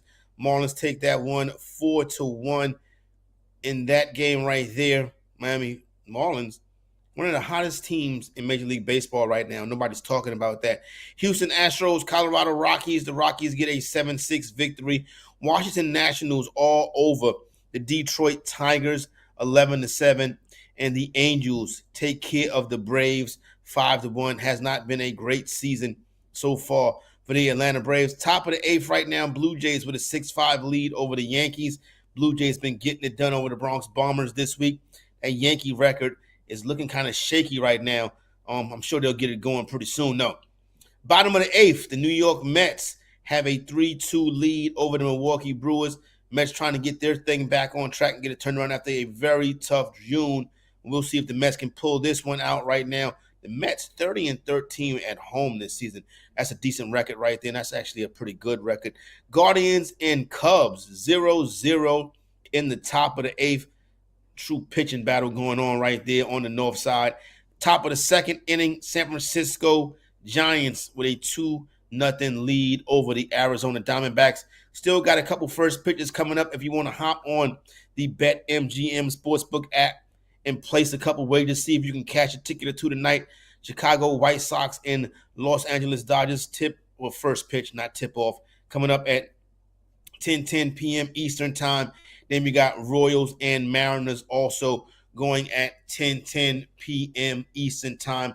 Seth Lugo takes the hill for the Kansas City Royals. Now, anything stand out to you tonight, my good brother Sean Bell, in the world of Major League Baseball? Your Mets trying to get back on the winning side. It's just funny to me that you always take a little shot at my Mets being the Yankee guy, but we had one of the worst Junes of all time, and we still have a better record than y'all. So I just want to point that out, Corey. Got off to a hot start. You know what I'm saying? Don't worry about it. When it's all said and done, who's gonna be there in the end? You know what I'm saying? Who's gonna be there in the end? We were there last year too. We were there at the end last year too. Remember. The North remembers. We'll see who be there at the end. Listen, it looked like it could be a Subway Series. That's always fun for us. It's never fun for anybody else, though. So while you may like that in the tri-state area up there in the Northeast, it doesn't really play over quite well around the rest of the country. Headed over to the WNBA scoreboard. Talked about it earlier tonight. What is going on with the Las Vegas Aces? Once one of the powers of this league for a couple years, MVP Becky Hammond, great head coach. You know, everything that came along with them. They had all those Olympians on the team last year for USA Basketball. They get absolutely hammered by a Caitlin Clark-less Indiana Fever tonight, 81-54. The Aces only scored 7 points in the fourth quarter. Asia Wilson did her thing, scoring 29. Kelsey Mitchell leading the way for the Fever with 25 points and 6 assists. The Fever, the Commissioner Cup champion, absolutely beating the doors off the Las Vegas Aces. It's trouble in paradise in Las Vegas. Yeah, I mean, we talked about the defense earlier. The Indiana Fever shot 49% from the field, right? Meanwhile, the Aces shot 26% from the field. So it's a big difference. And again, obviously you're normally not going to shoot 26% from the field. That's not a normal game, but letting up 49%, I think that's become normal for the Aces and not being able to play great defense and being able to play great defense against the front line. Aaliyah Boston, 20 points in that game, 16 rebounds. Even Natasha Howard went 4 for 8 and chipping in 11. So their bigs were able to do what they had to do. Meanwhile, you look at Asia Wilson, she had 29, had a great game, but everybody else stinks. Kaya Stokes has not been good in the front line beside her all year long, right? So unless you get someone beside her to ball out, play defense, and do what they need to do and score a little bit, it's not going to work. Chelsea Gray, Jewel Lloyd, Jackie Young, supposed to be a good 3-guard lineup, but that 3-guard lineup ain't really shutting nothing down defensively, right? So it's Asia Wilson and nobody else defensively, and it's been that way for a long part of this season. Jewel Lloyd also been a disappointment since joining the Las Vegas Aces. Tough times going on right now with that team. Head on over to the Barclays Center. This is one of the more entertaining experiences in sports. Going to see the New York Liberty. If you never have, it's very, very fun. Good family-friendly environment. Always have a good time when I go out to the Barclays Center to see the Liberty. They come from behind tonight and get a 89-79 victory over the Sparks. De'Erica Hamby, 25 points, 9 rebounds, and 3 steals. Natasha Cloud, who was a very good addition to this team, 23 points and 7 assists. The Liberty continue to roll on. They're going to be one of the teams that's going to be there in the end when we look at the WNBA's postseason. Hey, I mean, Natasha Cloud has been the best. I mean, shout out to Natasha Cloud, a Philly girl. So, you know what I mean? She's just does what it does. It's the perfect addition. She's leading the team in assists, leading the entire league in assists, 6.5 a game behind Caitlin Clark. So she's been phenomenal and she's been a defensive maven. So along with being able to dish it out and give it to everybody in the right position, she's also someone who locks down as a guard. So she's been the perfect addition to this team. Again, the rich get richer. And she knew what she was doing by going to the Liberty. So they've been phenomenal. Like you said, the Sparks, they've just been disappointing, right? Like Rakia Jackson, you thought would take another step, but some of the fit and some of the things that she's trying to do alongside Kelsey Plum hasn't really matched. So those two individuals not on the same page. And Cameron Brink, their star forward, who I think, you have obviously Caitlin Clark, and then you have Angel Reese taking all the headlines in that class. Cameron Brink is right behind them. Right, like she's the best defensive player in that class, and she's a very good all-around player. And we would be hearing her name not as much as Angel and Caitlin, but she would be a big name around the WNBA if healthy. And she still hasn't come back since that ACL last year. So, and she's working her way back. She may be soon, but they need her badly. She tore that ACL early in the season too, so to see her not back yet, almost close to a year, is very interesting. So, but definitely Cam Brink, one of these stars of that class. Don't forget about Rakia Jackson as well. Also, I'll mention that in a second. Good one down there in Atlanta in College Park. Atlanta Dream and a Seattle Storm. Seattle Storm go into Atlanta and steal a 80-79 victory. Very, very competitive game in this one right here. Nneka Ogwumike leading the way for the Seattle Storm. 24-7 with 3 steals. Jordan Canada, 25 points, 4 steals for the Atlanta Dream. We talked about these two teams earlier. Atlanta and Seattle very evenly matched. Put on a good performance down there in the A for everybody. I mean, 2 really good teams, man. Like 2 teams that you're going to have to see in the playoffs. 2 teams that can potentially upset anybody. Skylar Diggins had a bad shooting night, didn't have her normal game, and they were still able to pull it out because Erica Wheeler was good. Again, Gabby Williams back to the WNBA this year. A very good squad. Again, both Seattle and Atlanta are teams that are going to be, 4th, 5th, 6th seeds, but they can end up upsetting anybody if they have good nights in a good series. No doubt about it. Definitely would agree with you on that one. It's going to be interesting to see how those 2 teams finish up down the stretch and what seeds they draw as we head to the postseason for the WNBA. Last WNBA game on the night, Minnesota Lynx. Very convincing victory. 92-75 over the Washington Mystics. Nafisha Collier, who's probably going to win this season's MVP, drops 28 points for the Minnesota Lynx as they after that loss, they come into after that Commissioner Cup loss, very embarrassing loss, they come into the Target Center and make easy work of the Washington Mystics. And then you got to look at Washington Mystic, Aaliyah Edwards. I mean, trade block. She's coming off the bench. Very good talent, as you obviously know, Corey. 15 points off the bench. She hasn't played her best basketball. It just hasn't really fit. There's a lot of really good forwards in that rotation, but where she goes, she can change some things in the WNBA this year. If they trade her and she goes to a contending team, if she goes again to the Aces and they can set her up with Asia Wilson, things can change for the Aces. So she's definitely a piece that people are going to be looking to get. No, I would actually agree with you on that. She's a very good player. She may not be the correct fit in Washington and the Mystics organization. They don't seem like they know what they're doing right now or know what they're doing for a little while now. This was one of the best franchises in the WNBA, but have fallen on hard times recently. And like you said, they got a lot of it's not a well-constructed team.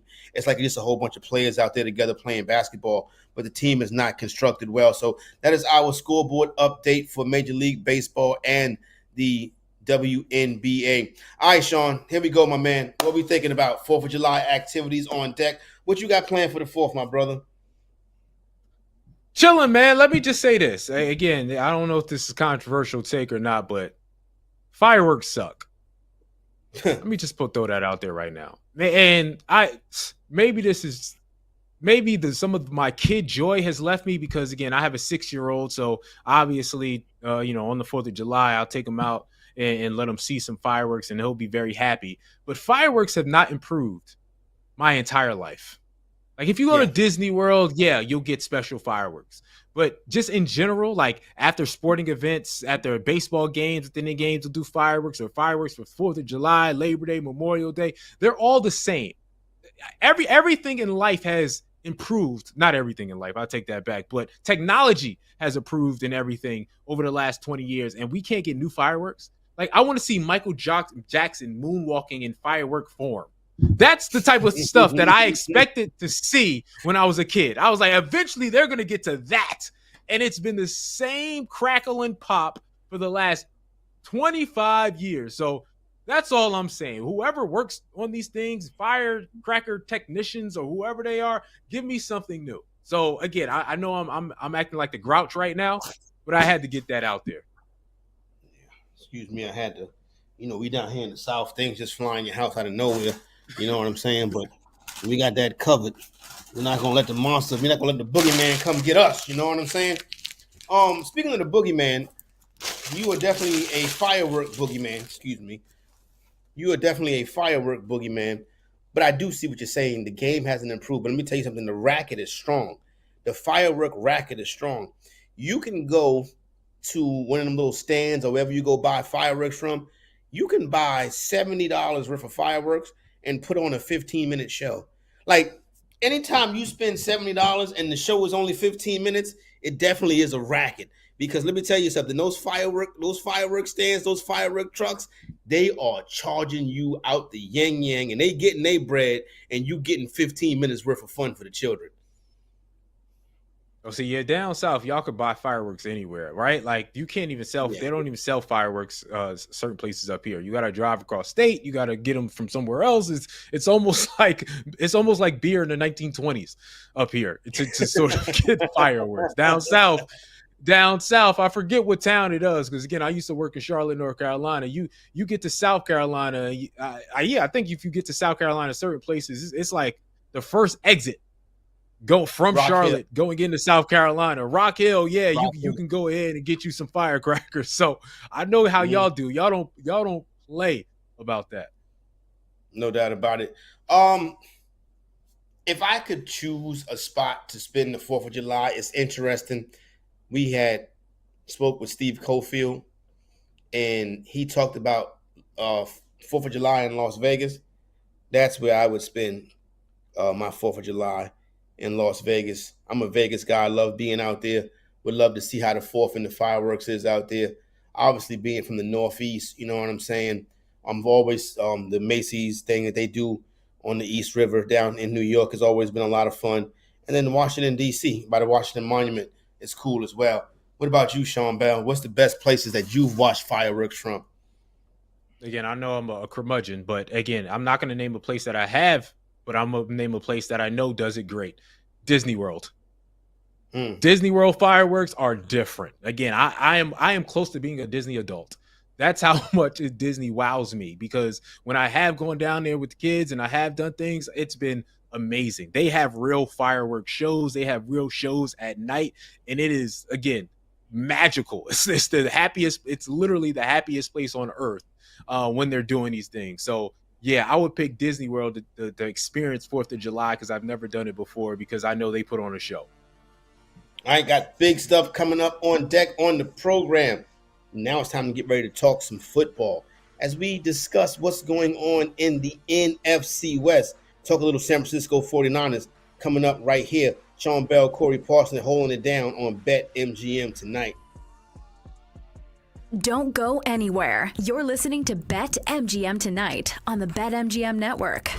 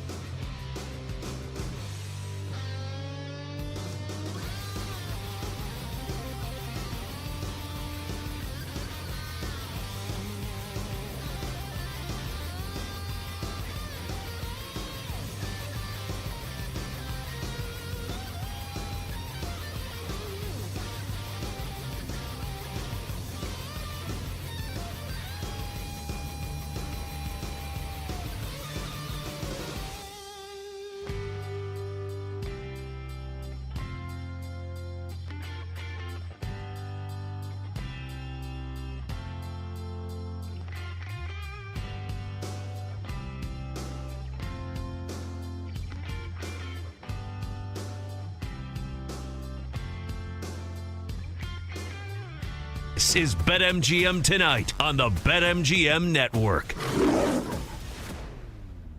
What up? Corey Parson, Sean Bell, BetMGM Tonight. You already know how it's going down. Rocking and rolling live. BetMGM Network. You want to win your bets, you want to cash those tickets, you need to keep it locked in right here because that's what we help you do each and every single day. And we're definitely going to have you ready for the up and coming NFL season. Right now, we're going to head out to the phone line and we are going to invite in Evan Giddings. He covers the San Francisco 49ers for 95.7 The Game, hosted the Niners pre and post game show.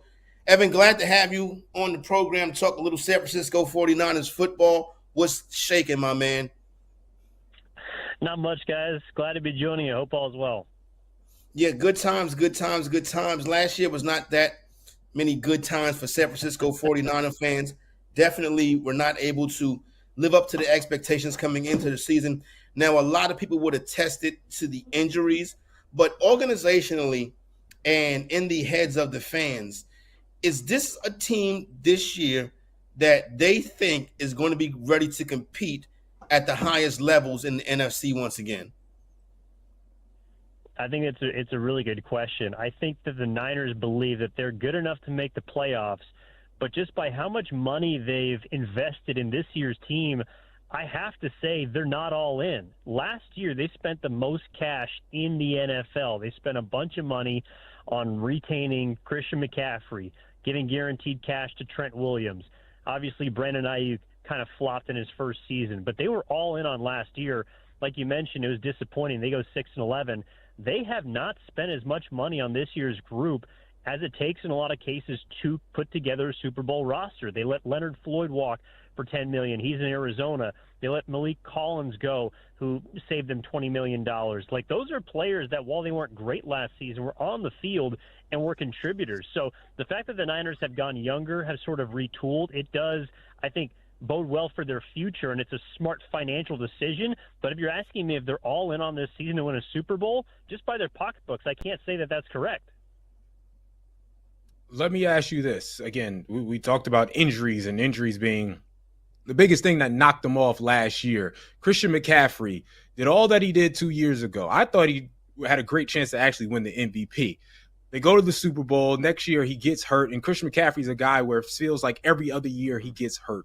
What's the sort of update on him? What has the organization said about him? Are you looking at him as somebody who can get back to an elite level, or someone who's just going to be on the downfall as people his age or running backs his age end up being on the downfall? Yeah, I think you hit the nail on the head. Running backs past the age of 28 typically are on the back end of their careers. Now, I don't think we're ever going to see 2023 Christian McCaffrey. To your point, he was a borderline MVP candidate. If he had gotten it, it would have been wild for running back, but I think a lot of people could have supported that. He was unbelievable for the Niners 2 seasons ago.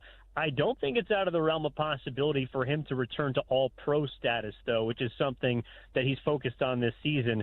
And while he only got a glimpse of action last year before he went down with a PCL injury, he was looking pretty damn good running in the snow in Buffalo. And this offseason, his father, Ed McCaffrey, said he's training a lot less, which is something he's trying to do to take some of the brunt off of his body. I do think we're primed for a bounce-back Christian McCaffrey season. And again, while it may not be an MVP type of campaign, 20-plus touchdowns, 1,800 scrimmage yards, rushing yards, and 2,000-plus scrimmage yards, I do think we're seeing a guy that, especially for a lot of fantasy lookers out there, you're going to want to try and scoop up Christian McCaffrey as early as you can, because I think this guy's got at least one more great season left in him.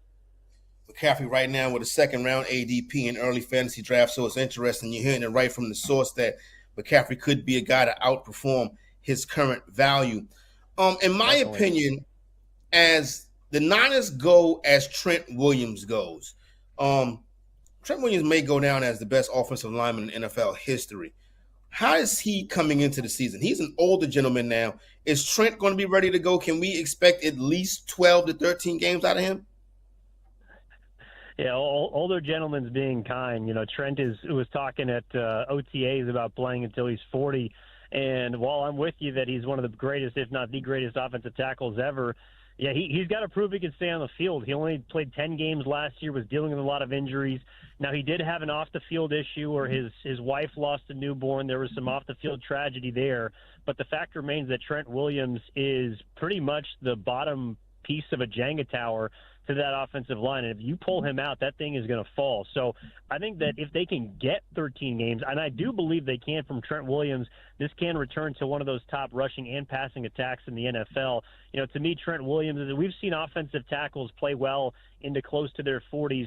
Andrew Whitworth with the Rams, probably the most recent one, winning the Super Bowl, I believe, at age 39 with Los Angeles. So Trent's got, I think, a couple of good years left as well, but they haven't drafted that replacement. So to your point, it's not. It is a situation where they go as Trent Williams does, and I think that the fact that he was at OTAs, he was at voluntary workouts, things that he typically doesn't do, means he's trying to get his body right, and he's all in on this season because it could be one of his last.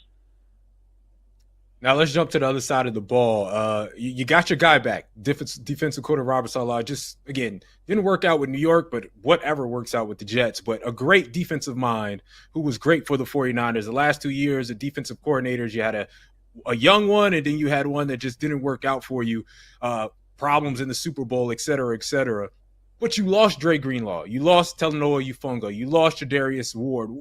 What's your expectations for this defense coming this year? Because the defense is huge for this team. They've been very good when healthy, but they're not as talented. And you mentioned losing Leonard Floyd also. Yeah, no, and Diamador Lenore just got arrested in L.A. Not something they expect him to miss a ton of time, but they've had some off-the-field distractions on that side of the ball for sure. You know, I think that Robert Saleh is the right man at the right time for the San Francisco 49ers because he's someone that demands accountability. And while I do believe that the last couple of seasons they've had talented DCs, no one like Robert Saleh has been coaching that side of the football. Now, they're a bit devoid of talent, but I think Hufanga is a little overrated. He allowed a lot of touchdowns even during his first team All-Pro season. Dre Greenlaw, yes, he's going to be missed in the locker room, but you don't know how that Achilles off the Super Bowl is going to hold up. Charvarius Ward might be towards the tail end of his career, and you obviously have an ascending $90 million player now in Lenore. I think there's a lot of youth and a lot of speed on that defense right now for Robert Saleh to deploy. And while the Jets were never a great team overall, he typically had that team, that group, no matter how much talent was on it, in the top 10. And bringing Bryce Huffover, someone that was a top pass rusher for the Jets 2 years ago under Saleh, is going to be a big addition. So I think this is going to be a little engine that could, so to speak. Obviously, you have Bosa, you have Warner, you have Lenore, but a lot of names that 49ers fans and I think national media members aren't familiar with, they're going to get the best extracted out of them because of what Robert Saleh can do for San Francisco. Why is Deebo Samuel not on this team this season? You want me to be blunt? Yep. He's out of shape. I mean, he's always coming to camp.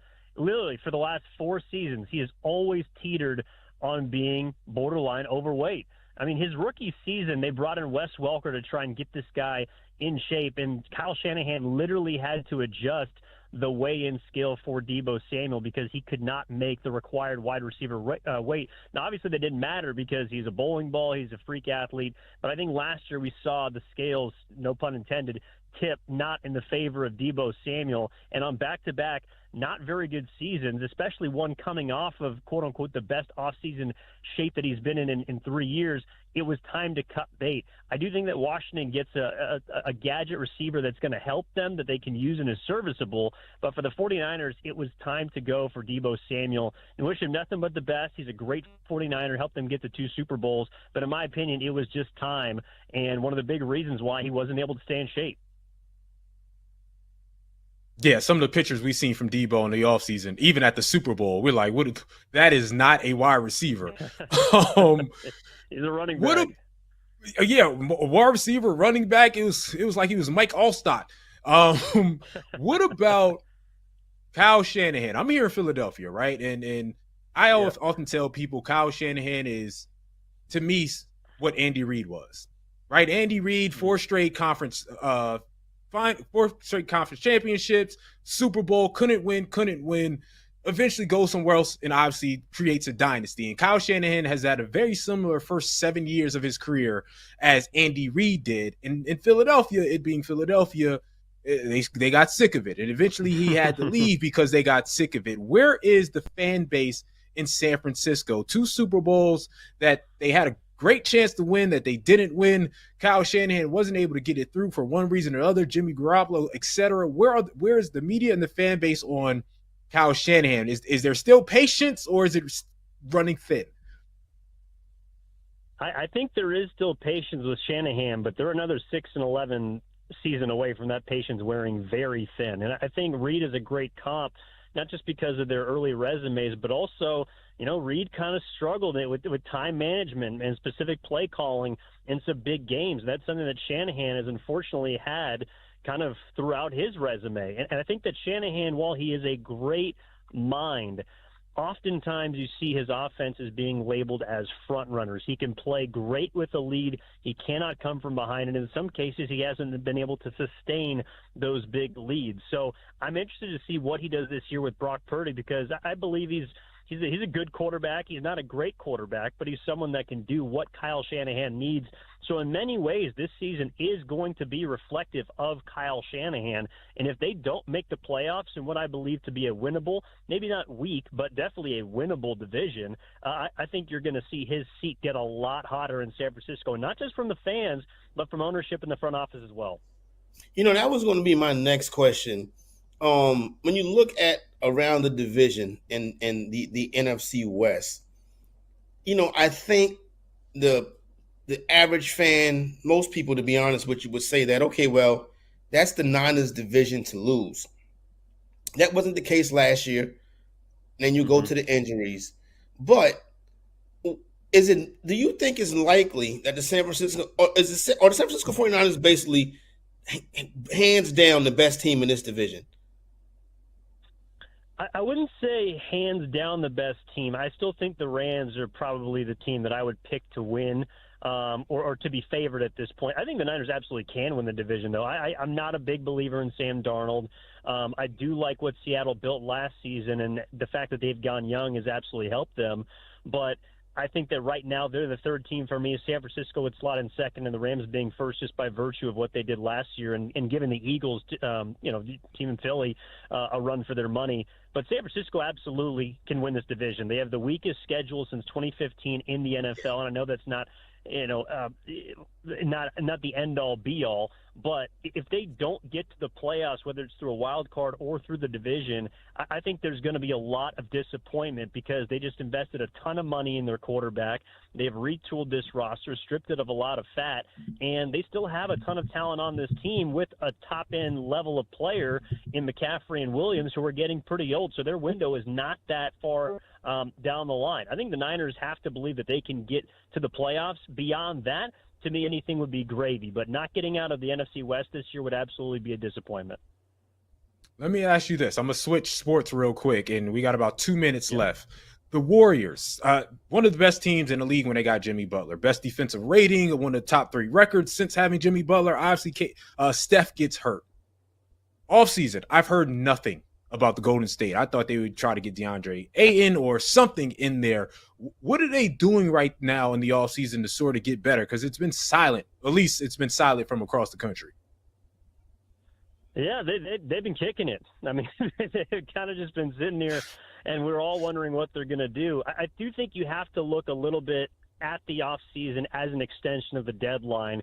And if I told you that the Warriors had acquired Jimmy Butler this summer as opposed to in February, we would be looking at this offseason a bit differently. But to your point, there haven't been any moves because there's no moves to make. They have to wait for Jonathan Kuminga to decide what he wants to do, if he wants to stay, if they want to sign and trade him, which is problematic for CBA reasons I don't have to dig too deep into. And then beyond that, Al Horford appears to be destined for Golden State, but he's going to weigh his options, and retirement's on the board as well. The Warriors have zero flexibility right now, and all they're doing is watching the West get better. Houston, Dallas, San Antonio, OKC's not going anywhere. Like, they are very close to me at this point to being what they were last year, which is a play-in team, just with a much older roster. So I don't feel great about where the Warriors are at, but they did make their bed when they traded for Jimmy Butler during the trade deadline. So they picked their path, and the one that they chose to go down this summer is one of relative silence.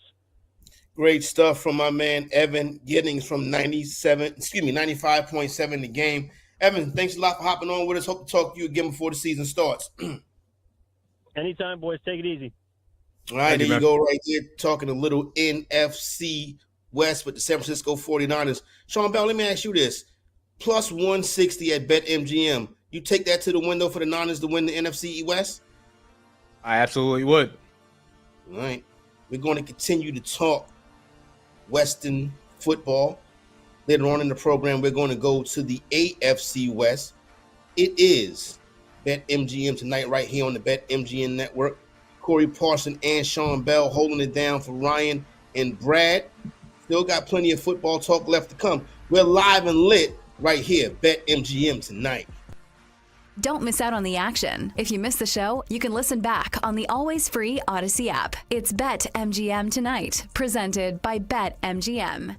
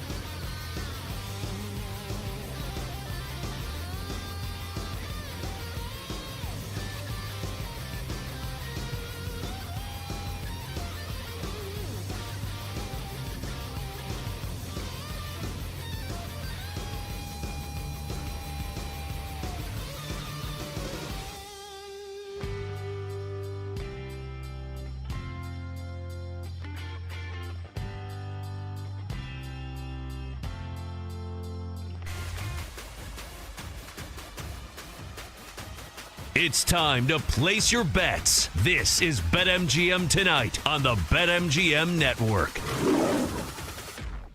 All right, back up and at 'em, BetMGM Tonight. You already know Corey Parson, Sean Bell holding it down for Ryan and Brad as we push in on Independence Day. Still got a lot to talk about coming up on the program today. Probably going to hit some fantasy football stuff real heavy, as you know, this time of year. Page turns and it's time to start talking fantasy. Want to get some futures involved in the program as well.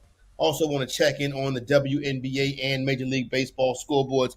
Let you know if you cash in any tickets, if you're heading to the window as a winner tonight.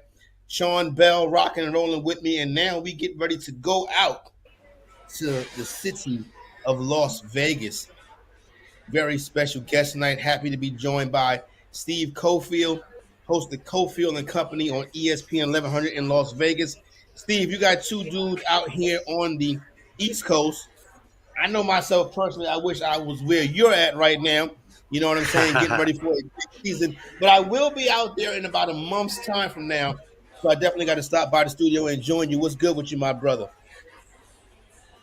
A whole lot, man. It's the end of the week for me because 4th of July we get the day off. So I'm on the strip now. I'm going to go to a local place, and then tomorrow is going to be crazy. Fireworks. I don't know if you guys have ever been to Vegas around 4th of July. It's nuts here because we're in the desert. So people go out to the desert. It's wild, man. It's going to be a crazy time. Definitely. That sounds like fun. Let's hop in here and let's talk a little AFC West football. And I want to start with the team right there in your backyard. I had mentioned earlier there is 3 and a possible 4 Hall of Fame head coaches in the AFC West. Andy Reid, Sean Payton, Pete Carroll, and maybe Harbaugh one day. Pete Carroll is a culture builder. In my opinion, this is exactly what the Raiders needed. I think the Raiders are going to have one of the best ATS records in the league this year. What's the feel around town about the Vegas Raiders? I think it's cautious excitement. Expectations are higher than they've been because they have a better coach now. Nothing against Antonio Pierce, but he was a little in over his head, and Josh McDaniel's a nightmare. That we could tell early on. Frankly, when he got hired, we were like, why Josh McDaniel after what he did in Denver? So, yeah, you now have an established guy in Pete Carroll. He's won. He's won consistently. You can see the culture already changing. People love what they did in the draft because they needed offensive help. They needed a run game, most importantly. The run game, even with Josh Jacobs the last year, because the O-line wasn't good, it wasn't very good with Josh Jacobs. And then, of course, he goes on and he has a great year with the Packers. So people love Ashton Genty. And now you've got a combo here with Genty, who's fresh legs, coming into the league as a guy who, potentially could go out and rush for 1,300, maybe catch 300 yards out of the backfield. And Pete Carroll is dedicated to the run game. He's an old school coach, so he's going to want to play possession football. So people are excited about that. I think folks like Geno Smith. I like him. I don't know that he's a top 10 quarterback, but he's so much better than what they had last year. The combination last year was terrible. And we'll see about the defense. They haven't spent a ton of money on the defense. They spent it last year on extending Crosby and bringing in Christian Wilkins. So that's a little disappointing that he's still suffering from that foot injury. But people trust in Carroll's ability to put together a defense. So the defense should be pretty solid. But as you said, the problem is to win a lot of games, you got to win some of them in the division, and this division is really tough. Yeah, that's where I was going to go to next because I'm surprised Carroll even took that job because I keep saying, why do people keep taking jobs in the AFC West when the Kansas City Chiefs are there? It's happened a few years in a row, right? Harbaugh and Sean Payton. So with Vegas being in the division, again, I'm in North Jersey, close to New York, and you got the Jets who had to deal with the Patriots. So there was always sort of a pessimism around the team. No matter what good was going on, it's like we're with the Patriots. What's that with the Las Vegas Raiders and their future around in regards to media and the fans of what they feel like they could potentially do over the next 5 years in trying to catch Kansas City? Well, that's a good question because that's the interesting part here because right now Geno Smith is only a bridge. So to ultimately get to the top of this division, they have to find a quarterback who's going to be a guy who's here for 6 or 8 years, and you have to do that through the draft, or you're going to have to do it via free agency, but none of these guys ever really become available. So I think they can get to a point, and fans believe they can get to a point where they can at least win 8, 9, 10 games and at least get on the dance floor. Winning the division is tough because while I think the Chiefs will come back a little bit after going 15-2 and winning almost every close game, the Raiders being a team that can win, say, 12, 13, 14 games, I think a little ways off. But, and the other part of it that's interesting, when you say 5 years, I don't know that Pete Carroll's in this for more than 3. So I think most people believe Pete's going to change the culture, be a bridge with Geno to get them to a point where they can win consistently, at least be a 500 team that will challenge and win some close games and get to 9 or 10. But it's been a very strange run here in Las Vegas because the Raiders seem to strive to make sure they're competitive instead of going to rock bottom. And when they've had a chance to be rock bottom, they won just a few too many games. Like last year or 2 years ago was devastating because they were on the verge with McDaniel out and an AP in. They were on the verge of being a top 5 pick in the NFL draft, and they wanted Jaden Daniels so badly, but they won too many inconsequential games at the end of the year a couple of years ago, and they took themselves out of the mix. So that's kind of when I say people are cautiously optimistic, you have to have that franchise quarterback. And right now they have someone who's pretty good, but they don't have that guy locked up yet. Steve, when you look at MVP odds, right, and the NFL MVP award is kind of become like a 4-horse race, maybe 5 or 6, right? You got Lamar Jackson, you got Josh Allen, you got Pat Mahomes, you got Joe Burrow. Maybe you throw Jalen Hurts and Jaden Daniels into the mix as well. And then I'm scrolling and I'm looking through odds, and way down at 20-1, I'm like, Bo Nix, interesting. He is the guy who, in my opinion, is the engine behind that team. Yeah, they play great defense. Yeah, they run the football. But you look at Nix's numbers, they weren't terrible at all last year. They kind of were on par with Pat Mahomes. He had a winning team. They won 10, should have won 11. Remember the block kick? They should have been the first team to beat Kansas City.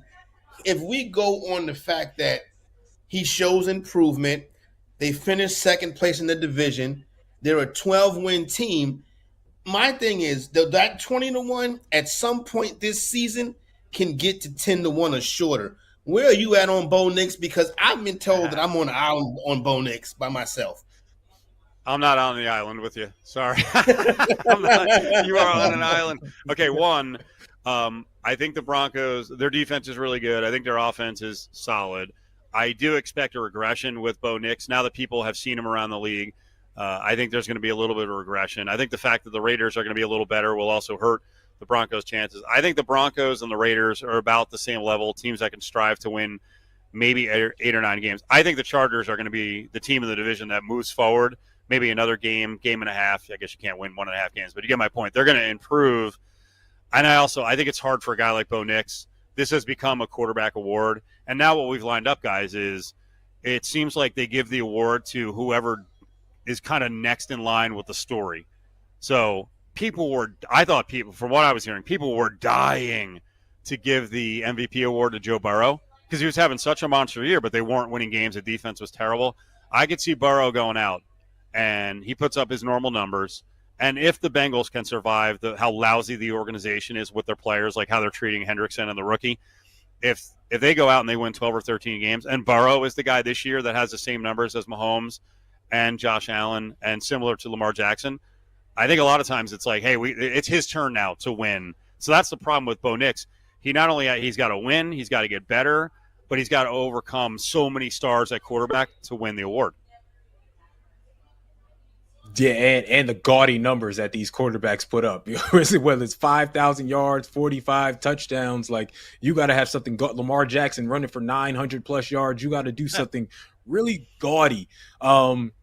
I'm glad you're on my side with the Chargers. I think the Chargers are sort of my hidden team this year, just because I went to Penn State, by the way, so I shouldn't love Jim Harbaugh, but I think Jim Harbaugh is a phenomenal coach. No matter where he goes, he continues to win.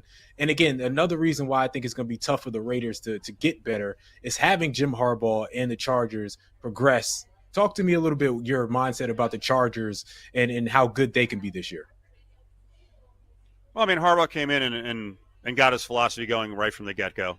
They didn't have great running backs, but he was dedicated to the run, and they got production out of it. And I think it made Justin Herbert more efficient. And Now, keep in mind, Herbert also was dealing with kind of half a deck in terms of receivers.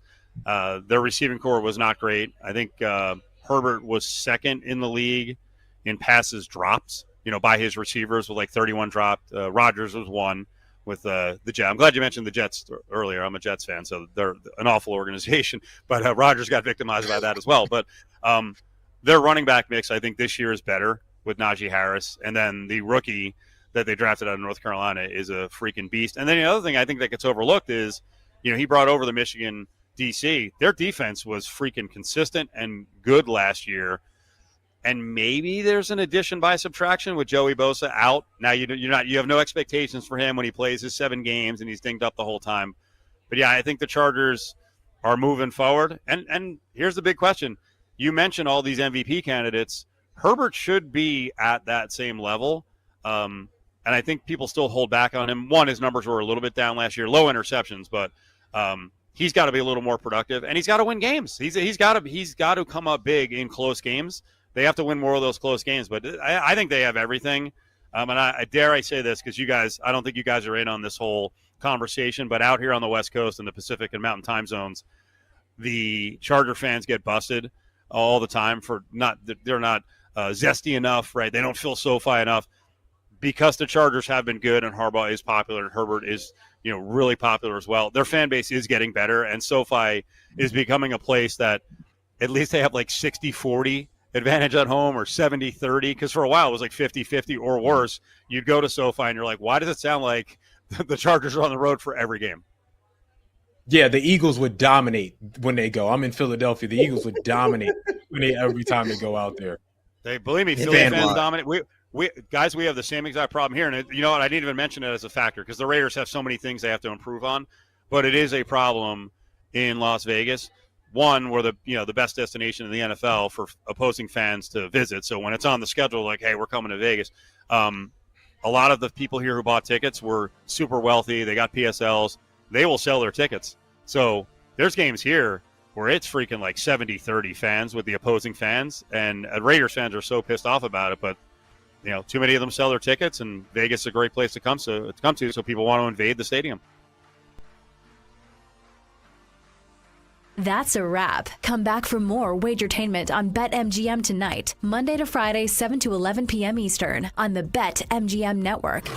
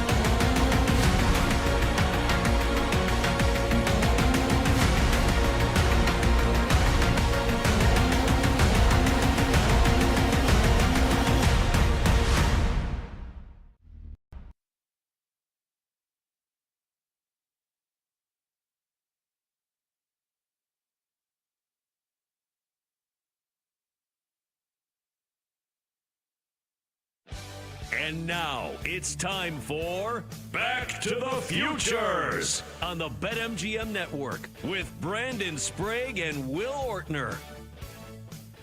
Hey, welcome in. Back to the Futures is back again. Brandon Sprague out here in Portland, Oregon. My great co-host, as always, Will Ortner, the pride of Hockinson High, the 62nd greatest offensive line prospect in Hockinson High School history. Look it up, Google, fact check it. You will find that I am correct. It is good to be with you here this evening on the BetMGM Network. Will, good evening. How was the old gambling weekend? Did we partake much in the gambling? And how you doing? Not doing too bad. Got out on Saturday morning, first golf round of the new summer. Not too bad. You got to start the golf season off with a best ball. I think that's the best way to kind of work your way back in. You need spring training. You can't just go out there and try and shoot your best round ever. You need to be with the buddies, kind of ease your way in. You're going to have some bad shots. You're going to have some real bad shots, and you'll have one or two good shots. Are you disagreeing with me? I'm seeing you're making faces. You don't think best ball is the way to start off your golfing season? So you guys collectively each hit a tee shot, and then you all just choose the best tee shot and then hit from there? Well, it was a tournament. It was a best ball tournament.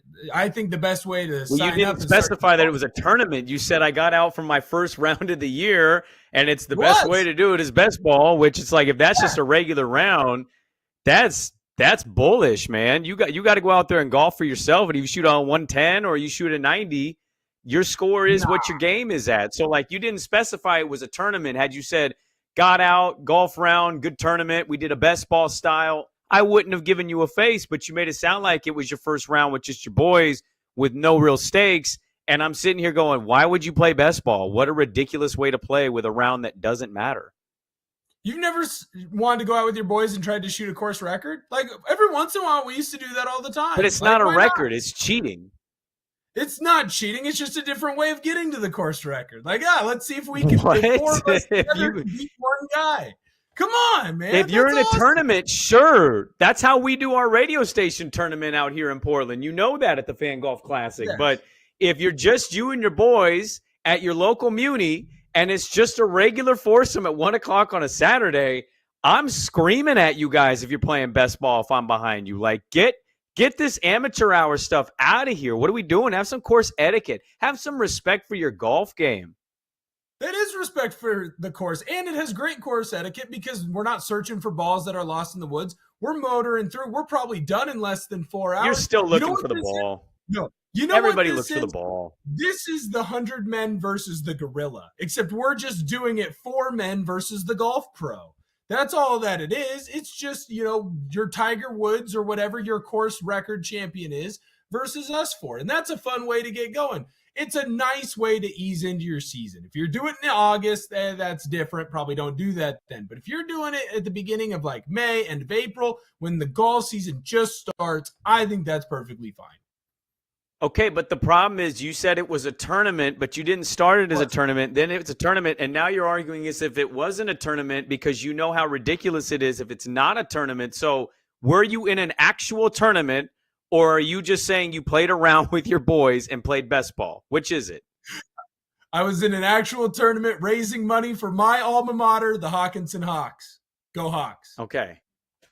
Then I'll tell you, as a bad golfer who loves to golf, yeah, play best ball. But if it's just you at Tri Mountain on a Saturday at noon and you play best ball, shame. Absolute Game of Thrones, shame on you. Be better than that. I think we're just going to have to agree to disagree. I think sometimes it's okay to go and do a little bit of spring training. Sometimes you need to go to the par 3 course and get warmed up for the year. Kenny asking the important questions. You were 71st last week. How did he move up? Unfortunately, 9 kids died since this last show. So he went up to 62nd because 9 of them perished. So there you go. Sorry, Kenny. That's what happened. We don't have to name names. Let's not talk about this publicly anymore, Will. We don't want to make people feel bad, okay? It's Mother's Day, for God's sakes. We have a lot to get to on the program tonight. Let's start the NBA playoffs as we await the start of Game 4 between Cleveland and Indiana. Indiana stealing 2 on the road. Cleveland coming back with another great Donovan Mitchell Game 3 performance. Legendary, some say, in Cleveland. Tyrese Halliburton was having a good run, and then he went out there and had maybe the worst game of his entire career in Game 3, and the Pacers really just stunk it up. So we'll wait, and we'll keep you updated as Game 4 is just minutes away from tipping off. Let's start with the other game that happened today. Let's start with the big one. At least we thought it was a big one. Maybe it was a big one. It sure didn't feel like it when we watched it. Two teams shooting 24% from three. We had the lowest scoring first quarter in NBA playoff history. The Nuggets had an 8. Yes, you heard that correctly. They had 8 total points after the first quarter, and somehow these teams got to the back end of the 90s and the front end of the or back into the 80s, front end of the 90s. 92-87 was the final somehow after like a 16-8 first quarter, 17-8, whatever it was. Just atrocious basketball. But it ended up being a close game and coming down to the wire. And the Thunder, even up the series, they are tied 2-2 as they go back to Denver. Takeaways. Let's start. What were your takeaways from that pivotal Game 4? I was impressed that the Thunder kind of learned from some of the mistakes that they've made in the fourth quarter. It felt like that they didn't, come together and feel the pressure. It didn't feel like they tightened up in this one, right? It was a back and forth affair at different points early on in the fourth quarter. Even the Thunder had the lead. I mean, when Russell Westbrook is hitting 3-pointers on you, that's got to make you not feel awesome if you're the Thunder. And going into the playoffs, what did we talk about with this Thunder team? If they don't win it, it's going to be because they are inexperienced, and it feels like they've gone through some of those punches. Nikola Jokic is the best player in the world right now for a reason, and he's come out in this series and absolutely put on a clinic. Whenever they needed, the Nuggets need him to score, he's scoring. When they need him to get rebounds, he's getting rebounds. No one's better at finding open teammates than Jokic, right? So it felt like the Thunder kind of looked at, hey, we lost Game 1, we lost Game 3. Why? Late fourth quarter collapses. How do we find a way to make those adjustments and win this ball game? I felt like Caruso's defense was otherworldly. He was all over Murray. He was all over Braun whenever he got it on the top of the three-point lines trying to start the offense. It felt like, the Nuggets weren't able, if it didn't get to Jokic, they weren't able to get a clean look. So I was just very impressed on the changes that the Thunder made to make sure that they got out of Denver tied up with this series. Yeah, what's interesting is like SGA was seen smiling at the end of Game 3. He played just an awful game. I know it's SGA. I know he's going to be the MVP. I really wish Jalen Williams would have got the look at the end of the ball game. SGA just didn't have it going at all. They go to overtime. They lose. Aaron Gordon was amazing in that game. He kind of vowed that he was never going to be that bad. I actually didn't think he was much better, except when it mattered, and that was the fourth quarter. OKC outscored Denver 29-18. In the fourth quarter. He talked in the postgame like what was the difference? It was their defense. Their defense came out today. Now, look, I say this understanding how ridiculous the box score looks versus what reality is. Jokic has had a struggle here now for 3 games. Now, he still finishes with 27-13, which is like we all grew up seeing centers get that stat line and be like, oh, what a monster. And it's a good stat line. But he's not shooting very efficiently. His percentages are dipped. He's 5 points per game less in his last 3. And I don't know whether this is a combination of OKC throwing 2 to 3 at him every other and getting him to throw out. It's interesting. I was talking to a friend of mine, and we both love basketball. And, I grew up with Shaq and Duncan and Dream and, all these bigs, back to the basket, traditional bigs. They get that ball on the low block. And sometimes they initially throw 2 and they'll throw it back out. And then sometimes they get that second defender off. They'll throw it right back in and then the big will operate. Denver's not doing that. I find that very interesting. Jokic should be getting more looks, better looks. He outweighs Chet Holmgren by 380 pounds probably. When he gets rid of it the first time, Denver doesn't go back to him. And I find that odd because that seems like a recipe that should work. And they went away, and you know what? He was awful. They were collectively awful. It was finally the bad Russell Westbrook game. Christian Brown wasn't really efficient for them. Watson couldn't do much of anything. Porter had a big Game 3, couldn't do much in Game 4. And, Jamal Murray was inefficient as well. So it's a combination of stuff, and I don't know how to exactly pinpoint the Jokic stuff other than to say maybe it's the combo of great team defense, swarming, mixed with this dude's 7'1", 300 pounds. It's just natural for these guys to wear down, especially playing the style that he plays. Yeah, I think the other thing too with the Thunder is the amount of bodies that they have. I mean, you go through the stat line and it's like SGA has 25 points, but then it's like you get a little bit from Hartenstein, right? He's got 8 points, 14 boards. You go to Chet, he's got 8 points, he's got 13 boards. Wiggins had a big 3, right? When it seemed like Denver was coming back in at the end of that fourth quarter. You're going through Jalen Williams, the smaller one. While he's not having his typical, what people were hoping he would step up to and being that second scoring option, it still feels like when he needs to get a bucket, he has the opportunities to go get him. Alex Caruso gets a steal late in the game that leads to a foul, right? That gets Denver in the bonus early. So it just feels like, too, the Thunder, well, maybe it's not one player truly asserting themselves up above everyone else. It's that depth that we always talk about with this team of everyone is doing a little bit more of their part. Now, I understand that, hey, this could all flip back on its head in game 5 if Jokic goes off, or you have another big Aaron Gordon game where it just seems like whenever their back's against the wall, he makes a big crucial play late to help push them to victory. But I wonder too if not just the bodies that are being thrown at Jokic is wearing down Jokic, but it's the bodies that are being thrown at the Nuggets as a whole. Because right now, I mean, you've got half of a Michael Porter Jr. and then everybody else. Yeah, Russ is back from his injury, but he's not at 100%. Murray's had moments where he looks like he's healthy again. He has moments where he looks like he's not. I just wonder if the depth of the Thunder is just going to overwhelm this Nuggets team, and that's going to be the difference in who wins the series and who doesn't. Yeah, I mean, I've looked at this series a million different ways, and everybody can come to similar or if not slightly different conclusions. And I'm like, OKC probably should have won game 1, choked it away.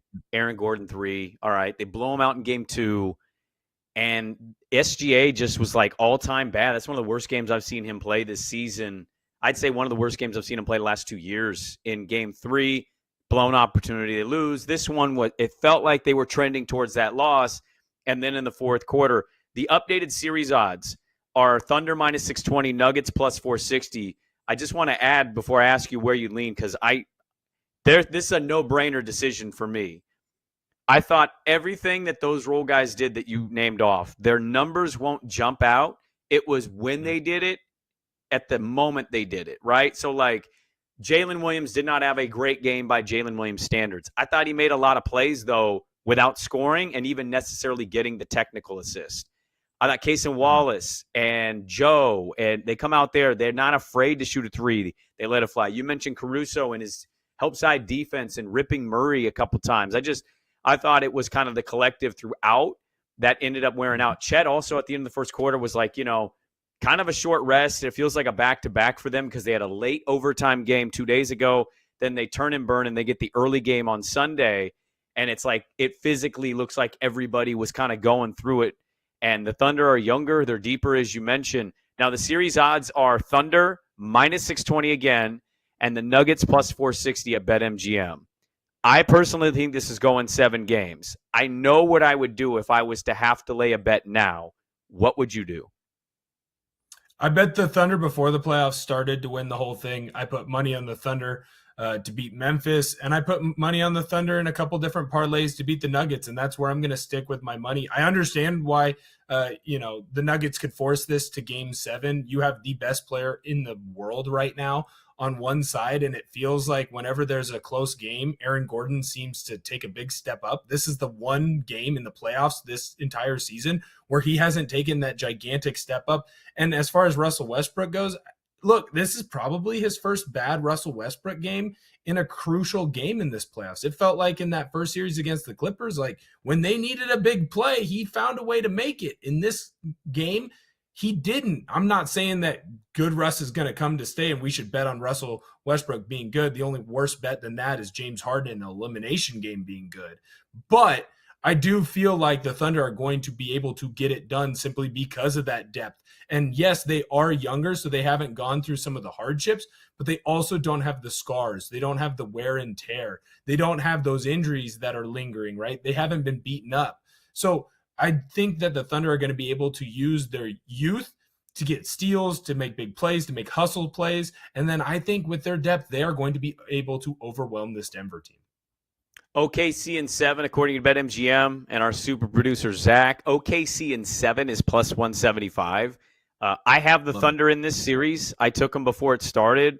I have the Thunder getting to the Western Conference Finals. I think they're going to take on the Timberwolves, which we'll get to because, unfortunately there's an injury in that series that's kind of changed the landscape of it. I still think Thunder can get to the finals. Now, that being said, this is a show where we talk about futures. And if you want to talk about futures and you want to talk about value, I don't know how you don't toy with Nuggets plus 460 to win the series. I just don't. I feel like those numbers are a bit high both ways. Like OKC in 7 or even in 6, maybe it happens. They're so playoff and championship tested. And I think OKC in a lot of moments in this series are still looking like that young team that are figuring this out. And so if the other team has the best player in the world and then other veterans that know how to get it done, I think plus 460 is insane value. We got a lot to get to here, Will. Give you an update on this Indiana-Cleveland game as it's already had a timeout for one team. And we'll get some NFL stuff today and some of the other playoff conversations to be had. It is a loaded show. Back to the Future's back with more on the BetMGM Network.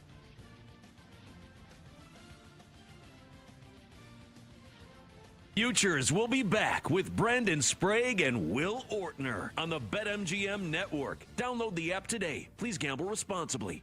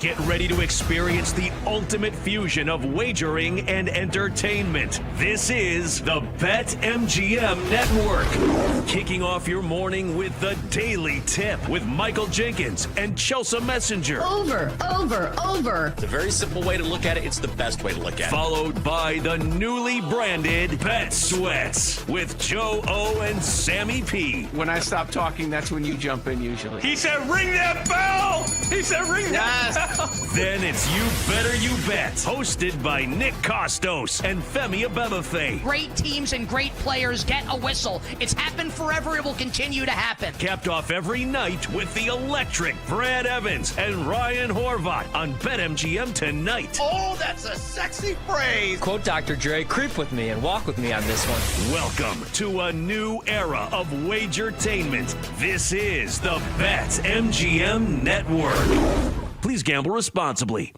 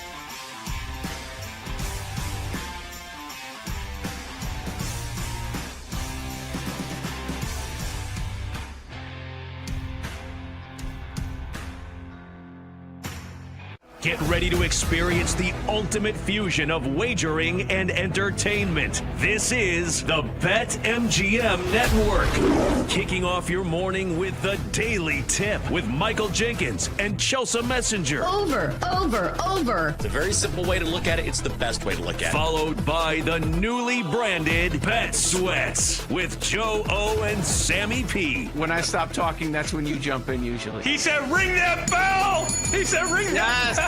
Then it's You Better You Bet, hosted by Nick Costos and Femi Abebefe. Great teams and great players get a whistle. It's happened forever. It will continue to happen. Capped off every night with the electric Brad Evans and Ryan Horvat on BetMGM tonight. Oh, that's a sexy phrase. Quote Dr. Dre, creep with me and walk with me on this one. Welcome to a new era of Wagertainment. This is the BetMGM Network.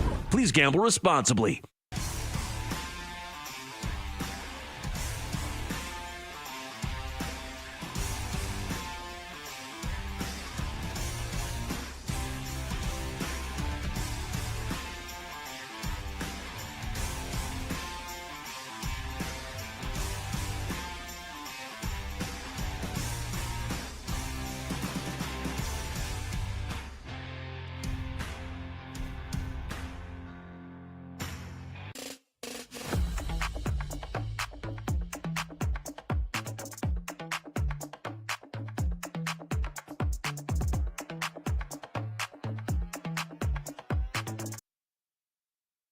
Flux capacitor, and let's go back to the futures with Brandon Sprague and Will Ortner on the BetMGM Network.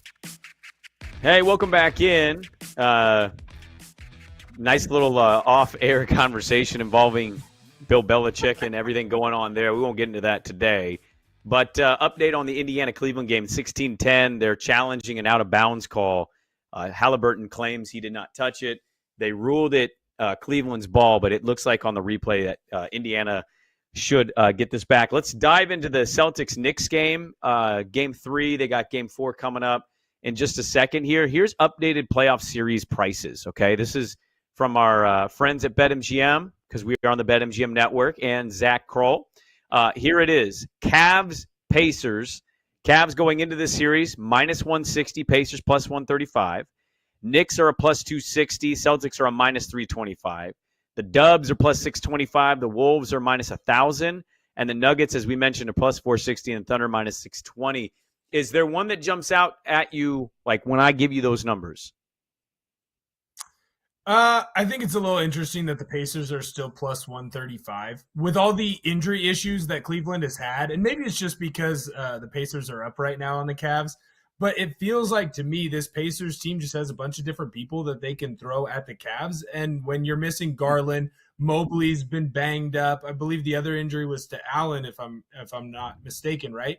And so you have 3 Cavaliers who have had to miss time. That they rely on Hunter. Thank you. I knew it was one of the other key contributors, right? So one of your leaders stepping up into that shooting guard role. So you're now losing 3 players or getting a lessened version of those 3 players. And when you had all but Garland healthy, the Pacers took it to you twice on your own home court, right? And I know that they had to come back in game 2, but it feels like Tyrese Halliburton, take away game 3, to me, it feels like an anomaly, is kind of ascending, and he's making up for a lot of his early season woes and a lot of, some of his woes that he had in the offseason playing on Team USA, right? Like he comes into this year and he admitted probably 2-3 months ago, he did an interview and he says, hey, I was reading all the negative comments about myself.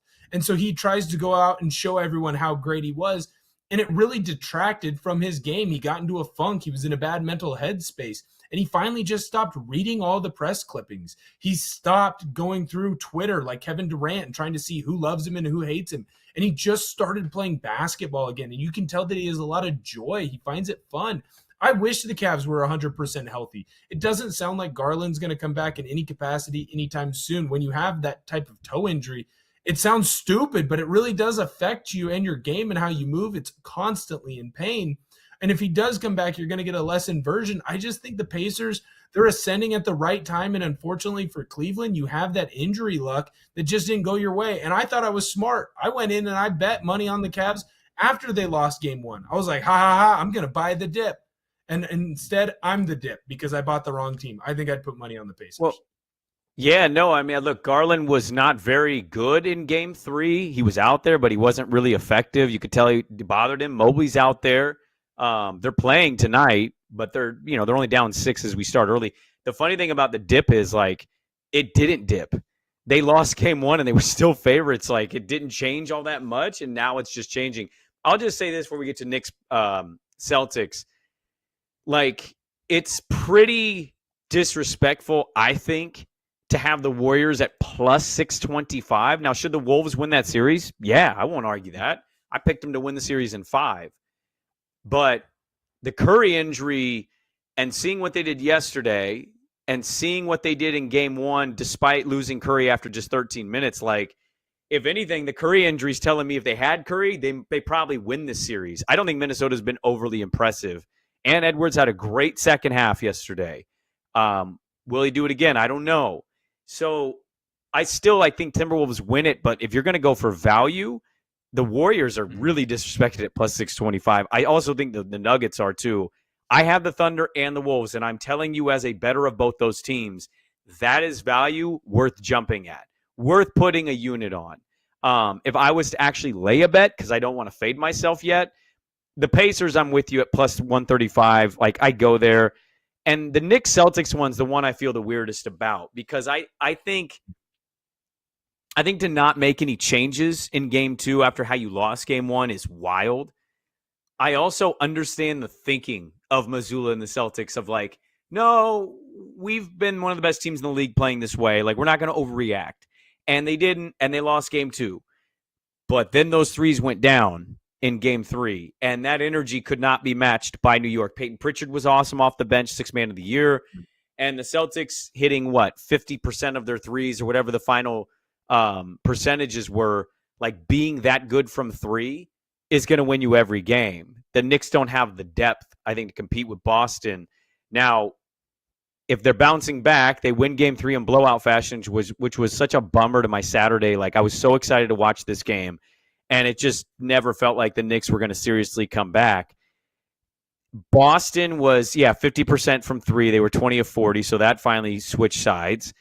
And I just ask, have the Celtics regained control for you? And where are you at as a series better, as the Knicks are plus 260 and Boston right now is a minus 325? What were your takeaways from game 3 and how you feel about the series going forward? My takeaway is that Boston fans are insane, because after game 2, you would have thought that the world was falling and crumbling. You would have thought they had already gotten swept, the way that some of the big Boston proponents were kind of reacting to it. And I just felt like you've seen how this team has shot from the 3-point line the entire year. And what Coach Maz is doing is he's going by the law of big numbers. Hey, we have this amount of 3-point shooters and they shoot at this percentage. You're going to have games where you dip below that percentage. And I understand that it's a 7-game series, and so you might not have the biggest sample size to work from like you would an entire season from 82 games. But it just felt like you're in both of those games. You barely lose both of those because of historic comebacks by the Knicks and Jalen Brunson just being, a top 5 player in the world right now. And you shot less than 20% from 3 combined. You had 100 3-point shots in 2 games, and you made somewhere between 20 and 30. Like, it just felt like this is one of those where the numbers are going to go back to their average, right? So eventually the Celtics are going to shoot what they shoot from 3, and they're going to get back into this series. I don't know that I like the Celtics at minus 325, but I still think that they should be favored, right? They have more depth. I know that there's some more guys who are banged up. Porzingis is dealing with his illness than the Knicks, but right now the Knicks really have 6.5, 7 guys that they're going to throw at you, and they've played a lot this year because that's what Tibbs does. I just feel like eventually, as long as the Celtics can get back to more of what their average is from 3, and I trust that they will do that, especially since they are a former, NBA champion. They're the defending NBA champions. I think I'm still going to side with the Celtics. You just went through 2 games where you shot well below your mean. Sometimes that happens. If you have 2 games where you shoot well above your mean, guess what? You're right back to where your averages are, and this series is 2-2 going into game 5 where you're back at home in Boston. I don't think I can. Yeah, no, is it not weird though? Like, I don't disagree with you. What's more likely, I guess, is there's a little brouhaha going between Indiana and Cleveland. Sorry for looking away from the camera for a second. I just wanted to see what was happening between Hunter and Mathurin. But what's odd is, like, I have a lot of Knicks friends in my life somehow, way out here in Portland, Oregon, but I got them. And I always usually give them crap, but like I'm rooting for them more than I am Boston in this series, just because I'd rather see Brunson versus like having everybody shove Tatum down my throat as if he's the real face of the league, which is ridiculous. But like, what's more likely? Boston losing 20-point leads the rest of the way, or Boston winning by 10 or more because their threes actually go in? And like, as much as I enjoyed those first two games, I think I agree with you that Boston should be the favorite. Now, I don't know what that number should be, but it's 325 because it's like the math won't math. They're going to lose 4 games after blowing. They're going to blow 4 20-point leads. I don't know if I mathematically am in on that. So like, it was fun. Brunson and Bridges, who was 0 in the first half of game 2, just absolutely ignited that flame in game 2 in the second half and got it going. And then Brunson got it going late. And like, that was fun, but it doesn't seem likely to gamble on the fact that like Boston is going to blow 4 leads of 20 plus in a series. Whereas like, it feels like that's the only way the Knicks are winning because they haven't won a different way. We haven't seen it. If it gets in the final 5 minutes and it's within 5 and it's clutch time, you're going to like having Jalen Brunson for sure. But the depth of Boston and just what surrounds the Brown and Tatum combo is just like, it's hard to get by that. So to your point, they should be favored. I don't know if I'd want to bet them because that's not insane value. I'm betting $325 to win 100. But like, you just got to take math, and just like 20-point leads blown 4 times in a series doesn't seem likely. Now we'll see what game 4 ends up being, but Boston being the favorite shouldn't be a surprise, but it does make sense for sure. I also think too that like you talked about the way that they win, right? Like Knicks had to come back from 20 points down twice. How often does that really happen? Look at the 3-point, percentage from Boston shooting in that series.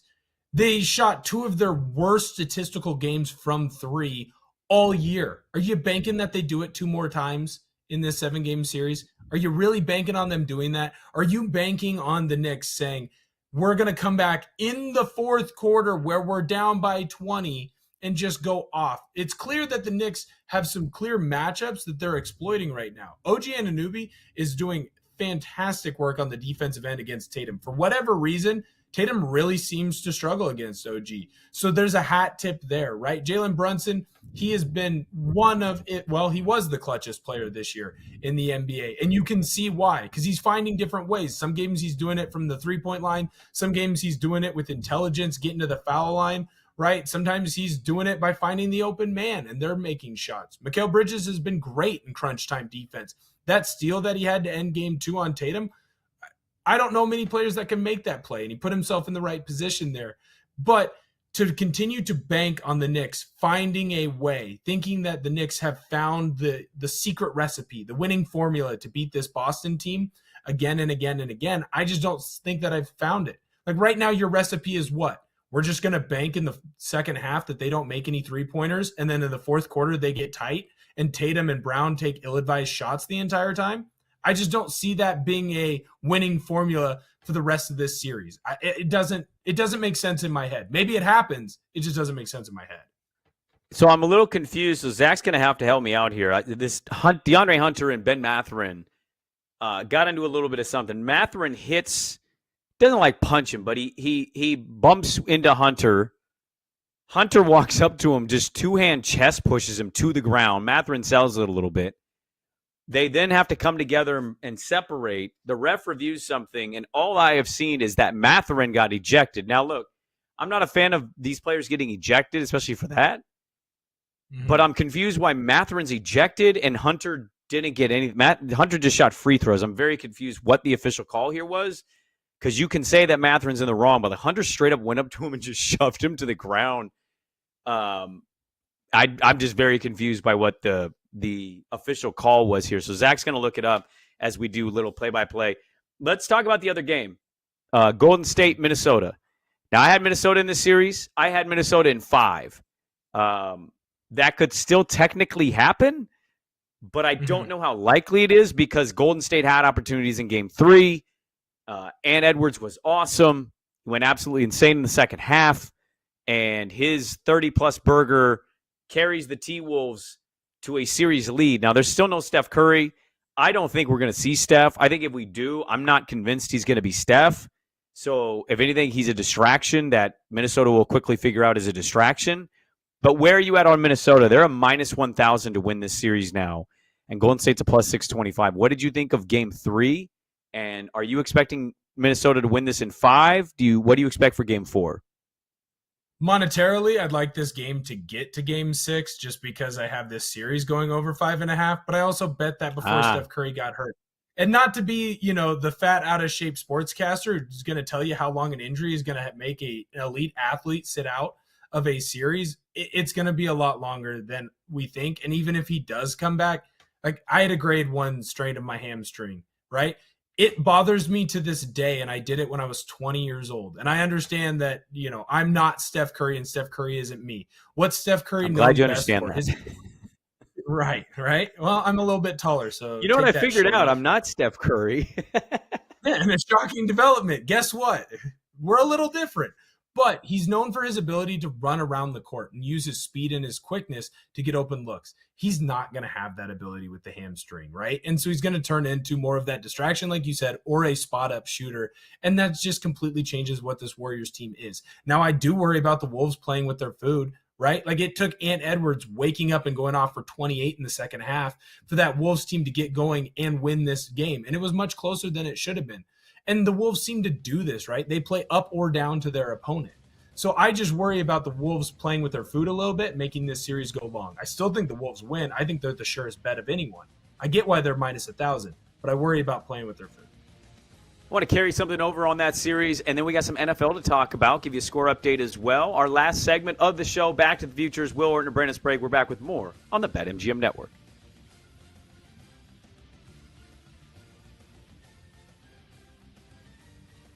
Back with Brandon Sprague and Will Ortner on the BetMGM Network. Download the app today. Please gamble responsibly.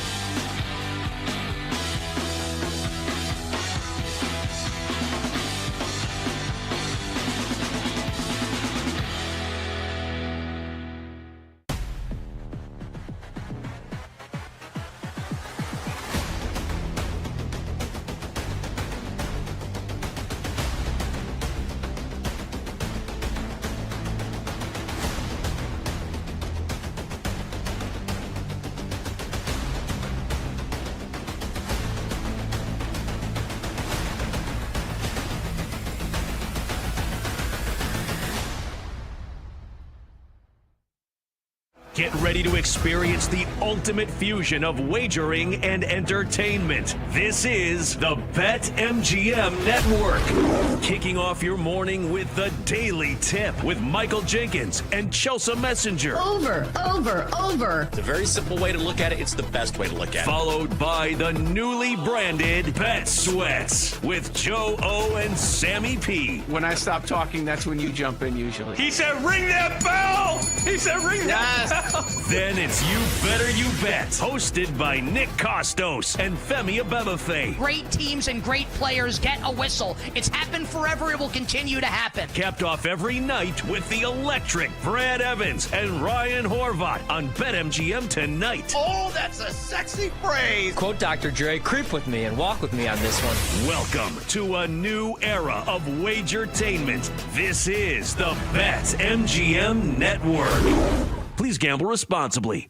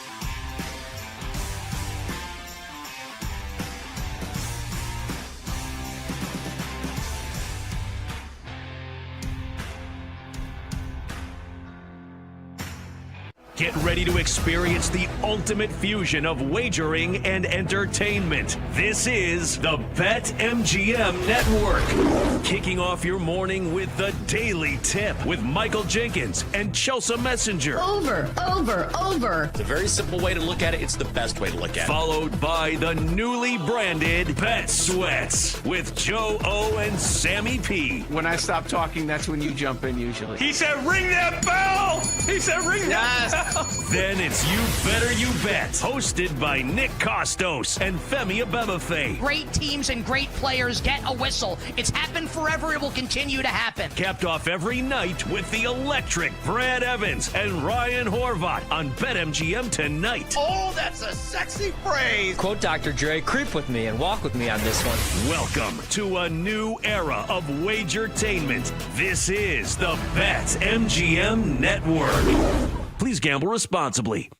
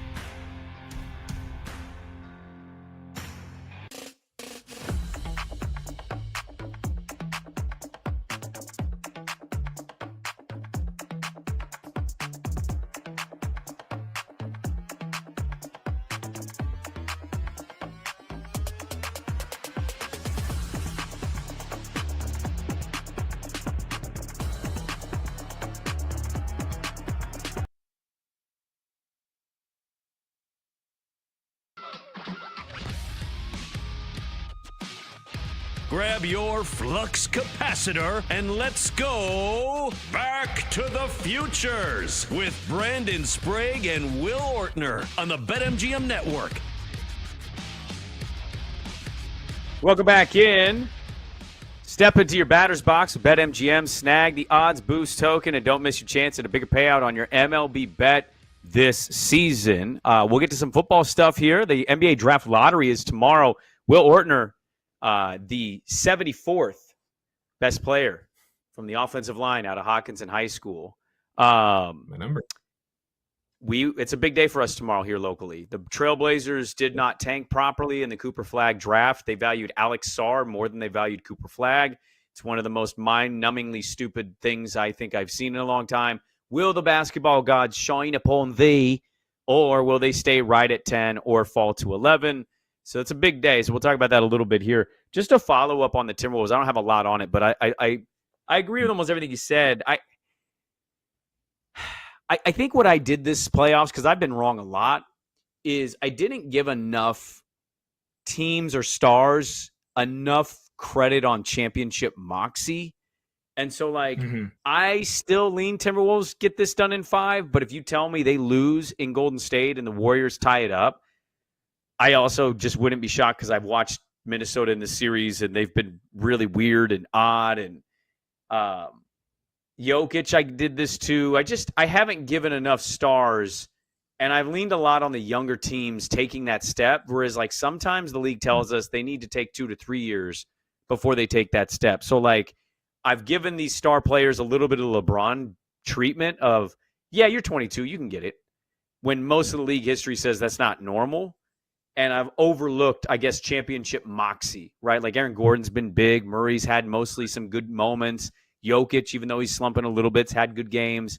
And Jimmy Butler has done finals runs before. So I think part of the problem is, for me, I'm taking into what I saw in the regular season, and I'm applying that and saying the Thunder were the best team I saw all year, and it wasn't close. They'll win that series in 5. And then Jokic and Gordon do Jokic and Gordon things, and role guys step up, and Thunder are still kind of learning their way through the playoffs. So I tend to think the Timberwolves will get this done in 5. I would hope for them to get this done in 5 because of my bet. But I'm not going to overlook Golden State and the idea that they could tie the series, send it back to Minnesota, and maybe your bet cashes. Or maybe Steph Curry miraculously comes back with that hamstring. So, that's just kind of my only follow-up I have on Minnesota is maybe they're, to your point, playing with the food a little bit, but also to credit to Golden State, their culture, Steve Kerr, they've been here a million times, so they're not rattled by this moment. Let's get to some NFL news and notes here. I don't know how big this is. I think it was noteworthy and newsworthy, but he's been such a weird player. Derek Carr announced his retirement after 11 seasons, and he's going to save the Saints a lot of cap money, and he's going to basically keep his signing bonus, but he's going to save the Saints on their cap. The Saints quarterback room now is Spencer Rattler, Jake Haener, and Tyler Shuck.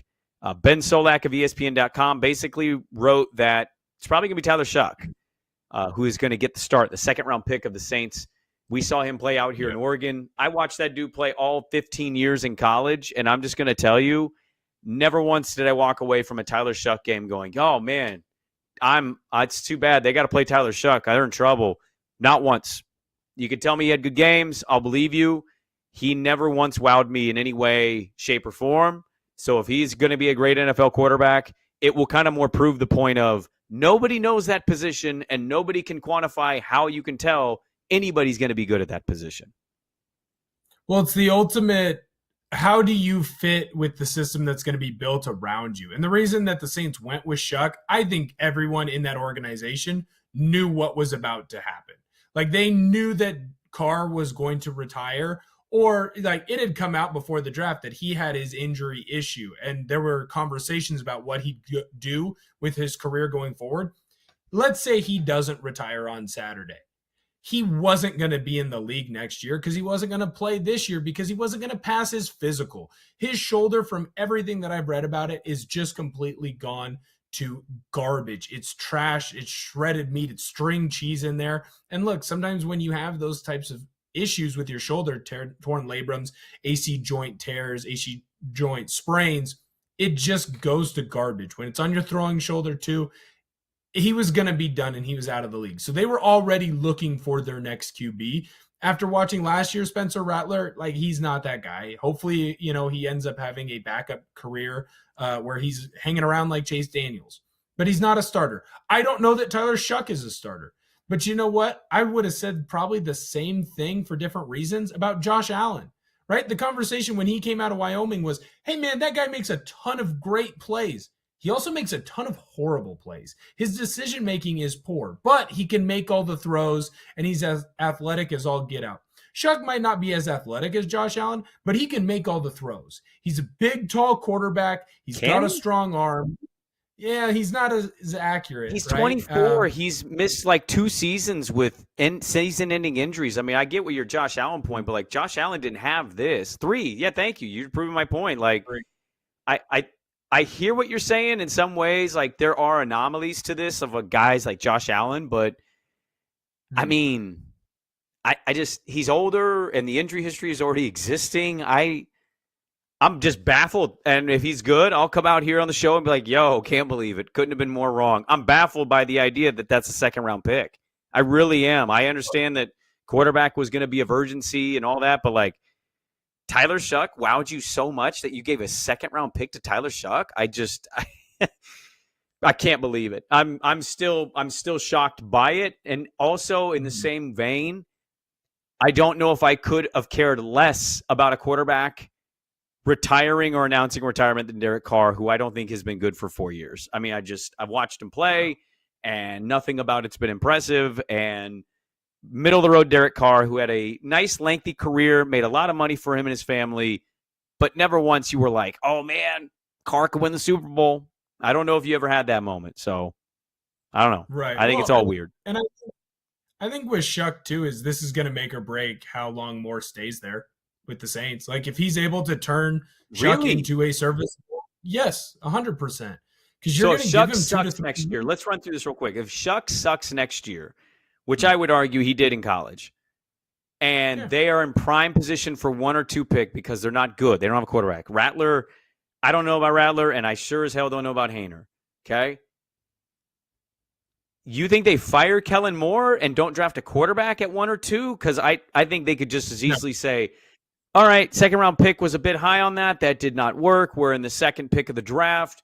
We're going to take the Norris Sellers, who I think is going to be an absolute monster. Or we're going to take Nussmeier out of LSU. Like, you don't think that they would just pivot the way Arizona did from Rosen to Murray, and you think you think more is tied to how successful Shuck is?